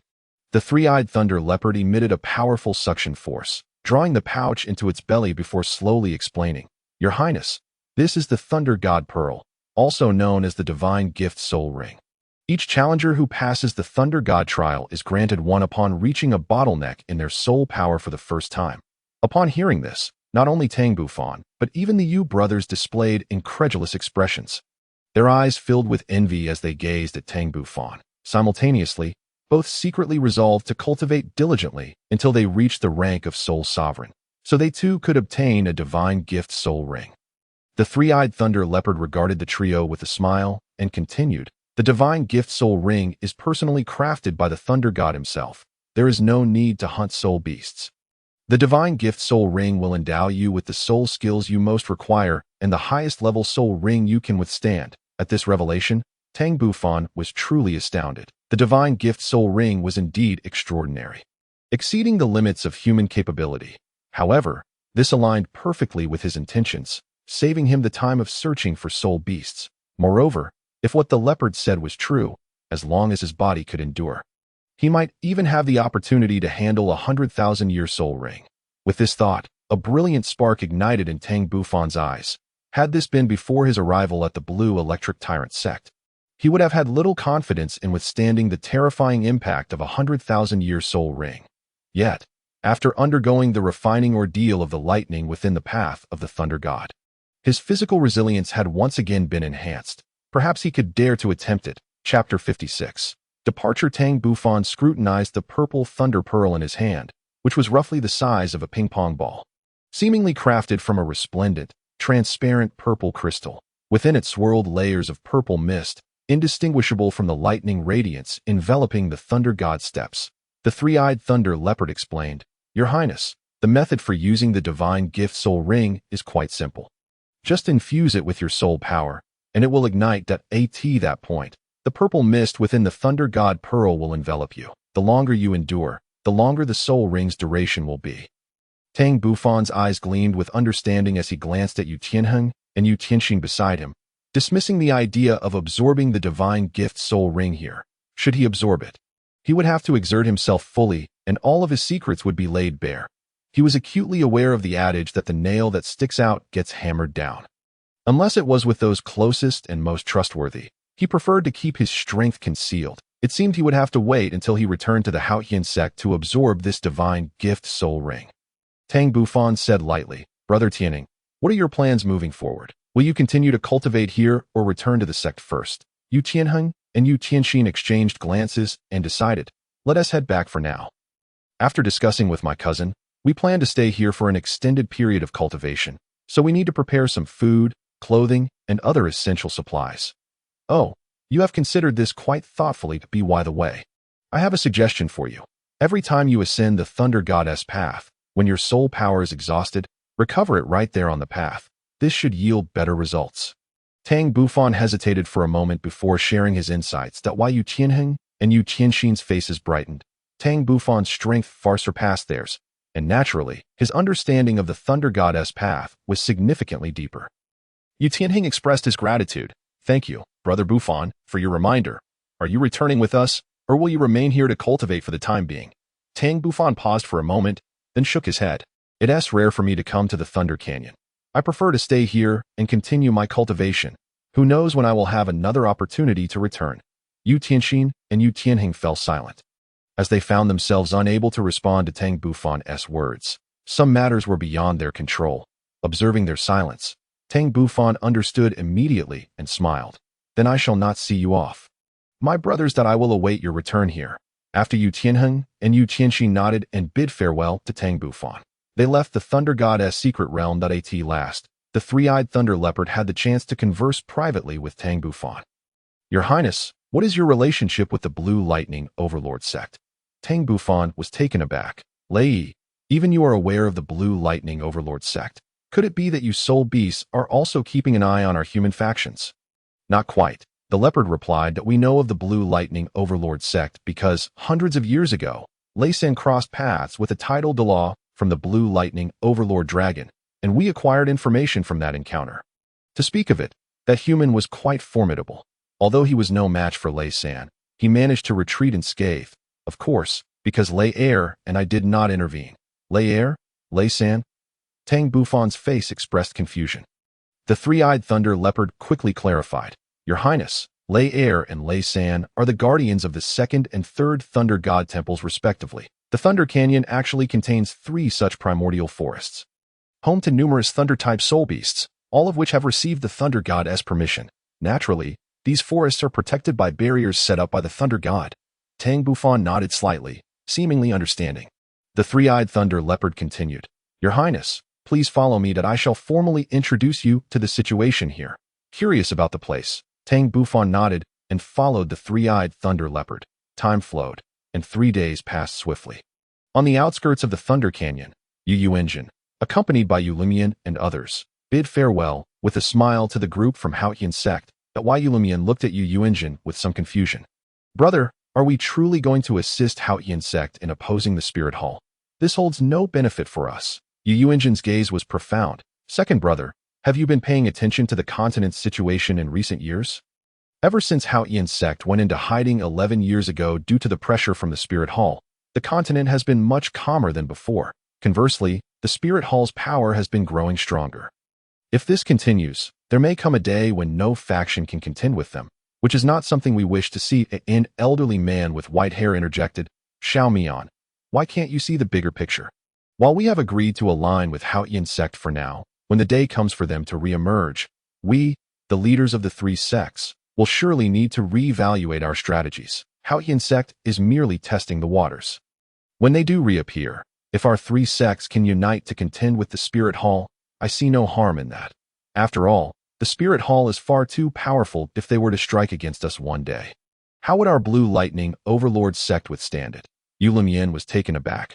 Uncle, surely the Spirit Hall would not attack us. The white-haired elder remained noncommittal. But what if they do? We must prepare in advance. Otherwise, when that day arrives, how will we face our ancestors? Yu Lumian's face fell into a daze, followed by a bitter smile. That Yu Yuanjin then spoke slowly. This is why I agreed to assist Haotian Sect. And from today onwards, every disciple must train diligently for the rise of our Blue Lightning Overlord Sect. 50 miles outside the Thunder Canyon, Tang Bufan inquired, Grandpa Second Elder, are we heading to the 7 Treasures Glazed Sect next? The Second Elder shook his head. No, we will first visit the Sunset Forest to find a suitable soul beast for your 5th spirit ring. Tang Bufan smiled mysteriously. I already have a lead for the 5th spirit ring, so you need not worry. With that, Tang Bufan retrieved the Thunder God Pearl from the 33 heavens. During these 3 days, he had been cultivating on the Thunder Goddess path and had not found the opportunity to explain the situation regarding the divine spirit rings. If not for the Second Elder bringing it up, he might have forgotten entirely. Seeing the puzzled expressions on the faces of the Second Elder and the others, Tang Bufan proceeded to elaborate on the wondrous uses of the divine spirit rings. After a considerable amount of time, the Second Elder and the others reluctantly accepted Tang Bufan's explanation, though they still found it hard to believe that such a small pearl could grant him the 5th spirit ring, especially one that was most essential and of the highest endurance level. It all seemed like a fantastical tale, but knowing it came from a deity, they were eventually able to accept it. After a long pause, the second elder said solemnly, "In that case, let us wait until we visit the Seven Treasures Glazed Sect and return to the sect before you absorb the fifth spirit ring. At that time, we can provide you with protection." Subsequently, Tang Bufan and the four others hurried towards the direction of the Seven Treasures Glazed Sect. Chapter 57. Arrival at the Seven Treasures Glazed Sect after several days of travel. Tang Bufan, accompanied by the second elder and others, finally arrived at their destination, the Seven Treasures Glazed Sect. Upon gazing at the imposing fortress with its formidable defenses, Tang Bufan felt a sense of astonishment. Truly, as one of the top 3 sects, the Seven Treasures Glazed Sect was impressive, although its location was not as advantageous as the Blue Lightning Overlord Sect, which boasted the natural geographical advantage of the Thunder Canyon. It was by no means inferior. Surrounded by mountains on 3 sides, the sole entrance was heavily fortified, comprising not merely the fortress before him, but a total of 7 layers of fortifications. This conclusion was drawn from his discreet probing with spiritual energy. Beyond the 7 fortifications lay the true residence of the Seven Treasures Glazed Sect, a place that could be described as resplendent and magnificent, where the direct disciples of the sect resided. Inside the Seven Treasures Glazed Sect, in the conference hall, Sect Master Ning Fengji was inspecting the cultivation levels of his children. Suddenly, a disciple clad in white burst into the hall in a flurry. Ning Fengji furrowed his brow. "What is the matter that you appear so flustered?" The white-clad disciple hastily reported. Reporting to the sect master, 5 individuals claiming to be from the Haotian Sect have come to visit us at the Seven Treasures Glazed Sect. Requesting an audience with the sect master, Ning Fengji, along with the sword Douluo and bone Douluo beside him, exchanged glances, their eyes gleaming with excitement. That day had finally arrived. Rongrong, Xianer, Tower, you may return to your rooms. This meeting concludes here. With that, Ning Fengji hurried away with the sword Douluo, bone Douluo, and the white-clad disciple, leaving behind his 2 sons, Ning Xian and Ning Tao, along with Ning Rongrong. These 3 were the most outstanding children of Ning Fengji. Ning Xian was a tall young man with striking features, ranked 3rd, 25 years old, and at the 41st level of soul cultivation. Ning Tao was a chubby young man with a square face, 20 years old, at the 29th level of Great Soul Master, and was Ning Rongrong's elder brother at this moment. Ning Xian frowned in confusion. Isn't the Haotian Sect in seclusion, having shut their gates to the world? Why are they suddenly visiting us at the Seven Treasures Glazed Sect? Ning Tao replied, "Third brother, this is not something we should concern ourselves with. Let us heed Father's words and return for now." Ning Rongrong's expression was peculiar as she murmured, "The Haotian Sect, is it? I shall finally witness the prowess of the #1 sect in the world, as a rare talent that the Seven Treasures Glazed Sect had not seen in centuries." She had always considered herself superior and had rarely encountered peers of her caliber. She had heard clearly that members of the Haotian Sect were visiting, which surely meant there would be talented young disciples accompanying them. This ignited her competitive spirit, as she yearned to discover whether the young talents of the #1 sect could rival her own. Ning Xian and Ning Tao exchanged exasperated glances. They truly had no way of managing their precious younger sister. Meanwhile, outside the Seven Treasures Glazed Sect, Ning Fengji spotted the 5 individuals from the Haotian Sect from a distance. His gaze swept over each one, ultimately resting on the 2 elderly figures in white at the forefront. He felt a flicker of recognition. If he remembered correctly, these should be 2 of the few remaining elders of the Haotian Sect, who were, in terms of seniority, the uncles of the sect master. In terms of strength, more than a decade ago, they had already attained the rank of Soul Douluo. Although their achievements were limited due to age and innate talent, their offensive capabilities were not inferior to those of the average title Douluo. He, however, was merely of the same generation as Tang Xiao, placing him a rank lower in terms of seniority. Yet, as the leader of a sect, his status surpassed theirs. Although Ning Fengji sensed the profound aura of the 2 elders from the Haotian clan, he did not associate them with title Douluo, assuming they were still merely soul Douluo who had advanced in their soul power. However, the expressions of the sword Douluo and bone Douluo behind him changed dramatically. They clearly sensed the true power of their opponents, confirming them as title Douluo. It was not that the Haotian clan only had the sect leader Tang Xiao and his brother Tang Hao as title Douluo. The sudden emergence of 2 additional title Douluo was nothing short of a monumental event. one must understand why the 7 major sects of the Douluo Continent were divided into the top 3 and the bottom 4. This distinction arose because the top 3 sects were consistently guarded by titled Douluo, whereas the bottom 4 had never produced any if the bottom 4 sects were to give birth to a titled Douluo. The landscape of the 7 major sects would undoubtedly shift. Realizing the cultivation levels of the elders, Chen Xian quickly conveyed the strength of the 2 elders from the Haotian clan to Ning Fengji. Although Ning Fengji's heart was tumultuous, his smile remained unblemished as he calmly remarked, "Elders, it has been many years since we last met. Not only do you appear even more impressive than before, but your strength has also ascended to new heights. Congratulations. I apologize for keeping you waiting. The affairs of the sect are indeed numerous and time-consuming." The second elder, upon hearing Ning Fengji unveil the strength of himself and the 4th elder, was not surprised. The Sword Douluo's previous actions had not escaped his notice. "Ning sect leader, you are too kind. It is we who should apologize for our sudden arrival." The 4th elder's gaze fell upon the 2 towering figures behind Ning Fengji, and he smiled slightly. "I presume these 2 must be the Sword Douluo and Bone Douluo. It is indeed an honor to meet you." The Sword Douluo and Bone Douluo returned the smile, astonished that within just over a decade, the Haotian clan had added 2 titled Douluo to their ranks. Truly, they were the premier sect in the world. Their tone was laced with complexity and confusion.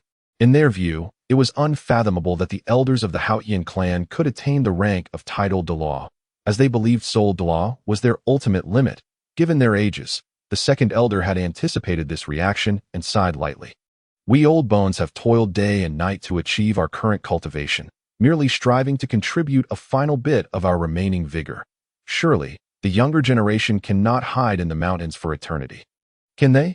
Wouldn't you agree, sect leader Ning?" For a fleeting moment, the smile on Ning Fengji's face faltered, but he quickly regained his composure and replied, "Elders, this is not the place for conversation. Shall we discuss matters in detail within the sect?" The second elder had no objections. Subsequently, the group of 8, under Ning Fengji's guidance, made their way toward the true headquarters of the 7 Treasures Glazed Tile School. Along the journey, Ning Fengji and the second elder engaged in lively conversation, while Tang Bufan silently observed from behind, secretly admiring the scenery of the 7 Treasures Glazed Tile School. The geographical location of the 7 Treasures Glazed Tile School was indeed exceptional, exuding a dazzling brilliance. With breathtaking views of mountains and waters, it was no wonder that the sect was recorded as being wealthy enough to rival nations. Upon seeing it, Tang Bufan realized the reputation was well-deserved. After all, managing such a prosperous land required considerable wealth, not to mention the costs associated with defensive fortifications, the rows of buildings along the way, and the sect's offerings. Naturally, most of Tang Bufan's attention was still focused on the 2 tall elders ahead. Renowned titled Douluo of the assault type, the Sword Douluo and Bone Douluo, the second elder had already provided him with information about them. What intrigued him the most was the Sword Douluo, as this was the first time in many years in this world that he had heard of someone possessing a sword martial spirit.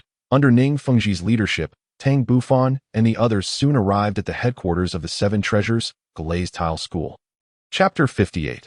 The Breath Concealment Technique. Even though Tang Bufan was accustomed to the skyscrapers of his previous life, he could not help but be slightly taken aback by the grandeur of the 7 Treasures Glazed Tile School. Before him lay an opulent architectural complex, expansive in scale, with towering palaces visible in every direction. The exteriors of the palaces shimmered in a spectrum of colors, harmonizing beautifully with the essence of the 7 Treasures Glazed Tile School. Undeniably the wealthiest sect on the Douluo Continent in comparison, the entrance of their Haotian clan appeared exceedingly shabby.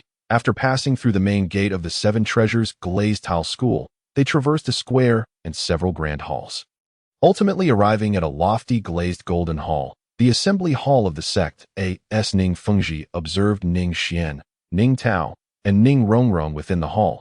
A slight furrow formed on his brow. Had he not instructed them to return to their quarters? Why were they still present? The second elder, noticing this, smiled lightly and remarked, "Sect leader Ning, it seems these 3 are your esteemed children. They must possess extraordinary talents." In front, Ning Xian and Ning Tao wore expressions of distress, while Ning Rongrong excitedly rushed over, exclaiming, "Daddy, you're back." Though her tone seemed concerned for Ning Fengji, her gaze was fixed upon the 5 unfamiliar individuals. Brimming with curiosity, Ning Rongrong's eyes swept past the two elderly figures in white robes and the two middle-aged men, ultimately landing on Tang Bufan at the rear. He appeared to be a youth of about 15 or 16. Handsome in appearance, radiating a unique aura. His gaze was calm and profound, seemingly indifferent to everything around him but as for his strength. She could not sense it at all. He felt like an ordinary person devoid of soul power. However, since he was brought out by the elders of the Haotian clan to gain experience, he must possess extraordinary talent. Ning Fengji followed his daughter's gaze and caught sight of Tang Bufan looking up at him. In that brief moment of eye contact, Ning Fengji was taken aback. Previously, he had focused on the two elders of the Haotian clan, thus neglecting this youth from the Haotian clan.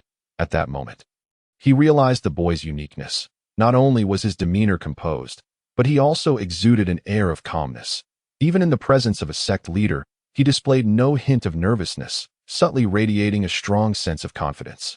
Strangely, as a soul sage, he found it somewhat challenging to sense the soul power emanating from this youth. Perhaps there was some treasure obscuring his aura. Not only was he unable to discern it, but even the sword Douluo and bone Douluo were slightly puzzled, as they too could not accurately gauge it, only able to ascertain that his soul power was no less than level 30. The second elder watched this scene with a smile, finding it to be another unexpected gain from their outing. According to Tang Bufan, this was the effect of the thunder mark on his forehead. Whether it was true or not was no longer significant, as long as it could obscure his aura. After all, Tang Bufan's level 50 soul power was exceedingly conspicuous.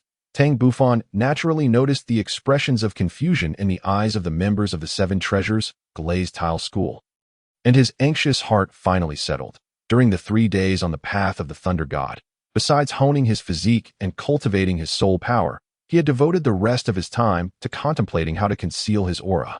Although the Haotian Sect possessed a specialized technique for concealing aura, the breath concealment technique, he had not cultivated it in this life. Moreover, he estimated that one would need to reach at least the 5th level to evade detection by titled Douluo experts. This troubled him greatly, but as with all problems, solutions could be found. Ultimately, he thought of the thunder mark on his forehead, a successor of the Thunder God. This mark should not be overly simplistic. Indeed, after a series of experiments combined with the breath concealment technique from the Haotian Sect, he successfully concealed his soul power perfectly. In truth, had he practiced the breath concealment technique earlier, given his prior life's foundation, he could have likely reached the 5th level within a month. However, there is no medicine for regret in this world. Fortunately, he had conceived a solution. Otherwise, had the members of the Seven Treasures Glazed Tile School discerned his cultivation today, it would have inevitably caused unnecessary complications. Countless thoughts flashed through Ning Fengji's mind, yet he cautiously inquired, "Elders, your sect's disciple is remarkably outstanding. I cannot even perceive the level of his soul power." A proud expression graced the second elder's face as he replied, "This is Tang Bufan, age 16, a soul master at level 35. He is the most exceptional disciple of our Haotian clan in this generation, and we have brought him to visit your esteemed sect and broaden his horizons. 16 years old, level 35. Does this not imply that he broke through level 30 at the age of 14? Such a talent is truly a rare find," Ning Fengji exclaimed, visibly astonished. The second and fourth elders nodded gently in agreement. The sword Douluo and bone Douluo exchanged glances, their eyes sparkling with brilliance, acknowledging Tang Bufan's remarkable potential, which certainly hinted at the possibility of becoming a titled Douluo. Meanwhile, Ning Rongrong pouted slightly, feeling somewhat dissatisfied as she saw her father praise someone else so highly. "Daddy, I'm over 10 years old now. With soul power at level 22, I still have over 3 years until I turn 14, and I can also become a soul master." Ning Fengji felt a secret delight in his heart. This girl had finally sensed a sense of crisis for the first time. It seemed that it was time to give her a proper lesson. "What? Are you unconvinced, Rongrong? Did your father not say that although your talent is remarkable, your temperament still requires tempering? If you do not diligently cultivate, you may not become a soul master by the time you reach 14. Ning Rongrong first shot a provocative glance at Tang Bufan before turning to Ning Fengji with a serious expression. "Father, rest assured, I will no longer indulge in frivolity before I become a soul master." Tang Bufan, however, was somewhat perplexed, having no idea how he had offended this young girl. Nevertheless, he merely smiled at Ning Rongrong's bold declaration. Not taking it to heart, Betty, just over 10 years old with a soul power of 22, her talent was indeed commendable, but she was still inferior to Tang Feng and his companions, let alone to him. Ning Rongrong naturally noticed Tang Bufan's smile, which instantly irked her. Did this fellow named Tang Bufan look down upon her? Nearby, the second elder let out a sneer inwardly, while feigning surprise on his face. Ning Sect Master, in my opinion, your daughter's talent is hardly inferior to that of Little Fan. In fact, it may even surpass it. With 8th level soul power, if she trains diligently, she could potentially achieve great heights in just 3 years. Ning Fengji's face beamed with pride, and a hint of satisfaction gleamed in his eyes, with even Sword Douluo and Bone Douluo appearing quite proud. Upon hearing the second elder's praise, Ning Rongrong's face lit up with joy as she looked triumphantly at Tang Bufan. In contrast, the fourth elder, Tang Qing, and Tang Nan's expressions were slightly awkward. Soon, under Ning Fengji's arrangement, Tang Bufan and his 4 companions sat down in the main hall. Shortly thereafter, maidservants brought forth exquisite tea and refreshments. As they sipped their tea, Ning Fengji's expression grew serious for the first time. That I have already perused the letter from Sect Master Tang Xiao, but the contents did not clarify the purpose of his visit. I am curious to know what brings the 2 elders here today. Chapter 59. The flaw of the 7 treasure glazed tower below. The second elder exchanged glances with the 4th elder before he slowly spoke. To be candid, Ning Sect Master, we have come with 2 purposes. 2 purposes? Ning Fengji exclaimed in surprise. The second elder continued. Our Haotian Sect cannot remain hidden forever. We must eventually return to the continent. Therefore, we hope to unite with the 7 treasure glazed sect. A mysterious light flickered in Ning Fengji's eyes, seemingly unfazed by the revelation that it is rather embarrassing to admit, but when your esteemed sect suddenly relocated. We were equally taken aback that I will not pry into the reasons, but if the Haotian Sect were to emerge, I fear the Spirit Hall may pose a considerable challenge. The 4th elder snorted coldly. Those ruffians from the Spirit Hall will inevitably meet their reckoning one day. The second elder glanced at the 4th elder before smiling. The 3 upper sects have always been interconnected. I trust that if we were to engage in conflict with the Spirit Hall, Ning Sect Master would not stand idly by. After a pause, the second elder continued. To be frank, before coming to the 7 treasure glazed sect, we had already visited the Blue Lightning Tyrant sect. Oh, how did Sect Master you respond? Ning Fengji's expression shifted slightly. The second elder remarked meaningfully. Sect Master Yu is fully supportive and has agreed to our proposal. Ning Fengji had no reason to doubt him. Such matters were not typically fabricated by the few members of the Haotian Sect, as they would surely verify the truth, since Sect Master Yu of the Blue Lightning Tyrant sect supported the emergence of the Haotian Sect. The 7 treasure glazed sect naturally had no grounds to oppose it. That a smile spread across the second elder's face, and he appeared considerably reassured. Ning Sect Master, rest easy. Although we have plans for emergence, the timing is not yet ripe, and many preparations are yet to be made, so you need not worry at this moment. Sword Dunk suddenly interjected. Earlier, the 2 of you mentioned having 2 purposes for coming to the 7 treasure glazed sect. Might I inquire about the second purpose? This question immediately captured the attention of everyone present in the hall. The second elder's expression faltered for a moment, hesitating before finally fixing his gaze on Tang Bufan. Ning Fengji and Sword Douluo exchanged puzzled looks, wondering if this second purpose had something to do with the young man. A marriage alliance? Or perhaps something else? Tang Bufan quickly stood, first bowing to Ning Fengji and the 2 Douluo before speaking. Ning Sect Master, may I be so bold as to ask you a question? Ning Fengji, maintaining his composure, smiled and replied, I shall refer to you as Little Fan. No need to call me Ning Sect Master. That feels too distant. If you don't mind, just call me Uncle Ning. Feel free to ask your question. I shall not hold it against you. A glimmer of determination crossed Tang Bufan's eyes as he pondered for a moment before speaking. Uncle Ning, may I have the opportunity to observe the 7 treasure glazed tower? A flicker of confusion crossed Ning Fengji's gaze. This young man wished to see the 7 treasure glazed tower? What could his intentions be? Not only Ning Fengji, but even Sword Douluo and Bone Douluo found it challenging to fathom the young man's motives. After considering briefly, Ning Fengji turned to his beloved daughter. Rong, why don't you summon your 7 treasure glazed tower for Little Fan to see? A triumphant smile crept onto Ning Rongrong's lips as she thought to herself, let me show you the world's foremost support martial soul. The next moment, with a gentle command from Ning Rongrong, A dazzling array of 7-colored lights emanated from within her, forming a magnificent 7-layered tower over a foot tall. In her palm point, 2 circles of yellow soul rings rose from her feet, dancing rhythmically around her. Tang Bufan's gaze fixated on the 7-treasure glazed tower, meticulously examining its structure. Unfortunately, his keen eye could not penetrate the essence of this martial soul. Yet, he had prepared for this. Golden flecks sparkled in his dark pupils as he activated his fiery eyes to discern the truth. He finally uncovered the flaw within the 7-treasure glazed tower martial soul. Through his fiery gaze, he observed that the brilliant light of the tower's first 6 layers was abundant and evenly distributed, yet the 7th layer's brilliance was conspicuously inferior, particularly at the base of the 7th layer. The lack of light led to a deficiency in the martial soul's potential, preventing it from evolving into the final 2 layers of the tower. Based on his deductions, the first soul master to possess the 7-treasure glazed tower martial soul likely encountered an unforeseen event before the formation of their martial soul, such as a mutation or injury during gestation, which adversely affected their martial soul. This resulted in what should have been the 9-layered tower instead manifesting as a 7-layered tower.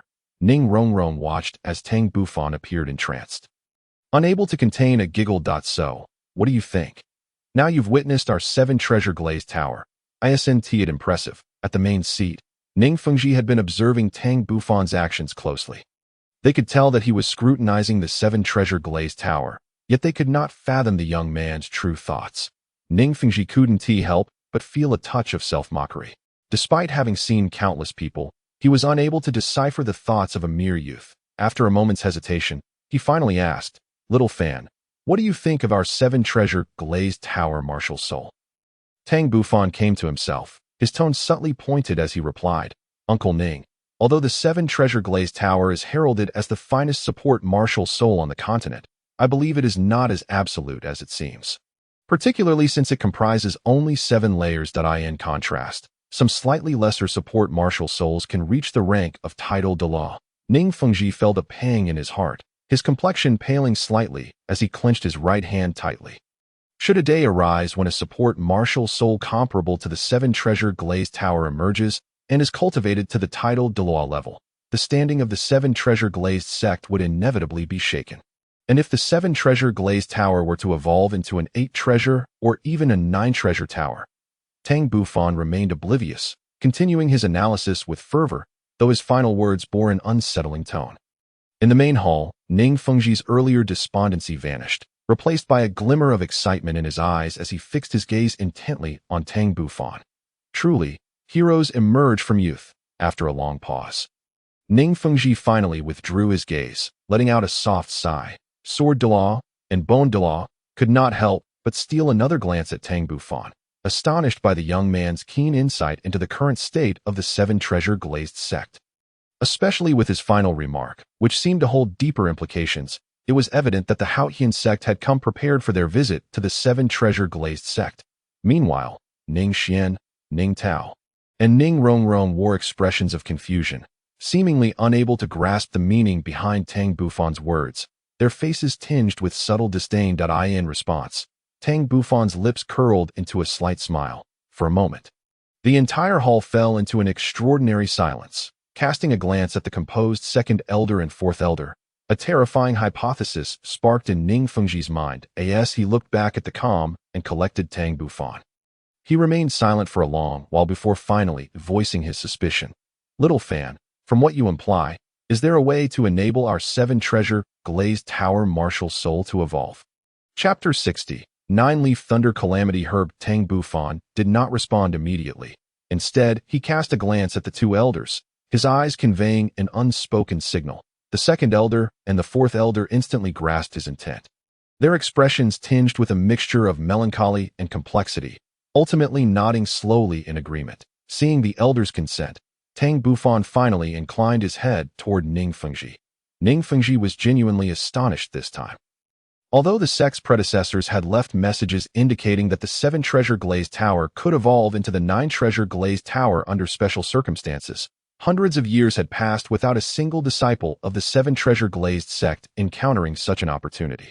However, he quickly regained his composure. If the Haotian Sect truly possessed the method to evolve the 7-treasure glazed tower, they likely would not readily share it with them. Even if they were to share it, it would probably come at a tremendous cost. That it seemed that the Seven Treasure Glazed Sect would have no choice but to align themselves with the Haotian Sect in the future. Contemplating this, a wry smile crept onto Ning Fengji's face. What could he do?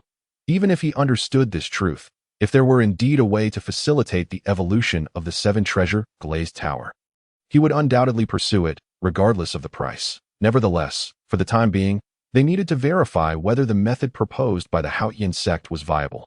Ning Fengji's gaze flickered, and he smiled. Xiao Fan, please share your method with Uncle Ning. To be frank, our Seven Treasure Glazed Sect has contemplated countless approaches, yet none have proven effective. I hope your method truly bears fruit.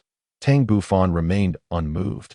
Uncle Ning, whether my method is effective can be determined through trial. However, I must clarify that I can only facilitate the evolution of one disciple's martial soul from the Seven Treasure Glazed Sect, and naturally, the younger the age, the better to ensure success. With that, Tang Bufan summoned a herb approximately a foot in length into his hand, exuding a refreshing aura. The purple stem swayed in the wind, adorned with 9 leaves of varying colors, radiating a faint, multicolored brilliance that showcased its extraordinary nature. This was the 9-leaf Thunder Calamity herb that Tang Bufan had discovered in the Thunder God's secret realm. To be honest, he felt somewhat reluctant to part with it. It was exceedingly precious. Fortunately, he had already absorbed all the thunder essence contained within the herb's stem, leaving behind only the 9 leaves imbued with the essence of the sun and moon. This immediately stirred commotion within the Grand Hall, particularly from Ning Fengji, who appeared especially excited. As the leader of the Seven Treasure Glazed Sect, his expertise in appraising treasures was unmatched across the continent. Although he did not recognize the herb, he could sense the unimaginable essence of heaven and earth it contained. The pure energy it radiated was fundamentally akin to the brilliance of the Seven Treasure Glazed Tower. At that moment, a spark of inspiration seemed to dawn upon Ning Fengji, and he began to grasp Tang Bufan's intentions, yet he could not help but inquire. Xiao Fan, what is this herb? This celestial herb is called the 9-leaf Thunder Calamity herb. A rare find that may be encountered but once in 1,000 years, Tang Bufan explained nonchalantly. Sword Douluo asked curiously, then this 9-leaf Thunder Calamity herb must be exceptionally special indeed. Tang Bufan secretly chuckled to himself. Special? It is far beyond mere special. To my knowledge, the Thunder Calamity herb is a principal ingredient for crafting the Thunder Calamity pill, a legendary elixir of myth. Unfortunately, he did not possess the recipe. Otherwise, he would not have been able to present it for the evolution of the Seven Treasure Glazed Tower. The knowledge he had about the Thunder Calamity herb was gleaned from an ancient tome he discovered while exploring a certain ancient ruin. The book, known as the Compendium of Herbs, appeared to have been left by an ancient alchemist and documented numerous plants and herbs. Otherwise, how would he have known of the existence of the 9-leaf Thunder Calamity herb? Nevertheless, he continued, the Thunder Calamity herb is a miraculous celestial herb that survives the Thunder Calamity. It absorbs the essence of the sun and moon to grow, producing a single leaf every millennium. Do you consider it precious? Sword Douluo was taken aback. Does that mean this 9-leaf Thunder Calamity herb has been growing for 9,000 years? Ning Fengji's expression brightened upon hearing this. Then, Xiao Fan, how should this 9-leaf Thunder Calamity herb be consumed? Tang Bufan was momentarily taken aback. Simply pluck its leaves and chew them slowly in your mouth, but only a small amount at a time. I wonder if Uncle Ning has someone in mind to consume the 9-leaf Thunder Calamity herb. It continuously emanates spiritual energy and must be consumed promptly. I can assist nearby to ensure no mistakes occur. Ning Fengji hesitated, realizing he had to make a decision. Previously, he had been uncertain about whether to let Rongrong consume it, but now he had no time to ponder. Not only was this a rare opportunity, but with their presence, Rongrong should be safe. Taking a deep breath, Ning Fengji said gravely, Rongrong, you heard what was just said. Prepare to consume the 9-leaf Thunder Calamity herb. With that, Ning Fengji, Sword Douluo, and Bone Douluo approached. Ning Rongrong's small face displayed surprise. Although she found Tang Bufan a bit unreliable, she still walked toward him.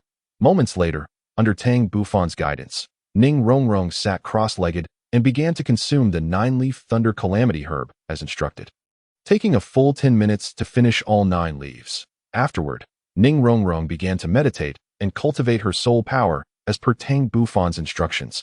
while Ning Fengji anxiously observed from the side. Even summoning his martial soul, enveloping Ning Rongrong in a radiant seven-colored light, Tang Bufan shrugged lightly, thinking that Ning Fengji was somewhat overreacting. The medicinal properties of the nine-leaf thunder calamity herb were mild, and any violent aspects had long been absorbed by Tang Bufan using his soul bone. However, he quickly realized that this was likely the love of a parent. As time flowed steadily, 2 hours passed swiftly, and Ning Rongrong began to undergo changes. First, her martial soul began to float above her head, and 2 soul rings oscillated around her body that a layer of 9-colored brilliance emanated from within her, gradually enveloping her entire being, while the 9-colored light extended toward the 7-treasure glazed tower above her head. As the 9-colored light swirled, Ning Rongrong appeared increasingly divine, akin to a celestial maiden descending from the heavens. With the continuous release of the 9-colored brilliance, her 7-treasure glazed tower gradually became adorned with a layer of 9-colored radiance, and her 2 soul rings also transformed into a dazzling spectacle. Soon, Ning Rongrong was completely shrouded in a dense layer of 9-colored light, obscuring her facial expression from view. Upon witnessing this, Tang Bufan promptly advised, "Uncle Ning, you can withdraw your martial soul. Her condition has stabilized, and we merely need to wait quietly for her cultivation to conclude." After observing for some time, although Rongrong initially appeared somewhat pained, her brows furrowed, it was evident that with his soul power assisting her, she was now unharmed. Thus, Ning Fengji reluctantly withdrew his martial soul, his expression slightly fatigued, yet a smile graced his face. Regardless of whether his daughter's martial soul could evolve, one certainty remained. Her soul power would undoubtedly increase significantly. Gazing at the composed Tang Bufan before him, Ning Fengji grew increasingly fond of him, lamenting that he was not a disciple of the 7-treasure glazed sect. Chapter 61. 9-treasure glazed tower. Time flew by, and 5 more hours had passed. Yet, Ning Rongrong showed no signs of awakening, her entire being still enveloped in 9-colored light. Outside, the sky had long since darkened, and Ning Fengji's face was filled with regret. "Elders, I apologize for making you wait. Perhaps we should have dinner first?" The second elder smiled lightly. "Sect Master Ning, let us postpone dinner for now. We should wait for your daughter to awaken. When she does, we can raise a toast and converse freely, which would be far more enjoyable." Ning Fengji paused for a moment, contemplating. "Very well, since both elders have suggested it, let us delay dinner for a while."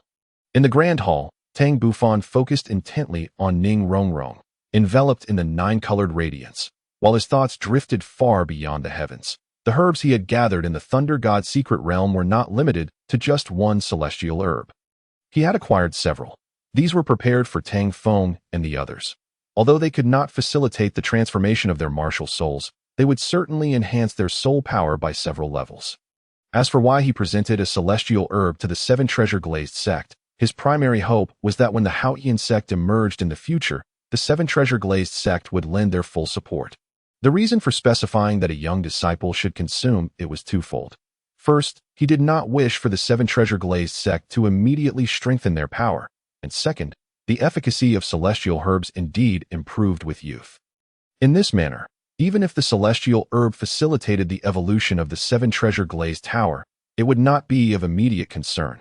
After all, despite the 3 sects sharing a common bond, they ultimately remained competitors. Thus, certain matters had to be kept close to the chest, and so, everyone continued to wait in silence for Ning Rongrong to conclude her cultivation. This wait extended to 4 hours. Why now? It was midnight, and Ning Rongrong had been cultivating for a full 12 hours. Suddenly, Tang Bufan let out a soft exclamation, drawing the attention of everyone in the grand hall. Ning Fengji immediately tensed, fearing something had gone awry with his daughter.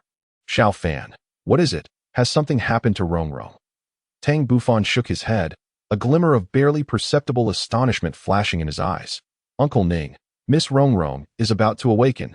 Ning Fengji was somewhat taken aback, his eyes sparkling with intense anticipation, as the transformation of the 7-treasures glazed tower into the 9-treasures glazed tower was on the verge of revelation. Indeed, in the next moment, a vibrant spectrum of 9 colors shimmered around Ning Rongrong, quivering momentarily before gradually fading away until it vanished entirely after a minute. At that point, Ning Rongrong opened her eyes, which gleamed with a palpable excitement. She felt invigorated, exhibiting no signs of fatigue despite having practiced for 12 hours. Rather, her entire being was brimming with vitality. The seven treasures glazed tower, which had been hovering above her head, gracefully descended into her right hand. Perhaps it was no longer appropriate to refer to it as the seven treasures glazed tower, but rather the nine treasures glazed tower. For at this moment, the tower had transformed from 7 levels to a full 9, radiating a dazzling brilliance that drew attention irresistibly. Tang Bufan, however, remained largely unfazed. Having anticipated this outcome and having sensed it earlier with his keen perception, Ning Fengji, overwhelmed with excitement, could hardly find the words to express himself. His face flushed, he swiftly crossed to Ning Rongrong's side. Grasping her right hand and gazing intently at his daughter's martial soul, which had been the culmination of his lifelong aspirations, he never expected to witness its realization so effortlessly through his daughter today. A short distance away, the second elder and others displayed astonishment, simultaneously exhaling a sigh of relief, for Tang Bufan had previously mentioned that he lacked absolute confidence in facilitating the evolution of the seven treasures glazed tower. With this success, subsequent negotiations would undoubtedly be much more manageable. Yet, the second elder felt a tinge of dissatisfaction, begrudging the little girl from the seven treasures glazed sect her fortune. Ning Rongrong, slightly pained, remarked, "Father, you're gripping my right hand too tightly. You've seen my martial soul before. Is such a reaction truly necessary?" Ning Fengji chuckled softly. "Rongrong, do take a look at how many layers your seven treasures glazed tower boasts now." Ning Rongrong's face illuminated with excitement as realization dawned upon her. She hastily glanced at her martial soul, counting 1, 2, 3, 4, 5, 6, 7, 8, 9. How can this be possible? In the next moment, she could not contain herself and turned her gaze to Tang Bufan. Astonished that his claims had not been mere boasting, he had indeed facilitated the evolution of her seven treasures glazed tower into the nine treasures glazed tower. For the first time, Ning Rongrong regarded this youth from the Haotian Sect with genuine curiosity. In response to Ning Rongrong's inquisitive gaze, Tang Bufan remained indifferent that it was not only Ning Rongrong who viewed him differently. Even Ning Fengji, Sword Douluo, and Bone Douluo observed a change in their perception of Tang Bufan. At that moment, the second elder and fourth elder rose with smiles, exclaiming, "Congratulations, Sect Master Ning. Your daughter's martial soul has transformed into the nine treasures glazed tower. This is indeed a momentous occasion." Ning Fengji beamed, expressing, "Indeed, I owe a debt of gratitude to all of you for facilitating my daughter's martial soul evolution. Thank you, everyone." Afterward, he sincerely bowed to the second elder. The second elder did not decline the gesture, responding meaningfully, "Sect Master Ning, you are too courteous. We are allies, and this is merely a token of our alliance. Furthermore, if you truly wish to express your gratitude, it would be best directed toward Xiao Fan. For this nine-leaf thunder calamity herb is, after all, his personal possession. This time, we have appropriated his belongings." Ning Fengji was taken aback, realizing that this miraculous herb originated from Tang Bufan, prompting him to contemplate the implications of this revelation carefully. Moreover, with the elders of the Haotian Sect already having spoken, he could not afford to lose face for the seven treasures glazed sect. "Rongrong, do not forget to thank Xiao Fan, and tomorrow, kindly take him to the Tianxiao warehouse to select a few treasures as a token of gratitude." Though Ning Rongrong was somewhat reluctant, she nonetheless approached Tang Bufan and earnestly uttered a thank you. Before Tang Bufan could respond, the second elder interjected, "Xiao Fan, do not forget to thank Sect Master Ning. It is said that the Tianxiao warehouse has amassed over 30% of the continent's treasures, and with Sect Master Ning granting you access to select items, do not miss this opportunity." Tang Bufan, grasping the second elder's intent, quickly expressed his gratitude to Ning Fengji. "Thank you, Uncle Ning." Ning Fengji laughed heartily. "In truth, we are the ones who have benefited."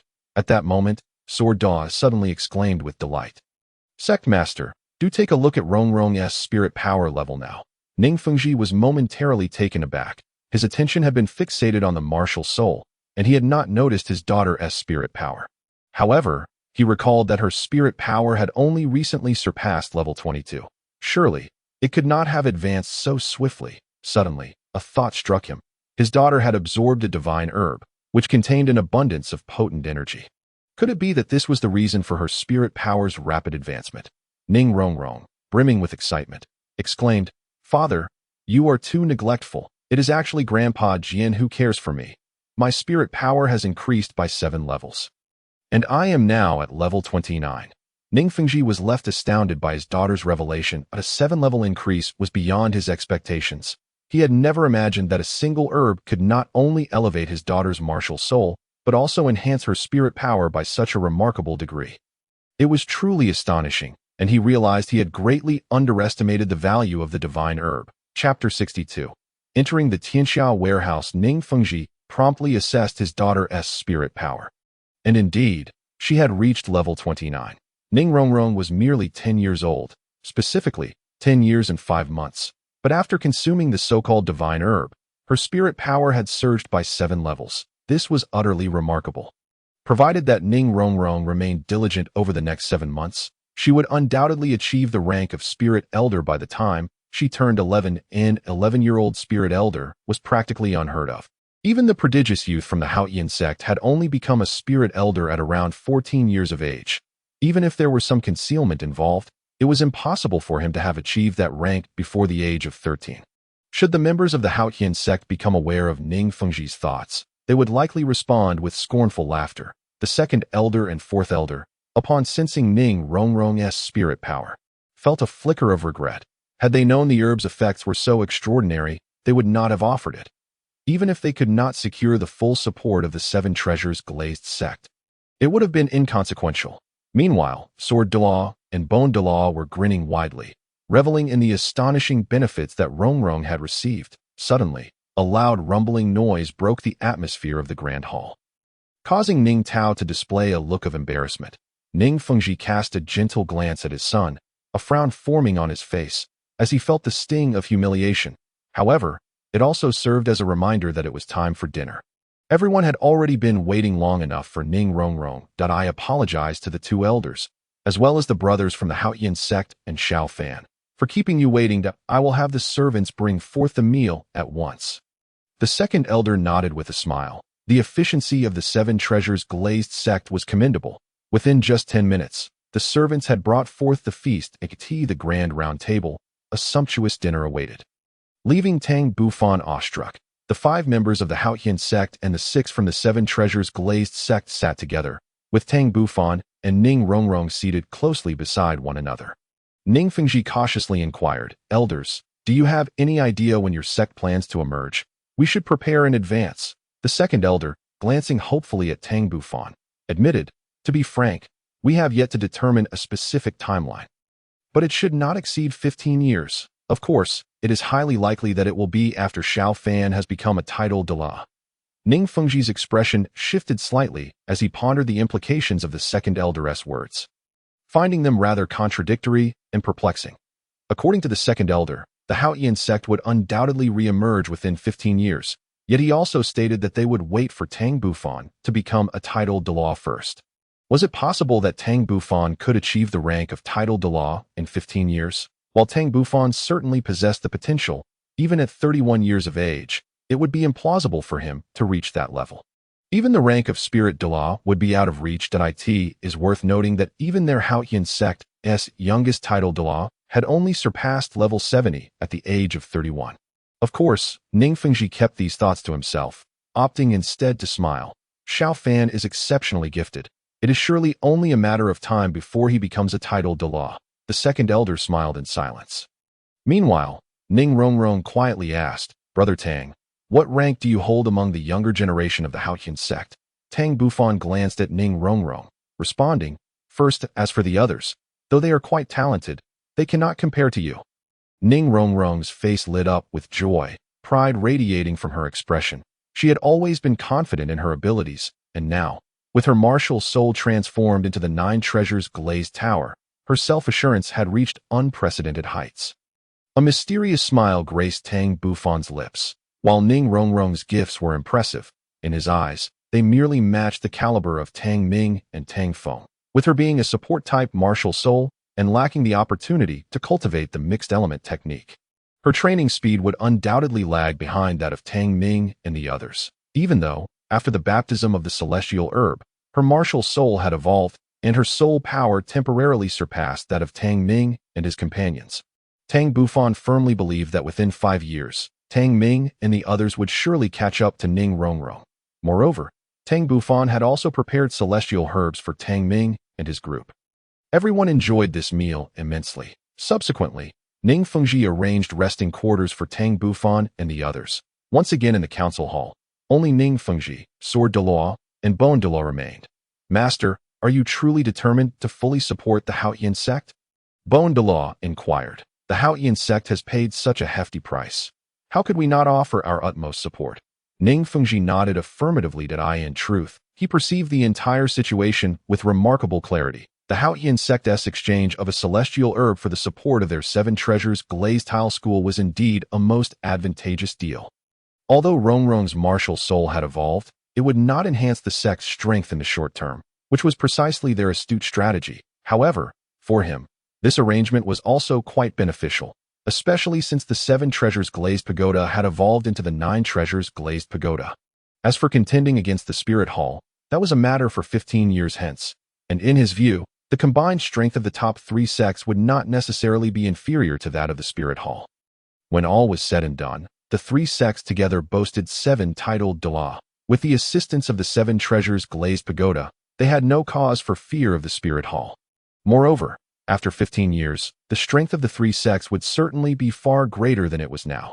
Thus, he unhesitatingly agreed to support the Haotian Sect, albeit with some reservations, as he had yet to meet the leader of the Blue Lightning Tyrant Dragon Sect.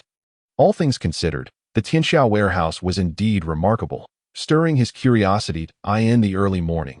Having concluded a night of cultivation, Tang Bufan's gaze was filled with anticipation.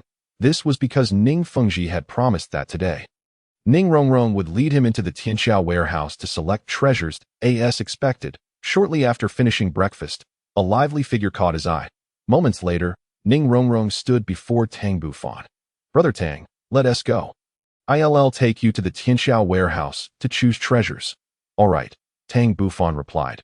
Immediately following Ning Rongrong as they departed, the two of them turned left and right, ultimately arriving deep within a palace of the 7 treasures glazed tile school. Upon entering the palace, Tang Bufan immediately noticed an unusual sight in the center of the hall. A staircase leading underground that appeared the Tianxiao warehouse was situated below ground rather than at surface level. At the entrance stood a tall figure, waiting for him. This person was none other than Bone Douluo, Gurong. Tang Bufan dared not be negligent and respectfully greeted. Tang Bufan pays his respects to Bone Douluo.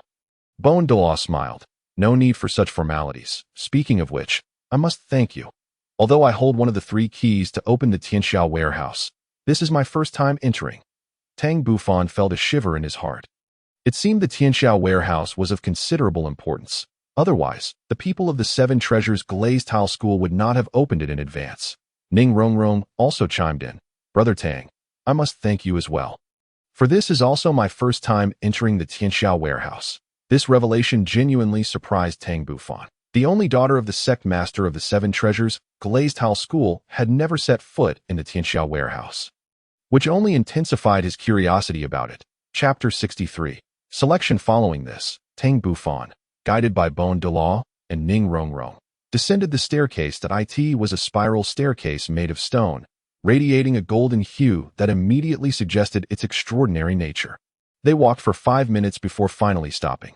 Ultimately, they arrived at a spacious underground chamber, which was far from dim, as the walls were adorned with dazzling crystal lamps. Bathed in the light of the crystal lamps, Tang Bufan immediately spotted 2 closed golden doors at the end of the space. After a brief moment, the trio stood before the golden doors, feeling a sense of insignificance beneath them.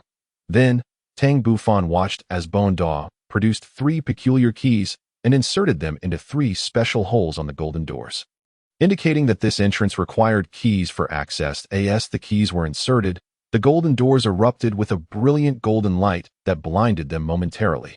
Following this, Tang Bufan heard a resounding clang, and it seemed the golden doors opened automatically. Initially intending to unleash his spiritual power to probe the area, he ultimately refrained, given the presence of a titled Douluo beside him. After a considerable time, Tang Bufan finally reopened his eyes, only to be stunned by the sight before him, rendering him momentarily dazed. Before him stood a vast, palace-like structure, where everything within view shimmered with a pearlescent glow. The ground was littered with heaps of golden circular coins. These were soul coins. They lay carelessly strewn about, as if they were mere refuse. In addition to the soul coins, there were at least dozens of enormous chests, some closed and others open, revealing an array of jewels, necklaces, bracelets, pendants, pearls, and more. A look of relief washed over Tang Bufan. The Seven Treasures glazed tile school, renowned for its immense wealth, was indeed as opulent as rumored. Of course, these items were merely the least valuable, since both the soul coins and the chests were casually tossed on the ground. The truly precious items were the towering cabinets resembling bookshelves, each with 7 tiers, and each tier containing 7 compartments filled with unique items. These were likely the most invaluable treasures. Furthermore, Tang Bufan noticed a hidden door behind the room, suggesting even more treasures within. At this moment, Ning Rongrong also opened her eyes, exclaiming in excitement as she eagerly glanced around, rummaging through the chests. Douluo observed Tang Bufan's reaction closely. Apart from his initial astonishment, the youth quickly regained his composure and refrained from wandering aimlessly. Instead, quietly observing everything, a hint of admiration flashed in Douluo's eyes. "All right, Rongrong, come over and help Xiao Fan select 3 treasures." Upon hearing Gu Rong's call, Ning Rongrong hurried over, her face alight with excitement. Tang Bufan's gaze shifted toward Ning Rongrong and Douluo. "Am I really free to choose any 3 items from here?" Ning Rongrong replied proudly. "Of course, my father keeps his word, as long as it's something in this room. You can choose any 3 to take with you. By the way, would you like me to help you choose? My treasure appraisal skills are quite formidable." Beside them, Gu Rong lightly coughed, seemingly signaling something. Tang Bufan, being astute, promptly declined. "Thank you for your kind offer, Miss Rongrong, but I prefer to choose for myself. I have confidence in my own judgment." Seeing Tang Bufan refuse, Ning Rongrong huffed in dissatisfaction. Douluo raised his evaluation of Tang Bufan even further. This youth was remarkably clever. Subsequently, Tang Bufan began to survey the room. He did not immediately rush to the cabinets, but instead took a full circuit around the grand hall, briefly inspecting the various jewel chests before heading toward the cabinets. There were a total of 10 cabinets in the grand hall, each containing 49 treasures. Upon reaching the first cabinet, Tang Bufan casually retrieved a box from the top shelf. Opening it, he found a jade-green pearl resting inside. As he held the pearl, a refreshing aura emanated from it, causing Tang Bufan to be momentarily startled. Inside the box was a note that succinctly described the pearl.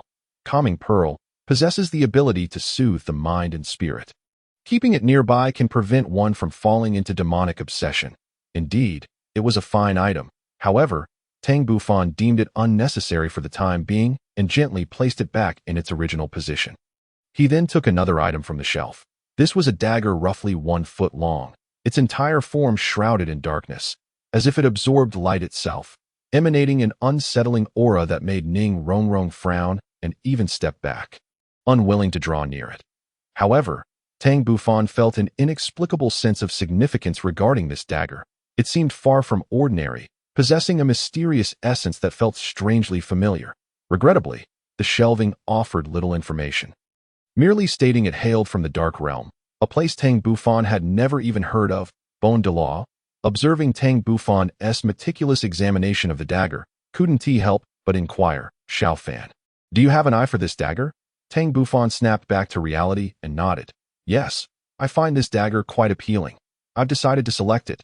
Subsequently, Tang Bufan continually examined the treasures displayed on the counter, which included exceedingly precious water-repelling pearls and fire-repelling pearls, various rare metallic minerals such as extraterrestrial iron or deep-sea mithril, all of which could serve as materials for forging divine artifacts, an assortment of soul-guiding devices, and, even more astonishingly, a plethora of ancient tomes, animal skin scrolls, and many bizarre items, unheard of and unseen before.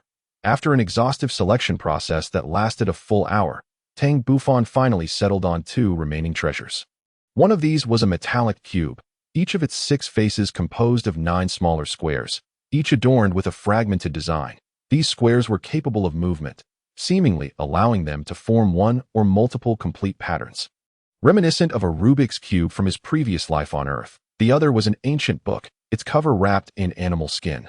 Ning Rongrong observed the 3 items Tang Bufan had chosen, finding them utterly unremarkable, devoid of any semblance of treasure, and could not help but advise, Brother Tang, are you certain about selecting these 3 items? Perhaps you should reconsider. Even Douluo furrowed his brow, utterly perplexed as to why this youth would select such seemingly worthless items that in his view, these 3 objects held no value. He had also appraised the dagger, deeming it nothing more than a slightly sharp blade that exuded an unsettling aura of darkness. As for the iron box, without the correct method to open it, it was utterly inaccessible, and forcing it open would only ruin its contents, thus rendering it of little worth. The ancient book was even less significant. Merely a relic recording odd tales from a bygone era, utterly irrelevant to the present. Tang Bufan shook his head and replied, Miss Rongrong, there's no need for further selection. These 3 shall suffice. Seeing Tang Bufan's resolute demeanor, Ning Rongrong ceased her persuasion, though internally, she could not help but criticize his lack of discernment. Chapter 64. The shock of the 7 treasures glazed sect. Soon after, the 3 departed from Tianxiatsong. Tang Bufan was exceedingly content with his acquisitions. Perhaps in Ning Rongrong's eyes, he lacked discernment, but the true value of these 3 items likely far surpassed her imagination, setting aside the worth of the dagger and the ancient animal skin book. Tang Bufan was nearly able to ascertain the value of the iron box, for he had seen through the eyes of fire, perceiving within the box a folded silver animal skin, inscribed with a plethora of tiny characters. Just a glance at a corner of the skin revealed the words Divine Heritage inscribed in silver. This was the reason behind his selection of the iron box, although he could not discern the specific information recorded on the silver skin due to its folded state. As long as it was related to the divine, he knew he had made the right choice. That it was precisely because he had uncovered the secret of the iron box that he subsequently chose the ancient animal skin book. For its covering was also silver, he had meticulously studied both skins, concluding that they were likely of the same material, suggesting that both the iron box and the ancient book might have originated from the same individual. Of course, he could not divulge these secrets to the members of the 7 Treasures Glazed Sect. 3 hours later, outside the 7 Treasures Glazed Sect, the 2 elders and their companions bid farewell to Ning Fengji. Preparing to return to the Haotian Sect, Ning Sect Master, we appreciate your hospitality. We have been out for quite some time, and it is time to return to the Haotian Sect. Ning Fengji responded with a smile. In that case, I shall not detain you any longer. Tang Bufan quickly added, Uncle Ning, thank you for the 3 treasures. Ning Fengji shook his head, somewhat embarrassed, and said, what is there to thank? These are merely trifling relics, hardly worth mentioning. Rather, Rongrong has benefited immensely from your presence. When you come to the continent for your training in the future, you must visit the 7 Treasures Glazed Sect, and I shall treat you well. This time was truly too rushed. Tang Bufan smiled and nodded. I will certainly do so next time. However, he did not intend to return to the 7 Treasures Glazed Sect, for it would not be long before members of the Blue Lightning Tyrant Dragon Sect arrived at the 7 Treasures Glazed Sect. At that time, his cultivation level would be hard to conceal. A 16-year-old Soul King would surely elicit an interesting reaction from the members of the 7 Treasures Glazed Sect upon learning of this news. Soon, Tang Bufan and his companions departed, watching the figures of the 5 from the Haotian Sect vanish into the distance. Ning Fengji smiled at his daughter. Uncle Jian, Uncle Gu, do you think Rongrong will have no trouble becoming a titled Douluo in the future? Jian Doa laughed heartily. Fengji, you worry too much. Rongrong is now a 9 treasure glazed tower. She won't be trapped at the 79th level of soul power like you were. She will break through this barrier and successfully become a soul Douluo, then ascend to title Douluo. Moreover, thanks to that young man, Rongrong's soul power has inexplicably increased by 7 levels, enhancing her training talent further, perhaps even surpassing those innate geniuses with full soul power. At this moment, Douluo's expression suddenly shifted, as if he had thought of something. Fengji, since Tang Bufan has presented a celestial herb for Rongrong to consume, do you think he has partaken of one himself? And is it true that he only possesses 35 levels of soul power? Regardless, I cannot sense his precise soul power. He must possess some kind of concealed treasure that masks his aura. Upon hearing this, both Ning Fengji and Chen Xian's expressions changed slightly, and even Ning Rongrong grasped the crux of the matter. After a long while, Ning Fengji sighed, I was careless. Thankfully, Uncle Gu reminded me, or I would have overlooked it. However, we still cannot ascertain whether Tang Bufan has indeed consumed a celestial herb. Nevertheless, the claim from the Haotian Sect regarding his 35 levels of soul power likely cannot be trusted. Who could have anticipated that a single celestial herb could elevate one's soul power so significantly? Ning Rongrong's expression grew somewhat despondent. Daddy, are you implying that Brother Tang's soul power exceeds 35 levels? Will I then be unable to catch up to him? Shen Xen quickly consoled her. Rongrong, how could you think that? Tang Bufan is over 5 years older than you. What you need to do is to train diligently. And someday, your soul power will surely surpass his. Ning Fengji added with a smile. What is it, my precious daughter? Have you finally encountered a rival? Feeling the pressure? Ning Rongrong pouted playfully. Daddy, I'm not feeling any pressure. Who is afraid of whom? Next time I see him, I will definitely surpass him in soul power. Just wait and see. Suddenly, the expressions of Ning Fengji, Shen Xine, and Gu Rong shifted as they turned their gazes towards the distance. Where several agile figures were approaching the Seven Treasures Glazed Sect, Gu Rong murmured, Fengji, isn't that Lumian from the Blue Lightning Tyrant Dragon Sect? Why have they come? Ning Fengji gently shook his head. I don't know, but their arrival is timely. I was just planning to probe their intentions that I in the distance. Lumian, Yu Qinglong, and Yu Qing Tiger were likewise somewhat astonished, never expecting that the sect master of the Seven Treasures Glazed Sect would come out to greet them. Lumian dared not be negligent, swiftly approaching Ning Fengji and saying, Ning Sect Master, you are too courteous. There was no need to specially welcome us. Ning Fengji was taken aback, realizing they had misunderstood the situation. He had no choice but to explain, you three have misinterpreted. We had just seen off the people from the Haotian Sect. We were surprised that they had barely left when you arrived. May I ask if you encountered them? Lumian responded with a hint of surprise. The people from the Haotian Sect just left? Ning Fengji nodded slightly. Why Lumian's expression turned serious, since Sect Master Ning has met with the 5 from the Haotian Sect. You must have guessed the purpose of my visit. This is a confidential letter from my elder brother addressed to you. With that, Lumian produced a sealed letter from his robe and handed it to Ning Fengji. Ning Fengji took the letter but did not open it immediately. Instead, he invited Lumian and his companions to the conference hall. 10 minutes later, in the conference hall of the Seven Treasures Glazed Sect. Ning Fengji set down the letter, a contemplative expression in his eyes. After a long pause, he sighed softly. Since Sect Master Yu intends to support the emergence of the Haotian Sect, then our Seven Treasures Glazed Sect has no reason not to support it as well. Please inform Sect Master Yu that our 3 sects are interconnected. This time, we shall engage in a proper battle against the Spirit Hall. Lumian was not surprised by the response from the Seven Treasures Glazed Sect. Merely smiling and nodding, Ning Fengji then changed the subject, inquiring, what does the elder think of Tang Bufan from the Haotian Sect? Lumian's expression remained unchanged. A prodigy like Tang Bufan is bound to be the center of attention wherever he goes. He quickly articulated his views, his tone tinged with a hint of envy. His talent is unparalleled throughout history. No one on the continent can compare. He may well become another Tang Hao in the future. Or rather, he might even surpass Tang Hao by a considerable margin. Ning Fengji was taken aback, astonished at Lumian's high regard for Tang Bufan. While Tang Bufan's talent was indeed exceptional, it seemed questionable whether he could bear such lofty praise. Ning Rongrong, standing behind Ning Fengji, pouted, her face a mask of defiance. At this moment, Bon Doa interjected, Brother Yu, it is indeed remarkable that Tang Bufan achieved 35 levels at the age of 16, but to claim he is unparalleled throughout history may be an exaggeration. Lumian's face displayed a hint of confusion.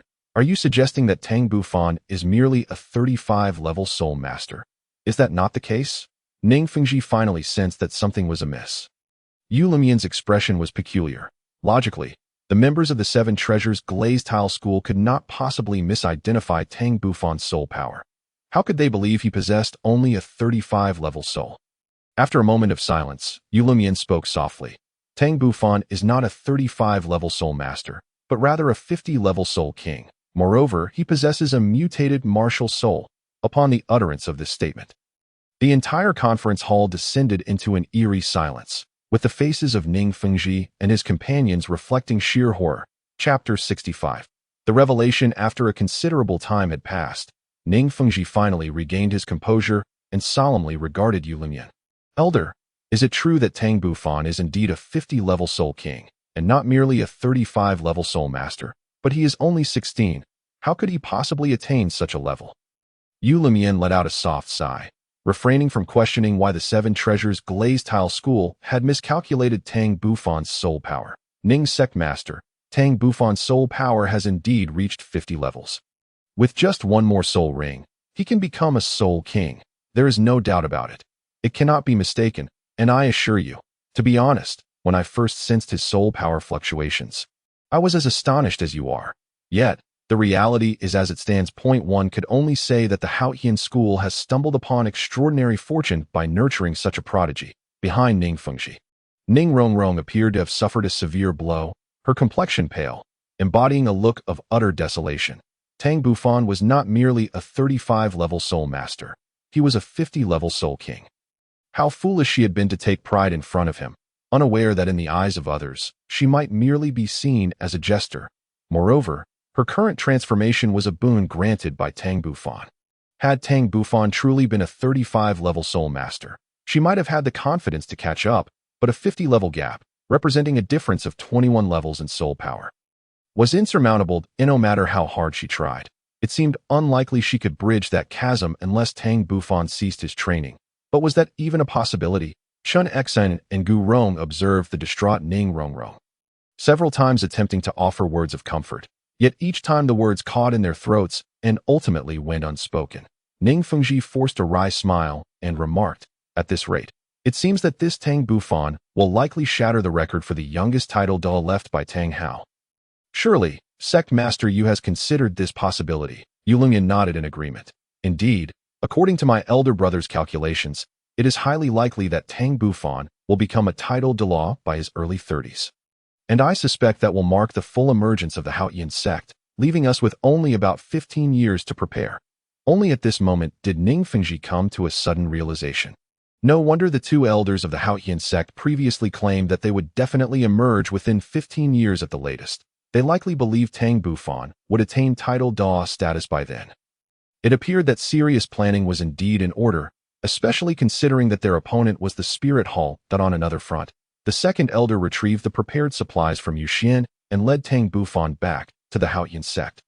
Upon their arrival at the Haotian Sect in Tang Zhao's study, the two elders promptly reported the results of their visit to the two major sections. Tang Xiao, upon hearing the news, was extremely pleased, though he felt somewhat that the Seven Treasures Glazed Tile School had benefited too much. After a brief pause, the second elder continued, "Sect Master, Little Fan has also made an unexpected gain during this outing. In the Thunder Canyon, he received the legacy of a deity." Tang Xiao was so astonished that he stood up from his chair, his expression one of shock and disbelief. Had he misheard? Little Fan had actually gained the acknowledgement of a deity? Tang Bufan could only secretly circulate his energy, causing an enigmatic thunder mark to emerge on his forehead. Tang Xiao scrutinized the mark on Tang Bufan's forehead, sensing its mysterious aura. It indeed seemed plausible that it could be the legacy of a deity. Tang Xiao was immediately filled with excitement. What did this signify? It indicated that their Haotian sect might very well give rise to a true deity in the future. The Spirit Hall was so formidable precisely because it was a force established by the angel god, possessing the legacy of a deity. Tang Bufan chose not to indulge in Tang Zhao's wild imaginings. Instead, he reported, "Sect Master, the celestial herbs I obtained in the Thunder God's secret realm are not meant for me alone. I plan to distribute them among Tang Ming and the others, allowing their strengths to further enhance." A glimmer of surprise flickered in Tang Zhao's eyes as he pondered for a moment before responding. "Very well, you may decide for yourself, as these celestial herbs are indeed your personal belongings." Tang Bufan nodded and added, "By the way, Sect Master, I intend to absorb that Divine Soul Ring in 3 days. It may take quite some time." "Divine Soul Ring?" Tang Xiao inquired, puzzled. Tang Bufan explained, "This is the soul ring granted by the Thunder God, allowing me to acquire the most needed soul skills and the maximum enduring lifespan of a soul ring without having to hunt soul beasts." As he spoke, Tang Bufan produced the Thunder God Pearl from his belt. Tang Xiao examined the pearl closely, feeling the abundant energy contained within it, yet the rest remained inscrutable. He had no idea how it could transform into a soul ring. With a bitter smile, Tang Xiao waved his hand, signaling for Tang Bufan to leave. as he needed time to digest the information from today. Word of Tang Bufan's return to the sect had already spread. Upon reaching the front courtyard, he spotted Tang Ming and the others lurking in a corner, their gazes fixed expectantly on the castle, clearly waiting for him, but a warm smile graced Tang Bufan's face as he quickly approached them. Tang Ming curiously asked, "Boss, how did the visit to the Blue Lightning Overlord sect and the Seven Treasures Glazed Tile School go? Do they possess the same grandeur as our sect? How do their disciples of this generation compare to me and Tang Feng?" Even Tang Feng looked at him with curiosity, while Qing Shan, Qing Yu, and Yi Zihan also exhibited interest. Tang Bufan chuckled, "Why so many questions? Let us find a place to sit, and I will tell you everything in due time." Subsequently, Tang Bufan led Tang Feng and the others to the edge of Haotian Peak's cliff, where the six of them lay side by side on the grass, as Tang Bufan recounted his experiences bit by bit. After a lengthy period, they finally emerged from their shock, filled with curiosity about the path of the Thunder God and a yearning for the supremacy of the Seven Treasures Glazed Tile School. Suddenly, Tang Bufan spoke mysteriously. "Tang Ming, Tang Feng, do you wish to rapidly enhance your strength?" Tang Ming's eyes lit up with excitement. "Boss, do you have a method to quickly increase soul power? Don't keep us in suspense. Tell us quickly." Beside him, Tang Feng's eyes sparkled with anticipation. In contrast, Qing Shan, Qing Yu, and Yi Zihan appeared somewhat skeptical. Yet, it was understandable. Their knowledge of Tang Bufan was still quite limited. Tang Ming and Tang Feng held no doubts about Tang Bufan's words. As he had experienced too many miracles, Tang Bufan glanced at Tang Ming before slowly stating, "I have made considerable gains during this outing and have prepared a gift for you all. This gift will allow you to rapidly enhance your soul power without any side effects. And Qing Shan, Qing Yu, and Zihan, you too shall receive one. Qing Shan, Qing Yu, and Yi Zihan were somewhat taken aback, surprised that Tang Bufan had also brought gifts for them. In truth, Tang Bufan had not initially intended to offer them the celestial herbs. Although they had joined the Haotian Sect, their relationship was merely average, certainly not comparable to that of his fellow sect brothers. However, their talents were indeed remarkable. Only through their consumption could the full value of the celestial herbs be realized. Besides, they had previously given him fragments of the Haotian sword. Thus this could be seen as repaying a favor. Tang Feng, brimming with enthusiasm, asked, "Boss, what exactly is this gift that can rapidly enhance soul power without any side effects?" Tang Bufan replied mysteriously, "You five should come to my house in the evening, and then you will know." With that, Tang Bufan ignored Tang Ming and the others, striding alone towards home, leaving Tang Feng and the others exchanging curious glances. Chapter 66. The Ghost Thunderflower, Purple Ginseng King. Thunder Soul Fruit. As dusk fell, the sun had long set, and darkness enveloped the night. Tang Ming and his companions, filled with excitement, arrived at Tang Bufan's home at this moment. Tang Zheng and his wife sat in the living room, warmly welcoming the arrival of the five youths, especially showing enthusiasm towards the two girls, Qing Yu and Yi Zihan, which made Tang Bufan roll his eyes in exasperation. After a brief period, once everyone was seated in the living room, Tang Bufan took out a special wooden box from the 33 heavens and handed it to Tang Ming. Tang Ming gazed at the box in his hands and couldn't help but ask, "Boss, is this the gift you prepared for me?" "You'll know when you open it," Tang Bufan replied mysteriously. The others also displayed curious expressions as they looked at the wooden box in Tang Ming's hands, secretly speculating about what might be inside. With a grin, Tang Ming opened the box amidst the expectant gazes of the others, and an alluring fragrance wafted forward. The next moment, a peculiar plant appeared within the box. This was a strange plant, entirely dark purple, with only a stem and no leaves, topped by a blossoming purple flower. Indeed, quite bizarre. Tang Ming's expression faltered as he stared at Tang Bufan in confusion. Could this peculiar flower be the gift that was supposed to enhance soul power? At this moment, not only was Tang Ming filled with confusion, but even the Tang Zheng couple wore peculiar expressions, clearly astonished. Anticipating the reactions from everyone, Tang Bufan was already prepared. This was the rare Yulei flower, typically found only in areas rich with thunderous energy and shrouded in darkness, that it harbored pure thunderous power and the essence of the sun and moon, possessing formidable effects for refining one's essence and cultivating the core. A glimmer of brilliance flashed in Tang Ming's eyes, seemingly impressed, as he hastily asked, "Boss, How should this be consumed? Should I swallow it whole? The essence of the yulei flower resided within its purple petals. One should pluck it, consume the petals directly, and steep the stamen in water. Then, sit down and circulate the Hunyuan Gong to digest the medicinal energy. Tang Bufan shot Tang Ming a bemused glance. After speaking, he handed over a large bowl of mountain spring water that he had prepared earlier. Tang Ming immediately made a grimace. Finishing that entire bowl would surely be overwhelming.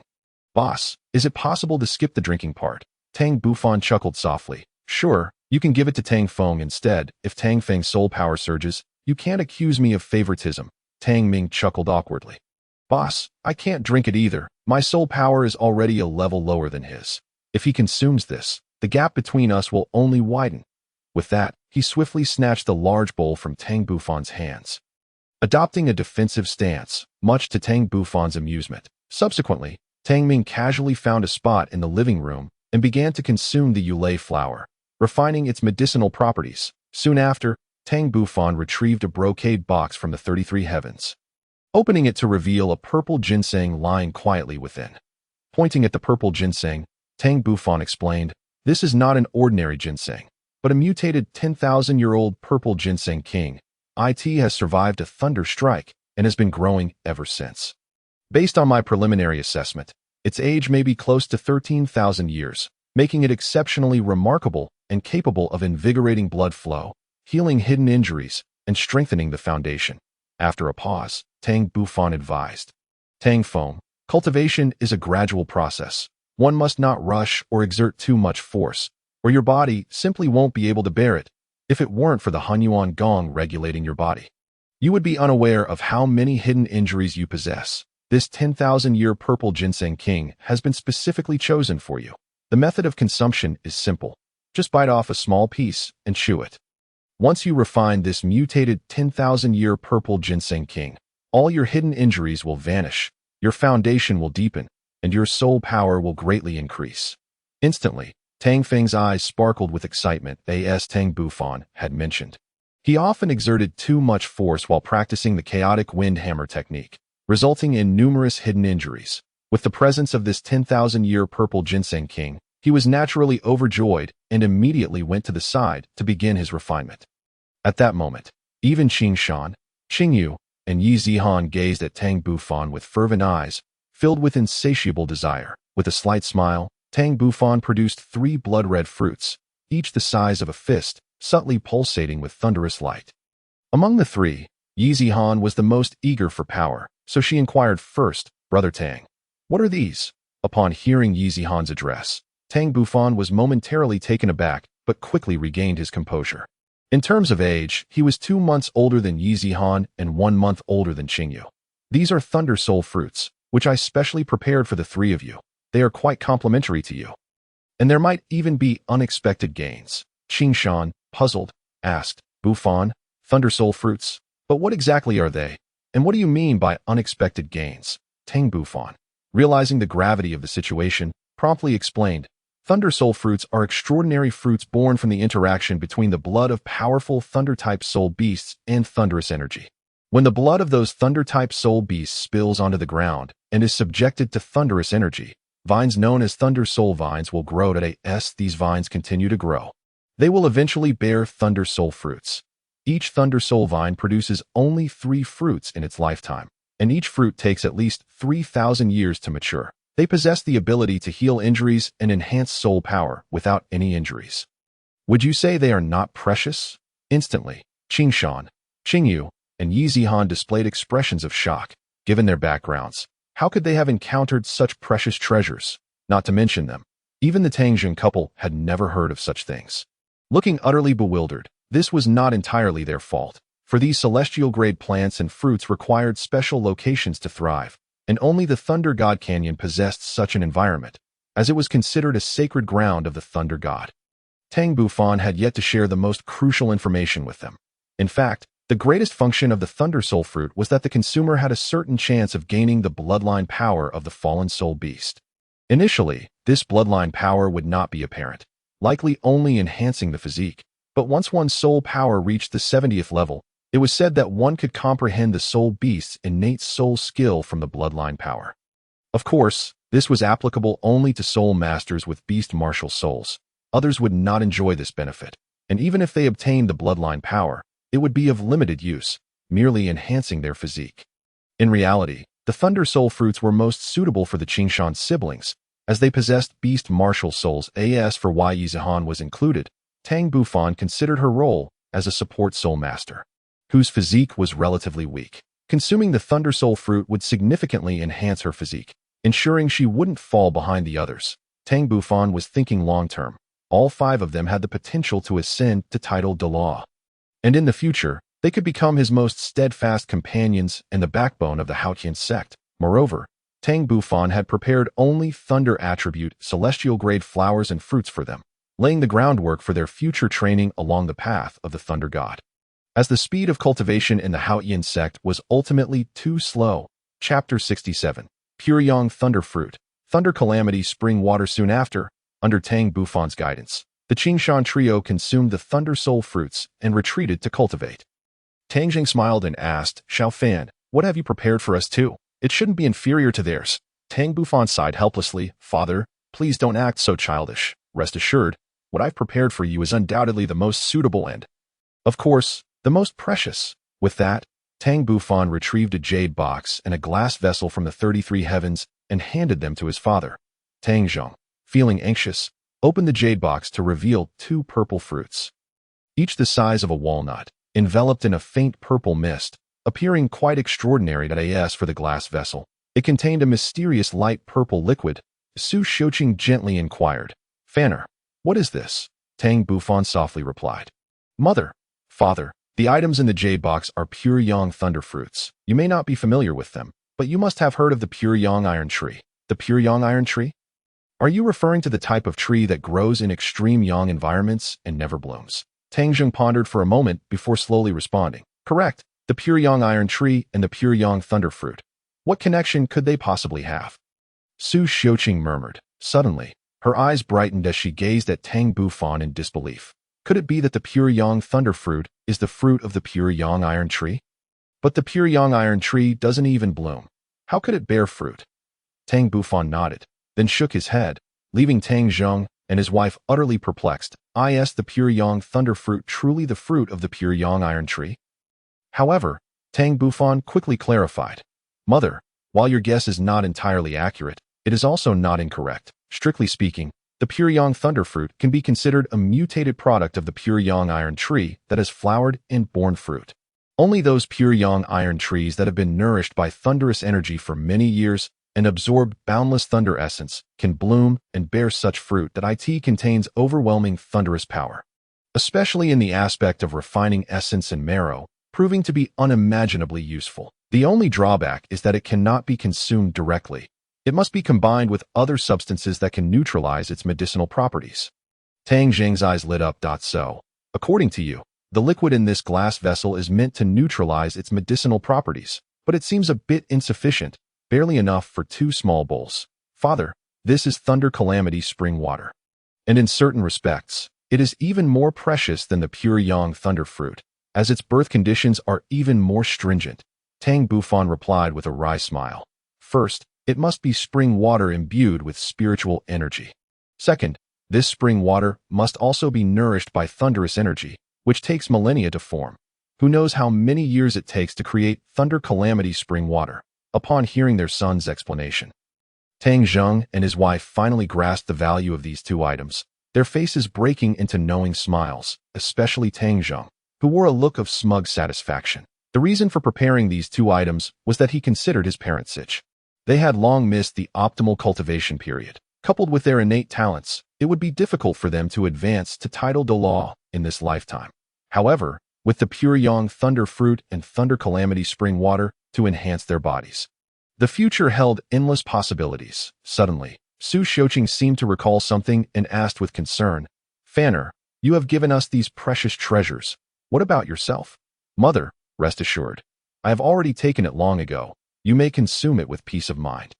The method is quite simple. First, ingest the pure Yang Thunder Fruit, followed by drinking the Thunder Calamity Spring. Subsequently, you will practice the primordial skill to delve into profound cultivation, and I shall stand by to safeguard you. The couple, Tang Zheng and Su Xiuqing felt entirely at ease. After consuming the pure yang thunderfruit and drinking the thunder calamity spring, they seated themselves to cultivate the primordial skill. Thus, the spacious living room was left with only Tang Bufan remaining awake. While the others fell into their meditative state, time passed swiftly, and in the blink of an eye, several hours had elapsed. During this period, everyone's cultivation proceeded smoothly, with Tang Zheng, Su Xiuqing, Tang Ming, and Tang Feng surrounded by a faint purple lightning aura.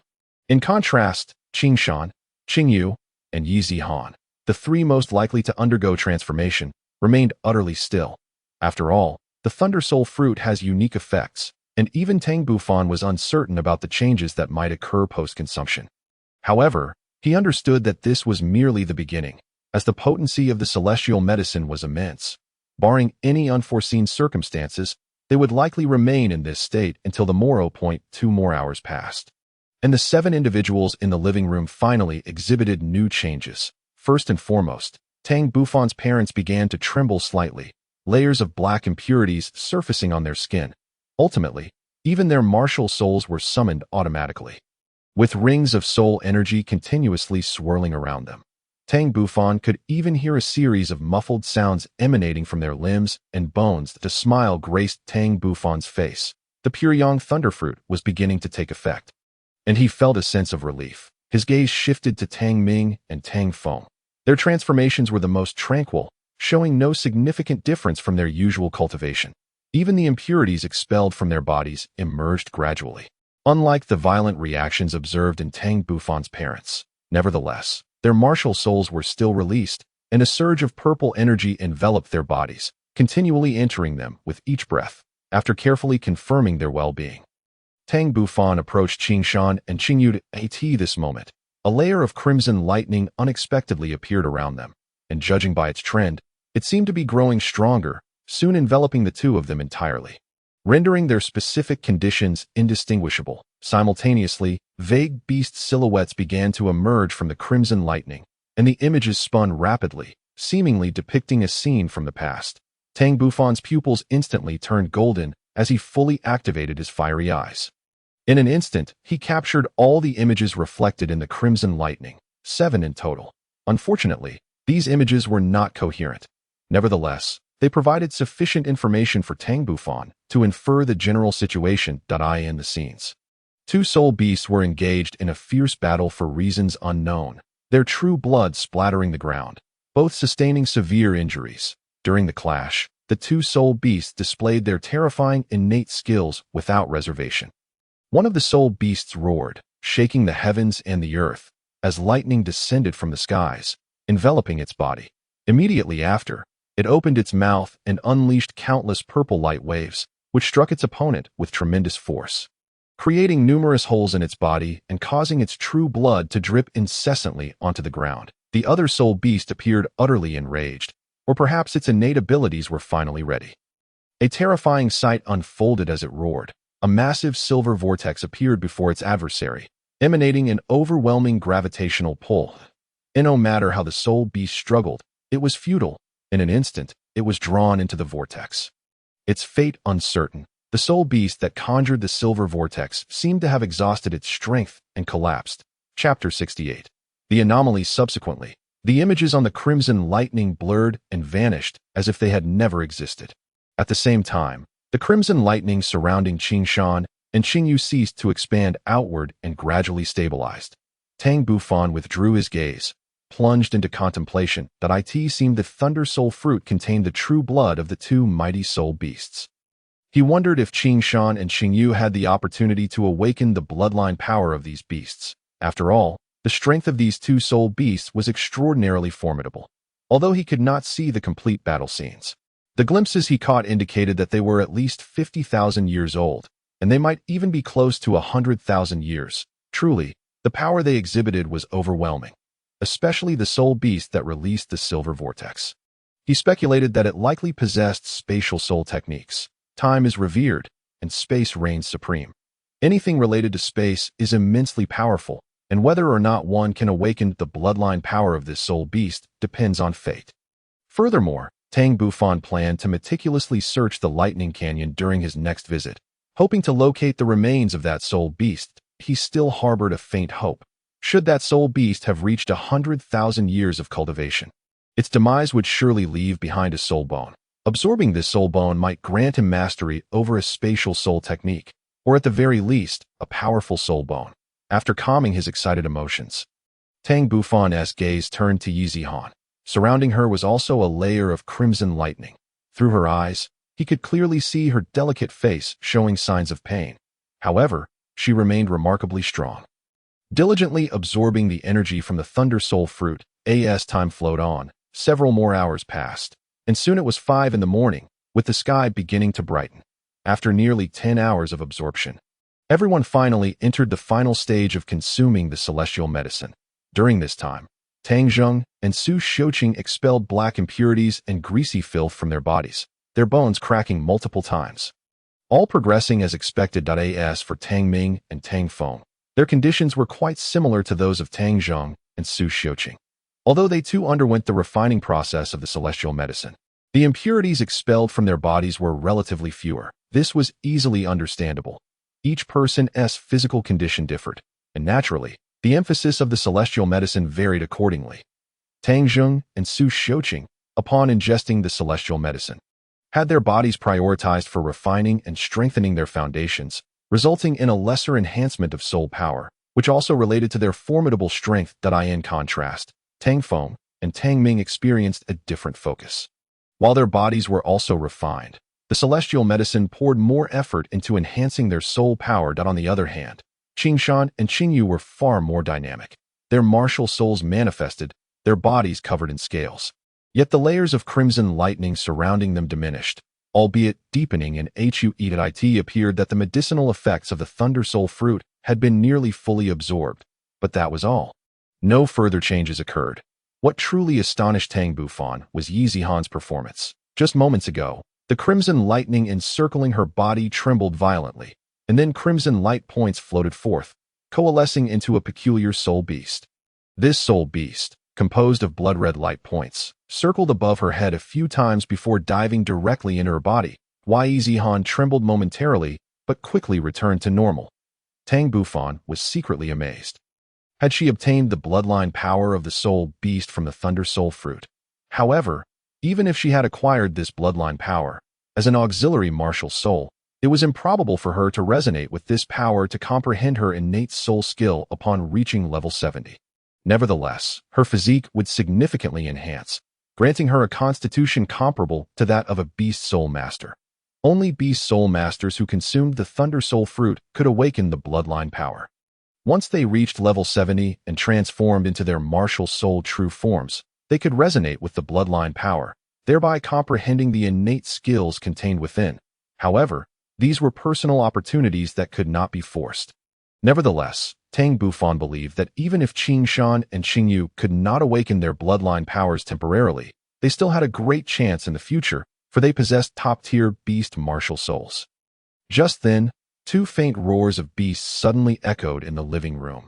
Interrupting his thoughts, Tang Bufan's expression changed as he followed the sound of the roars, only to see that the profound crimson lightning surrounding Qingshan had unknowingly converged above his head. Where a blood-red little beast was clawing and howling, that a similar transformation occurred with Qingyu, but the blood-red little beast above her head was different from Qingshan's, indicating that the bloodline powers they awakened stemmed from different sources. Compared to the soul beast composed of blood-red light points hovering above Yi Zihan's head, the soul beasts appearing above Qingshan and Qingyu's head seemed more solid and less ethereal. It appeared that the degree of bloodline awakening varied among different soul masters. Soon, the blood-red little beasts above their heads dove into their respective bodies, causing the siblings to convulse slightly. Seeing this, Tang Bufan felt a sense of reassurance. All that remained was to wait for their awakening. An hour later, Tang Zheng and Su Xiuqing were the first to open their eyes, their expressions filled with delight. Their spirits invigorated, showing no signs of fatigue whatsoever. Tang Bufan smiled knowingly. "Father, Mother, how do you feel?" Tang Zheng was utterly exhilarated. Had he not feared disturbing Tang Ming and others, he would have likely burst into joyous exclamations. He felt magnificent, as if he had been rejuvenated by 20 years, his body brimming with vitality. After thoroughly assessing his physical condition, he could hardly contain his excitement. "Xiao Fan, It seems my soul power has surged by 3 whole levels. Reaching level 69. This is simply astonishing. At that moment, Su Qiqing also sensed her internal state, casting a glance at Tang Zheng. What are you so proud of? My soul power has increased by 4 levels. Now standing at 60, Tang Bufan advised, Father, Mother, your bodies have undergone a transformation thanks to the celestial fruit. Your cultivation speed will significantly accelerate. It is even possible for you to become titled Douluo. Tang Zheng and Su Qiqing were both quite stirred, seemingly in disbelief. Xiao Fan, can we truly become titled Douluo in our lifetime? Of course, the fruit you consumed is extraordinarily precious. Its effects surpass your imagination. I can assure you that you have not fully absorbed its potency. A considerable portion remains dormant within you, requiring extensive cultivation to digest and assimilate. Tang Bufan nodded earnestly. By the way, Father, Mother, you should head to the bathroom and thoroughly cleanse yourselves. And perhaps change into a fresh set of clothes. Su Qiqing caught a whiff of an unpleasant odor and glanced at her attire, promptly dragging a bewildered Tang Zheng away from the living room. Leaving Tang Bufan in amusement. Chapter 69. Individual changes. 10 minutes later, Tang Ming and Tang Feng gradually regained consciousness. Upon seeing Tang Bufan's beaming smile, Tang Ming exclaimed excitedly, "This is fantastic. Big brother, your gift is incredibly powerful. My soul power has increased by 5 levels, or even more. Once I obtain another soul ring, I will also be a soul master. Just imagine, an 11-year-old soul master." Tang Bufan was nonchalant. "Come on.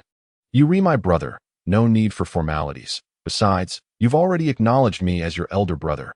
Wouldn't it be embarrassing if your strength were lacking?"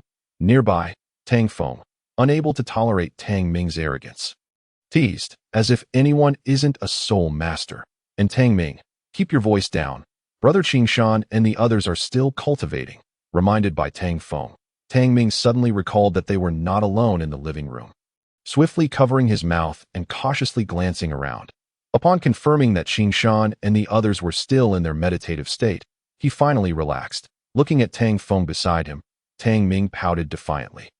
"Don't get too cocky, Tang Feng. Just because you had the upper hand before doesn't mean it will always be that way. The tides will turn, and next year it will be my time." Tang Feng disdainfully shrugged, choosing not to retort. Observing this, Tang Bufan chuckled. "All right, if you still have the energy to bicker, don't you feel uncomfortable?"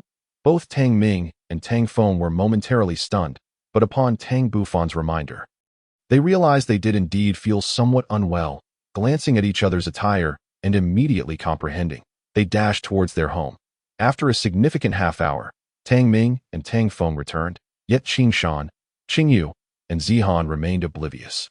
Tang Feng couldn't help but inquire, "Big brother, do you think they're all right?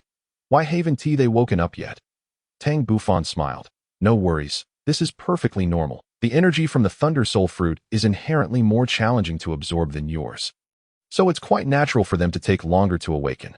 Moreover, they were fortunate this time, with additional gains. Tang Feng and Tang Ming were puzzled. Tang Bufan found it too cumbersome to explain, simply stating, "You will naturally understand in due time. Furthermore, do not become complacent in your cultivation. Although it may appear that you have absorbed all the potency of the celestial fruit, in reality, there is still a significant amount latent within your bodies that will require a long time to fully assimilate." Tang Ming and Tang Feng nodded in partial understanding. "Once you return, do not rush to hunt soul beasts. Focus on diligent training for a month before seeking your 3rd soul ring. Your current soul power is still somewhat unstable and requires thorough refinement to master." Tang Bufan advised earnestly. Tang Ming and Tang Feng nodded solemnly. Subsequently, the 3 of them settled in the living room, awaiting the awakening of Qingshan and the others. They waited for another 2 hours until Qingshan, Qingyu, and Zihan finally completed their meditation. The first to open her eyes was Zihan, whose misty martial soul returned to her body at her will. Tang Bufan, with a curious expression, inquired, "Zihan, may I ask you a question?" Still somewhat dazed from her awakening, Zihan took a moment to respond. "Big brother Tang, what is it?" Tang Bufan's gaze sharpened. "Your mist martial soul should be a legacy martial soul, right? Its quality seems quite remarkable." Zihan's expression turned melancholic as she replied, "To be honest, Big brother Tang, my mist martial soul is indeed a legacy martial soul. Long ago, my family was a powerful sect, even regarded as the continent's foremost auxiliary martial soul. However, as time passed, our family went through several ups and downs and eventually fell into decline, to the point where we cannot even locate our ancestral home. Now, it is just my father and me left. I see. Tang Bufan responded thoughtfully to as they spoke. Qingshan and Qingyu awakened, their faces alight with excitement. After a moment of composure, Qingshan earnestly said, Bufan, I cannot thank you enough for this incredible gift. Qingyu and Zihan echoed their gratitude. Tang Bufan smiled gently. It's no trouble at all. You are now disciples of the Haotian Sect, and as such, you are my brothers and sisters. Expressing thanks feels unnecessary. Moreover, providing you with these celestial fruits allows me to maximize their value. Qingshan and the others were deeply moved. Regardless of Tang Bufan's motivations for gifting them a celestial item, the outcome was undeniably beneficial for them. When Qingshan first joined the Haotian Sect, his soul power was only at level 31. After a year of cultivation, it had only reached 34. However, after consuming the Thunder Soul fruit, his power surged by 6 levels, and with just one more soul ring, he would become a soul zone. How could he not be thrilled? Qingyu and Zihan, both at 25, had been close to breaking through to 26, but after absorbing the Thunder Soul fruit, they both surpassed 30, an astonishing feat considering their ages. After all, among the 6 of them, the eldest, Qingshan, was merely 13 years old, precisely 13 years and 3 months. Tang Bufan, Tang Ming, Tang Feng, Qingyu, and Zihan were all 11 years old, differing only by months and days. Tang Bufan was 11 years and 3 months, while Zihan had just recently celebrated her 11th birthday. Tang Feng, Tang Ming, and Qingyu followed in age behind Tang Bufan. Yet, after consuming the celestial fruit, their soul powers reached 30, a remarkable achievement at such a young age. Second only to Tang Bufan's prodigious talent, surpassing even the golden generation of the Spirit Hall in potential. Tang Bufan naturally noticed the gratitude in Qingshan's eyes and jested, let us not dwell on that. Just look at yourselves, filthy and reeking. Go wash up properly. The 2 girls, Qingyu and Zihan, being particularly sensitive to such remarks, shrieked and covered their faces as they dashed out. Qingshan followed closely behind, watching them leave. Tang Ming suddenly expressed concern. Big brother, what if the sect master and elders find out about you giving such precious celestial fruits to Qingshan and the others? What if other clan members become discontented? They are outsiders, after all, not direct disciples of our Haotian sect. Tang Bufan waved his hand dismissively. I have already informed the sect master and elders about this matter. Moreover, these items are considered my personal belongings, and I have the right to dispose of them as I see fit. Besides, Qingshan, Qingyu, and Zihan's talents are indeed remarkable. If we were to compare, they would slightly surpass you and Tang Feng, of course. You 2 are certainly not inferior to them right now. I have put in considerable effort to enhance your strength, so you must focus on your training in the coming time. I plan to start exploring the continent in a year. The stronger you become, the higher the chances I can take you with me. Otherwise, you will definitely struggle to pass the sect master and elder's scrutiny. Tang Ming was elated, and Tang Feng was equally excited. For this was a day they had long anticipated. Chapter 70. The goal, 10,000-year soul rings in the following 3 days. Tang Bufan devoted himself to training at home, adjusting his state. Meanwhile, the news of Tang Ming and Tang Feng's soul power soaring by 5 levels in a single day quickly spread throughout the sect, causing quite a stir. The second-generation disciples were mostly unfazed. But some third-generation disciples found it hard to cope, as who wouldn't desire a rapid enhancement in their soul power? They flocked to inquire about how Tang Ming and the others achieved such remarkable progress. Tang Ming and his companions forced a smile, wary of admitting they had consumed the divine flowers and fruits bestowed by Tang Bufan, for the consequences of such a confession were unpredictable. Ultimately, it was only after several elders admonished the disciples who sought shortcuts that the turmoil was quelled. On this day, in the rear courtyard of Haotian Sect, Tang Xiao summoned all disciples to witness Tang Bufan absorbing the divine soul ring. Tang Xiao had his own considerations. Firstly, it would broaden the disciples' horizons, and secondly, he wished to illustrate how Tang Bufan had attained his remarkable strength, despite achieving a soul power level of 50 at the tender age of 11.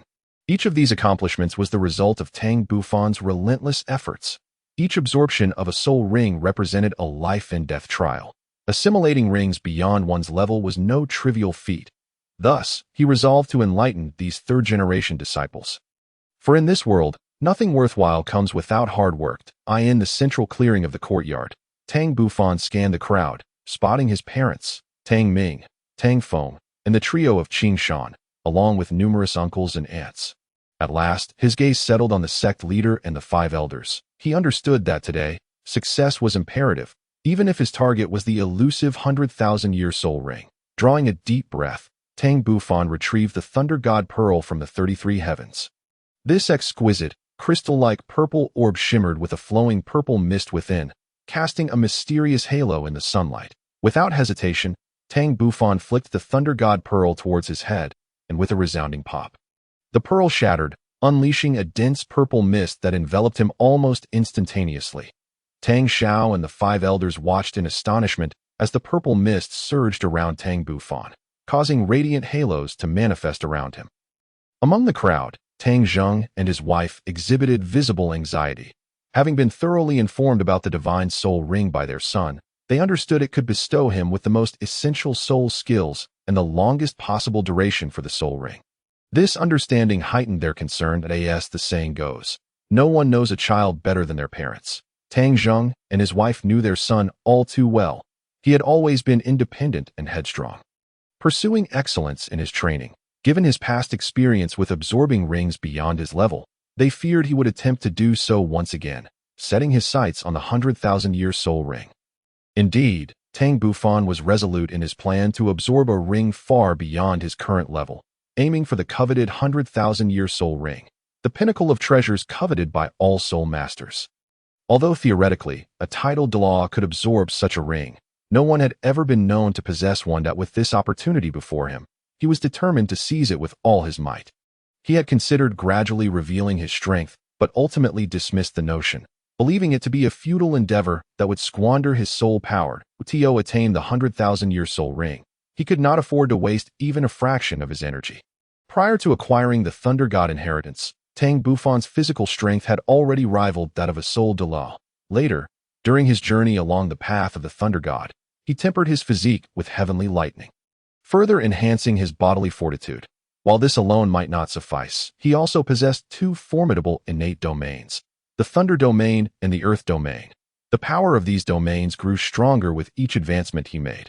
Each time he ascended, his domains would undergo a transformation, enhancing their potency. Furthermore, he bore 3 soul bones. The skull bone and phoenix wing were both nearly 100,000-year-old soul bones, providing significant augmentation for the thunder horn on his forehead. Though it had initially been merely a 1,000-year soul bone, it had evolved after absorbing lightning power multiple times, rendering it nearly comparable to the other 2. Lastly, a nascent spirit form had taken shape in his mind, ensuring his consciousness remained clear regardless of the pain inflicted upon him.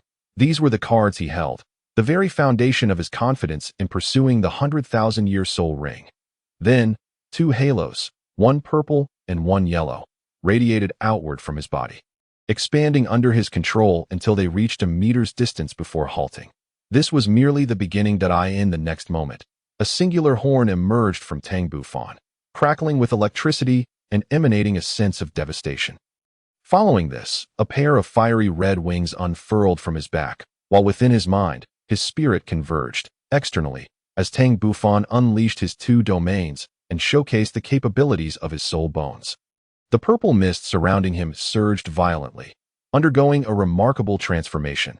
The purple mist began to morph into strands of purple silk, which spontaneously wove together to form rings that intertwined perfectly with the radiant halos encircling Tang Bufan, ultimately culminating in the formation of 9 purple soul rings. These 9 rings incessantly absorbed the purple silk strands, swelling and expanding until a certain threshold was reached, at which point they began to contract.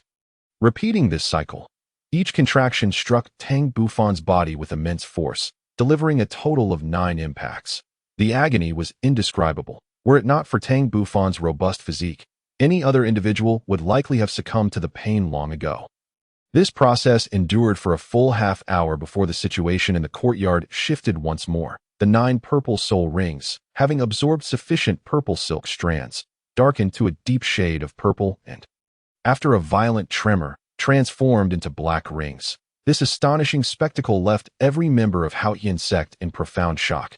Meanwhile, enveloped in the purple mist, Tang Bufan trembled violently, as though he were enduring excruciating pain. Sweat pouring from his brow. Unexpectedly, the perspiration was purple. The trial continued, and after another half-hour, the purple mist surrounding Tang Bufan finally transformed entirely into strands of purple silk, revealing his state to all present. Tang Zhao's pupils contracted, a shiver running through him. At that moment, Tang Bufan appeared utterly wretched. His forehead was veined and glistening with sweat, a stark trickle of blood contrasting against his pallor. The tattered gray robe clung to him, stained with blood seeping from beneath his skin, and he convulsed violently. On the brink of collapse, the solitary horn stood tall upon his forehead, while a pair of blood-red wings hung limply behind him.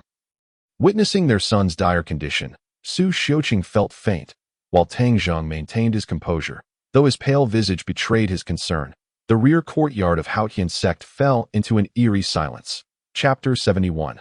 The 100,000-Year Soul Ring. Tang Bufan's fifth soul ring. The second-generation disciples were awestruck, their initial shock giving way to profound admiration. Many had previously believed that Tang Bufan's possession of two purple soul rings and a black soul ring was largely due to luck. But they now comprehended the enormity of their earlier misconceptions. Every ounce of his power had been forged through the crucible of his own life. Meanwhile, the third-generation disciples remained deeply affected by the spectacle Tang Bufan had presented. Some young women even turned away in tears, unable to bear witnessing his suffering. Leaders among the third-generation disciples, such as Tang Long and Tang Hu, sighed deeply, recognizing that they might never catch up to Tang Bufan in this lifetime. Qing Shan, observing the scene, felt a pang of shame, finally grasping the chasm that separated him from Tang Bufan. He had once boasted of surpassing him, which now seemed utterly foolish, explaining the peculiar expressions on Tang Ming and Tang Feng's faces back then. As for Qing Yu and Zi Han, their expressions reflected compassion, their eyes shimmering with unspoken emotions. In contrast, Tang Ming and Tang Feng appeared remarkably composed, showing no signs of surprise. After all, they had witnessed Tang Bufan's previous attempts to absorb soul rings beyond his level. The five elders gazed intently at Tang Bufan, meticulously assessing his condition. They observed his phoenix wings in silence, astonished by the state of his body, which exceeded their expectations. Despite the blood-soaked garments, Tang Bufan still retained a substantial portion of his soul power. Enduring for another half-hour was well within his capacity. Moments later, Tang Xiao exclaimed in astonishment, "Second uncle, what is the origin of the wings behind Xiao Fan? Do you have any insights?" The other elders directed their puzzled gazes towards the second elder, as he had spent the most time in Tang Bufan's company. "Please do not look at me with such expressions. Xiao Fan has not been by my side constantly when he acquired the Thunder God inheritance.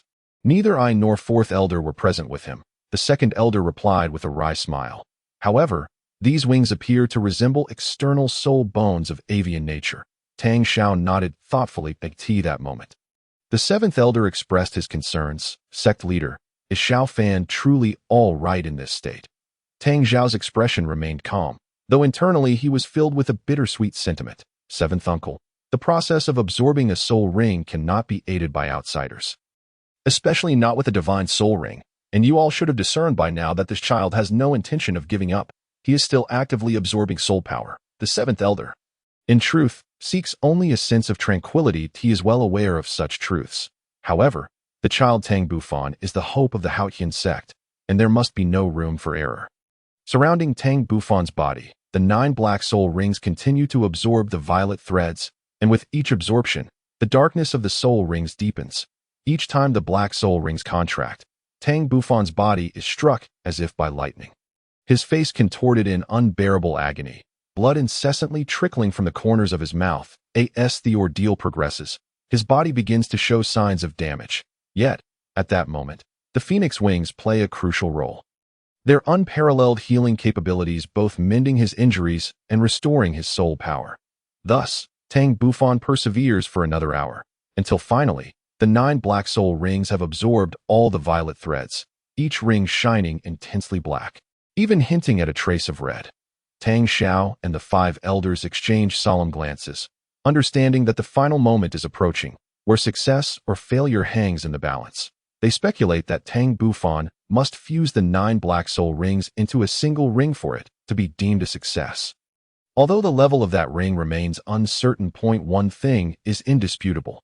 The amalgamation of the 9 black soul rings will undoubtedly yield a ring of greater antiquity. Could it be the fabled 100,000-year soul ring?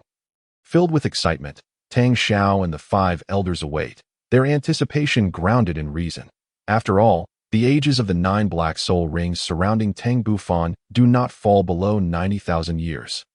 Not to mention the rank of the fused soul ring at that moment.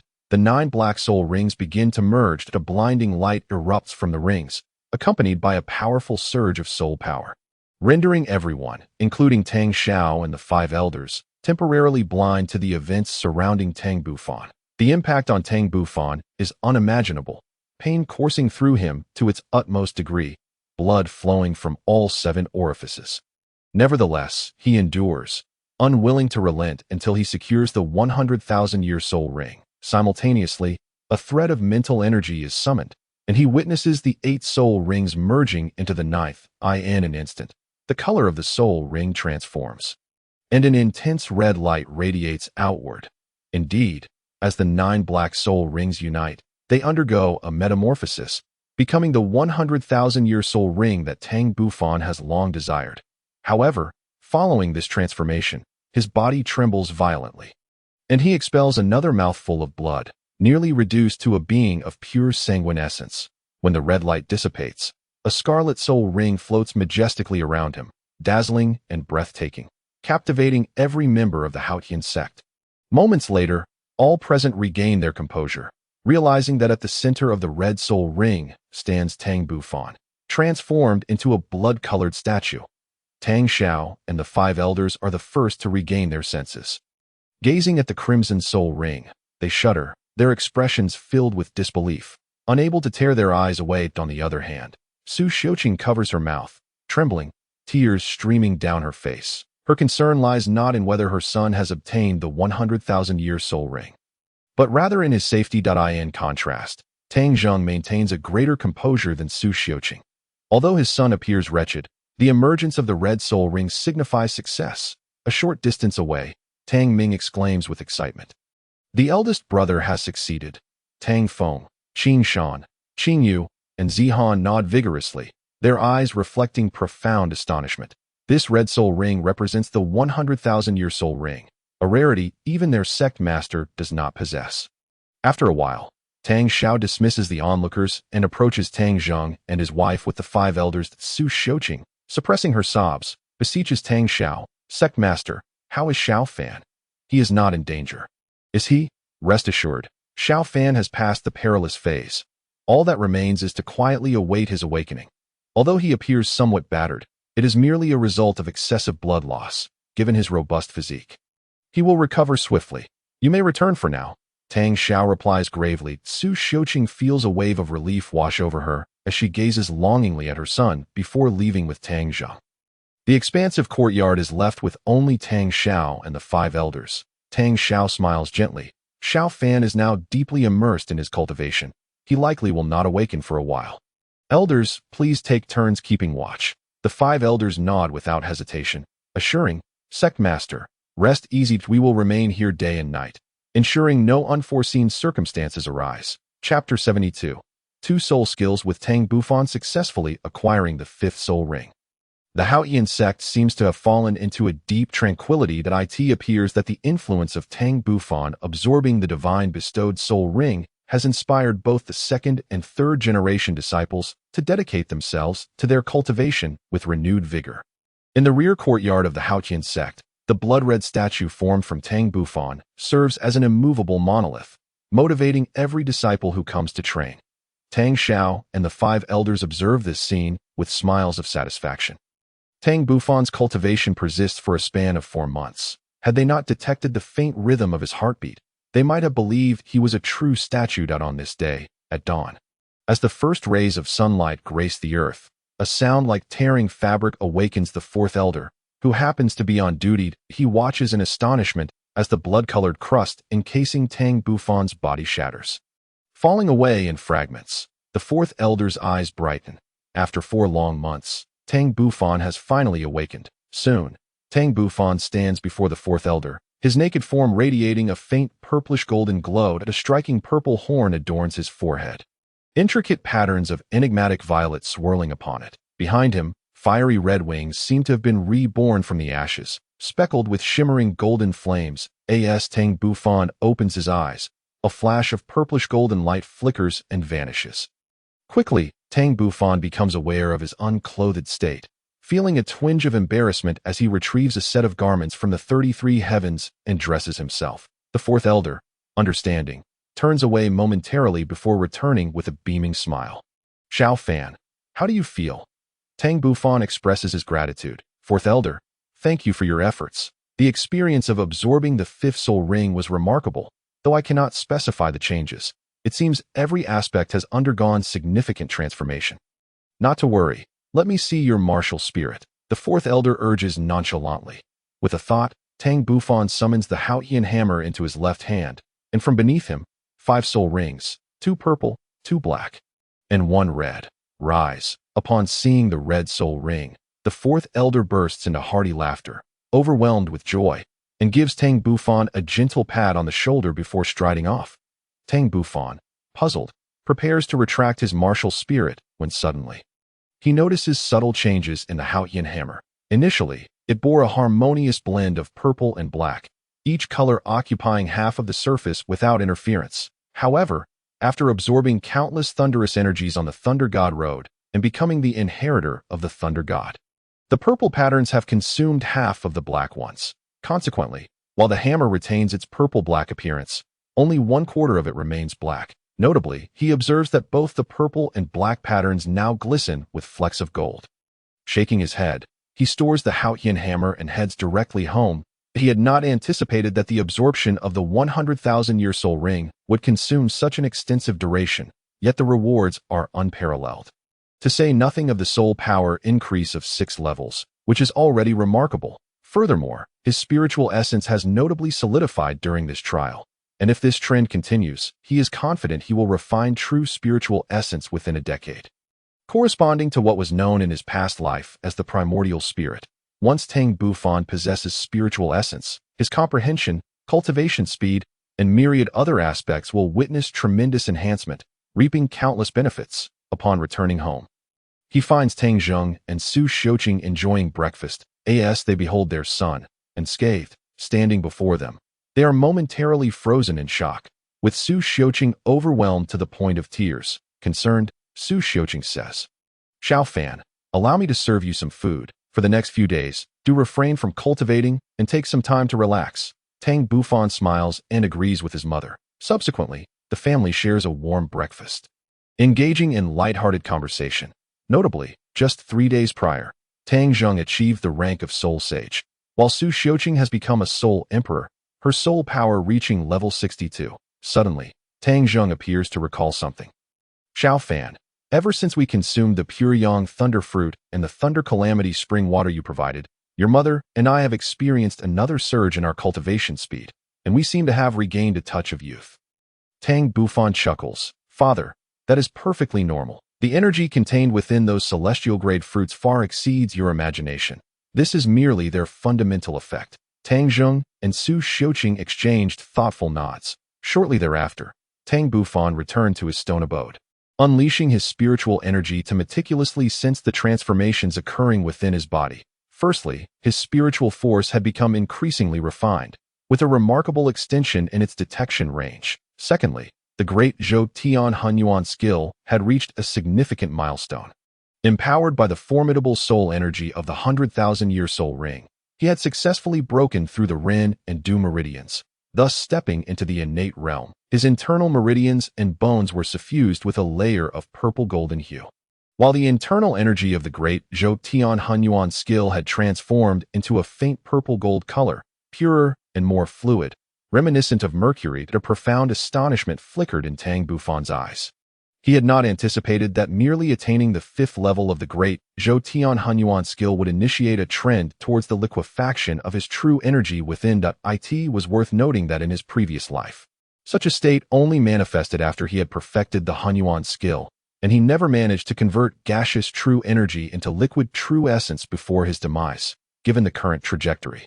It was possible that he might accomplish what he had failed to achieve in his past life, liquefying his true energy. Besides these advancements, both of Tang Bufan's innate domains had evolved once more, unveiling new abilities. However, it was not the opportune moment to showcase the might of these domains. He would have to wait for another occasion to experiment. Of course, when it came to his greatest gain, one could not overlook the fifth soul skill. Surprisingly, this 100,000-year soul ring had bestowed upon him 2 soul skills. One of these skills was named Skyward Strike, possessing unparalleled destructive power. The most terrifying aspect of this skill was that it was unavoidable.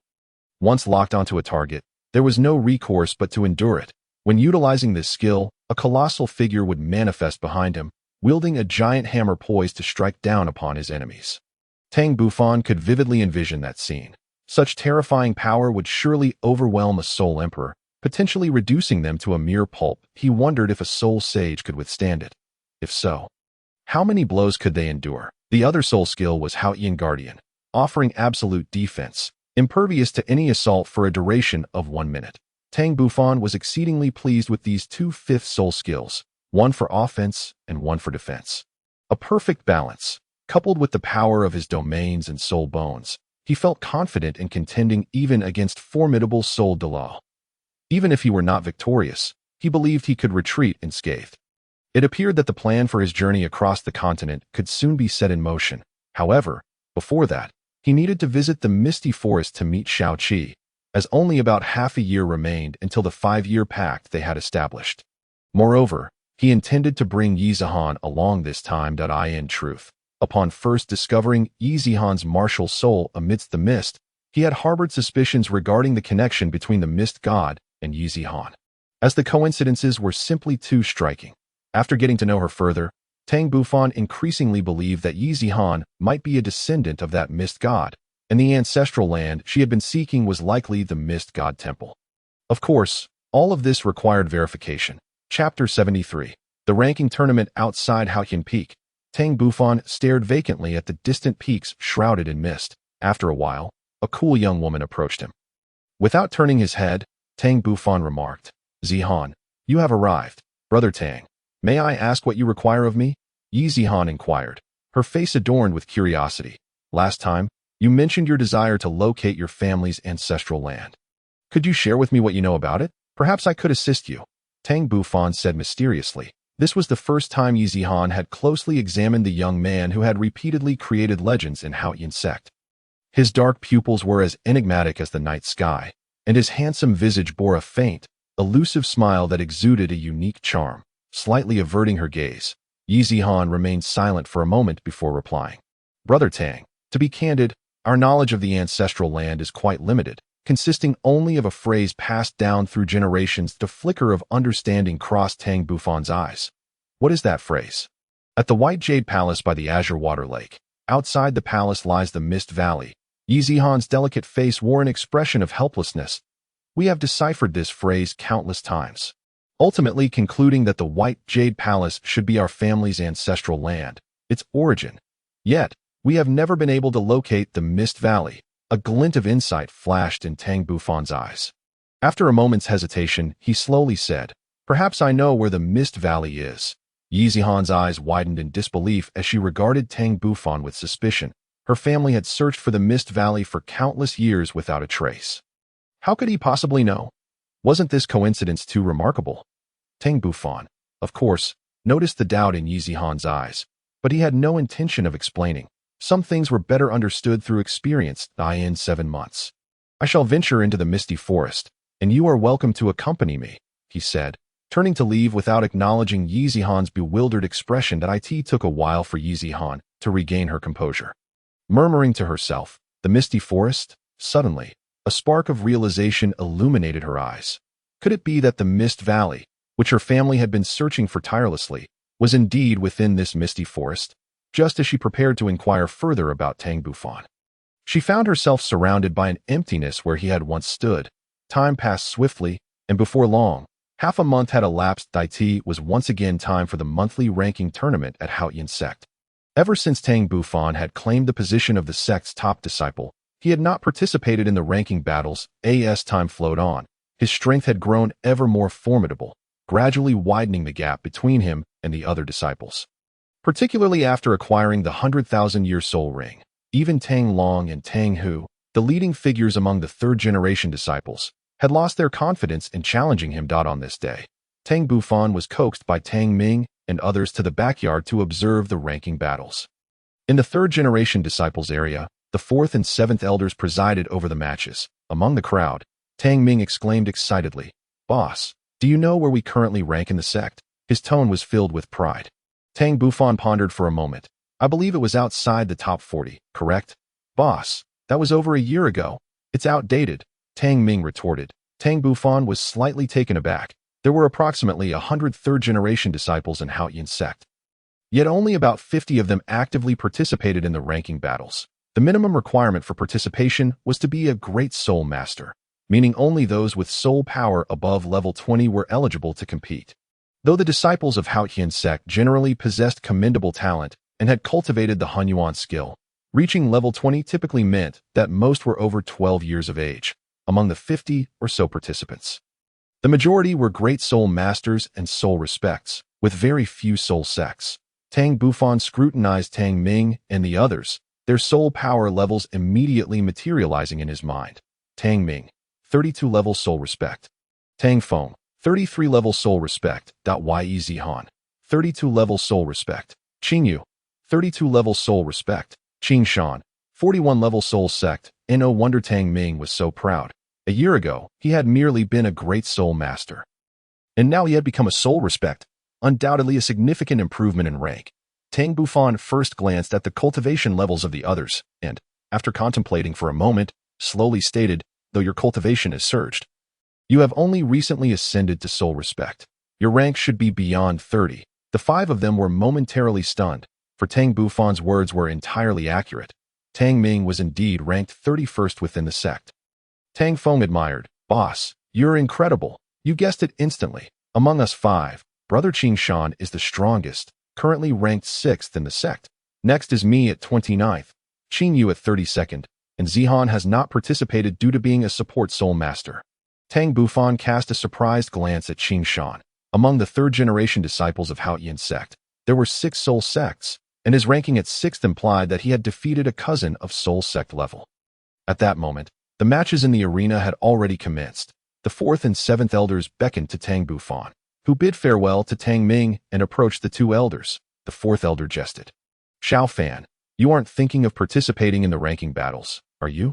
With your strength, it would simply be bullying them." Tang Bufan shook his head repeatedly, feeling somewhat embarrassed as he replied, "4th elder, I merely came to observe. I won't partake in the competition." As the 4th elder had stated, he was currently unrivaled among the third-generation disciples in terms of soul power.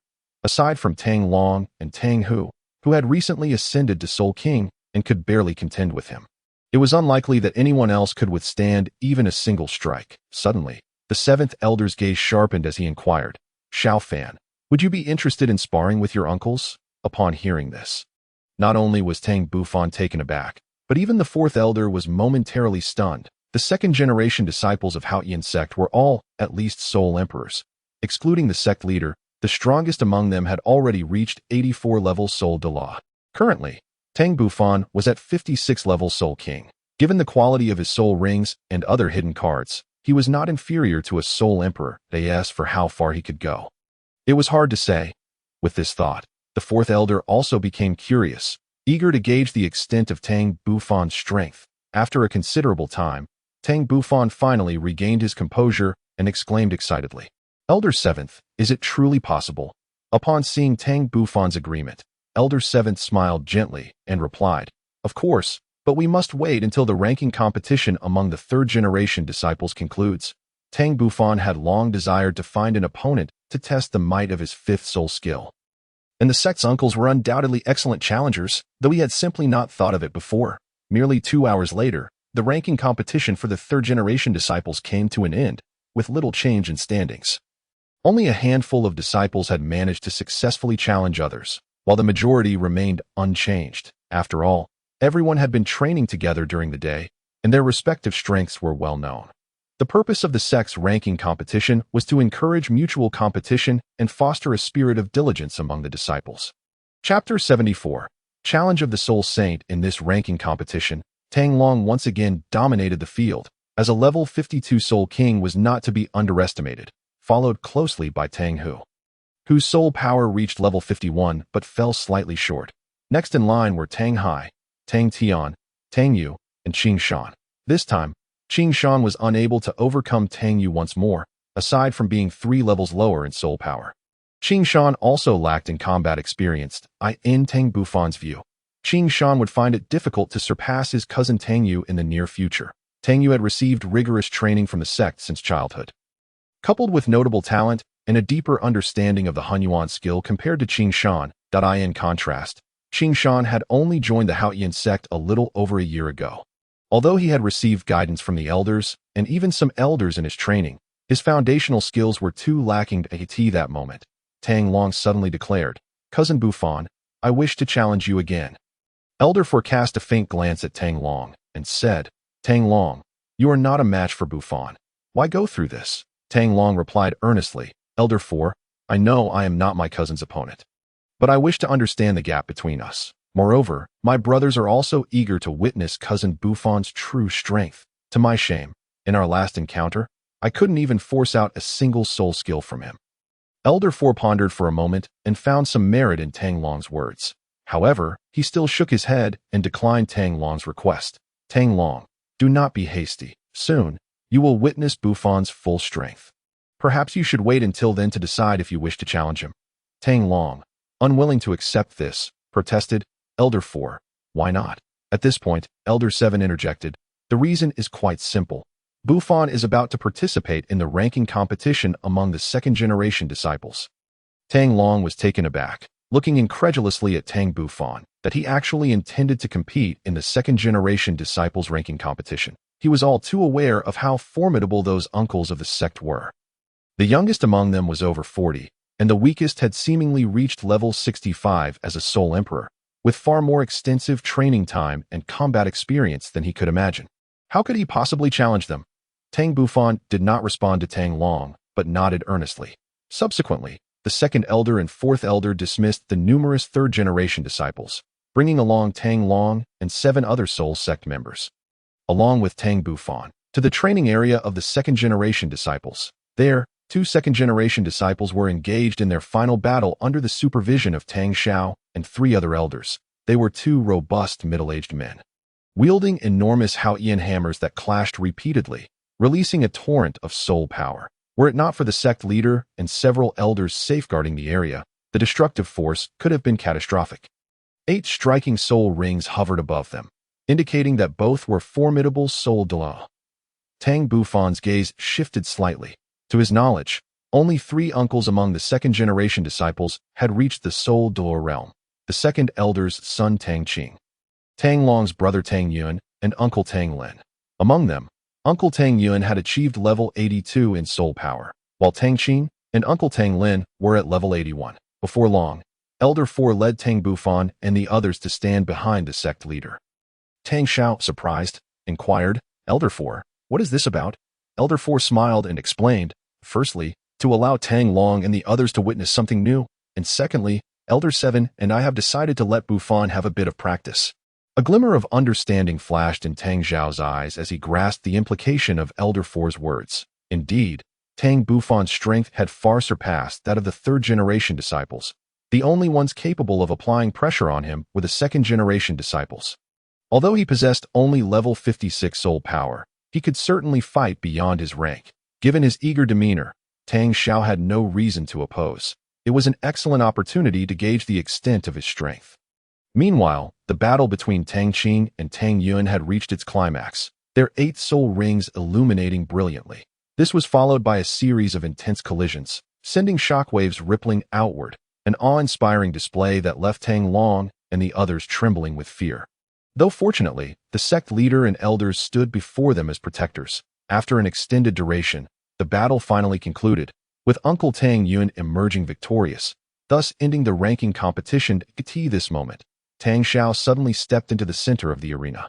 Surveying the gathered brothers, Although the ranking competition has concluded, it does not signify the end of challenges. Next, third-generation disciple Tang Bufan shall issue a challenge to all of you. Upon this declaration, an uproar ensued among the crowd. Sovereign, could this be too hasty? Regardless of how impressive Tang Bufan's soul rings may be, he is still merely a level 56 soul king and barely 12 years old. Is it not a bit premature for him to challenge us? One voice of dissent quickly arose. Tang Xiao cast a calm glance at this 73rd level cousin and remarked meaningfully, Tang Fei, ambition knows no age. Moreover, how could Bufan be compared to an ordinary soul king? Even without a 100,000-year soul ring, his strength is beyond that of a soul king, and the soul skills granted by a 100,000-year soul ring are likely to be exceedingly formidable, perhaps even surpassing most soul emperors' sixth soul skills. Tang Fei remained unconvinced. While the sect leader's words carried some weight, how much combat experience could an 11-year-old child possibly have? Observing this, Tang Xiao suddenly proposed, Tang Fei, why not test Tang Bufan's strength yourself? Tang Fei was momentarily stunned. He was a soul saint, and the sect leader was suggesting he engage in combat with the soul king. Was this not an insult? Did the sect leader truly consider Tang Bufan's strength to have reached the level of a soul saint? This seemed implausible.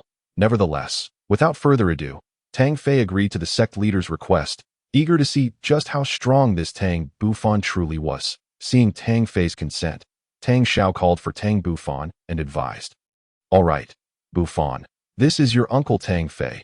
You should be familiar with him. Show him your true strength so he may provide you with guidance. Tang Bufan indeed recognized Tang Fei and respectfully greeted.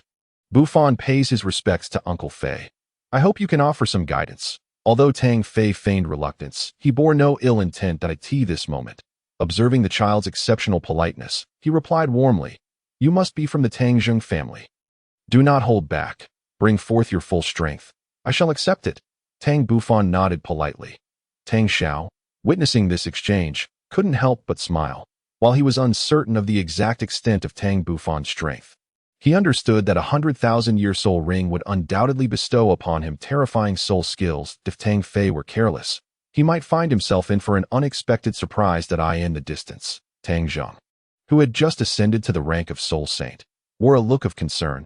He understood the fearsome strength of Tang Fei, and while his son was extraordinary, could he truly contend with a soul saint capable of manifesting their martial soul? Subsequently, Tang Xiao instructed everyone to clear the arena, with him and several elders taking positions at the periphery, ready to intervene should any unforeseen circumstances arise. Tang Long and the others dared not blink, for they were finally about to witness Tang Bufan's full strength. Chapter 75. Suppressing the soul saint, Tang Fei stood with his hands clasped behind his back, smiling at Tang Bufan as he awaited the latter's initial move. As an elder, he maintained a semblance of decorum. Tang Bufan took a deep breath, fully aware of the gravity of facing a soul saint from the Haotian Sect, without a hint of carelessness. He immediately summoned the Haotian hammer. Simultaneously, a circle of purple energy emanated from the Haotian hammer, swiftly enveloping Tang Fei within its grasp. Inside this purple domain, lightning flickered, intricate bolts of electricity coursing throughout. Exuding an aura of annihilation, Tang Fei did not hastily retreat from the thunder domain. Rather, he took a moment to carefully assess its power. After a brief interval, Tang Fei's brow furrowed. Within Tang Bufan's thunder domain, his own strength was surprisingly suppressed, allowing him to exert only 90% of his full power. However, even with this reduction, he was still far beyond the capability of a mere soul king. As Tang Bufan's thunder domain continued to evolve, it gradually revealed its true might. Just as Tang Fei had deduced, it could diminish an opponent's strength by 10%, while simultaneously enhancing its wielder's power by an equal measure. Thunder, after all, possessed the terrifying capacity to obliterate all things.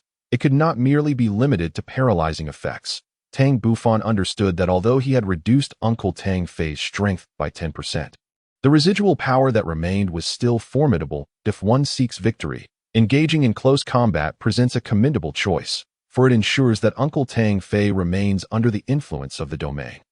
Tang Bufan, without hesitation, brandished the Haotian hammer and charged forward with great speed. Upon witnessing Tang Bufan's approach, Tang Fei's eyes revealed a flicker of surprise. This young lad had not unleashed his 10,000-year soul skill at the first opportunity. but instead opted for the chaotic hammer technique, a path that seemed to invite disaster. Thus, let me, as your uncle, impart some valuable insights into hammer techniques. In the next moment, Tang Fei summoned the Haotian hammer and swiftly advanced toward Tang Bufan. That a glimmer of astonishment crossed Tang Bufan's eyes. He had not anticipated Uncle Tang Fei would refrain from immediately escaping his domain, indicating a remarkable confidence in himself. A subtle smile graced Tang Bufan's lips. In light of this, he would not hold back. This was a pure contest of strength, as the two Haotian hammers, one large and one small, one purple and one black, collided directly, unleashing a wave of purple-black energy that radiated outward. Surprisingly, Tang Bufan did not get sent flying at once.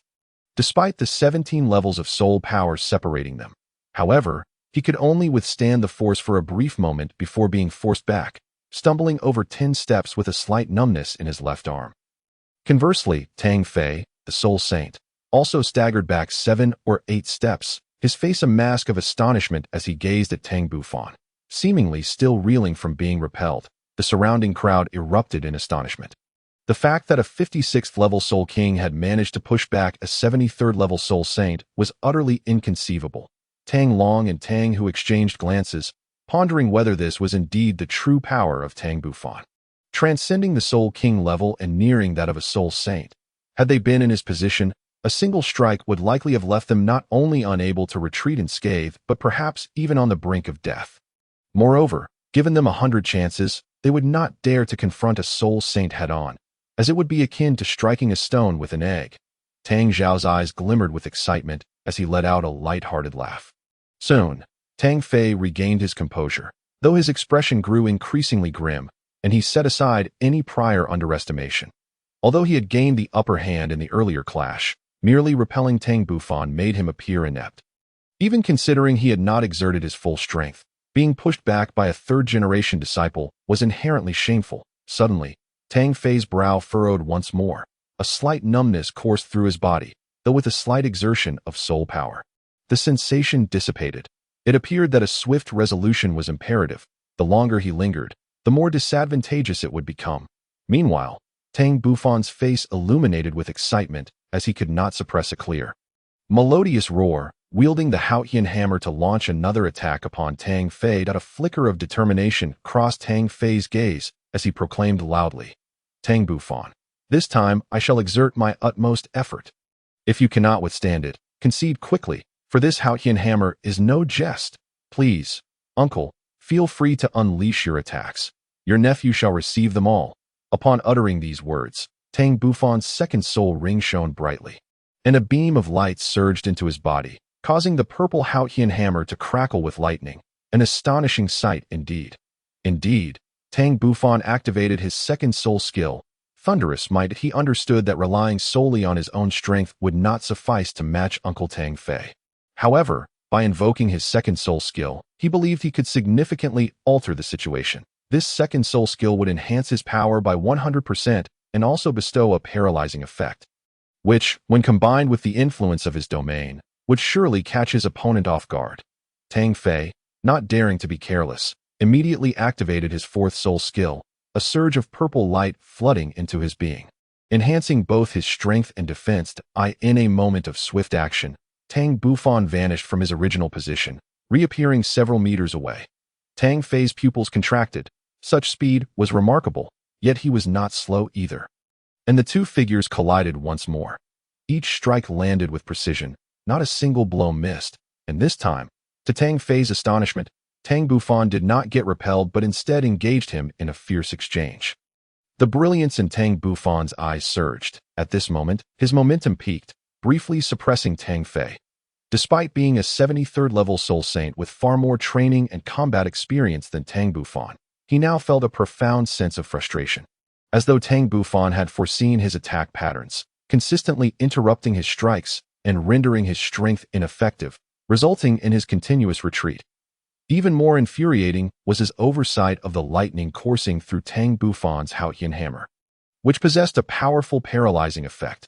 While his 73rd level soul power mitigated the impact of this paralysis, being within Tang Bufan's domain inherently weakened him, and the combination of these factors dulled his reflexes. As time passed, The accumulation of electrical energy within him intensified, further hindering his ability to respond and making him increasingly outmatched by Tang Bufan. Outside the fray, Tang Bufan's performance utterly astounded everyone present, particularly the second-generation disciples, whose expressions shifted dramatically. Especially among the Soul Emperors, complex smiles adorned their faces as they regarded Tang Bufan, seemingly outmatched by a Soul King. Meanwhile, the Soul Saints wore grave expressions.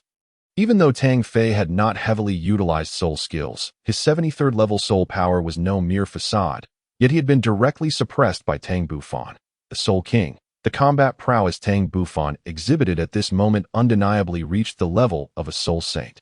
Among those present, only the Sect Master, the 5 Elders, and the 3 Soul level second-generation disciples retained their composure. At this moment, Tang Long's face was etched with a bitter smile, as the last flicker of hope within him extinguished.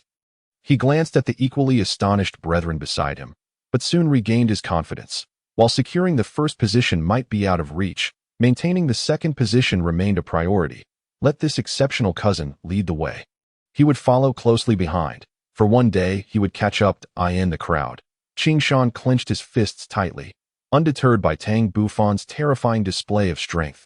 Instead, it solidified his resolve. If anyone in attendance felt the greatest joy, it was undoubtedly Tang Bufan's father, Tang Zhong, who could barely contain his elation in the arena. Tang Fei, unable to withstand Tang Bufan's relentless pressure, realized that if this continued, he would undoubtedly suffer defeat at the hands of his nephew, which would be a tremendous embarrassment. He had contemplated employing his soul rings and skills, yet Tang Bufan had persistently pursued him, leaving him no opportunity to unleash his soul skills. Suddenly, Tang Fei steeled his gaze. Bracing himself to endure a strike from Tang Bufan, he finally seized the momentum to escape Tang Bufan's attack ranged. As he spat out a mouthful of blood, Tang Fei struggled to stabilize himself. Even with his vital points guarded, the impact of the strike was excruciating, for Tang Bufan's blow carried significant weight. Tang Bufan regarded Uncle Tang Fei with surprise. Such a clever tactic of sacrificing the lesser for the greater. Taking a deep breath, Tang Fei swiftly distanced himself from Tang Bufan's domain. He understood that he must unleash his full power, lest he become a stepping stone for Tang Bufan's rise, rather than pressing the advantage. Tang Bufan opted to recover his strength while waiting for the next opportunity to strike. That a Soul Saint would not be so easily defeated. Had it been a life-or-death struggle, he would have long since dispatched Uncle Tang Fei. For his formidable spiritual power was no jest, likely surpassing even that of the Sect Master. Given the nascent form of divine consciousness he had cultivated within his mind as Tang Fei recuperated, he deliberated on how to counter Tang Bufan. Close combat was certainly out of the question. It seemed that ranged attacks were his only option, and he possessed only 1/6 soul skill suited for such an approach. Yet, he feared that the 6th soul skill might not suffice to vanquish Tang Bufan.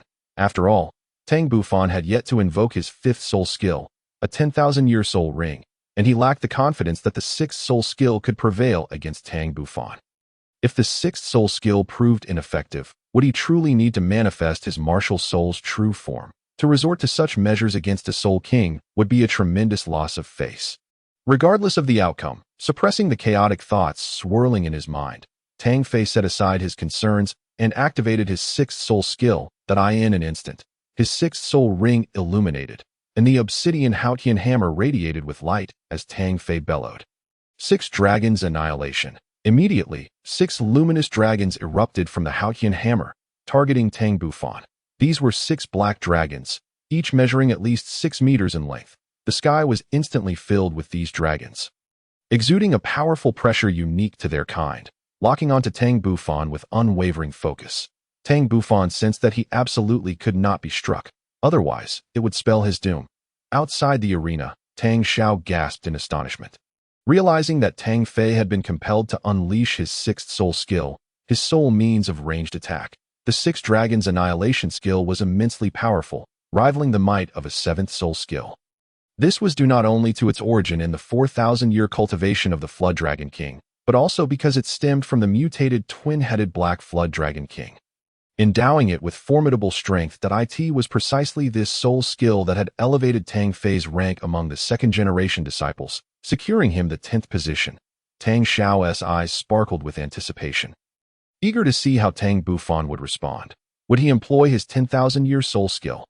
Tang Bufan's eyes darted, weighing whether to unleash the skyward strike or the Haotian guardian. As he grappled with his inner turmoil, a sudden warmth enveloped him from behind, igniting an extraordinary emotion within. In the next moment, a pair of crimson wings unfurled from his back, and the sound of a phoenix's cry resonated across the sky. Then, with a powerful flap of his wings, Tang Bufan soared into the heavens, his entire being transforming into a blazing orb of fire. Subsequently, a colossal fire phoenix erupted from him, engaging in combat with 6 black light dragons. Astonishingly, the fire phoenix, standing alone against 6 adversaries, exhibited an unwavering dominance, its flames incinerating the dragons one by one. Despite the depletion of its energy reserves, the fire phoenix continued its fierce assault on Tang Fei. This unforeseen turn of events left not only Tang Fei, but also the onlookers utterly astounded. Tang Fei, unwilling to underestimate the situation, enlarged the Haotian hammer in his grasp and delivered a mighty blow. Dispersing the energy-laden fire phoenix, the flames cascaded to the ground, where they astonishingly scorched the earth, leaving a gaping pit that took a considerable time to extinguish. A lingering sense of trepidation washed over Tang Fei as he glanced at the ground and then at the sky. Where Tang Bufan hovered, for the first time, he regarded his nephew with a sense of wariness, acknowledging him as a true opponent. The ferocity of the fire phoenix's attack was formidable, surpassing even his 6th soul skill.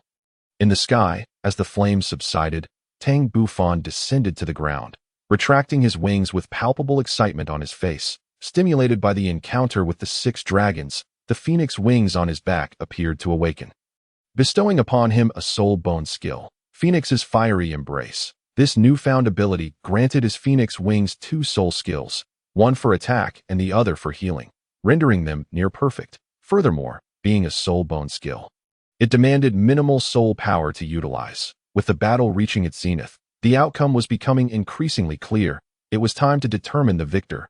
Tang Fei took a deep breath, casting aside any concern for embarrassment, and unleashed his 7th soul skill, Haotian's true form. Instantly, a colossal Haotian hammer materialized in the air, measuring dozens of meters in length, adorned with shimmering black demonic patterns, warping the very air of the courtyard.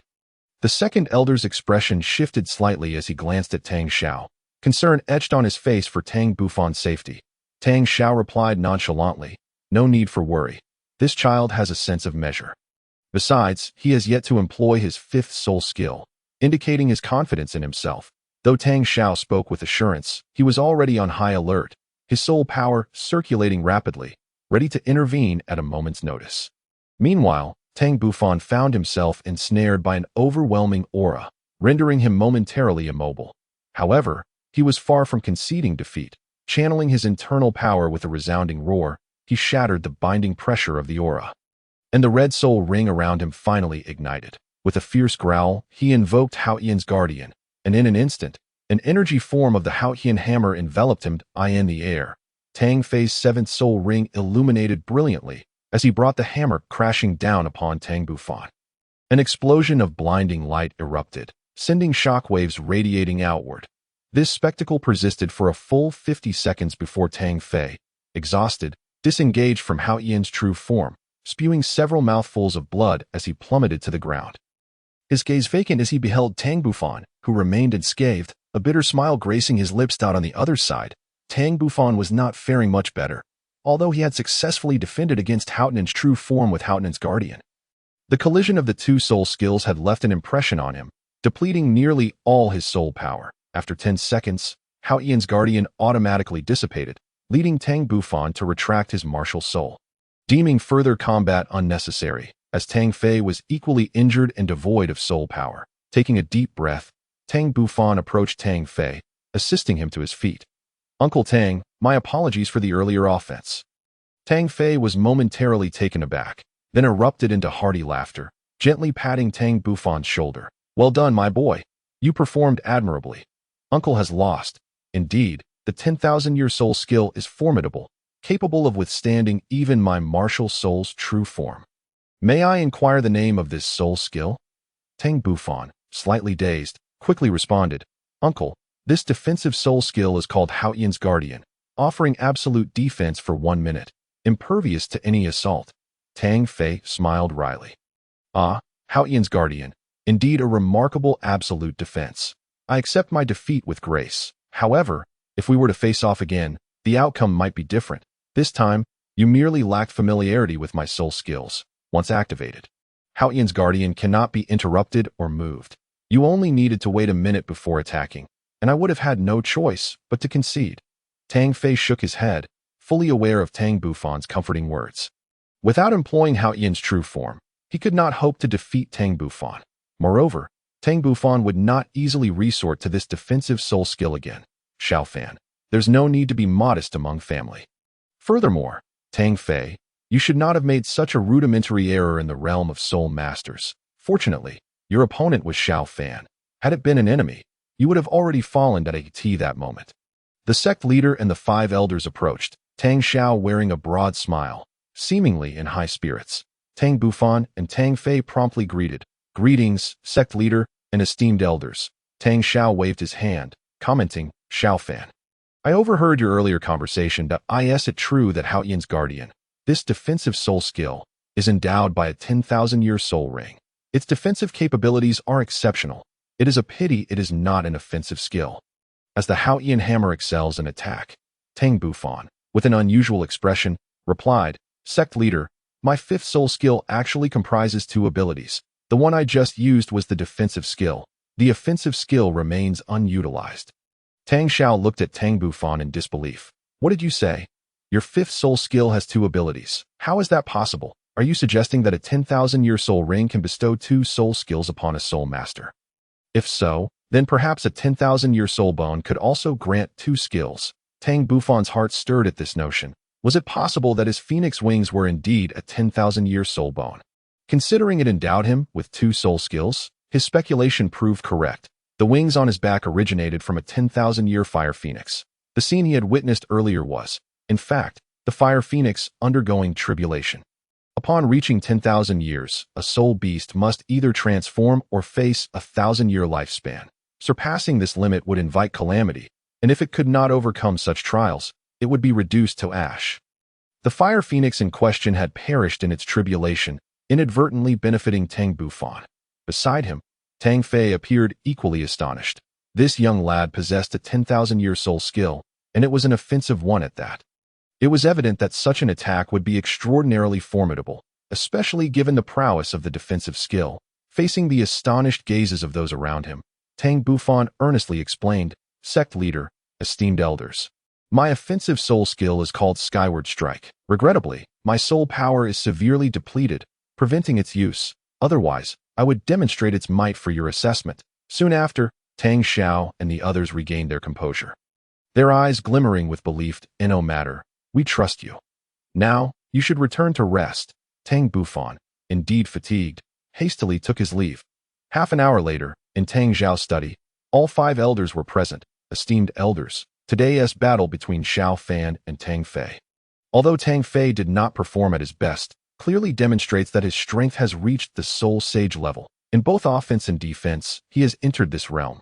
Given his ability to fly, he could likely retreat unscathed even against formidable soul masters outside. The second elder's gaze shifted slightly as he probed. Does the sect leader intend to send Xiaofan to experience the mainland? Wouldn't that be too dangerous, especially since he is still under 12? The other 4 elders looked at Tang Xiao in shock. Tang Xiao paused for a moment before responding slowly. Second uncle, you witnessed Xiaofan's capabilities. The sect has little left to teach him. Remaining here would only hinder his future development, and he still has the trial of the Thunder God awaiting his completion. What arrangements does the sect leader have for him? When do you plan to send him to the mainland for training? The 4th elder inquired solemnly. Tang Xiao smiled lightly. I intend to send him to the city of slaughter to attain the domain of the god of slaughter. And then, the city of slaughter? Isn't that too soon? He hasn't even turned 12, the 7th elder interjected, frowning. Even Tang Hao, that prodigy, acquired the domain of the god of slaughter at 28. However, considering that Tang Bufan's current strength was on par with Tang Hao's, the prospect of sending him to the city of slaughter seemed feasible. Yes, the city of slaughter is indeed the right place. It can further enhance his abilities, Tang Xiao affirmed. The elders deliberated carefully before ultimately agreeing with Tang Zhao's decision. Suddenly, the second elder remarked, "Sect leader, was there something else you wish to discuss?" Tang Zhao let out a gentle sigh, reflecting on the hurried retreat of their sect years ago, particularly regarding the 4 single attribute sections. Several elders fell into silence, acknowledging that the Haotian Sect indeed owed them an apology. After a prolonged pause, the second elder spoke, "Sect Master, do you intend to send Xiao Fan to probe their intentions?" Tang Xiao hesitated. I haven't made a firm decision yet. Today's discussion is precisely about this matter. The seventh elder interjected once more, "Second brother, Sect Master, in my opinion, the 4 single attribute sects are unlikely to return to the Haotian Sect, considering we were the ones who abandoned them.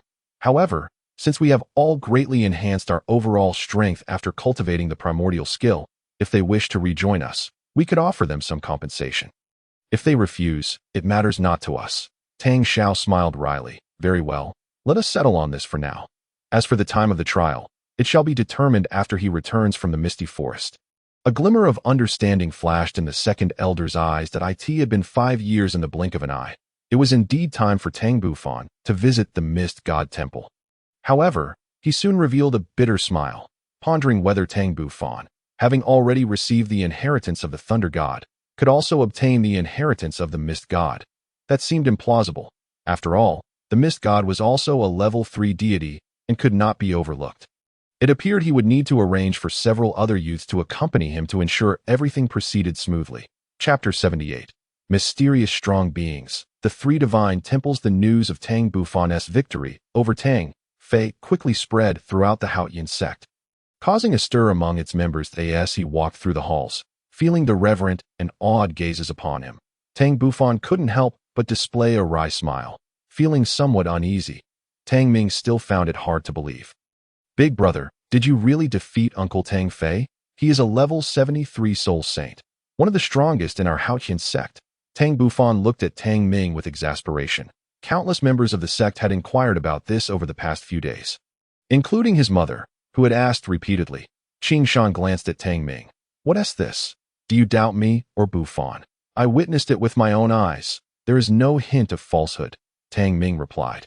Astonished, "It's not that I don't believe you, but it's simply too unbelievable. I need time to digest this." "Time to digest? It's been days, and you're still struggling. Your capacity for acceptance is quite lacking." "Don't let me hear you say you know me in the future," Tang Feng interjected disdainfully, though he too was internally shaken, just not as openly as Tang Ming. Tang Ming ignored Tang Feng and gazed at Tang Bufan with admiration. Nearby, Qin Yu and Yi Zihan also exhibited looks of reverence. Tang Bufan coughed lightly. "All right, instead of gossiping about me, you should focus on your cultivation. Being a soul master is still rather weak." Tang Ming, looking like a wilted flower, protested. "Big brother, being a soul master is already quite strong. It's just that you are an anomaly. We are only 11 years old and already soul masters, I dare say. There may not be another 11-year-old soul master across the entire Douluo Continent. Is that so? Not necessarily. I know of someone who, at 10.5 years old, had a spirit power level of 29. If calculated carefully, they have probably already become a soul master." Tang Bufan retorted without reservation that he referred, of course, to Ning Rongrong, but her circumstances differed from those of Tang Ming and the others. Ning Rongrong initially had lower spirit power, and with Ning Fengji's assistance, she absorbed the 9-leaf thunder calamity grass more thoroughly. In contrast, Tang Ming and the others still harbored the medicinal properties of several elixirs within them. As they continued to cultivate, their bodies would gradually absorb this power, leading to a period of explosive growth in their spirit power. Tang Ming and the others were astonished, their previous pride somewhat diminished. They had not anticipated the existence of such a prodigy. Without elixirs, their path to becoming soul masters would likely have been postponed by 2 years. Tang Bufan smirked slightly.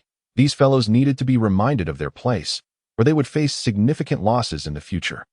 At the same time, he harbored concerns for the future of the Haotian Sect. He knew that the Haotian sword still had 7 fragments scattered about, and who could tell if those fragments had been picked up by anyone?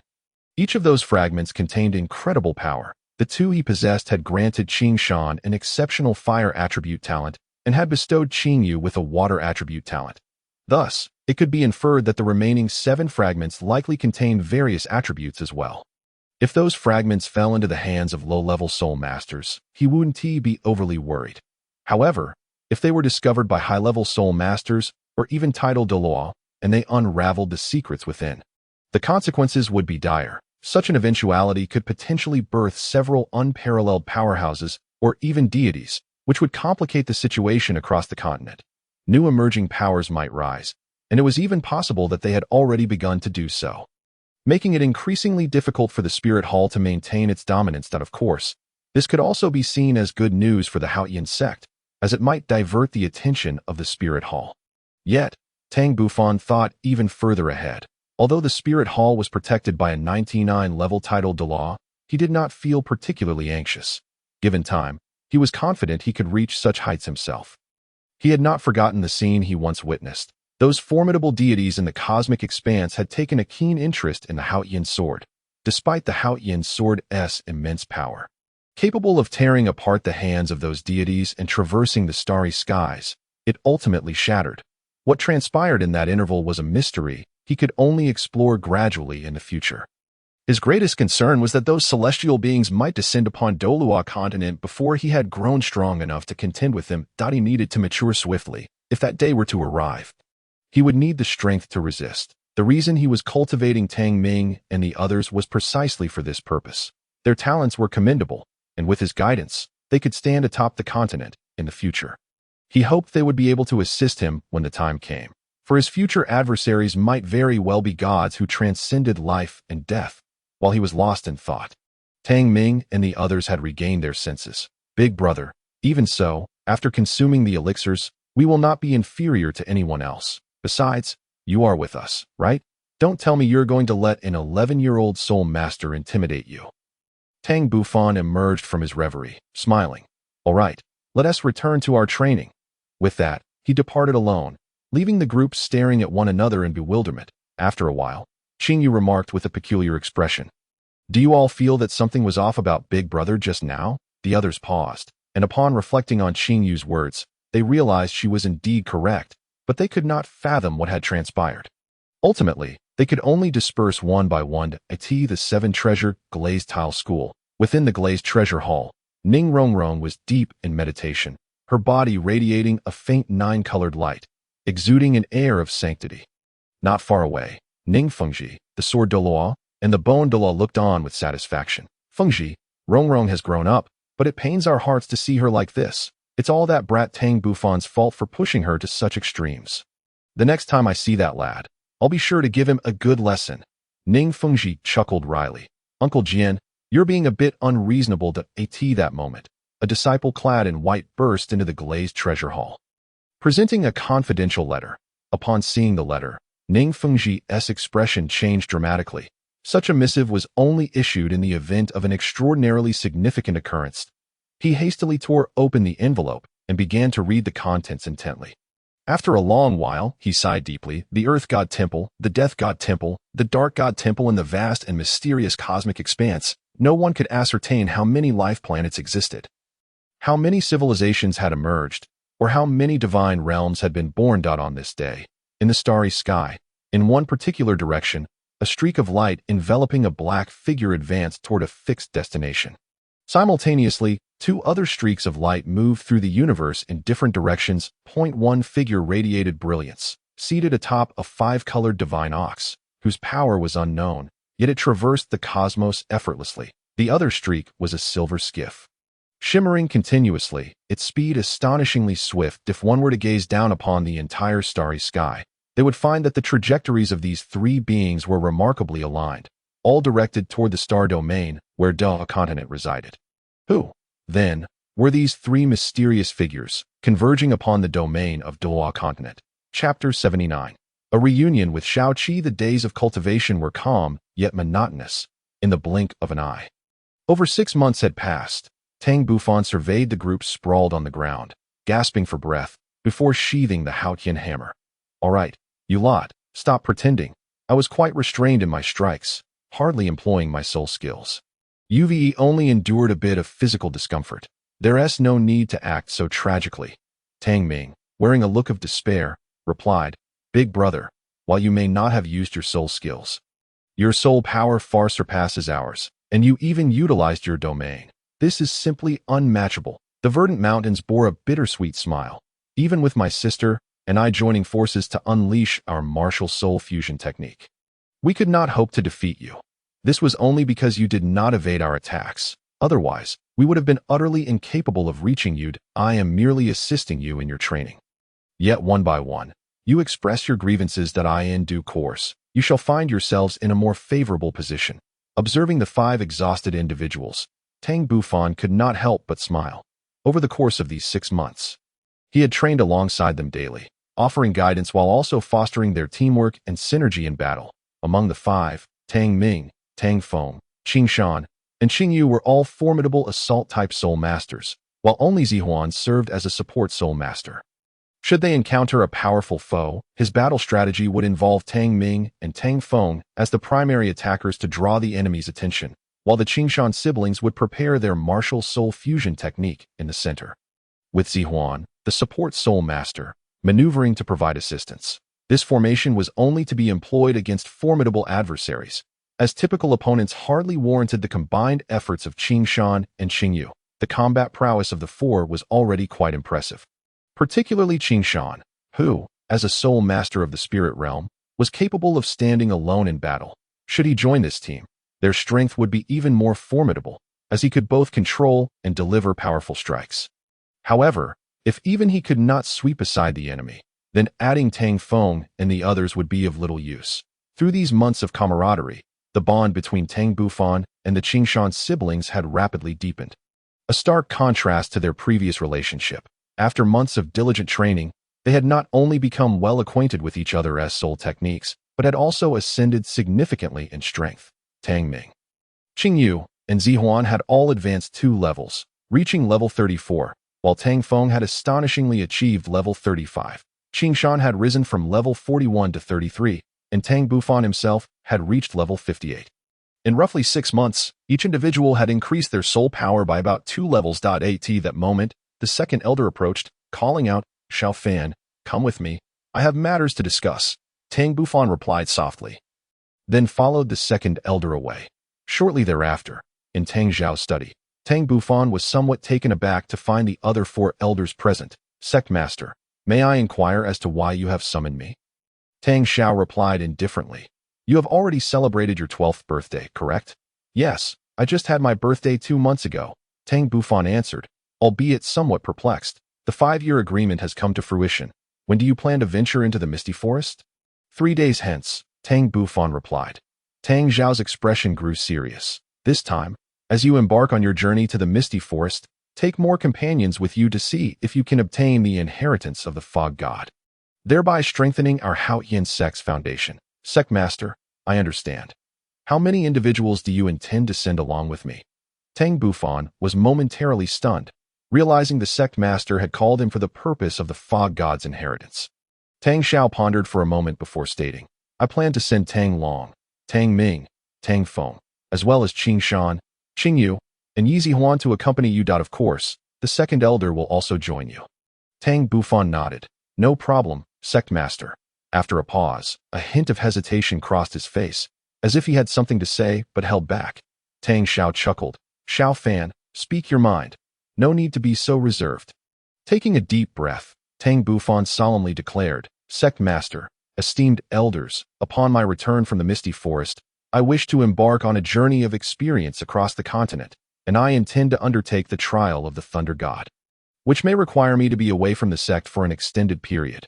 After expressing his intentions, Tang Bufan anxiously glanced at the Sect Master and the elders, fearing they might disallow his desire to venture forth. To his surprise, however, the Sect Master and the elders all regarded him with smiles. After a moment, seeing Tang Bufan in a daze, they chuckled.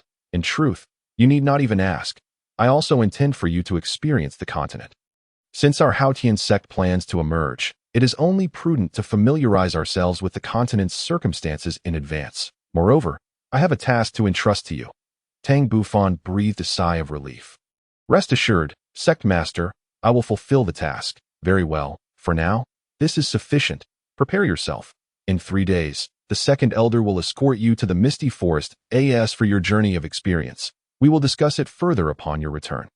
Tang Bufan left Tang Zhao's study feeling quite content. 3 days later, in the front courtyard of the Haotian Sect, the second elder led Tang Bufan, Tang Ming, Tang Feng, Qing Shan, Qing Yu, Zihuan, and Tang Long as they set off towards the misty forest. 5 years had passed, and Tang Bufan's strength had made considerable progress. The others had also reached at least the rank of Soul Master. Thus they arrived at the misty forest in just 1 hour. Yi Zihuan gazed at the mist-shrouded forest with a peculiar expression, realizing its excellent concealment suggested that the ancestral grounds might indeed be hidden within. This thought excited her greatly. The second elder spoke calmly.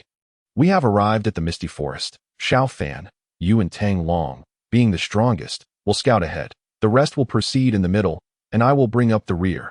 Tang Bufan and Tang Long exchanged glances before stepping into the depths of the misty forest, quickly followed by Tang Ming and the others, leaving the area silent once more.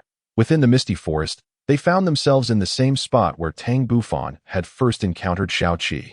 A colorful mouse was hiding in the grass, seemingly waiting for someone, with not a single soul beast in sight for 10 miles around.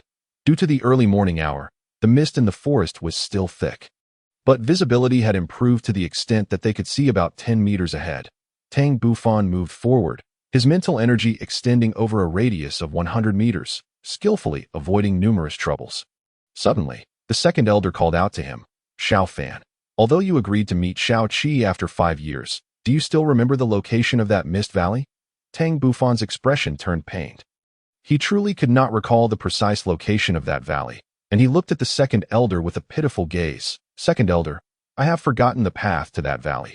Surely you remember it? The second elder gently shook his head. I only have a rough recollection, but given the dense fog today, we may need to search thoroughly. Otherwise, we will have to wait for the mist to clear before we can find it. Tang Bufan sighed in relief. What should we do next? Shall we head to the place where we first encountered Xiao Qi? I haven't forgotten its location. The second elder nodded, and the group of 8 set off once more. In the depths of the area inhabited by thousand-year soul beasts, Tang Bufan, relying on his excellent memory, led everyone to the spot where they had rested last time, as soon as they settled down. A vibrant, colorful mouse suddenly darted out from the grass, squeaking excitedly at Tang Bufan. The others, taken by surprise, jumped up in alarm, with Qing Yu and Zihuan instinctively retreating behind Tang Bufan and the others. Feeling a wave of embarrassment after a moment, only Tang Bufan and the second elder remained calm, their eyes sparkling with joy, as they had been worried about finding their way until Xiao Qi had chosen to wait for them here. Tang Bufan hurried forward. Xiao Qi, do you still recognize me? I kept my promise, didn't I? 5 years later, here I am. Xiao Qi scrutinized Tang Bufan for a moment, sniffing the air before nodding in acknowledgement. Its gaze then shifted curiously toward Tang Long and the others, sniffing them as well. Suddenly, Xiao Qi's attention fixated on Zihuan, displaying a look of confusion. After a moment of hesitation, it approached Zihuan, much to the bewilderment of the onlookers. Tang Bufan's expression changed. He had no idea what was happening. Sensing Zihuan's apprehension, he quickly reassured her, do not be afraid. I am here. Xiao Qi will not harm you. Xiao Qi halted a meter away from Zihuan, sniffing the air as if trying to sense something. The onlookers were filled with astonishment, having not expected the mouse to behave in such a manner. Beneath Tang Bufan's calm demeanor, a myriad of emotions flickered in his eyes. Xiao Qi's unusual behavior only solidified his suspicions that Zihuan's fog martial soul must have some connection to the fog god temple, perhaps indicating that Zihuan was indeed a descendant of the fog god, inheriting his martial soul. However, these were merely conjectures that required further validation. After a moment, Xiao Qi returned its gaze to Tang Bufan, still somewhat puzzled. Tang Bufan beamed with a smile and promptly retrieved the prepared delicacies from his belt, which he had specially set aside for Xiao Qi. Xiao Qi, look at what I have prepared for you. Xiao Qi sniffed the air, immediately revealing an expression of excitement as he gazed eagerly at Tang Bufan. With a smile, Tang Bufan opened the special lunchbox in his hand and placed it before Xiao Qi. The latter joyfully pounced on it, leaving Tang Long and the others utterly astonished. It was only then that everyone managed to calm down. Boss, is this the colorful mouse you mentioned? It appears to be somewhat different from the ordinary rodent soul beasts, seemingly quite intelligent, Tang Ming whispered. Tang Bufan nodded gently. Indeed, Shaoqi was exceptionally clever and must have interacted with humans before, for he showed no fear of them whatsoever. Brother Tang, what did that action just now signify? Zihan could not help but voice her curiosity. Tang Bufan's eyes sparkled as he laughed heartily. Well, how could I possibly know? But I suspect you shall find out soon enough. The others, unaware of the matters concerning the Mist God Temple, had only received word to accompany Tang Bufan to a certain location. For the time being, Tang Bufan decided against revealing anything to them, choosing instead to wait until they reached their destination. For some inexplicable reason, he felt a sense of foreboding that their journey might be in vain. The legacy of the Mist God likely awaited Zihan. Zihan cast a questioning glance at Tang Bufan, but found no answers, her gaze returning to Shaoqi. The prepared food Tang Bufan brought was enough for at least 5 adults. Yet within a minute, it all vanished into Shaoqi's mouth. After finishing, Shaoqi gazed at Tang Bufan with a pitiful expression, as if still yearning for more. Tang Bufan, feeling a bit overwhelmed, explained, Shaoqi, I only brought this much this time. Let me bring you more next time, all right? Now, let us fulfill the promise made 5 years ago. Shaoqi's eyes twinkled as if deep in thought, after a long pause. He finally nodded earnestly and swiftly darted ahead. Tang Bufan's eyes lit up. Everyone, follow closely, he commanded before chasing after Shaoqi. Tang Long and the others felt a shiver run down their spines and hurriedly followed suit. Behind them, the second elder stroked his beard, swiftly vanishing into the forest as well. An hour later, Tang Bufan and his entourage of 8 finally came to a halt. Tang Long and the others were left in awe at the sight before them. The vast area ahead was shrouded in thick fog, rendering the landscape nearly unrecognizable. Zihan's eyes sparkled with excitement. This could very well be the fabled Mist Valley. At that moment, Tang Bufan spoke up, gravely warning, Brother Tang Long, once we enter the area ahead, you must not stray from the range of my domain. If you get lost, I will not be able to find you. The situation inside is complex. It is so dense that one cannot see their own hand in front of their face, and it suppresses spiritual power. Tang Long and the others nodded in agreement. Just then, Shaoqi squeaked, seemingly urging Tang Bufan onward. Tang Bufan concentrated, enveloping everyone in his purple domain before following Shaoqi further into the mist. Inside the Mist Valley, Tang Bufan once again extended his spiritual power to explore the surroundings. This time, although the thick fog still suppressed his spiritual force, he was no longer the same as before. His strength had significantly increased after 5 years, although his spiritual power was still hindered. He could now detect a radius of 20 meters, and for the first time, he clearly saw the true visage hidden beneath the fog. They had indeed entered a narrow entrance resembling a valley, where a kind of unknown white grass grew, emitting white mist, quite remarkable. Tang Bufan maintained his domain within a 5-meter radius, effectively shielding everyone from the fog's influence. Throughout their journey, Tang Bufan observed the surroundings, and as they advanced, he grew increasingly familiar with the area. He discovered towering ancient trees and long-lost archaic plants, as if stepping into an ancient primordial landscape.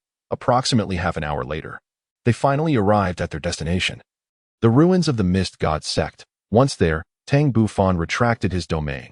Tang Long and the others gazed in wonder at the scenery around them, the hazy expanse finally giving way to a clearer view. In the distance, a cluster of buildings emerged, occupying a vast area. The second elder approached and inquired, Xiao Fan, is this the hidden sect you spoke of? And where is the Mist God Temple? The Mist God Temple lies deep within that cluster of buildings, and there is even a small lake within it, truly picturesque. Tang Bufan replied somewhat wistfully. Beside him, Zihan looked bewildered. The Mist God Temple. Tang Bufan explained, indeed, it is the Mist God Temple, from what I know. It is a palace left behind by someone called the Mist God, likely containing his legacy. That I brought you here in hopes that one among you can gain the recognition of the Mist God and become his successor. Instantly, Tang Long and the others were filled with excitement, for this was the legacy of a deity. Tang Bufan exchanged a knowing glance with the second elder before pursuing Shaoqi with a smile. Chapter 81. The Mist God. The platinum-hued Mist God Temple stood resolutely within the depths of the Mist God Sect ruins, exuding an aura of sanctity and immortality. Zihan quickly caught up with Tang Bufan, walking alongside him. Brother Tang, I can see the lake. It's crystal clear, and this might very well be Qing Shui Lake. Did you already suspect this was the ancestral land of our Yi family? Tang Bufan replied nonchalantly. Indeed, I had my suspicions, but are you certain this is your Yi family's ancestral land? I recall that your family has long since lost track of their ancestral grounds. Yi Zihan smiled wryly. I had to give it a try. At least this place closely resembles the descriptions of the Bayou Hall by Qingshui Lake. That's why I brought you here. But I didn't expect the sect master to have other plans. However, we are all members of the Haotian Sect. Who among us will obtain the legacy now depends on your luck. Saying this, Tang Bufan swiftly approached the mist god temple Innate this moment. The second elder and the others had already been at the temple for a while, surveying the surroundings. After a while, everyone gathered at the main entrance of the grand hall. Urged by Shao Qi, Tang Bufan summoned all of his soul power and pushed forward with all his might. Yet, the platinum doors of the grand hall remained immovable, with a roar of frustration. Tang Bufan activated his second soul ring, unleashing his second soul skill to enhance his strength by 100%. He could not believe he couldn't even budge a single door. However, it seemed as if fate was against him. After 5 minutes of exertion, the doors showed no sign of yielding. Before the mist god temple, Tang Long and the others wore expressions of astonishment. Just how heavy was this door that it thwarted Tang Bufan? They were all too aware of his formidable strength, which was undoubtedly at the soul saint level. Yet, despite his utmost effort, he could not force open a single door. How was that possible? If he could not do it, how could the rest of them even dream of succeeding? Behind them, the second elder's eyes displayed surprise. It was indeed intriguing. As expected of a god's palace door, its weight was not beyond comprehension. After a minute, Tang Bufan dejectedly stepped back. Second elder, it seems Bufan is of no use. Perhaps only you can push this door open. The second elder chuckled. Shao Fan, take a moment to rest. Let me give it a try. He stepped forward, extending his hands under the eager gazes of everyone. 1 minute, 2 minutes, 3 minutes. The door remained steadfastly shut. The second elder's face flushed with embarrassment. This was quite the loss of face. Taking a deep breath, 9 radiant soul rings emerged around him, emanating a tremendous pressure. Tang Bufan and the others hurriedly retreated.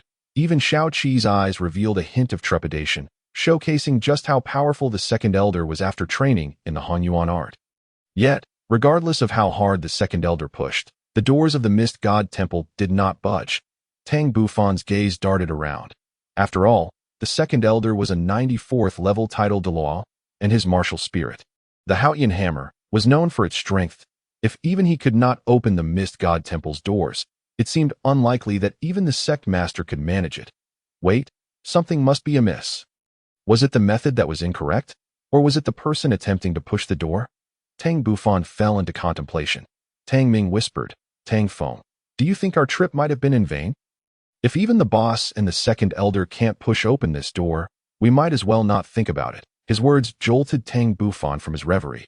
Could it be that only those recognized by the mist god could open this door?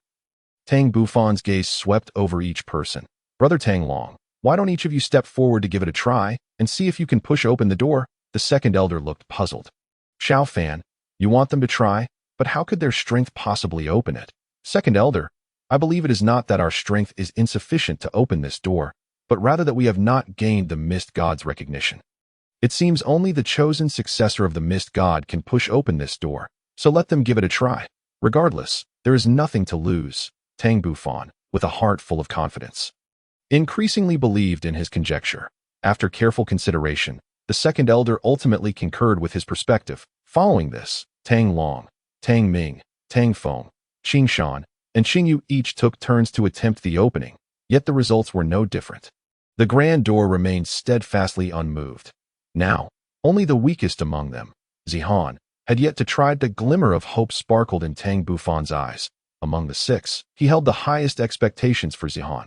Zihan approached with trepidation, her heart racing. Upon reaching the main entrance of the grand hall, she summoned her mist martial soul, and 3 soul rings, 2 yellow and 1 purple, rose from beneath her feet. Taking a deep breath, she activated her mixed origin technique, channeling her soul power into her hands and pushing forward with force. In a stunning turn of events, a sharp sound echoed as the platinum door swung open, and Zihan was engulfed within. By the time the others reacted, the door had closed automatically. Qingshan and Qingyu rushed forward, straining against the door, yet their efforts proved futile. Tang Bufan spoke in a calm tone. Brother Qingshan, Qingyu, there is no need to exert yourselves. Sit down and rest well. Qingshan, visibly anxious, questioned, but what about Zihan? Tang Bufan replied with a knowing look. Do not worry for her safety if my conjecture holds true. She must have received the mist goddess recognition and become his successor. She may very well be inside undergoing the inheritance. Inside the mist god hall, Zihan was taking in the grandeur of her surroundings. The hall was a resplendent platinum, with walls adorned with countless ancient carvings, seemingly chronicling long-lost secrets. However, her attention was captivated by a square altar at the center, surrounded by a shimmering platinum light curtain. On the altar, a swirling mass of fog fluctuated within the light, manifesting various bizarre phenomena that irresistibly drew Zihan closer. The light curtain posed no hindrance to her approach, and soon she was enveloped by the mist. Outside, Tang Bufan suddenly felt a pang of unease that in the next moment. The mist god hall erupted with a brilliant light, ascending into the heavens as the others looked on in astonishment. The thick fog surged from unknown origins, swiftly engulfing the area. This was merely the beginning. The fog continued to spread, and within an hour, it cloaked the entire mist forest in the divine realm. Deep within a fog-laden area, a mysterious man let out a hearty laugh. It has been many years since a descendant has stirred the power of the mist god. I had almost lost hope. Who would have thought? Humph, everyone assumes that I, the mist god, am merely a third-tier deity, not realizing that I have chosen not to reveal my true strength. Chapter 82. Inheritance. Thus, the platinum mist god hall floated above the thick fog. Suddenly, a plume of platinum mist descended from the heavens, enveloping the entire hall. In that moment, Tang Bufan felt a stir within his soul, sensing something profound, and he gazed skyward, his vision piercing through layers of fog to behold the scene above. A vague silhouette of a middle-aged man appeared above the mist god hall. Cloaked in the thick mist, this figure was none other than the mist god himself, albeit merely a projection. The mist god, slightly taken aback, realized that someone could sense him even within his domain's obfuscation. He was curious to discover the identity of this individual. Surely, it could not be another deity. What a coincidence that would be. His gaze swept through the fog and landed on Tang Bufan.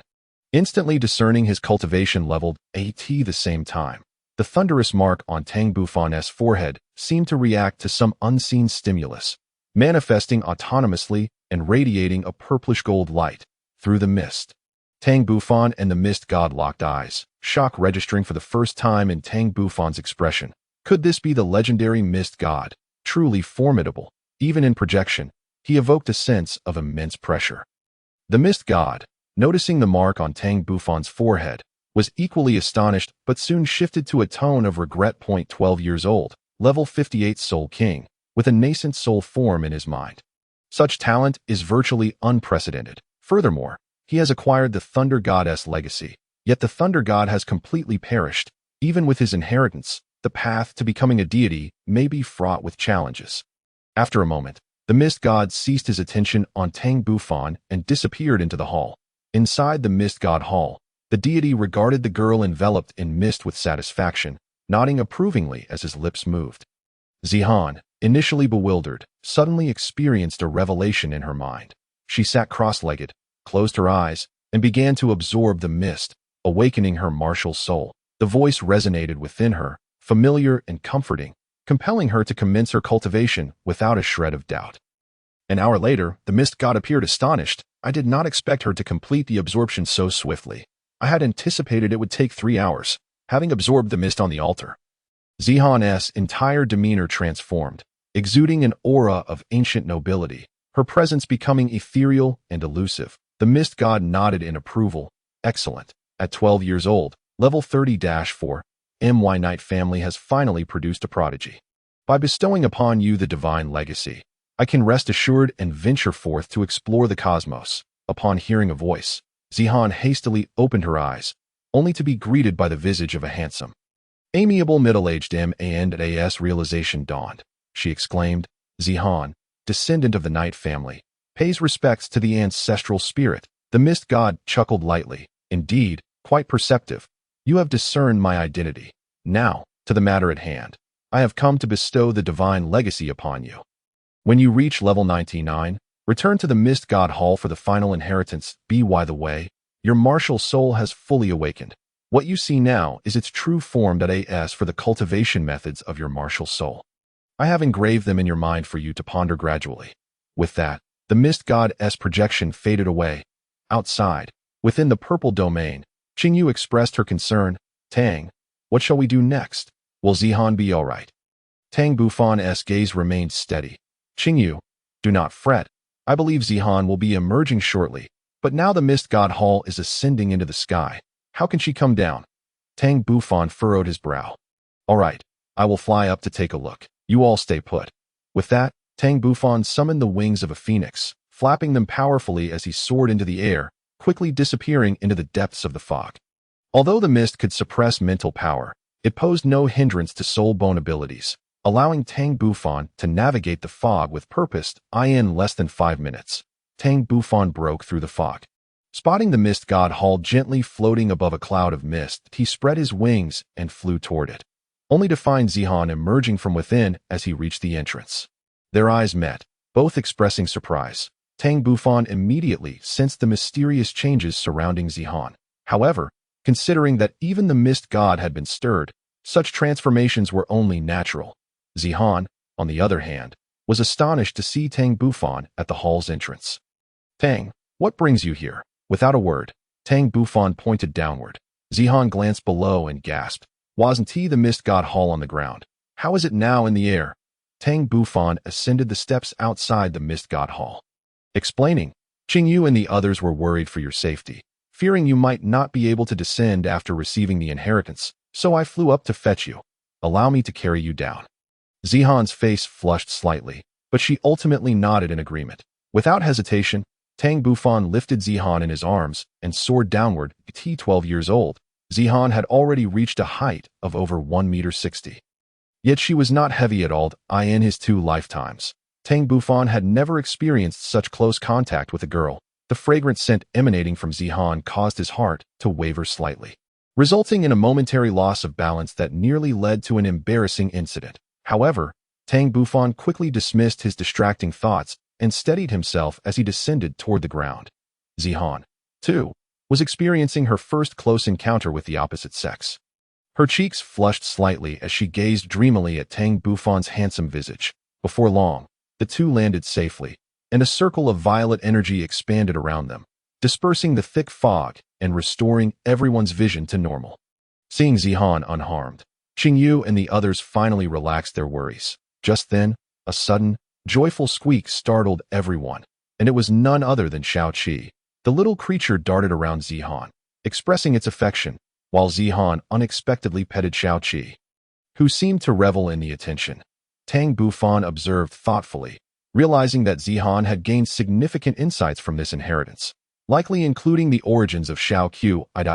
It was not only Tang Bufan who noticed this peculiarity.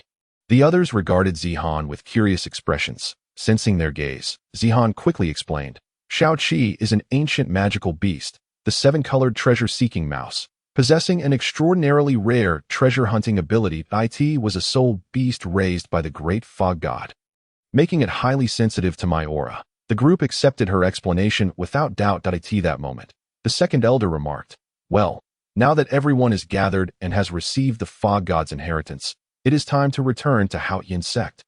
Zihan promptly responded, Second elder, the thick fog no longer affects me. I will lead you all out. Thus, under Zihan's guidance, the group bid farewell to Xiaoqi and departed from the misty forest. Outside the misty forest, the 8 of them gazed at the forest engulfed in thick fog, their expressions a mixture of disappointment and joy. Chapter 83. The news brought by Tang Yuehua upon returning to Haotian Sect. The second elder dismissed Tang Long and the others, taking Tang Bufan and Yi Zihan towards Tang Zhao's study to report on the results from the misty forest. To their surprise, they found not only Tang Zhao in the study, but also an elegant middle-aged woman. It appeared she and the sect master were discussing some significant matter, their demeanor serious. It was only when they entered the study that they realized it. Tang Zhao looked up, somewhat astonished. Second uncle, you returned so quickly. The second elder cast a surprised glance at the middle-aged woman before replying, fortunately, We did not fail our mission. We have obtained the Fog God's inheritance. However, it is regrettable that one must cultivate to the 99th level to inherit the Fog God's divine position. Just a moment ago, Tang Xiao had been beaming with smiles, but now his expression gradually turned somber. He glanced at Yi Zihan, quickly deducing that she was the one who had received the Fog God's inheritance. Yet, for an auxiliary soul master to reach the 99th level, who knows how long that would take? Moreover, whether she could even reach that level remained an uncertainty. Even if she could, that would be many years in the future. By then, Tang Bufan would likely have already ascended to divinity. Nevertheless, Tang Xiao would not dampen his disciples' enthusiasm. Instead, he encouraged, Zihan, since you have received the Fog God's inheritance, strive diligently in your cultivation to reach the 99th level as soon as possible. Zihan nodded repeatedly. Thank you for your concern, Sect Master. I will work hard in my cultivation, but if there is nothing else, I shall take my leave. Tang Xiao nodded with a smile, allowing her to exit. The room was soon left with only Tang Bufan and the three others. Suddenly, the second elder seemed to recall something. By the way, Yuehua, why have you returned? Indeed, this elegant woman was none other than Tang Xiao's sister, Tang Yuehua.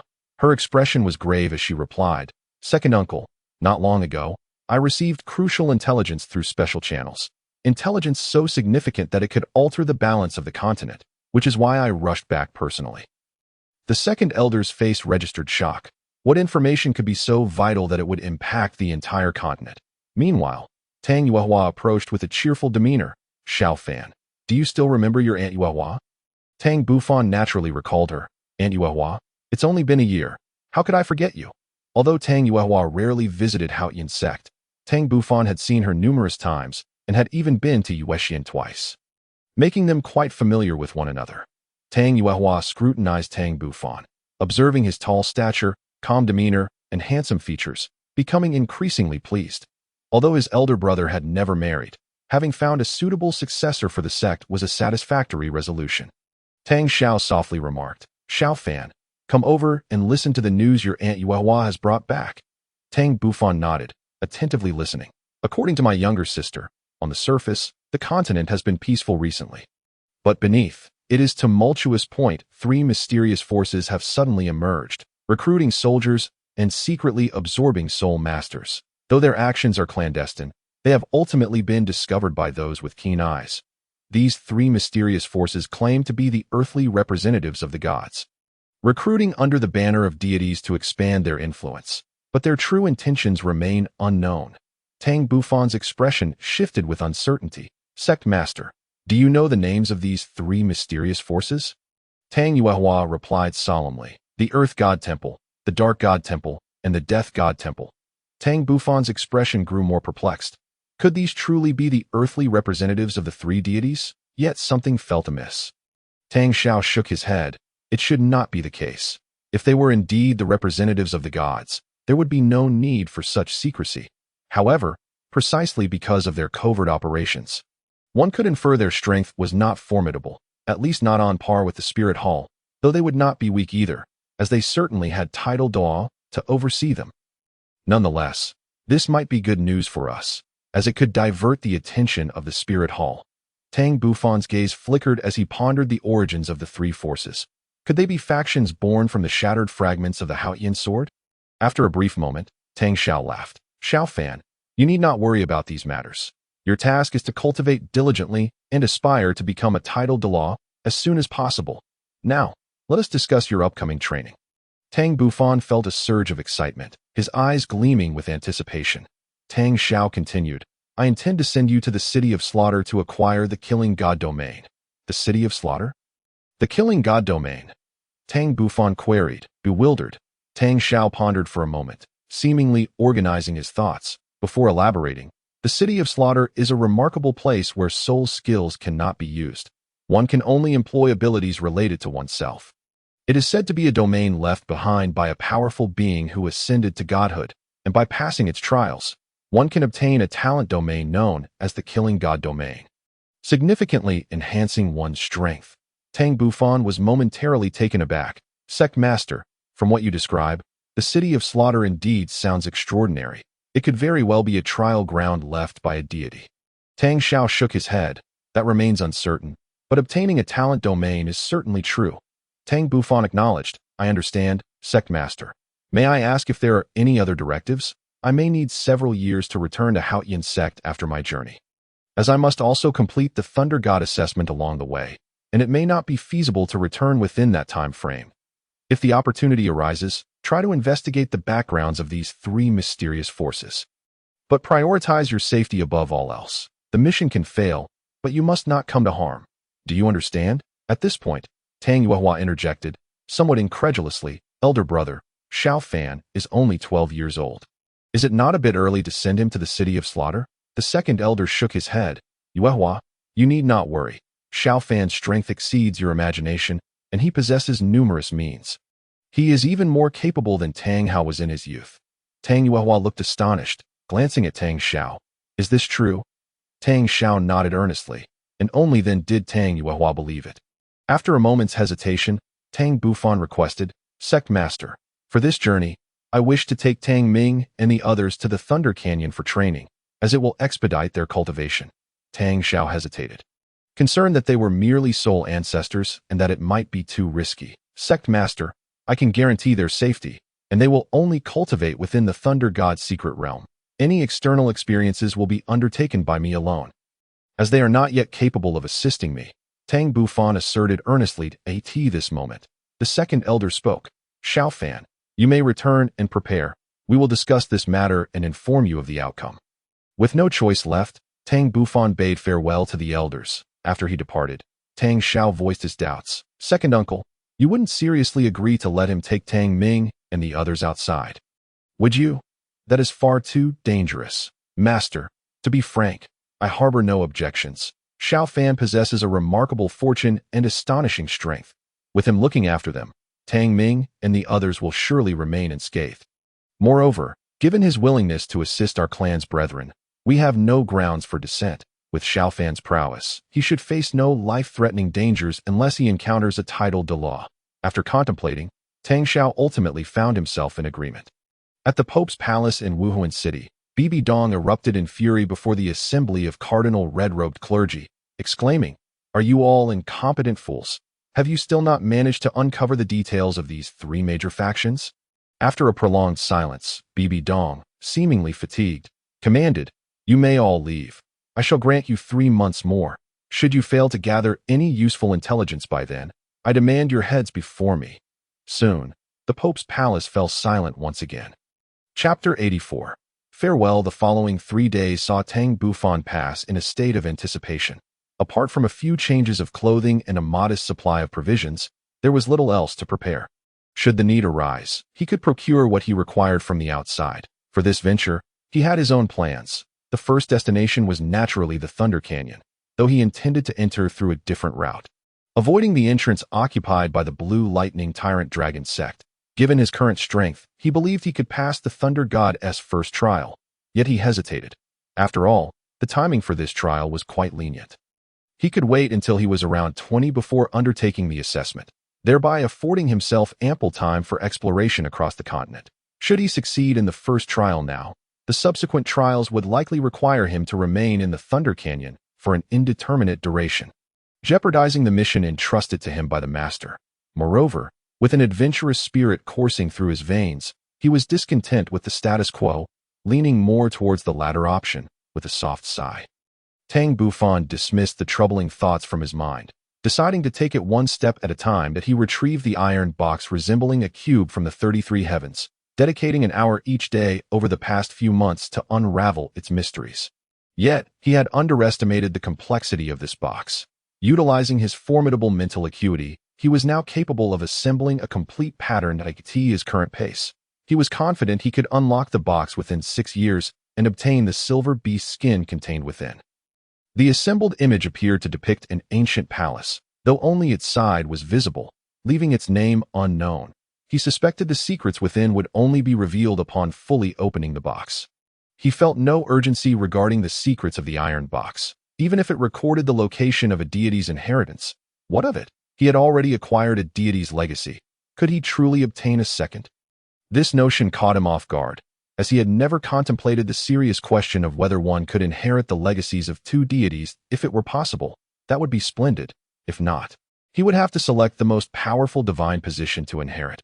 Yet, deep within him lingered a sense of resistance. He feared being shackled by these divine titles. Soon, he found himself self-mocking. Was it not overly ambitious for a soul king to ponder such matters? If he were to consider them, it would be more prudent to do so once he stood at the pinnacle of the continent, having become a peerless title Douluo at level 99. At that moment, a knock at the door jolted Tang Bufan back to reality. Just a moment. I'll be right there. Boss, hurry and open the door. We have good news for you. Tang Bufan's expression shifted to mild surprise. He wondered what good news Tang Ming could possibly have to share. Moments later, in the living room, Tang Ming, Tang Feng, Qing Shan, Qing Yu, and Zihuan gathered, their expressions brimming with excitement. Tang Bufan, puzzled, inquired, seeing your excitement, what news has brought you such joy? Tang Ming, the most animated among them, exclaimed, Boss, are you not setting off for the continent tomorrow? How do you know? Tang Bufan replied, bewildered, I haven't informed you yet. The second elder just visited and informed us, saying that the 5 of us can accompany you on this journey. Tang Ming's face flushed with excitement, for he and Tang Feng were the most eager to explore the outside world. Tang Bufan responded with a slight acknowledgement, his expression indifferent. Tang Ming was immediately disheartened by Tang Bufan's demeanor, unable to hide his disappointment. Boss, why is there no reaction from you? Tang Bufan glanced at them. The reason was simple. Their ability to go out was due to his recommendation to the master, who initially had not agreed. He had thought they would not be permitted to accompany him. Yet unexpectedly, the master had acquiesced to his earlier request. Understanding dawned on Tang Feng and the others. That's how it is. Boss, regardless of the master's reasons, it ultimately means we can join you in exploring the continent. Tang Bufan shook his head gently.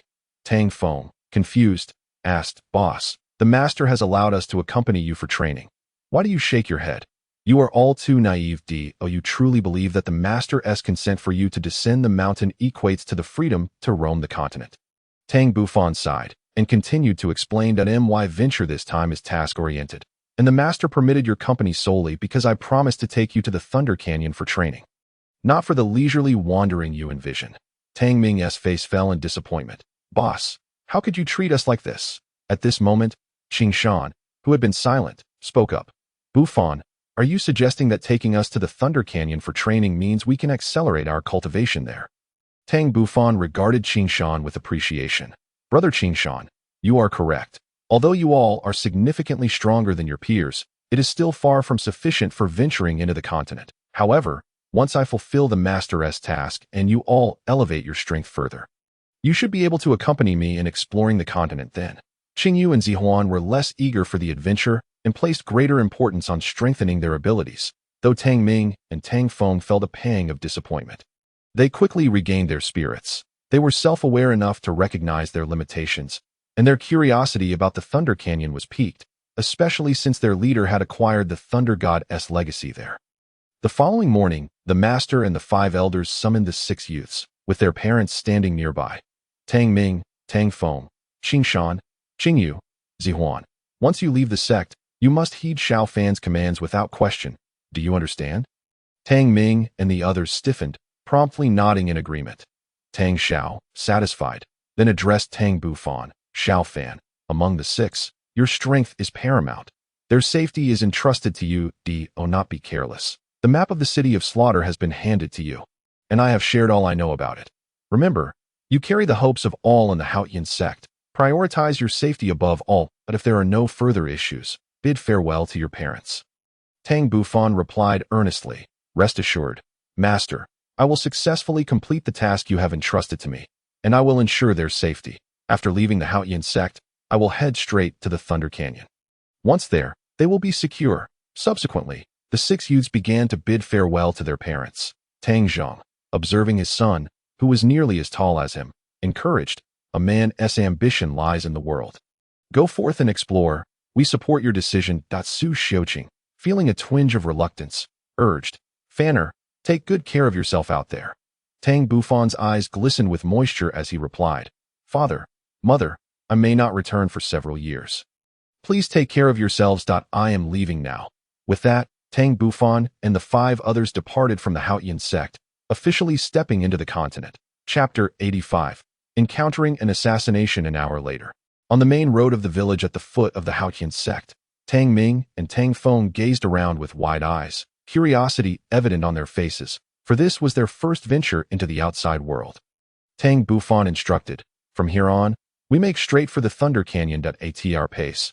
It should take about 5 days. I will choose less frequented routes to minimize contact with other soul masters, thus reducing potential troubles." Tang Ming, his eyes gleaming, suggested, "Boss, since it's our first outing, why not take us to a big city for a look? We'd love to broaden our horizons, especially since you've been to see the elders several times." Tang Feng shared a similar sentiment, but he understood the dangers of venturing into a big city. Any conflict could easily expose their identities. Tang Bufan shot him a cold glance. The risk in big cities is too great. With far too many powerful individuals, our 6 levels of cultivation could easily be revealed, so I will not take you there. Tang Ming's expression suddenly fell.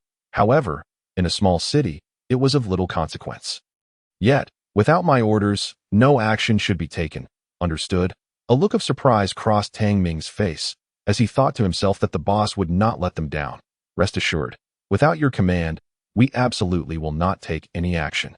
Tang Feng's lips curled into a slight smile, his eyes glimmering with anticipation. The trio of Qing Shan, Qing Yu, and Zihan exchanged knowing smiles at this scene. The Thunder Canyon lies nestled among the mountains, 700 miles west of Tiando City. That if one were to traverse directly through Tiando City, it would save nearly a day's journey. However, the city is teeming with high-ranking soul masters. The 6 young men would easily attract attention, prompting Tang Bufan to choose a detour point 3 days later. On a forest path 50 miles west of Tiando City, Tang Bufan suddenly furrowed his brow, having detected a team of soul masters with his spiritual sense. He intended to instruct everyone to hide, but upon surveying the area, he found no suitable cover, and the 2 parties were too close, merely dozens of meters apart. Over the past 3 days, his formidable spiritual power had allowed him to avoid many soul masters, resulting in a smooth journey. Yet, he could not constantly maintain his spiritual release, as it would be exhausting, and unexpectedly, he encountered a team of soul masters due to a momentary lapse in awareness. With a sense of luck, Tang Bufan continued forward. In less than a minute, the 6 of them came upon the opposing team. It was only then that Tang Bufan realized he had overlooked something. This soul master team was not to be underestimated. Although they numbered only 5, their auras were fierce, suggesting they were a squad specifically trained to hunt soul beasts. Among them, a middle-aged man with graying hair exuded the strongest presence, likely a soul emperor, while the other 4 were considerably weaker. 2 soul kings and 2 soul ancestors, Tang Ming and Tang Feng, who walked ahead, couldn't help but change their expressions, feeling a surge of tension. Nonetheless, they adhered to Tang Bufan's orders and did not indiscriminately scrutinize the others. In contrast, Qing Shan, Qing Yu, and Zihan remained composed, focusing straight ahead while casting only sidelong glances for Tang Bufan. He remained remarkably calm, not even glancing at the opposing team, yet his spiritual sense permeated the surroundings, ensuring that any slight movement would not escape his notice. Of course, the 6 of them could not evade the gaze of the 5. The opposing team displayed expressions of surprise, their eyes flashing with an indefinable light, as Tang Bufan and his companions were notably youthful, without any elders accompanying them, which incited their nefarious intentions. Soon, Tang Bufan and his companions passed the 5 middle-aged men and continued onward. 3 minutes later, Tang Ming and Tang Feng exhaled in relief. However, just then, Tang Bufan's expression suddenly shifted. He dodged a lethal strike in a flash, revealing a man who appeared out of thin air. His face etched with shock, seemingly unable to comprehend why his assured attack had failed, especially against a mere teenager. Such a commotion naturally drew the attention of Tang Ming and the others ahead, who turned to witness the unfolding scene, their faces betraying astonishment. With the failure of the middle-aged man's ambush, the remaining men no longer concealed themselves and revealed their presence. "How did you see through my invisibility soul technique?" "This is my 5th soul technique. With it, I have successfully assassinated even soul emperors. Given your age, there is no way you should have been able to perceive it." Tang Bufan coldly retorted, "Gentlemen, why do you seek to kill us? We have done nothing to offend you. At this moment, the graying middle-aged man spoke up. Young lad, hand over your belt to us, and this matter shall be laid to rest. Tang Bufan glanced down at his belt. A look of understanding dawning upon him. It seemed the Soul Emperor had discerned that his belt was a soul-guiding device, thus harboring malicious intent. Yet, they could not see through his strength. And they were also wary of the possibility that an elder might be lurking nearby. Hence, they intended to resolve the matter swiftly, but unfortunately for them, they miscalculated and encountered him. A trace of disdain flickered in Tang Bufan's eyes as he scoffed. You expect me to surrender my soul-guiding device? You must be dreaming. The gray-haired man was momentarily taken aback, but then his eyes sparkled with delight. I was right. It truly is a soul-guiding device. The middle-aged man holding a dagger impatiently urged, Brother, now that we've confirmed it's a soul-guiding device, why waste words with them? Just eliminate them, and we can return to Tiendo City for drinks. The leader, with a malicious gaze fixed on Tang Bufan, declared, Since you refuse to be reasonable, do not blame us for our ruthlessness. A fierce killing intent ignited in Tang Bufan's eyes as he instructed. Qin Shan, retreat and ensure your safety. With that, Tang Bufan unleashed his thunder domain, enveloping the 5 middle-aged men in an instant, the field expanding to cover a radius of 30 meters. Without hesitation, Tang Bufan summoned the Haotian hammer, choosing not to conceal his strength, and unleashed his 4th soul technique, the gravity hammer. Instantly, 9 colossal energy hammers surged forth under Tang Bufan's control, hurtling toward the adversaries, the 5 middle-aged men, caught in the thunder domain. Immediately sensed the pressure, but unfortunately, they were still struck. Not only were their powers suppressed, but their bodies also experienced a slight numbness, rendering them sluggish. Moreover, the configuration of Tang Bufan's 5 soul rings targeted their very minds. By the time they realized the danger, evasion was impossible. The terrifying force instantly obliterated the 2 weakest soul ancestors, while the 2 soul kings suffered severe injuries, leaving only the strongest soul emperor with minor wounds. Since they sought to kill him, Tang Bufan saw no reason to hold back, especially as he had already released his martial soul, and thus had no need to restrain himself in the next moment. Tang Bufan's figure darted rapidly within the domain, aiming for the 2 severely wounded soul kings. At that moment, the 2 soul kings finally realized the gravity of their situation and attempted to flee. But it was too late. The Haotian hammer, imbued with violet light, swiftly ended their lives. The entire process transpired in less than a minute, leaving only the middle-aged soul emperor, wearied and aghast as he beheld the approaching emotionless youth. The soul emperor was finally gripped by regret, a rare expression of fear manifesting on his face. Author S. Note to all the dashing young men and beautiful young women. This book is officially launched today.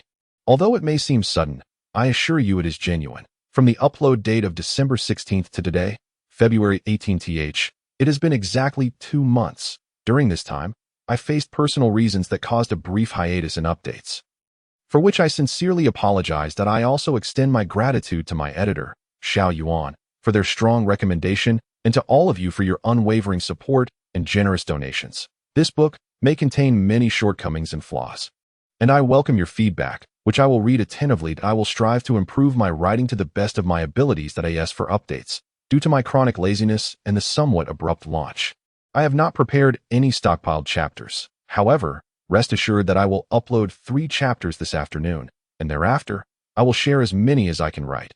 After a few days, I will guarantee a minimum of 3 updates, with an effort to reach 4.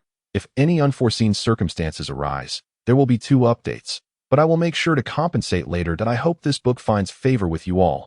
Lastly, I humbly request your subscriptions, recommendation votes, and monthly tickets. Wishing every one of you joy and fulfillment. Chapter 86. Slaying the Soul Emperor. What did he see? 2 purple, 2 black, and 1 red soul rings. This youth was actually a soul king. Impossible. How old could he be? Judging by his appearance, he was at most 18, perhaps even merely 15 or 16. But how could his first soul ring be a purple 1,000-year soul ring? And what of that red soul ring? Could it be the legendary 100,000-year soul ring? Something only a soul Douluo could absorb. How could a mere soul king safely absorb a 100,000-year soul ring? This utterly shattered his previous understanding. Moreover, his martial soul bore a striking resemblance to the Haotian hammer, yet the Haotian hammer was distinctly black, devoid of any thunderous power, Was it an altered Haotian hammer? Each of these questions was profoundly perplexing. Unfortunately, no one would provide him with answers. As Tang Bufan charged at him once more, that he had no choice but to unleash his martial soul, the Earth Bear. The Earth Bear can indeed be considered a formidable spirit, possessing exceptional defensive capabilities. In a flash of dark light, the middle-aged Soul Emperor completed his beast transformation, nearly becoming the Earth Bear itself. It was not merely a matter of being a Soul Emperor. Even a Soul Sage would find little difference. Tang Bufan executed the shadow shift technique to its utmost, swiftly darting within the realm and rapidly approaching the middle-aged Soul Emperor. The Haotian hammer in his hand shimmered with purple light, and his second soul ring immediately illuminated. With a fierce strike, he brought it down upon the ground, unleashing a bolt of lightning from the Haotian hammer that surged directly towards the middle-aged Soul Emperor. This lightning possessed the ability to paralyze its target for 3 seconds, a duration ample enough for Tang Bufan to eliminate him. The middle-aged Soul Emperor had anticipated that Tang Bufan would employ the Haotian Sect's chaotic wind hammer method. Thus he activated his 5th soul skill, Earth Armor, only to be taken aback when Tang Bufan utilized a 2nd soul skill instead. How could a mere 2nd soul skill possibly threaten him, even if it originated from a millennium-old soul beast? However, when the bolt of lightning struck him, he realized the magnitude of his error, an error of grave proportions. The lightning exhibited an unimaginable paralyzing capability. While he had not completely lost his ability to move as a Soul Emperor, he was severely hindered in that moment. He was grateful that he had activated the 5th soul skill, Earth Armor. To protect himself, Tang Bufan did not relent. After deploying his 2nd soul skill, that he leapt into the air, executing the chaotic wind hammer method, seizing the 3 seconds of paralysis to deliver a devastating blow to the middle-aged Soul Emperor. The clash between the shimmering purple Haotian hammer and the black armor released a terrifying force that sent the middle-aged Soul Emperor hurtling through the air, crashing to the ground. The overwhelming power coursed through the black armor, forcing blood from his mouth. The middle-aged Soul Emperor looked on in utter horror, realizing the true terror of the chaotic wind hammer method. Could he not withstand even a single strike? Was this the might of the world's foremost sect? At this moment, the paralyzing effect of the lightning had faded. Gritting his teeth against the pain, he struggled to his feet. Glancing at the approaching Tang Bufan, he understood that escape was no longer an option, and perhaps only a desperate fight could grant him a sliver of hope. He hastily gathered his soul power and invoked his 6th soul skill, Earth Fist. The black 6th soul ring flickered, and a massive, earthy-colored fist materialized in the sky, crashing down towards Tang Bufan. On the other side, Tang Bufan furrowed his brow and let out a low growl, invoking the heaven-shattering strike. Indeed, this was one of his 200,000-year soul skills, an offensive technique. Previously, he had struggled to find an opportunity to unleash it, but today presented the perfect occasion to clash with the Soul Emperor's 6th soul skill and gauge its effectiveness. Behind him, Tang Ming exclaimed with excitement, "Brother Qingshan, I finally believe that the boss can defeat Uncle Tang Fei." Qingshan couldn't help but roll his eyes at Tang Ming. "So you never believed what I said?" Tang Ming laughed heartily. "Brother Qingshan, it's not that I didn't believe you. It's just too incredible. Some things must be seen to be believed, right? All right, Tang Ming. Look, the boss's 5th soul ring has lit up. It seems he's about to unleash his 5th soul skill. I've heard that the boss has 200,000-year soul skills, one for offense and one for defense, but I wonder which one he will use this time." Tang Feng reminded. Qingshan's eyes sparkled with anticipation. He had witnessed Tang Bufan's Haotian Guardian, whose defensive capabilities were so formidable that even a soul sage could not breach it. He hoped that this time, Tang Bufan would employ an offensive soul skill.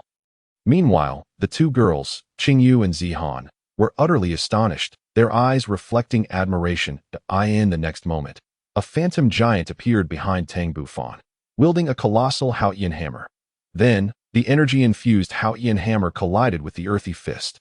A terrifying explosion erupted. The earthy fist held out for mere seconds before being obliterated by the energy hammer. The middle-aged Soul Emperor, having already been locked in place, could only watch helplessly as the giant hammer descended. A tremendous boom reverberated, and a massive crater formed before Tang Bufan, sending dust swirling into the air. After a considerable time, as the dust settled, Tang Bufan coldly retracted the Haotian hammer, while the middle-aged Soul Emperor lay lifeless. having directly endured the full force of his 200,000-year soul skill. Only then did Qing Shan and the others approach. Tang Ming, filled with admiration, declared, "Boss, you are incredible.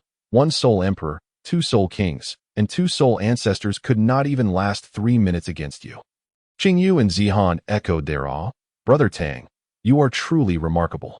Tang Bufan maintained a calm demeanor, replying, "It's nothing too extraordinary. Merely a matter of striking first, compounded by their suppression within my realm. Alongside my strength and soul ring configuration, which undoubtedly intimidated them, it was the combination of these factors that allowed me to swiftly eliminate them if we were to do this again, even if I could still defeat them. It would take considerably longer, and I might even sustain injuries." Pausing for a moment, Tang Bufan continued, "Now, Tang Ming, Tang Feng, go check if those individuals have anything useful for us." The commotion from our battle was rather loud. "We must leave quickly." 3 minutes later, Tang Feng and Tang Ming returned, their faces beaming with smiles, each carrying 4 hefty bags of coins. Tang Bufan expressed mild surprise. "I didn't expect to receive such a timely windfall." During this outing, the sect had provided them with just enough funds for their journey. Tang Ming reluctantly handed over the bags to Tang Bufan. "Boss, Tang Feng and I counted. There are a total of 300 gold soul coins, over 100 silver soul coins, and dozens of copper soul coins." Tang Bufan chuckled at Tang Ming's reluctance and placed the 4 bags into the 33 heavens. "For now, I shall take care of this money. Once we reach Xia City, I will take you all out for a proper treat." "Xia City?" Qing Shan inquired with curiosity. "Indeed, that's correct. Xia City. Is the last city we will pass through on our journey, and I plan to stay there for 2 days. It will be a perfect opportunity for Tang Ming and the others to broaden their horizons," Tang Bufan explained. With that, he rose and strode forward, and the others hurriedly followed, soon vanishing deep within the forest. Chapter 87. Xia City. The third fragment. Xia City is a medium-sized metropolis, evident from the Soul Hall's allocation of a sub-hall there. Although it is merely a medium-sized city, its vibrancy rivals that of larger cities. Moreover, its proximity to the Soul Beast Forest and the Thunder Canyon has only intensified its prosperity on this day. 6 youths of notable demeanor, 4 males and 2 females, approached the eastern gate of Xia City. They were none other than Tang Bufan and his companions. This marked Tang Bufan's second visit to Xia City. Having previously spent a night there while accompanying the second elder to visit the Blue Lightning Tyrant Dragon Sect, the city walls towered 30 meters high, robust, and adorned with various weathered marks, remnants of past soul beast sieges. From a distance, Xia City loomed with grandeur, resembling a slumbering dragon. Tang Ming and Tang Feng, having never encountered such magnificent architecture, were struck with awe, exclaiming in wonder. Their reactions drew disdainful glances from passers-by, and one lavishly dressed youth sneered, "Where did these bumpkins come from? Is this their first time in Xia City? How laughable!" Tang Ming felt a surge of indignation, but a mere glance from Tang Bufan quelled his anger. He could only glare at the youth as he swallowed his frustration. Once the youth departed, Tang Bufan remarked, "All right, enough sulking. Let's go. I'll take you all out for a feast." Tang Ming's expression brightened at last. Xia City was vast and bustling, with streets exceptionally wide, flanked by a myriad of shops that dazzled Tang Ming and Tang Feng. After wandering for about an hour, Tang Bufan led them to a mid-tier inn in the DC district, securing 3 rooms for them, 2 occupants per room. After a brief rest, the group made their way to the dining hall on the first floor to lift Tang Ming's spirits. Tang Bufan generously ordered an extravagant spread of signature dishes, a feast rich in variety that was unavailable at the Haotian Sect, causing everyone to salivate in anticipation as they dined. The conversation flowed. "Bufan, how long do you plan to stay in Xia City?" Tang Bufan pondered for a moment before responding. "I intend to stay for 2 days, allowing you all to enjoy yourselves. After that, we will head to the Thunder Canyon. Let me give you a heads up. You may need to stay there for several years. While I will be stepping out to fulfill a task assigned by the sect leader, once I complete my mission, I will return to find you. I hope that by then, your strength will not disappoint me." Zihan expressed her shock. "Brother Tang, do we really need to stay for so long? To be honest, I cannot be certain how long it will take, as I am unaware of when I will finish the task assigned to me. But rest assured, I will come to find you as soon as I complete it." Tang Feng inquired curiously, "Boss, can you tell us about the environment in the Thunder Canyon to prepare us for what to expect?" That's a secret for now. You'll need to experience it for yourselves when you arrive. Tang Bufan replied mysteriously. Now, hurry up and eat. This afternoon, I'll take you to explore other places by the time lunch concluded. It was nearly 3 in the afternoon. Qingyu and Zihan expressed their apologies, saying, Brother Tang, we are somewhat fatigued and do not wish to continue exploring, that we wish you all a delightful time. Tang Bufan was taken aback for a moment. But then he realized they were indeed weary after 2 days of travel in the wilderness. The 2 young ladies surely needed some time to freshen up. Very well, you may wait here for us. I shall take them out for a stroll and return shortly. After bidding farewell to Qingyu and Zihan, Tang Bufan and his 3 companions departed from the hotel, but on the way, Tang Ming could not restrain his curiosity and inquired, Boss, where are you taking us next? Tang Bufan shot him a glance, knowing that all he thought about was fun. If only you put as much effort into your cultivation, he replied. This afternoon is merely for you to familiarize yourselves with the city of Shaya and to observe its cultural customs. Tomorrow, we shall visit the Great Soul Arena. The Great Soul Arena? Tang Ming's expression turned quizzical. The Great Soul Arena was a venue for battling soul masters, a place where soul masters engaged in combat. It was jointly established by the 7 most prestigious soul master families across the continent and was not affiliated with either of the 2 empires or the Spirit Hall. It could be considered a third-party entity, wealthy enough to rival nations. Soul masters who achieved fame within the Great Soul Arena would become luminous stars throughout the country, garnering not only immense profits, but also significant renown. Moreover, the Great Soul Arena was a relatively equitable place. Even if one were to slay a descendant of a prominent family there, one need not fear retaliation.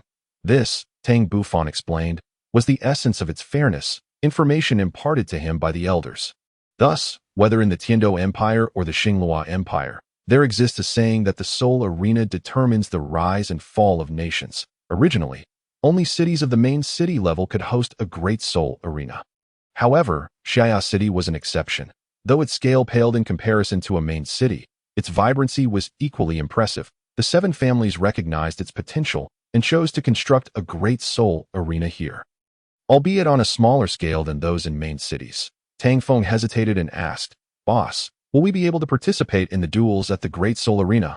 What do you think? Tang Bufan countered. Tang Feng's expression fell. We cannot. Tang Bufan chuckled lightly. Since you are aware, although we cannot personally partake in the duels, we can certainly watch them. Moreover, Brother Qingshan will be eligible to compete in the Great Soul Arena. A glint of excitement flickered in Qingshan's eyes as he asked, Is it truly permissible for me to participate in the duels at the Great Soul Arena? Indeed, you are different from us. Even if your martial soul is exposed, it matters not. However, should you wish to engage in the duels, you must don a disguise. Otherwise, you will attract too much attention. Tang Bufan nodded. Tonight, I shall help you with your makeup to make you appear older, thus minimizing attention. Now, let us walk and talk. Subsequently, the 4 of them began to meander through Shaya City. They traversed from the East City to the South City, then from the South City to the West City, and finally from the West City back to the North City, before returning to the East City. Unbeknownst to them, night had fallen, and the radiant lights illuminated the city from all corners. Numerous vendors began to peddle snacks and various toys at their usual spots, adding a touch of liveliness to the city. Soul Fighting Street, a thoroughfare dedicated to soul masters, was lined with items related to them. Various specialized garments, poisons, weapons, and even rare soul-guiding devices could be unearthed here. Along with an array of peculiar items, if fortune favored one, anything was possible to at this moment. A lean middle-aged vendor with a scarred face caught the attention of Tang Bufan and his companions as they curiously sifted through the wares. Suddenly, Tang Bufan's pupils constricted slightly as he caught sight of a fragment of a weapon that was a silver, irregular crystal, approximately 10 centimeters long and 3 centimeters wide, unmistakably one of the pieces from the Haotian sword's 9 fragments, matching the 2 shards at his waist, albeit differing in color. Chapter 88. The Great Soul Arena of Shaya. Tang Bufan suppressed his excitement and casually selected a belt next to the silver fragment. Good sir, may I inquire about the price of this belt? The lean middle-aged man was momentarily taken aback, remarking, Young master, you possess keen eyesight. I did not expect you to select the most valuable item among these at first glance. Tang Bufan was also momentarily stunned. revealing a hint of skepticism he had merely chosen at random, without employing his mental powers or any discerning vision. Could it be that his luck was so extraordinary? Sensing Tang Bufan's doubt, the vendor hastily explained, "Young master, this is no ordinary belt. It is a storage belt." Tang Feng, standing nearby, remained unconvinced. "Sir, if it were truly a storage belt, would you be willing to sell it rather than keep it for yourself?" The vendor's face flushed with embarrassment as he confessed, "To be frank, young masters, this belt has some flaws. It only contains 2 storage compartments, one of which is damaged, and the remaining one has limited capacity. Merely sufficient for a few books. Hence," Tang Bufan feigned surprise, declaring, "I shall take this belt. Please name your price." A smile spread across the vendor's face, perceiving Tang Bufan as a lucrative customer. After a slight pause, he proposed 100 gold soul coins. Qingshan frowned, believing the price to be steep. Tang Ming's expression shifted dramatically.